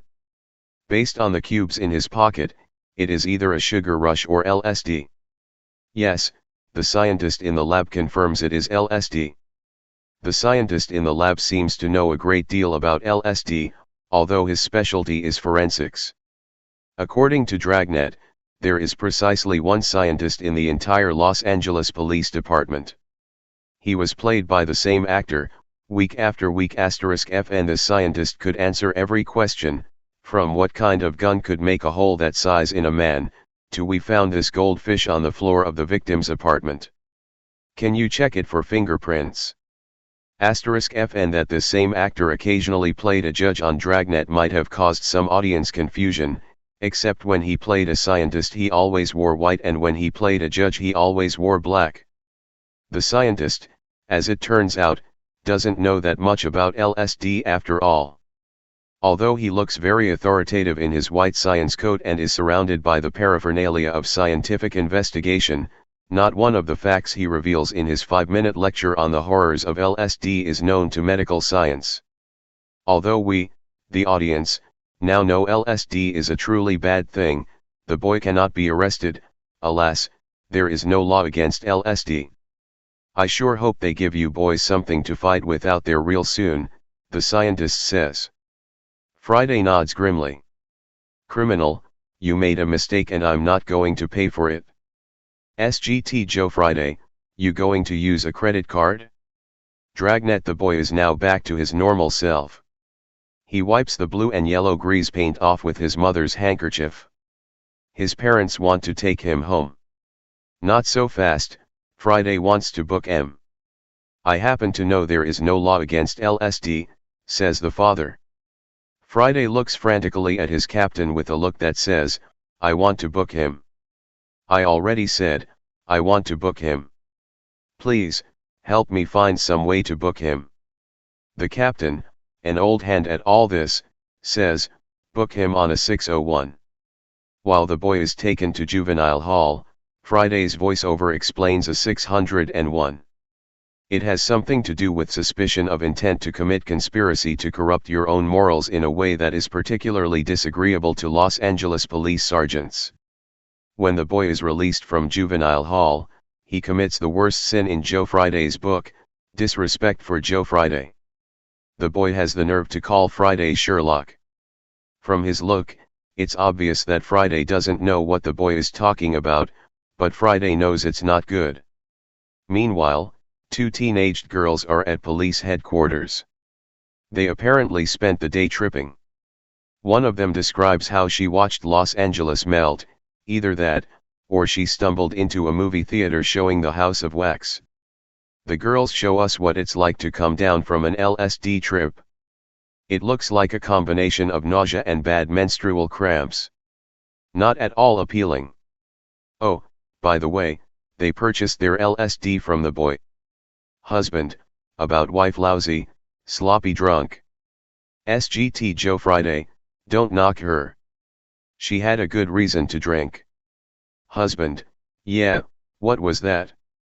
SGT Joe Friday, she was married to you. Dragnet. 6 months pass. The captain comes in and hands Joe Friday a booklet. It is a new law declaring LSD a dangerous substance. Joe Friday is like a kid at Christmas. The captain is Santa Claus. When does this law go into effect? Friday asks, eyes ablaze. 48 hours, the captain tells him. These men are high, truly high. They've just gotten a fix of the drug they love most, control. 48 hours. Just enough time to roll out the dum-da-dum-dum dragnet. In search of the boy, they visit an LSD party. It looks something like Laffin's cocktail party, but much slower and without jokes. Friday calls some uniformed police. They arrive within 30 seconds. Ah, the good old days. Everyone at the party is arrested. Talk about a bad trip. The boy, unfortunately, is not there. Fortunately, however, a pharmacy calls in. They have just sold 1,000 empty gelatin capsules to a young man fitting the description of the boy. What happened to his sugar cube method of distribution? And here Friday has been asking supermarket managers all over Los Angeles to report excessive sugar cube purchases. Friday goes to the pharmacy. Yes, after being shown mug shots, the pharmacist, who has precisely one shelf with about 12 bottles of pills on it, gives Friday the address of where the capsules were delivered. Which means the boy came in, ordered 1,000 empty gelatin capsules, which must weigh about 5 ounces, and then said, "Here, deliver these." Yes, this boy was clearly on drugs, or the script writer was. The landlady happily provides Detective Friday with a passkey. Friday enters, apparently having no use for that 7-letter 4-letter word, warrant, and finds a friend of the boy, who says of the boy, he kept taking more and more pills. He kept wanting to go far out, far out, far out. He made it, intones Friday, he's dead. Dum-da-dum-dum. You got to know the rules before you can break 'em. Otherwise, it's no fun. Sonny Crockett, Miami Vice. After the commercial, we are told that a coroner's inquest found the boy died of an LSD overdose. Barbiturates are mentioned somewhere in there, parenthetically. Yes, ladies and gentlemen, for the first and only time in history, LSD kills. Dragnet was famous, of course, for Joe Friday's sardonic and ironic comment just before the final dum-da-dum-dum. In keeping with that tradition, here is my sardonic and ironic comment. Detective Sergeant Joe Friday stoically acknowledged defeat and celebrated victory in precisely the same way. He lit a cigarette. According to the American Heart Association, cigarette smoking is the #1 cause of heart disease. Jack Webb, a lifelong smoker, died of a heart attack on December 23, 1982. Dum-da-dum-dum. A hipper, trendier show for the hipper, trendier 80s was Miami Vice. It was so cool to catch drug dealers. The only burning question, however, was, how did Crockett afford thousands of dollars in new designer clothes and other hip paraphernalia each week on a Miami detective's salary? Yes, it was cool to put the bad guys away, but never forget the most essential American lesson: there is nothing cooler than money. Films such as the Gene Krupa story perpetuated the myth that, if you even tried marijuana, within 6 months you would be hopelessly addicted to heroin, which, as everyone knew, meant an agonizing death in the gutter 3 months later, but only after pulling everything and everyone you ever loved into the gutter with you. I've overeducated myself in all the things I shouldn't have known. Noel Coward, as millions of Americans learned, that domino theory, like the one about Southeast Asia, isn't true. The purpose of education is to make the choices clear to people, not to make the choices for people. Cigarettes are readily available, seductively advertised, and you may even be offered one from time to time, and yet, the vast majority of the American public simply chooses to say no. Only the most unbalanced person would respond to the friendly offer of a cigarette with, "What? Are you trying to get me hooked? Are you a recruiting agent for one of the tobacco companies? You should be put in jail." The answer is simply, no, thank you, and people go about their business. Cigarette consumption has dropped dramatically in this country during the past 2 decades, and it's not due to government restrictions or prohibitions. The kingpins of the tobacco industry were not rounded up. A tobacco czar was not appointed to arrest and prosecute all the tobacco lords. A person caught selling a cigarette to another did not have his or her home confiscated and was not sent to jail for tobacco trafficking. Habitual cigarette users, Nikis, were sentenced neither to jail nor to mandatory rehabilitation programs. No. Cigarette consumption in this country has dropped thanks to one thing: education. Education has caused people to think of cigarettes as hazardous, not glamorous. The federal government played only a small part in this educational process, in the person of former Surgeon General C. Everett Koop. Dr. Koop was to cigarettes what Ralph Nader was to Corvairs. The educators were, for the most part, non-profit organizations funded by voluntary donations: the American Cancer Society, the American Lung Association, the American Heart Association, and several others. Their factual information was picked up by the media, and the attitude of an entire nation changed in a short time. Education's purpose is to replace an empty mind with an open one. Malcolm S. Forbes, the tobacco industry, of course, continues to claim that cigarette smoking is good for you. The Tobacco Institute claims that all this smoking is harmful nonsense is merely a conspiracy engineered and paid for by the people who make those "thank you for not smoking" signs. My favorite no smoking sign is, "If you're smoking in here, you'd better be on fire." Calling unreasonable scare tactics education only produces some people who are unreasonably scared and other people who are unreasonable. Trying to wipe out drug abuse with the commercials from the Partnership for a Drug-Free America is, as Alan Watts put it, like trying to kill mosquitoes with a machine gun. As Maria Montessori wrote in the Montessori Method, discipline must come through liberty. We do not consider an individual disciplined when he has been rendered as artificially silent as a mute and as immovable as a paralytic. He is an individual annihilated, not disciplined.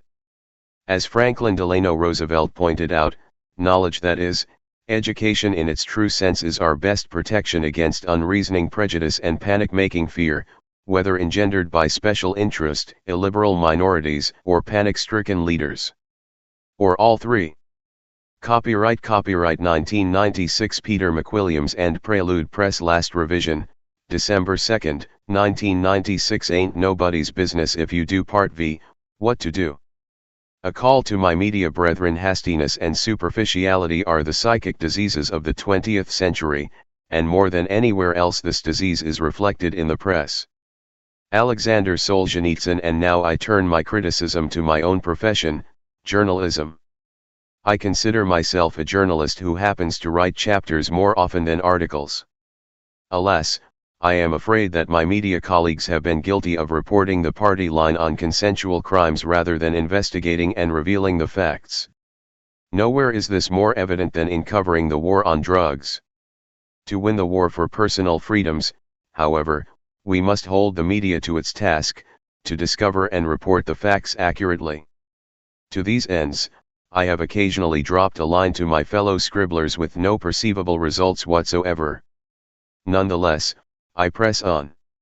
Here, for example, is a letter I spent moments slaving over which the Los Angeles Times failed to acknowledge, much less print. It pretty much sums up what I think the media must do to free itself from the inaccuracies perpetrated by the drug war propaganda machine. November 15, 1993. Dear Editor, your headline of 11/13/93, Phoenix, drugs killed actor, 23, was as misleading as, say, a report of James Dean's death headlined, Dean, Porsche killed actor, 24. Both brilliant actors died in unfortunate accidents. But River Phoenix was killed not by drugs, but by the fact that drugs are illegal. When the government gets on its moral high horse and declares something completely prohibited, the government turns all control over to unregulated manufacturers, possibly disreputable distributors, and organized crime. The purity and strength of the banned substance cannot be monitored. The consumer has no protection. Prohibition returns us to the law of the jungle. The most important service rendered by the press and the magazines is that of educating people to approach printed matter with distrust. Samuel Butler. According to the DEA, the white powder sold on the streets as heroin can be anywhere from 32% to 90% pure heroin. The other famous white powder, cocaine, has a similar potency range. That's quite a range, a deadly range, the range which caused the deaths of River Phoenix, John Belushi, and more than 50,000 other Americans since the war on drugs was declared in 1982. If heroin and cocaine were legal, their potency would be clearly labeled, and most of these people would still be alive. Let's face it, the war on drugs is over. This year, the federal government admitted that the war has achieved nothing.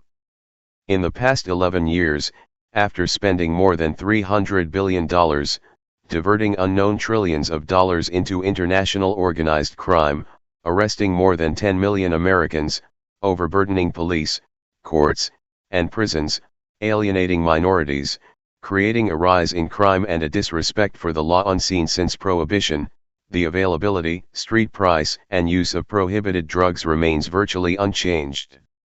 More than 50 federal judges refuse to hear drug cases. There are more people in federal prisons today for drug charges than the total federal prison population in 1982. The drug czar, Attorney General Reno, and knowledgeable observers in and out of government state frankly that what we're doing isn't working. It will be a long time before the war on drugs, like its parallel atrocity, the Vietnam War, will be officially declared over. We Americans so dislike admitting defeat, and bureaucracies absolutely abhor being dismantled. The least we can do as journalists, however, is put an end to the wartime rhetoric. In war, the first casualty is truth. Truth, accuracy, balance, fairness, and all the other qualities we worship in our freedom of the press were abandoned by the mainstream media as soon as the war began. The rising power of the United States in world affairs requires, not a more compliant press, but a relentless barrage of facts and criticism. Our job in this age, as I see it, is not to serve as cheerleaders for our side but to help the largest possible number of people to see the realities. James Reston, The Artillery of the Press. Here are my suggestions for eliminating the now obsolete wartime propaganda from our nation's media. 1. Stop using phrases such as drugs kill. To paraphrase the NRA, drugs don't kill people, people kill themselves with drugs. To perpetuate the myth that people are powerless over drugs only adds to the level of personal irresponsibility that has already grown to fatal proportions in this country. 2. Stop pretending that illegal drugs do more harm than legal ones. More than 500,000 Americans die prematurely each year due to cigarette smoking and more than 200,000 from alcohol abuse. Meanwhile, all the illegal drugs combined cause approximately 6,000 deaths, mostly accidental overdose due to the unknown strength and purity of prohibited substances. Growing marijuana, which in 10,000 years of recorded human use has never caused one death, can get you a life sentence without possibility of parole. Growing tobacco can get you a government subsidy. 3. Stop calling recreational drugs dangerous. There are no bad drugs, there are only bad relationships with drugs. It is the relationship the human being forms with a drug that makes the drug harmful, harmless, or beneficial. The same drug can be good for one person and bad for another, based on the relationship each has established with that drug. Yes, some drugs, generally the ones that are physically addictive, are easier to form bad relationships with than others. Reporting this is both legitimate and necessary. By these standards, the most dangerous, physically addictive, recreational drugs are morphine, often consumed as heroin, and cigarettes. You cannot hope to bribe or twist, thank God, the British journalist. But, seeing what the man will do unbribed, there's no occasion to. Humbert Wolf. 4. Stop referring to recreational drugs as poison. That's only true about always lethal substances, which, for the most part, are perfectly legal. For example, no one uses Drano recreationally, although a few desperate people do use Lysol, heaven help them. Drano is so consistently deadly that the only law controlling its sale says it must be labeled poison. There are no reports of a Drano problem. Drano smuggling is, I would wager, if wagering weren't illegal, not rampant. Airports have no Drano sniffing dogs. An omnibus Drano bill was never proposed to Congress. DEA does not stand for Drano Enforcement Agency. 5. Stop perpetuating the myth that the only way to use drugs safely is not to use them at all. Instead, give the rules for using the drugs with maximum safety. For example, your November 3, 93 article implicating GHB in the death of River Phoenix, designer drug enters Hollywood's fast lane, never told the simple rules for using GHB safely, or as safely as one can use any drug, legal or illegal. The primary rule: never take GHB with any other drug. When people take more than a proper dose of GHB, they fall asleep. If GHB is consumed in higher levels, the person vomits. As long as GHB is not interacting with another drug, not taken with a drug that suppresses nausea, and used in moderation, GHB is relatively harmless. In fact, your article on November 13, 93 stated that the coroner's final report listed an overdose of morphine, probably ingested as heroin, and cocaine as the cause of Phoenix's death. Although you are careful to point out, no alcohol was detected, you fail to mention that no GHB was detected, either. Why not correct your earlier indictment of GHB and apologize for any inaccurate or exaggerated reporting? If drugs had lawyers and PR agencies, the nation's press would be heavy with retractions and lawsuits. Report me and my cause aright. William Shakespeare Hamlet. All of this comes down to the simple idea: tell us the truth about drugs. Almost anything can be harmful if abused. Tell us what causes abuse and how to avoid it. Educate us as to the possible negative reactions when using a drug, what percentage of users experience these reactions, and what to do if one happens. Children are taught early the potential dangers of unsafe use of knives, matches, and yes, even Drano. Please show your readers at least as much respect and have as much confidence in us as parents show their children. Sincerely, Peter McWilliams, Los Angeles, CA. Copyright, Part V, What to Do. Protective technology. For a list of all the ways technology has failed to improve the quality of life, please press 3. Alice Kahn. Technology has moved ahead at a rapid pace. At the turn of the century, the consensus in the medical community was that the human body could not withstand traveling at the inconceivable rate of a mile a minute. Today, even though many of us travel daily at speeds once considered humanly impossible, the technology for devices to prevent these mile-a-minute missiles, automobiles, from being operated by incapable drivers is no further along than it was when the first carriage moved without a horse in 1885. In that same year, 1885, mass communication consisted of newspapers, phonograph cylinders, and illustrated monthlies. Our view of the world came from paintings, etchings, and stereopticon slides. Communication took place by letter or the quaint old custom of visiting people and talking with them. In an emergency, one could send a telegram by going to a Western Union office, and a handful of people had telephones. The business world gravitated around the ticker tape, and the carrier pigeon was still in use. That was about it. Today we have radios, telephones, VCRs, computers, mobile telephones, fax machines, movies, televisions, with hundreds of cable channels, Walkmen, boomboxes, home stereos, car stereos, the internet, as well as all the other communication devices of the earlier days. And yet, those who don't want to be exposed, or their children to be exposed, to certain material must rely on minor variations of the censorship practiced in Victorian times. The ordinary horseless carriage is at present a luxury for the wealthy, and although its price will probably fall in the future, it will never, of course, come into as common use as the bicycle. The Literary Digest, October 14, 1899. Its time technology better served the non-consenting. It's hard to imagine the kind of damage a 3,000-pound metal and glass object traveling a mile a minute can do. Hard, that is, until you see a traffic accident. Then we look and look away at the same time. We like to think that degree of devastation is a fluke of nature. It's not. We like to think it won't happen to us. You have a 2% chance of dying in a traffic accident. Most of these accidents are caused by a driver's not being capable of operating a motor vehicle at the time of the crash.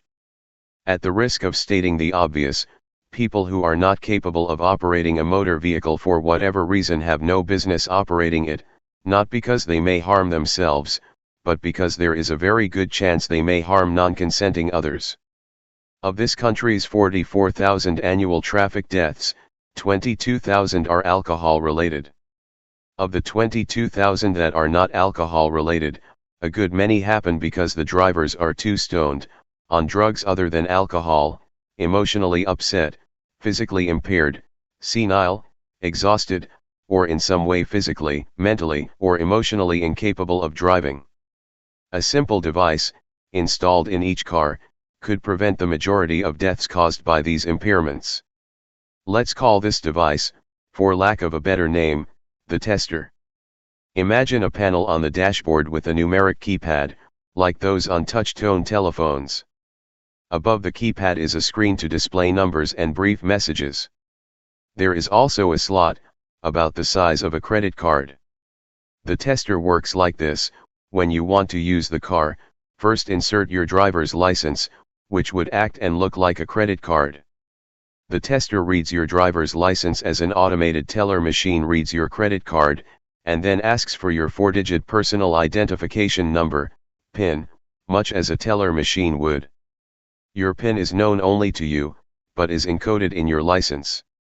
After your 4-digit personal identification number is successfully given, the screen displays 7 random numbers, the number of digits in a phone number. You must then, within a certain period of time and with a certain degree of accuracy, enter those numbers on the keypad. Once you complete this procedure, which should take less than a minute, the car is ready to operate normally.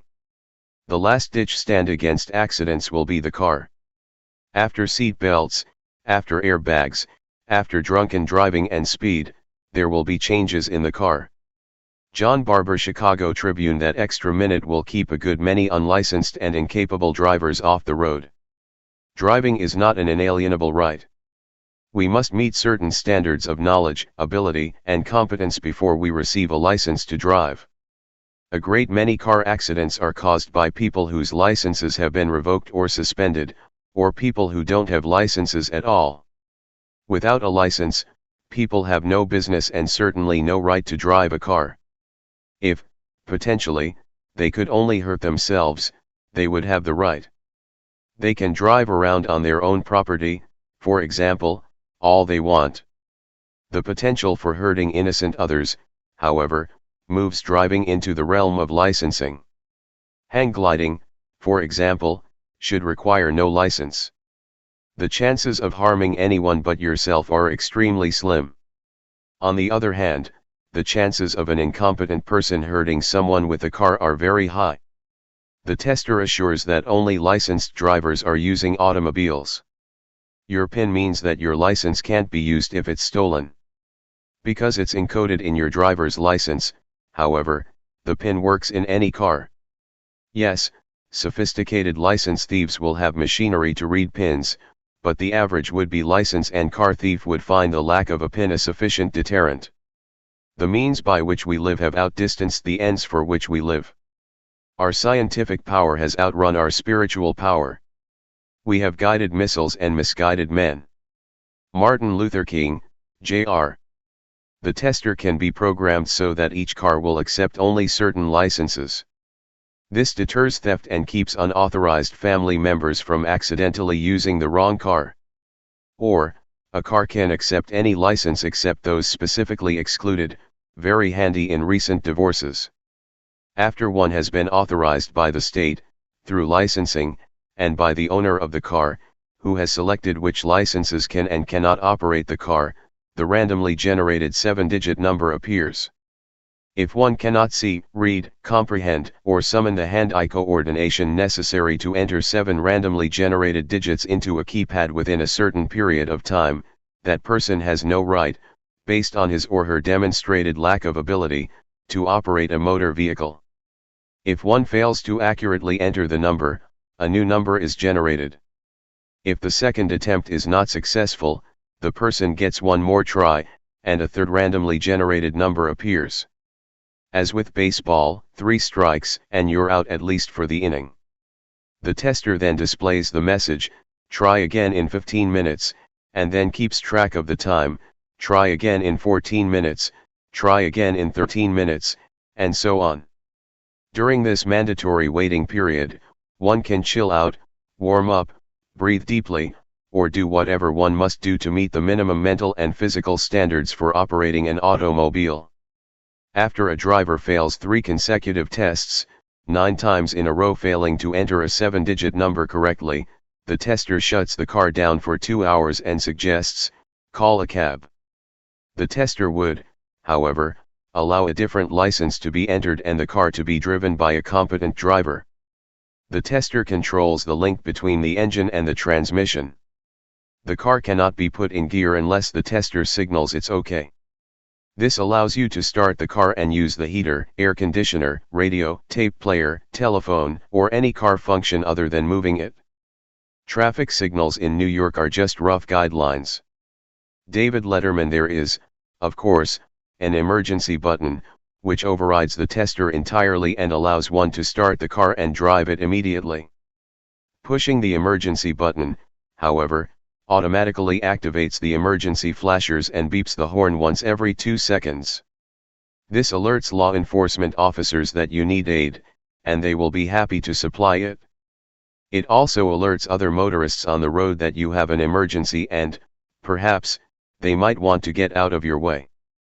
As with all fail-safe devices, this one has built-in drawbacks, the primary one being that someone else can enter the code for an inebriated, stoned, or otherwise incompetent friend. Yes, this could be made illegal. But, again, the solution lies in education and creating the cultural belief that overriding the fail-safe system for another is neither an act of kindness, friendship, or love. In fact, it could be seen as an act of indifference and dismissal.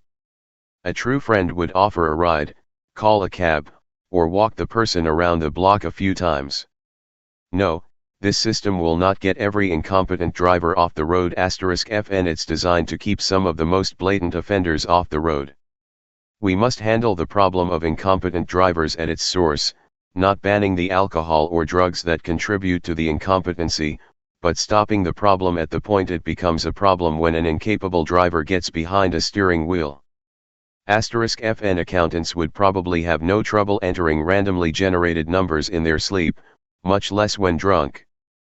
But then, how often do accountants get drunk? "You don't want to see me drunk," one accountant said, "when I get drunk, all I do is talk about stock options." What we are seeing is a sea change in the way people view driving. We are getting away from the word accident, which is sort of a luck fate magic approach, and into the word crashes, where people understand what specific things they can do to reduce their risk. Charles Hurley Insurance Institute for Highway Safety. Just to show you how quickly technological changes can take place, an idea whose time has come and all that, in the original hardcover edition of Ain't Nobody's Business If You Do, in a chapter called Fail-Safe Safety Devices, I proposed something called the sensor, which would monitor television broadcasts and eliminate those aspects selected as objectionable by the viewer. This was in late 1993. Of all the people I talked to, only one of them had ever heard of such a thing. Most people thought it was a fine idea that had a snowball's chance in a sauna. Less than 3 years later, however, the V-chip is law, all signed, sealed, and legal-like. Astonishingly, it was the broadcasters, short-sighted little money grubbers, who put up the biggest stink.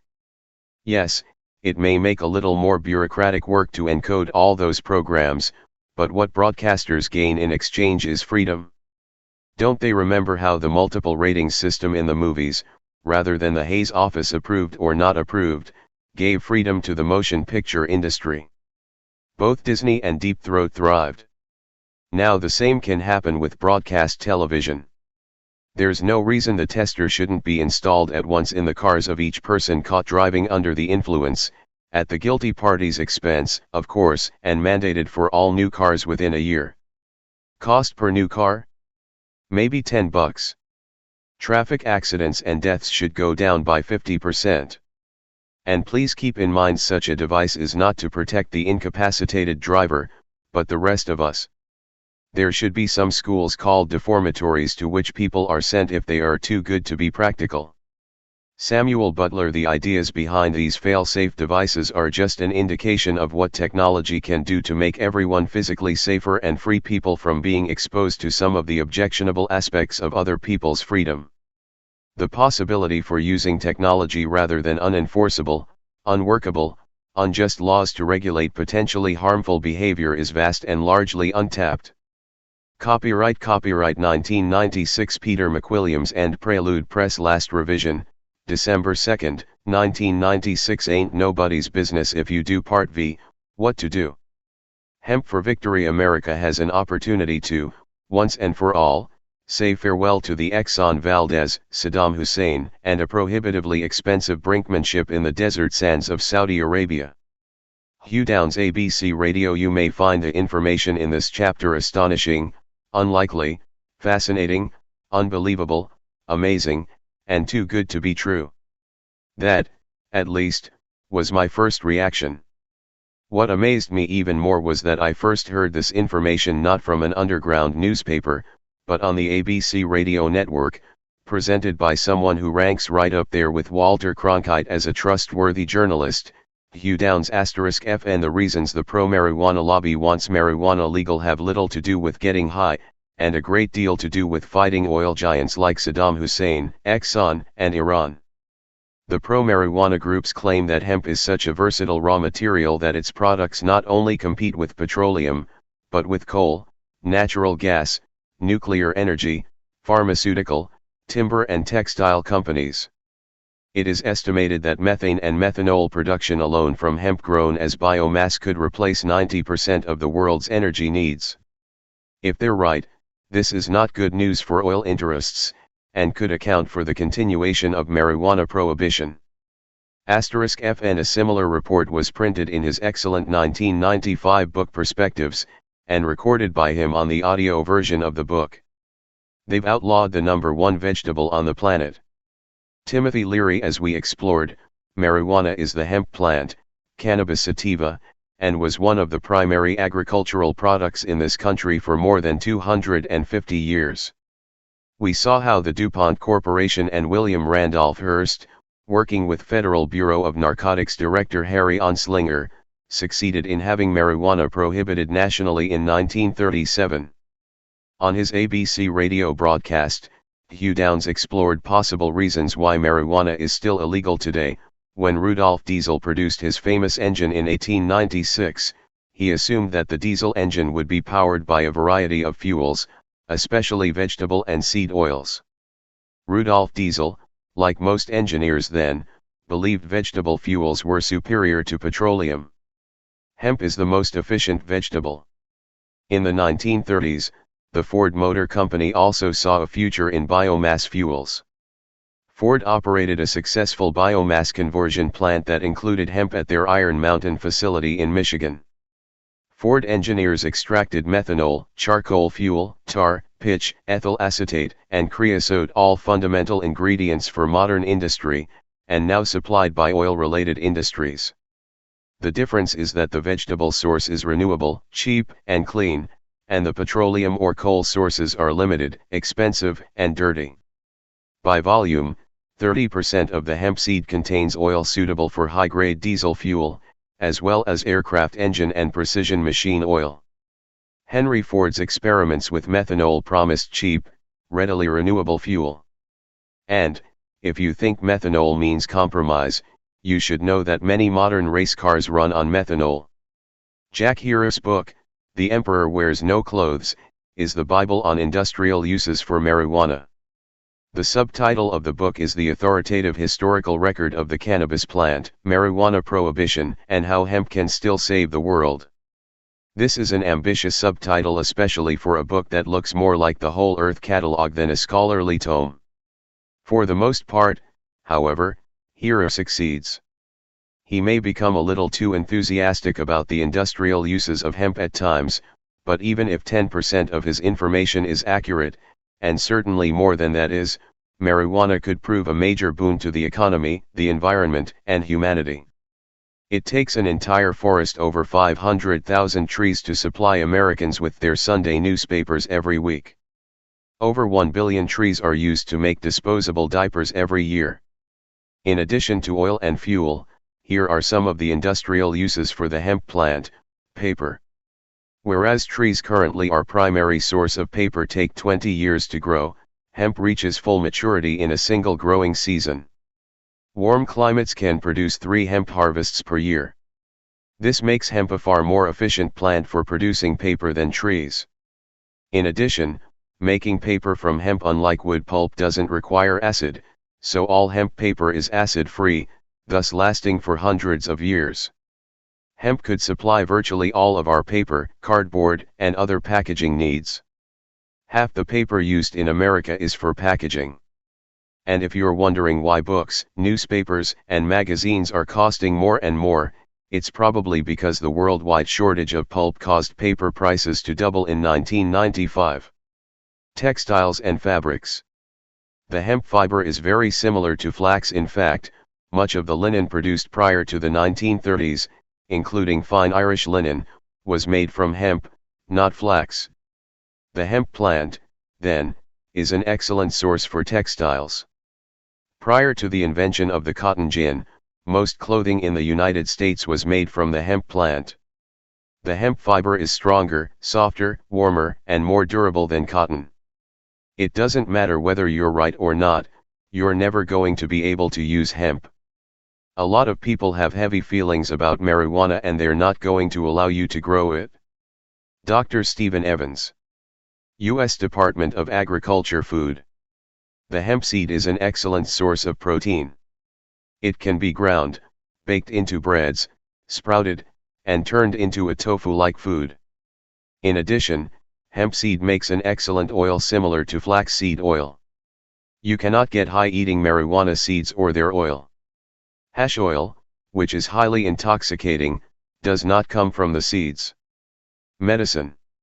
Marijuana, yes, the part that gets you high, is the best medicine for reducing nausea in people being treated with chemotherapy or other medications. Marijuana is also an excellent treatment for glaucoma, which is responsible for 14% of all blindness in America and affects 2.5 million people. Marijuana has also been proven effective in treating asthma, epilepsy, MS, back pain, and muscle spasms, arthritis, cystic fibrosis, rheumatism, emphysema, migraines, in reducing tumors, and should come as no surprise to anyone who has ever smoked marijuana, in enhancing one's appetite.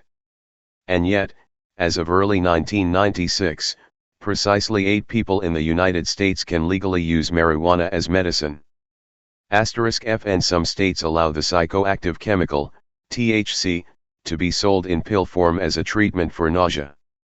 These states, however, do not allow the smokable form of marijuana to be sold, even to cancer or AIDS patients. The absurdity of this is immediately evident. If one is nauseated, he or she would be unable to keep down the pill form of THC long enough for it to be absorbed into the system.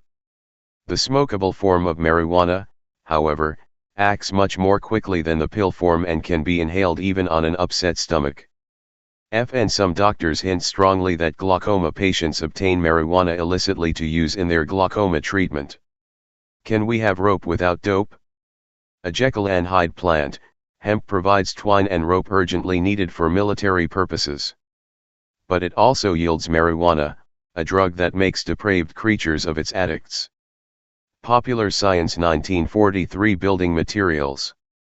The hemp plant can be pressed into fiberboard, which is fire resistant and has excellent thermal and sound insulating qualities. Other products.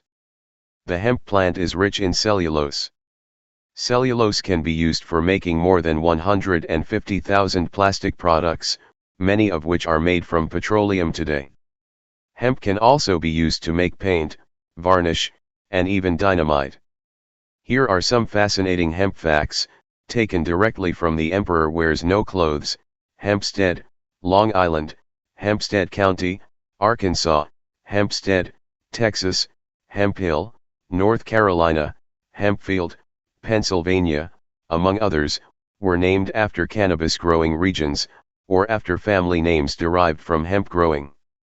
Cannabis hemp was legal tender, money, in most of the Americas from 1631 until the early 1800s. You could pay your taxes with cannabis hemp throughout America for over 200 years. You could even be jailed in America for not growing cannabis during several periods of shortage, example in Virginia between 1763 and 1767. George Washington and Thomas Jefferson grew cannabis on their plantations. Jefferson, while envoy to France, went to great expense and considerable risk to himself and his secret agents to procure particularly good hemp seeds smuggled illegally into Turkey from China. The Chinese mandarins, political rulers, so valued their hemp seeds that they made their exportation a capital offense. Cultivators of the earth are the most valuable citizens. Thomas Jefferson 1785. Benjamin Franklin started one of America's first paper mills with cannabis. This allowed America to have a free colonial press without having to beg or justify paper and books from England.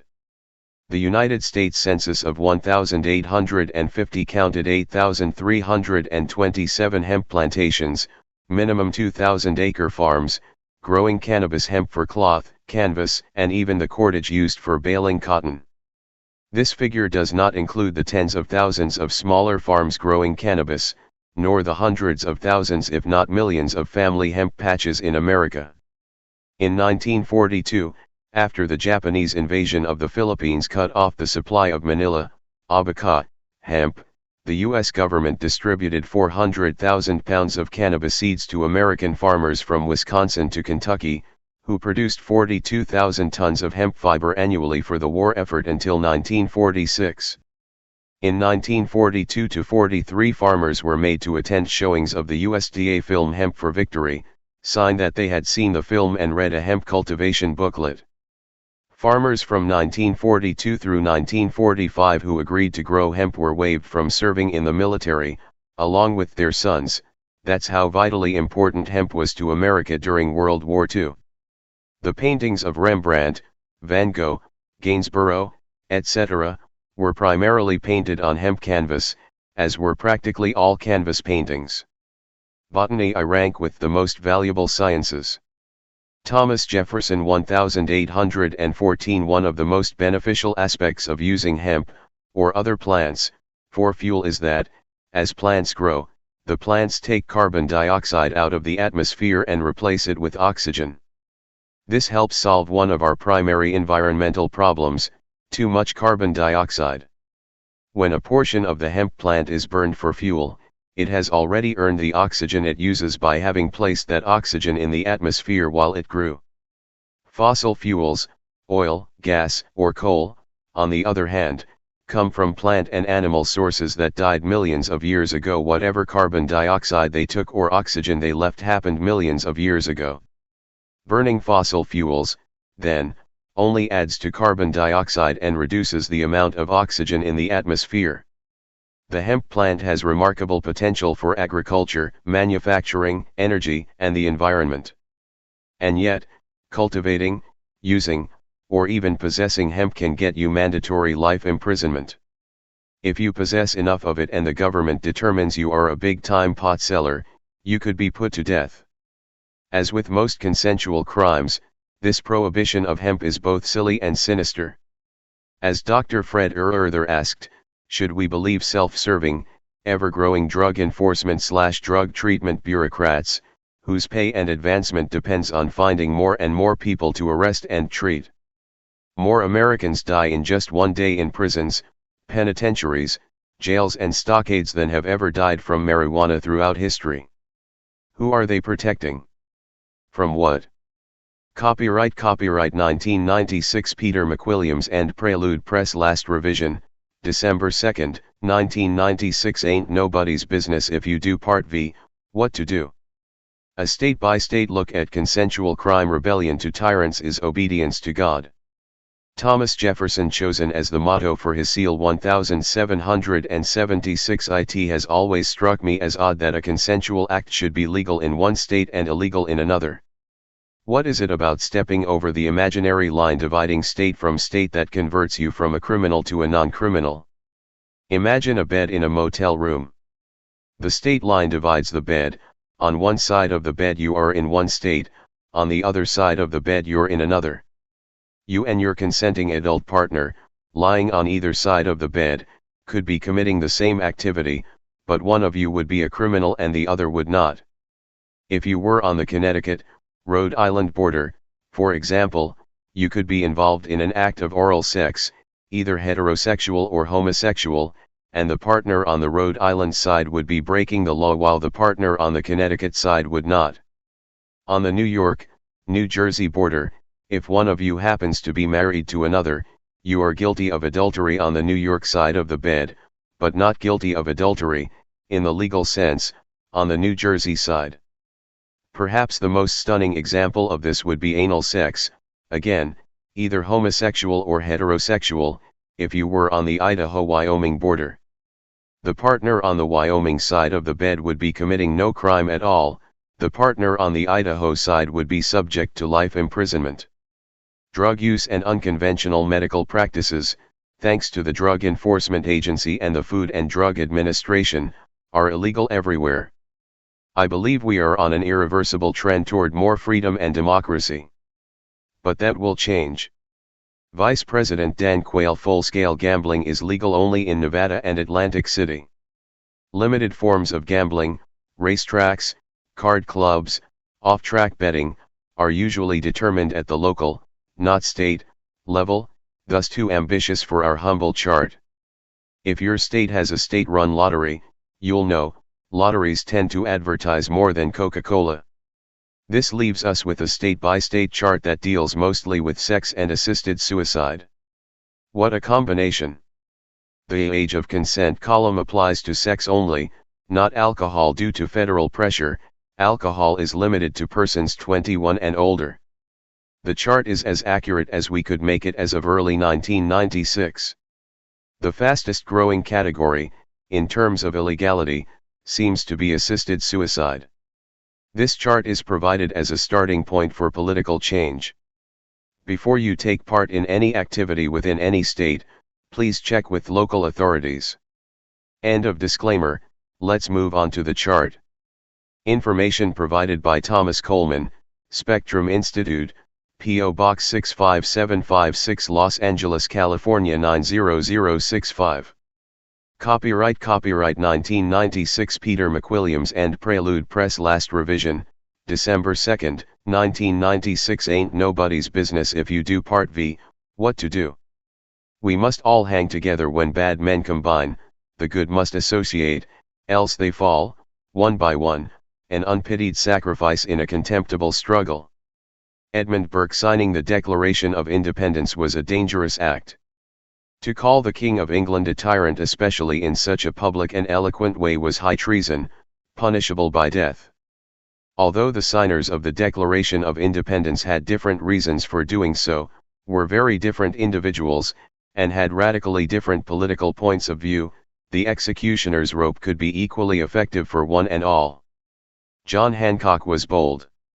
He signed his name first and large. There, he said, King George should be able to read that without his spectacles. When Benjamin Franklin signed, he was expected to say something witty, pithy, and to the point. He was, after all, the greatest aphorist of his day. Franklin did not disappoint. We must all hang together, he said, or, most assuredly, we shall all hang separately. The most popular American flag, prior to Betsy Ross's getting her hands on it, showed a snake divided in parts representing the 13 colonies. The slogan was, "Unite or Die." All of us consensual criminals find ourselves in a similar situation today. We must unite or continue to have our rights denied by our own government. Another popular early flag showed the snake united, with the warning, "Don't tread on me." Another way of stressing the need for unity came from Martin Niemöller. In Germany they came first for the communists, and I didn't speak up because I wasn't a communist. Then they came for the Jews, and I didn't speak up because I wasn't a Jew. Then they came for the trade unionists, and I didn't speak up because I wasn't a trade unionist. Then they came for the Catholics, and I didn't speak up because I was a Protestant. Then they came for me, and by that time no one was left to speak up. He that would make his own liberty secure must guard even his enemy from oppression. Thomas Paine 1795. The people who oppose recreational drug use for health reasons must realize that the same people who outlaw recreational drugs now are working on outlawing certain vitamins, too. Prostitutes, gays, adulterers, sodomites, and heterosexuals who have sex outside of marriage all violate the same sexual taboo. If you live in a state where sex outside of marriage, adultery, oral intercourse, or homosexual acts are legal, be assured that there are forces of the religious right who are working diligently right now to correct that legal and moral oversight. The law that makes adults wear seat belts springs from the same paternalism and political compromise that would, if it could, and apparently it can, regulate every other aspect of your life, for your own good, of course. We are all chickens in the same farmer's yard. What would happen if the chickens all got mad at the farmer instead of pecking each other? Remember Alfred Hitchcock's The Birds? There is a reason falcons, lions, and tigers are not raised for their eggs, milk, and meat. Chickens, cows, and sheep are far more docile. They don't complain when their eggs are taken, readily cooperate when being milked, and are easily led to slaughter. There is, of course, the rare animal that does act up. It's branded a renegade, and quickly eliminated. If, however, the entire group of animals, that is, the entire species, is known for acting up when trod upon, these animals are, for the most part, left alone. If consensual criminals stood up not only for their own rights, but the rights of each other, we would have the power to keep the government from treading upon us. To preserve the freedom of the human mind then and freedom of the press, every spirit should be ready to devote itself to martyrdom. Thomas Jefferson, June 18, 1799. Copyright 1996. Peter McWilliams and Prelude Press. Last revision, December 2, 1996. Ain't nobody's business if you do. Part V, What to Do. The politics of change to knock a thing down, especially if it is cocked at an arrogant angle, is a deep delight of the blood. George Santayana. This is a chapter on what to do if you'd like to see the laws against consensual activities changed. The single most effective form of change is one-on-one interaction with the people you come into contact with day by day. The next time someone condemns a consensual activity in your presence, you can ask the simple question, well, isn't that their own business? Asking this, of course, may be like hitting a beehive with a baseball bat, and it may seem after the commotion and emotion has died down that attitudes have not changed. If, however, a beehive is hit often enough, the bees move somewhere else. Of course, you don't have to hit the same hive every time. If all the people who agree that the laws against consensual crimes should be repealed post haste would go around whacking, or at least firmly tapping, every beehive that presented itself, the bees would buzz less often. Also, some people actually start to think when they are asked a question such as, shouldn't people be allowed to do with their own person and property whatever they choose as long as they do not physically harm the person or property of another? Granted, these thinking people are few and far between, but they do exist, and, perhaps, some of the people you know or meet may have never been asked that question. It is not a very popular one. A good follow-up question, is it worth putting people in jail for doing these things? Other possibilities, isn't it up to God to punish violations of God's laws? Who decides what is and is not right? Don't we have more important things to worry about? Have you ever committed a consensual crime? If yes, do you think you might feel differently about laws against consensual activities if you had gone to jail for your crime? The only thing necessary for the triumph of evil is for good men to do nothing. Edmund Burke 1770. Although it may not seem so, asking such questions and challenging people's misconceptions is a political act. This personal contact is, in fact, the essence of politics. Change begins with individuals, and individuals communicating with individuals is the way attitudes are most often changed. If any of your thoughts or beliefs changed as you read this book, that's because we've been communicating one-on-one. When I write a book, I write to one person. I think of a book as a long letter I might write a friend. In television, radio, and lectures, the most effective communicators are those who speak directly to individuals, not to a group. People like Larry King and Oprah Winfrey, and even Ross Perot, are effective communicators because they speak to people, not masses. Changing one mind by talking to one person is more valuable than lecturing at 1 million people who walk away indifferent. You can make a change, you can make a difference in the thinking of the people with whom you naturally come into contact. Another effective influence is through the media. Here, too, we can make personal statements. Writing letters to the editor, calling talk shows, asking questions from a studio audience gets your message out to thousands, even millions of people. A certain percentage of those people are going to personally relate to you, what you have to say, and the way you say it.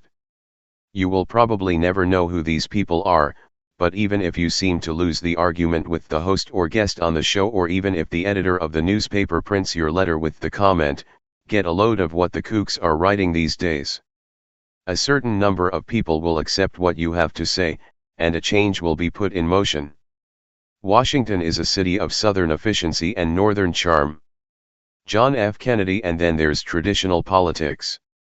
Government is organized at 3 levels: local, state, and national, or federal. Any action you take on any of these levels counts.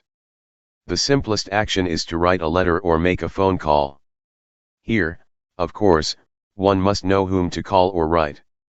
At the national level, the 4 most important people to contact are: A. Your 2 senators, every state has 2, B. The member of the House of Representatives who represents your congressional district, we each have 1 of those, and C. The President of the United States. While technically senators are there to serve all the people of the United States, their special interest group is the citizens, more particularly the voters, of their home state. Similarly, every member of the House of Representatives is there to serve all the people of the United States, but representatives have a special interest in the needs and opinions of the voters in their congressional districts. When the mail comes into a congressional office, it is sorted into 2 piles, constituents and everybody else. The constituent pile gets preferential treatment. This is not unfair, in fact, it's the way the system was designed. Each citizen of the United States has the same number of representatives in Congress, 2 senators and 1 member of the House, who consider that citizen a constituent *FN. Members of the House of Representatives usually divide the everybody else pile into my state and those other states. A member of Congress, then, will pay attention to, in order, 1. The voters within his or her own congressional district, 2. The rest of the citizens of his or her home state. He or she may run for statewide office one day, and 3. Everyone else. He or she may run for president one day.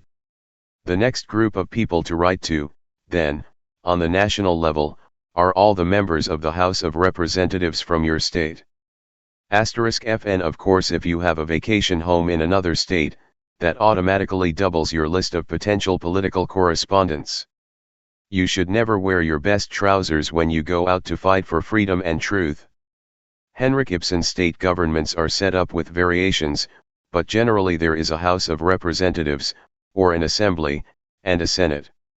Here, you also have elected representatives who consider you their constituents, and these are the people to write first, in addition, of course, to the governor.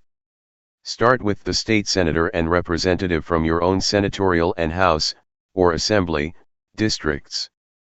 Local government is a hodgepodge of city and county elected and appointed officials. To make change on a local level, however, it's worth your time to find out who runs the show. You might not be able to fight City Hall, but you can sometimes influence it, and a call to City Hall will get you the names and addresses of those in power. When writing a public servant, there's no need to be elaborate or eloquent. Usually, your letter will not be read carefully, it will be scanned and summarized. If you're writing about a particular issue in the public debate, your letter will become part of a statistic. Today's Mail, 673 letters in favor of the topic, 2,476 letters opposed. The same is true of phone calls, postcards, telegrams, and email. Even though you're just a number, you are an important number. The religious right is well organized and can produce massive mailings, millions of pieces, on key issues within a few days. You can bet that, for the most part, they are going to favor enacting more laws against consensual activities, strict enforcement of the laws we already have, and, in the name of the Prince of Peace, violently oppose repealing or eliminating any oppressive law.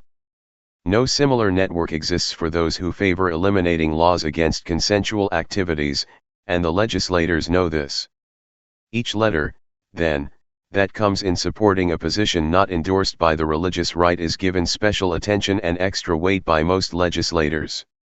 As the religious right can outletter its opposition by a ratio that is sometimes 10 to 1, one letter in favor of our freedom can count for as many as 10 letters written by those who think our laws should be dictated by their moral code. One man can completely change the character of a country, and the industry of its people, by dropping a single seed in fertile soil. John C. Gifford. A copy of this book was sent to all members of the United States Senate and House of Representatives, as well as to the legislators and governors of all 50 states, and to the mayors of the top 100 cities, those who held office as of April 1996. If you generally agree with the idea of this book, please write your elected representatives, have you read the book? Ain't nobody's business if you do. If not, I certainly recommend it. After you read the book, I would appreciate your thoughts on it. An amazing number of consensual crimes can be repealed on the local level. In fact, most consensual crimes are enforced on the state and local, not the federal, level. People working at the state and local levels to dismantle the laws against consensual activities and to keep new ones from being put on the books could give us a free country in a short time. The hottest places in hell are reserved for those who in a period of moral crisis maintain their neutrality. Dante at the other end of the spectrum, perhaps the thing to do is to propose a constitutional amendment that restates what is already in the Constitution. The amendment might read, "No citizen of the United States, or the several states, shall be subject to criminal prosecution unless he or she physically harms the person or property of a non-consenting other." That would lay it out clearly, I think. The or the several states ensures that state governments don't pass restrictive codes in the name of states' rights. Proposing a constitutional amendment would stir a national debate, as well as directly counter the religious right's desire to introduce a constitutional amendment declaring the United States a Christian nation. Obviously, a lot of work needs to be done. The religious right is well financed, well organized, and big. It is involved in politics as an act of religious faith. Those who do not believe that religion and politics should be one and the same don't seem to have the same fervor when it comes to political action. The religious right has also co-opted every phrase and symbol that those who fought religious oppression once rallied around.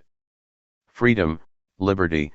Jerry Falwell's Institute of Higher Political Learning is called Liberty University, the American flag, the Liberty Bell, even the word American FN that the religious right completely took over the word Christian is a given. At one time, phrases such as Christian charity and Christian tolerance were used to denote kindness and compassion. To perform a Christian act meant an act of giving, of acceptance, of toleration. Now, Christian is invariably linked to right-wing conservative political thought, Christian nation, Christian morality, Christian values, Christian family. What we have now is democracy without citizens. No one is on the public's side. All the buyers are on the corporation's side. And the bureaucrats in the administration don't think the government belongs to the people. Ralph Nader. Because there is such formidable opposition, those of us who believe that the laws against consensual activities should be repealed have our work cut out for us. saying that people should be permitted to do with their person and property what they choose as long as they don't physically harm the person or property of another is not perceived by the religious right as a political statement, but as an attack on God. Those who are not willing to take the heat of the emotional outburst that will inevitably follow will soon leave the kitchen. Then there are those who want to keep the laws against consensual activities in place due to greed. Lots of people are making lots of money because certain consensual activities are illegal. Naturally, they do not want to lose any meal tickets. Those who want personal freedom in this country, then, have such interesting and diverse opponents as organized crime on one hand, and law enforcement on the other. Organized crime would practically go out of business if all consensual activities were legal. The politicians and media that organized crime already owns, or has a few favors coming from, will be opposed to legalizing consensual activities but will oppose it with the highest moral, legal, social, and even scientific justifications. Law enforcement would, a. lose funding, the tens of billions being thrown at it to fight the war on drugs plus all that assets forfeiture money, and, b. have to catch real criminals, who have guns.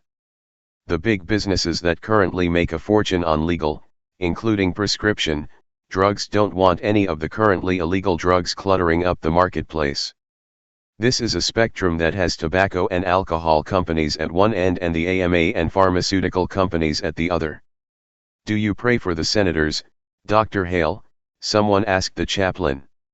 "No, I look at the senators and pray for the country." Edward Everett Hale. Yes, consensual crimes make strange bedfellows, organized crime and law enforcement, cigarette companies and the AMA. Not surprisingly, none of them wants to get out of bed. People can be as passionate about money as they can about God, if not more so. I cannot point to the Democratic or Republican Party and say, "Here, join this party, they support this cause." Neither political party supports this cause, nor do, necessarily, either liberals or conservatives.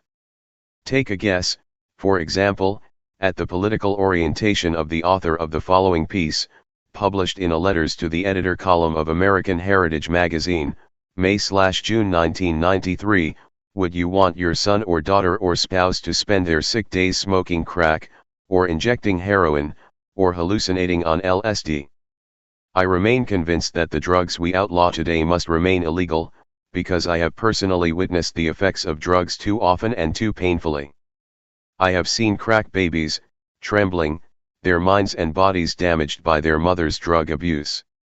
I have seen innocent victims maimed and murdered by drug addicts.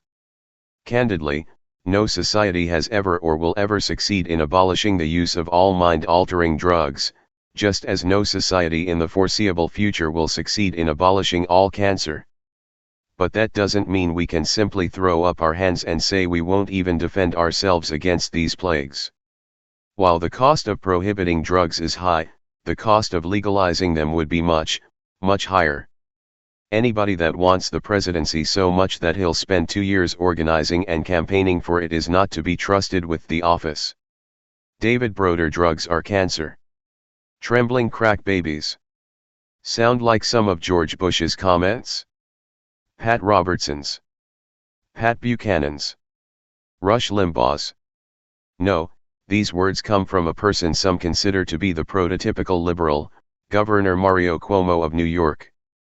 There is no guarantee that a liberal's bleeding heart is going to bleed for the cause of repealing the laws against consensual activities. What about all the prisoners, Mario? What about the prisoners' families? Dave Barry made these astute observations. The Democrats seem to be basically nicer people, but they have demonstrated time and time again that they have the management skills of celery. They're the kind of people who'd stop to help you change a flat, but would somehow manage to set your car on fire. I would be reluctant to entrust them with a Cuisinart, let alone the economy. The Republicans, on the other hand, would know how to fix your tire, but they wouldn't bother to stop because they'd want to be on time for ugly pants night at the country club. Removing the prohibitions from consensual activities will probably take place due to popular opinion within both political parties. When prohibition was enacted in 1920, both parties strongly favored it. By 1924, the Republicans still strongly favored it, and the Democrats were vacillating. By 1928, the Democrats opposed it, but the Republicans still favored it. By the election of 1932, both parties opposed prohibition. That's the politics of change. In the 1992 election, Ross Perot introduced the urgency of reducing the national debt and, due to the immediate popular support of this idea, it was quickly adopted by both parties. The idea of eliminating the laws against consensual activities will probably gain acceptance along the same lines. And, I pray, as quickly. When you hear a man speak of his love for his country, it is a sign that he expects to be paid for it. H. L. Mencken, the political party that supports this concept, in fact, seems to be based on it, is the Libertarian Party. Although its political philosophy is interesting and its information educational, I doubt if the majority of the American people are going to switch party affiliations in order to support this one issue. When the idea of eliminating consensual crimes becomes popular enough, one of the major political parties will adopt it, thus removing whatever wine the libertarian sales might have captured. People, however, may be so fed up with both the Democratic and the Republican parties that they'll switch to libertarianism just for the hell of it. FN you can contact the Libertarian Party at 1-800-637-1776. The people most motivated to change the laws against consensual activities, of course, are those who have been arrested for them, and the criminals' friends and families. That includes the 750,000 people currently in jail, the 3 million currently on parole or probation, the 4 million arrested each year, as well as their loved ones. These are people who know, from personal experience, the absurdity of laws against consensual activities. They also know the arbitrary and often cruel ways in which these laws are enforced. One can only quote Woody Guthrie's advice to union organizers: take it easy, but take it. So often, people trapped in the legal system alternate between rage and resignation. Neither emotion will help repeal the laws against consensual activities. A middle ground in which the rage is channeled into constructive action not only provides an effective outlet for one's justifiable frustration, it gives one the satisfaction of, day by day, doing his or her part to change an unjust system. Under democracy, one party always devotes its chief energies to trying to prove that the other party is unfit to rule, and both commonly succeed, and are right. H. L. Mencken. And let's not forget the value of money. Donate some to organizations that defend personal freedom. If you have no money to send, write a note of encouragement to a group whose work you admire. Here is a criminally incomplete list of organizations and publications currently fighting for freedom. I will be happy to correct my omissions in future editions and on my website, http://www.mcwilliams.com/consent. The Libertarian Party, 2600 Virginia Avenue Northwest Suite 100 Washington, D.C. 20037-800-637-1776, http://www.lp.org/lp. Those are lowercase l's, not numeral ones. The political party that believes government should stay out of individual lives? Not as powerful as it might be, yet, the Libertarian Party certainly offers a refreshing alternative to the Democrats and Republicans, who both for vastly different reasons think it's just fine to meddle in our lives and tax the bejesus out of us to pay for all that costly interference. American Civil Liberties Union, ACLU, 132 West 43rd Street, New York, New York, 10036 212-944-9800, http://www.aclu.com. Since 1920, that ominous year of national prohibition, the ACLU has been at the forefront of defending rights guaranteed us by the Constitution.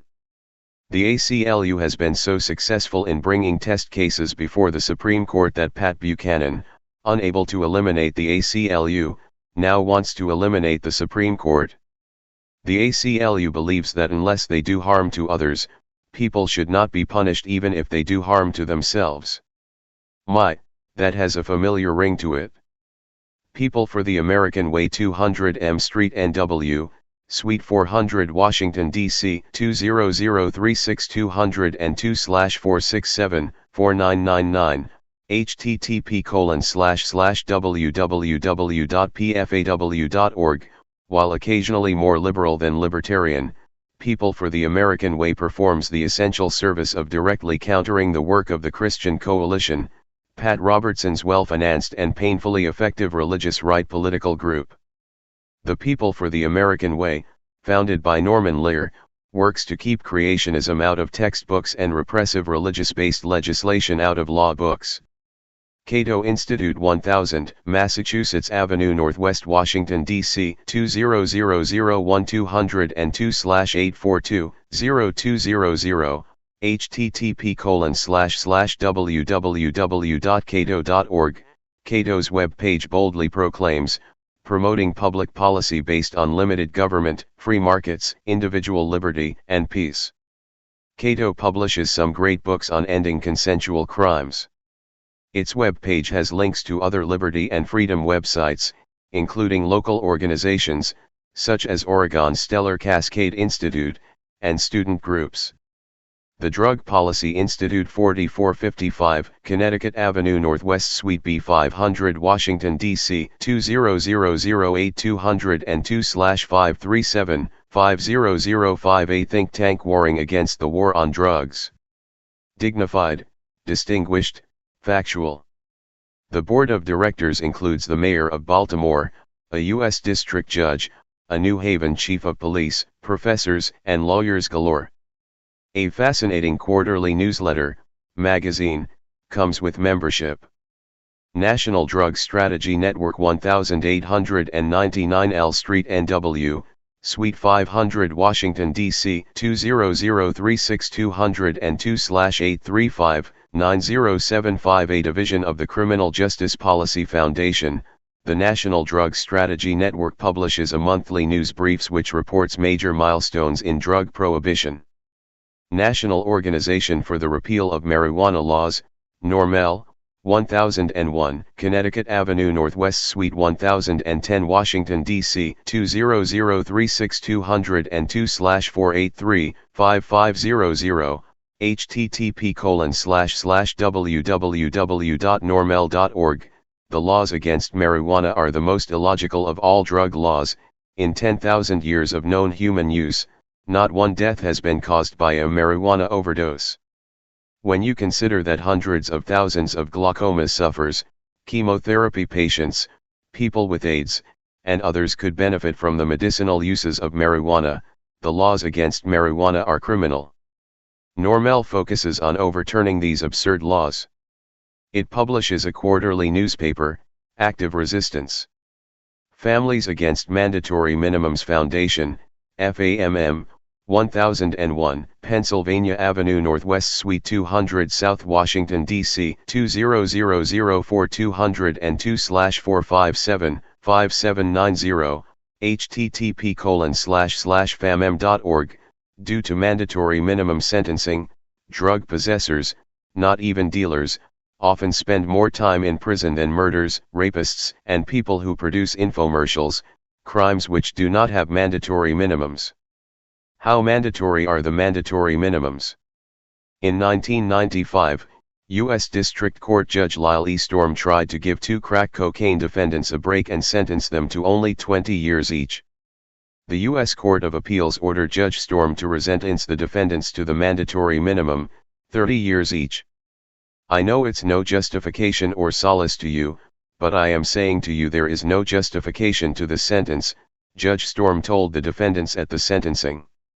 I apologize to you on behalf of the United States government. Families Against Mandatory Minimums fight atrocities within absurdities such as this.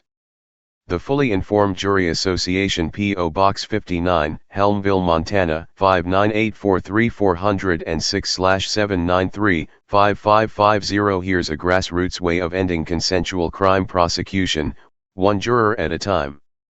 The Fully Informed Jury Association promotes a fact that is as true as it is potentially powerful. Once 12 jurors go into the deliberation room, when they decide to acquit for whatever reason, the criminal walks free. If the jury believes the defendant did take part in a prohibited consensual activity but the activity shouldn't be a crime, it can acquit. In most states, even if one juror feels this way, the worst that would happen is a hung jury, and the state has to start all over again. With minor consensual crimes, the state sometimes doesn't bother. Read all about it in FIJ Activist, the newsletter of the Fully Informed Jury Association. Laissez-faire Books 938, Howard Street No. 202 San Francisco, California, 94103-415/541-9780, http://www.lf.org, that's a lowercase l in LF, not the numeral 1. Laissez-faire has the largest catalog of books from all publishers on the subjects of liberty, freedom, and the government leaving us blessedly alone. Laissez-faire Books defines laissez-faire as leave the people alone, let them be, in their economic activities, in their religious affairs, in thought and culture, in the pursuit of fulfillment in their own lives. Council for Democratic and Secular Humanism, Free Inquiry Magazine and Secular Humanist Bulletin, 3965 Amherst, New York, New York, 14228 716-636-7571, http://codesh.org. The term secular humanism has been so thoroughly trashed by the religious right, it's essentially the religious right's replacement for the F word with none of the F word's more pleasant meanings. It might be interesting to see what secular humanists really believe.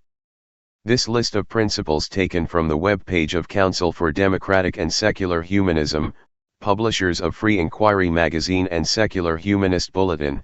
We are committed to the application of reason and science to the understanding of the universe and to the solving of human problems.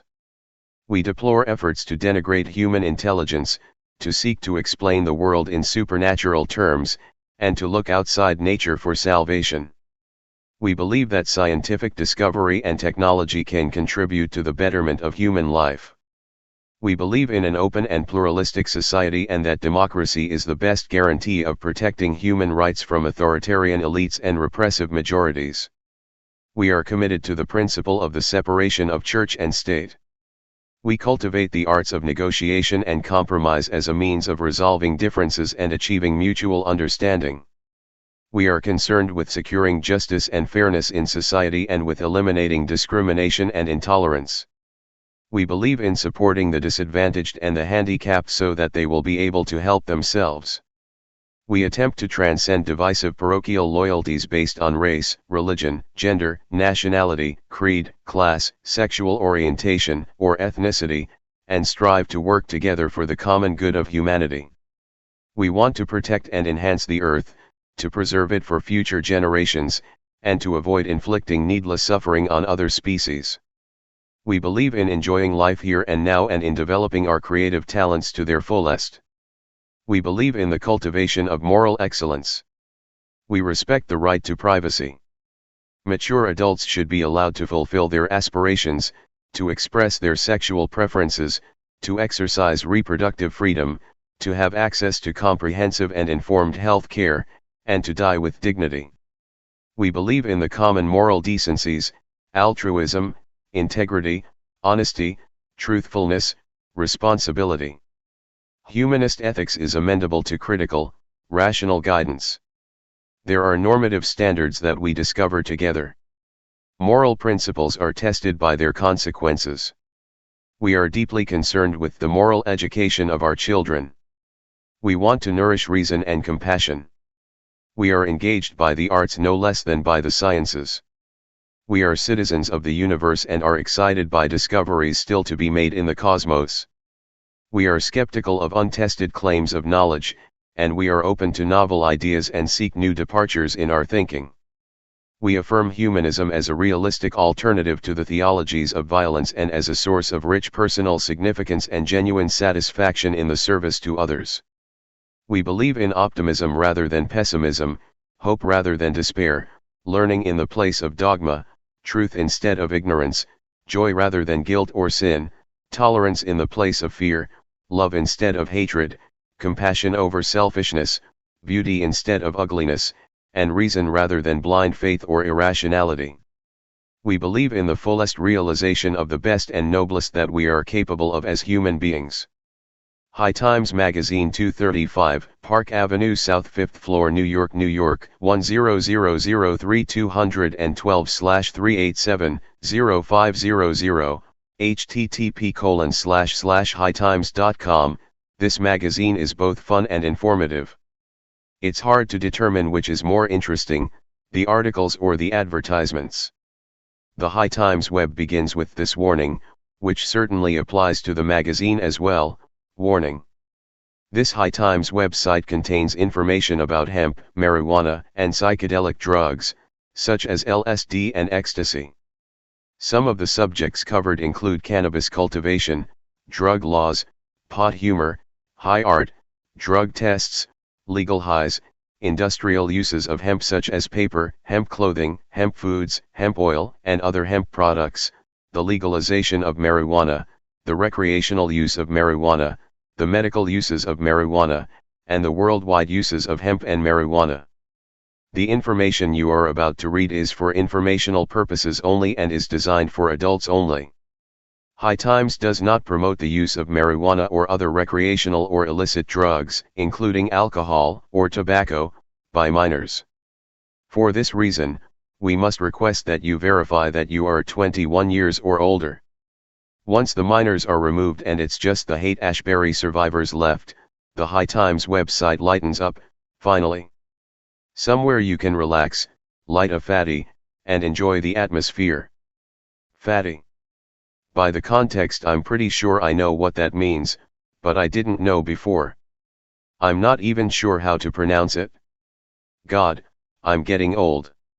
It reminds me of a Firesign Theater routine in which the police go about arresting all the old farts like me who are no longer cool.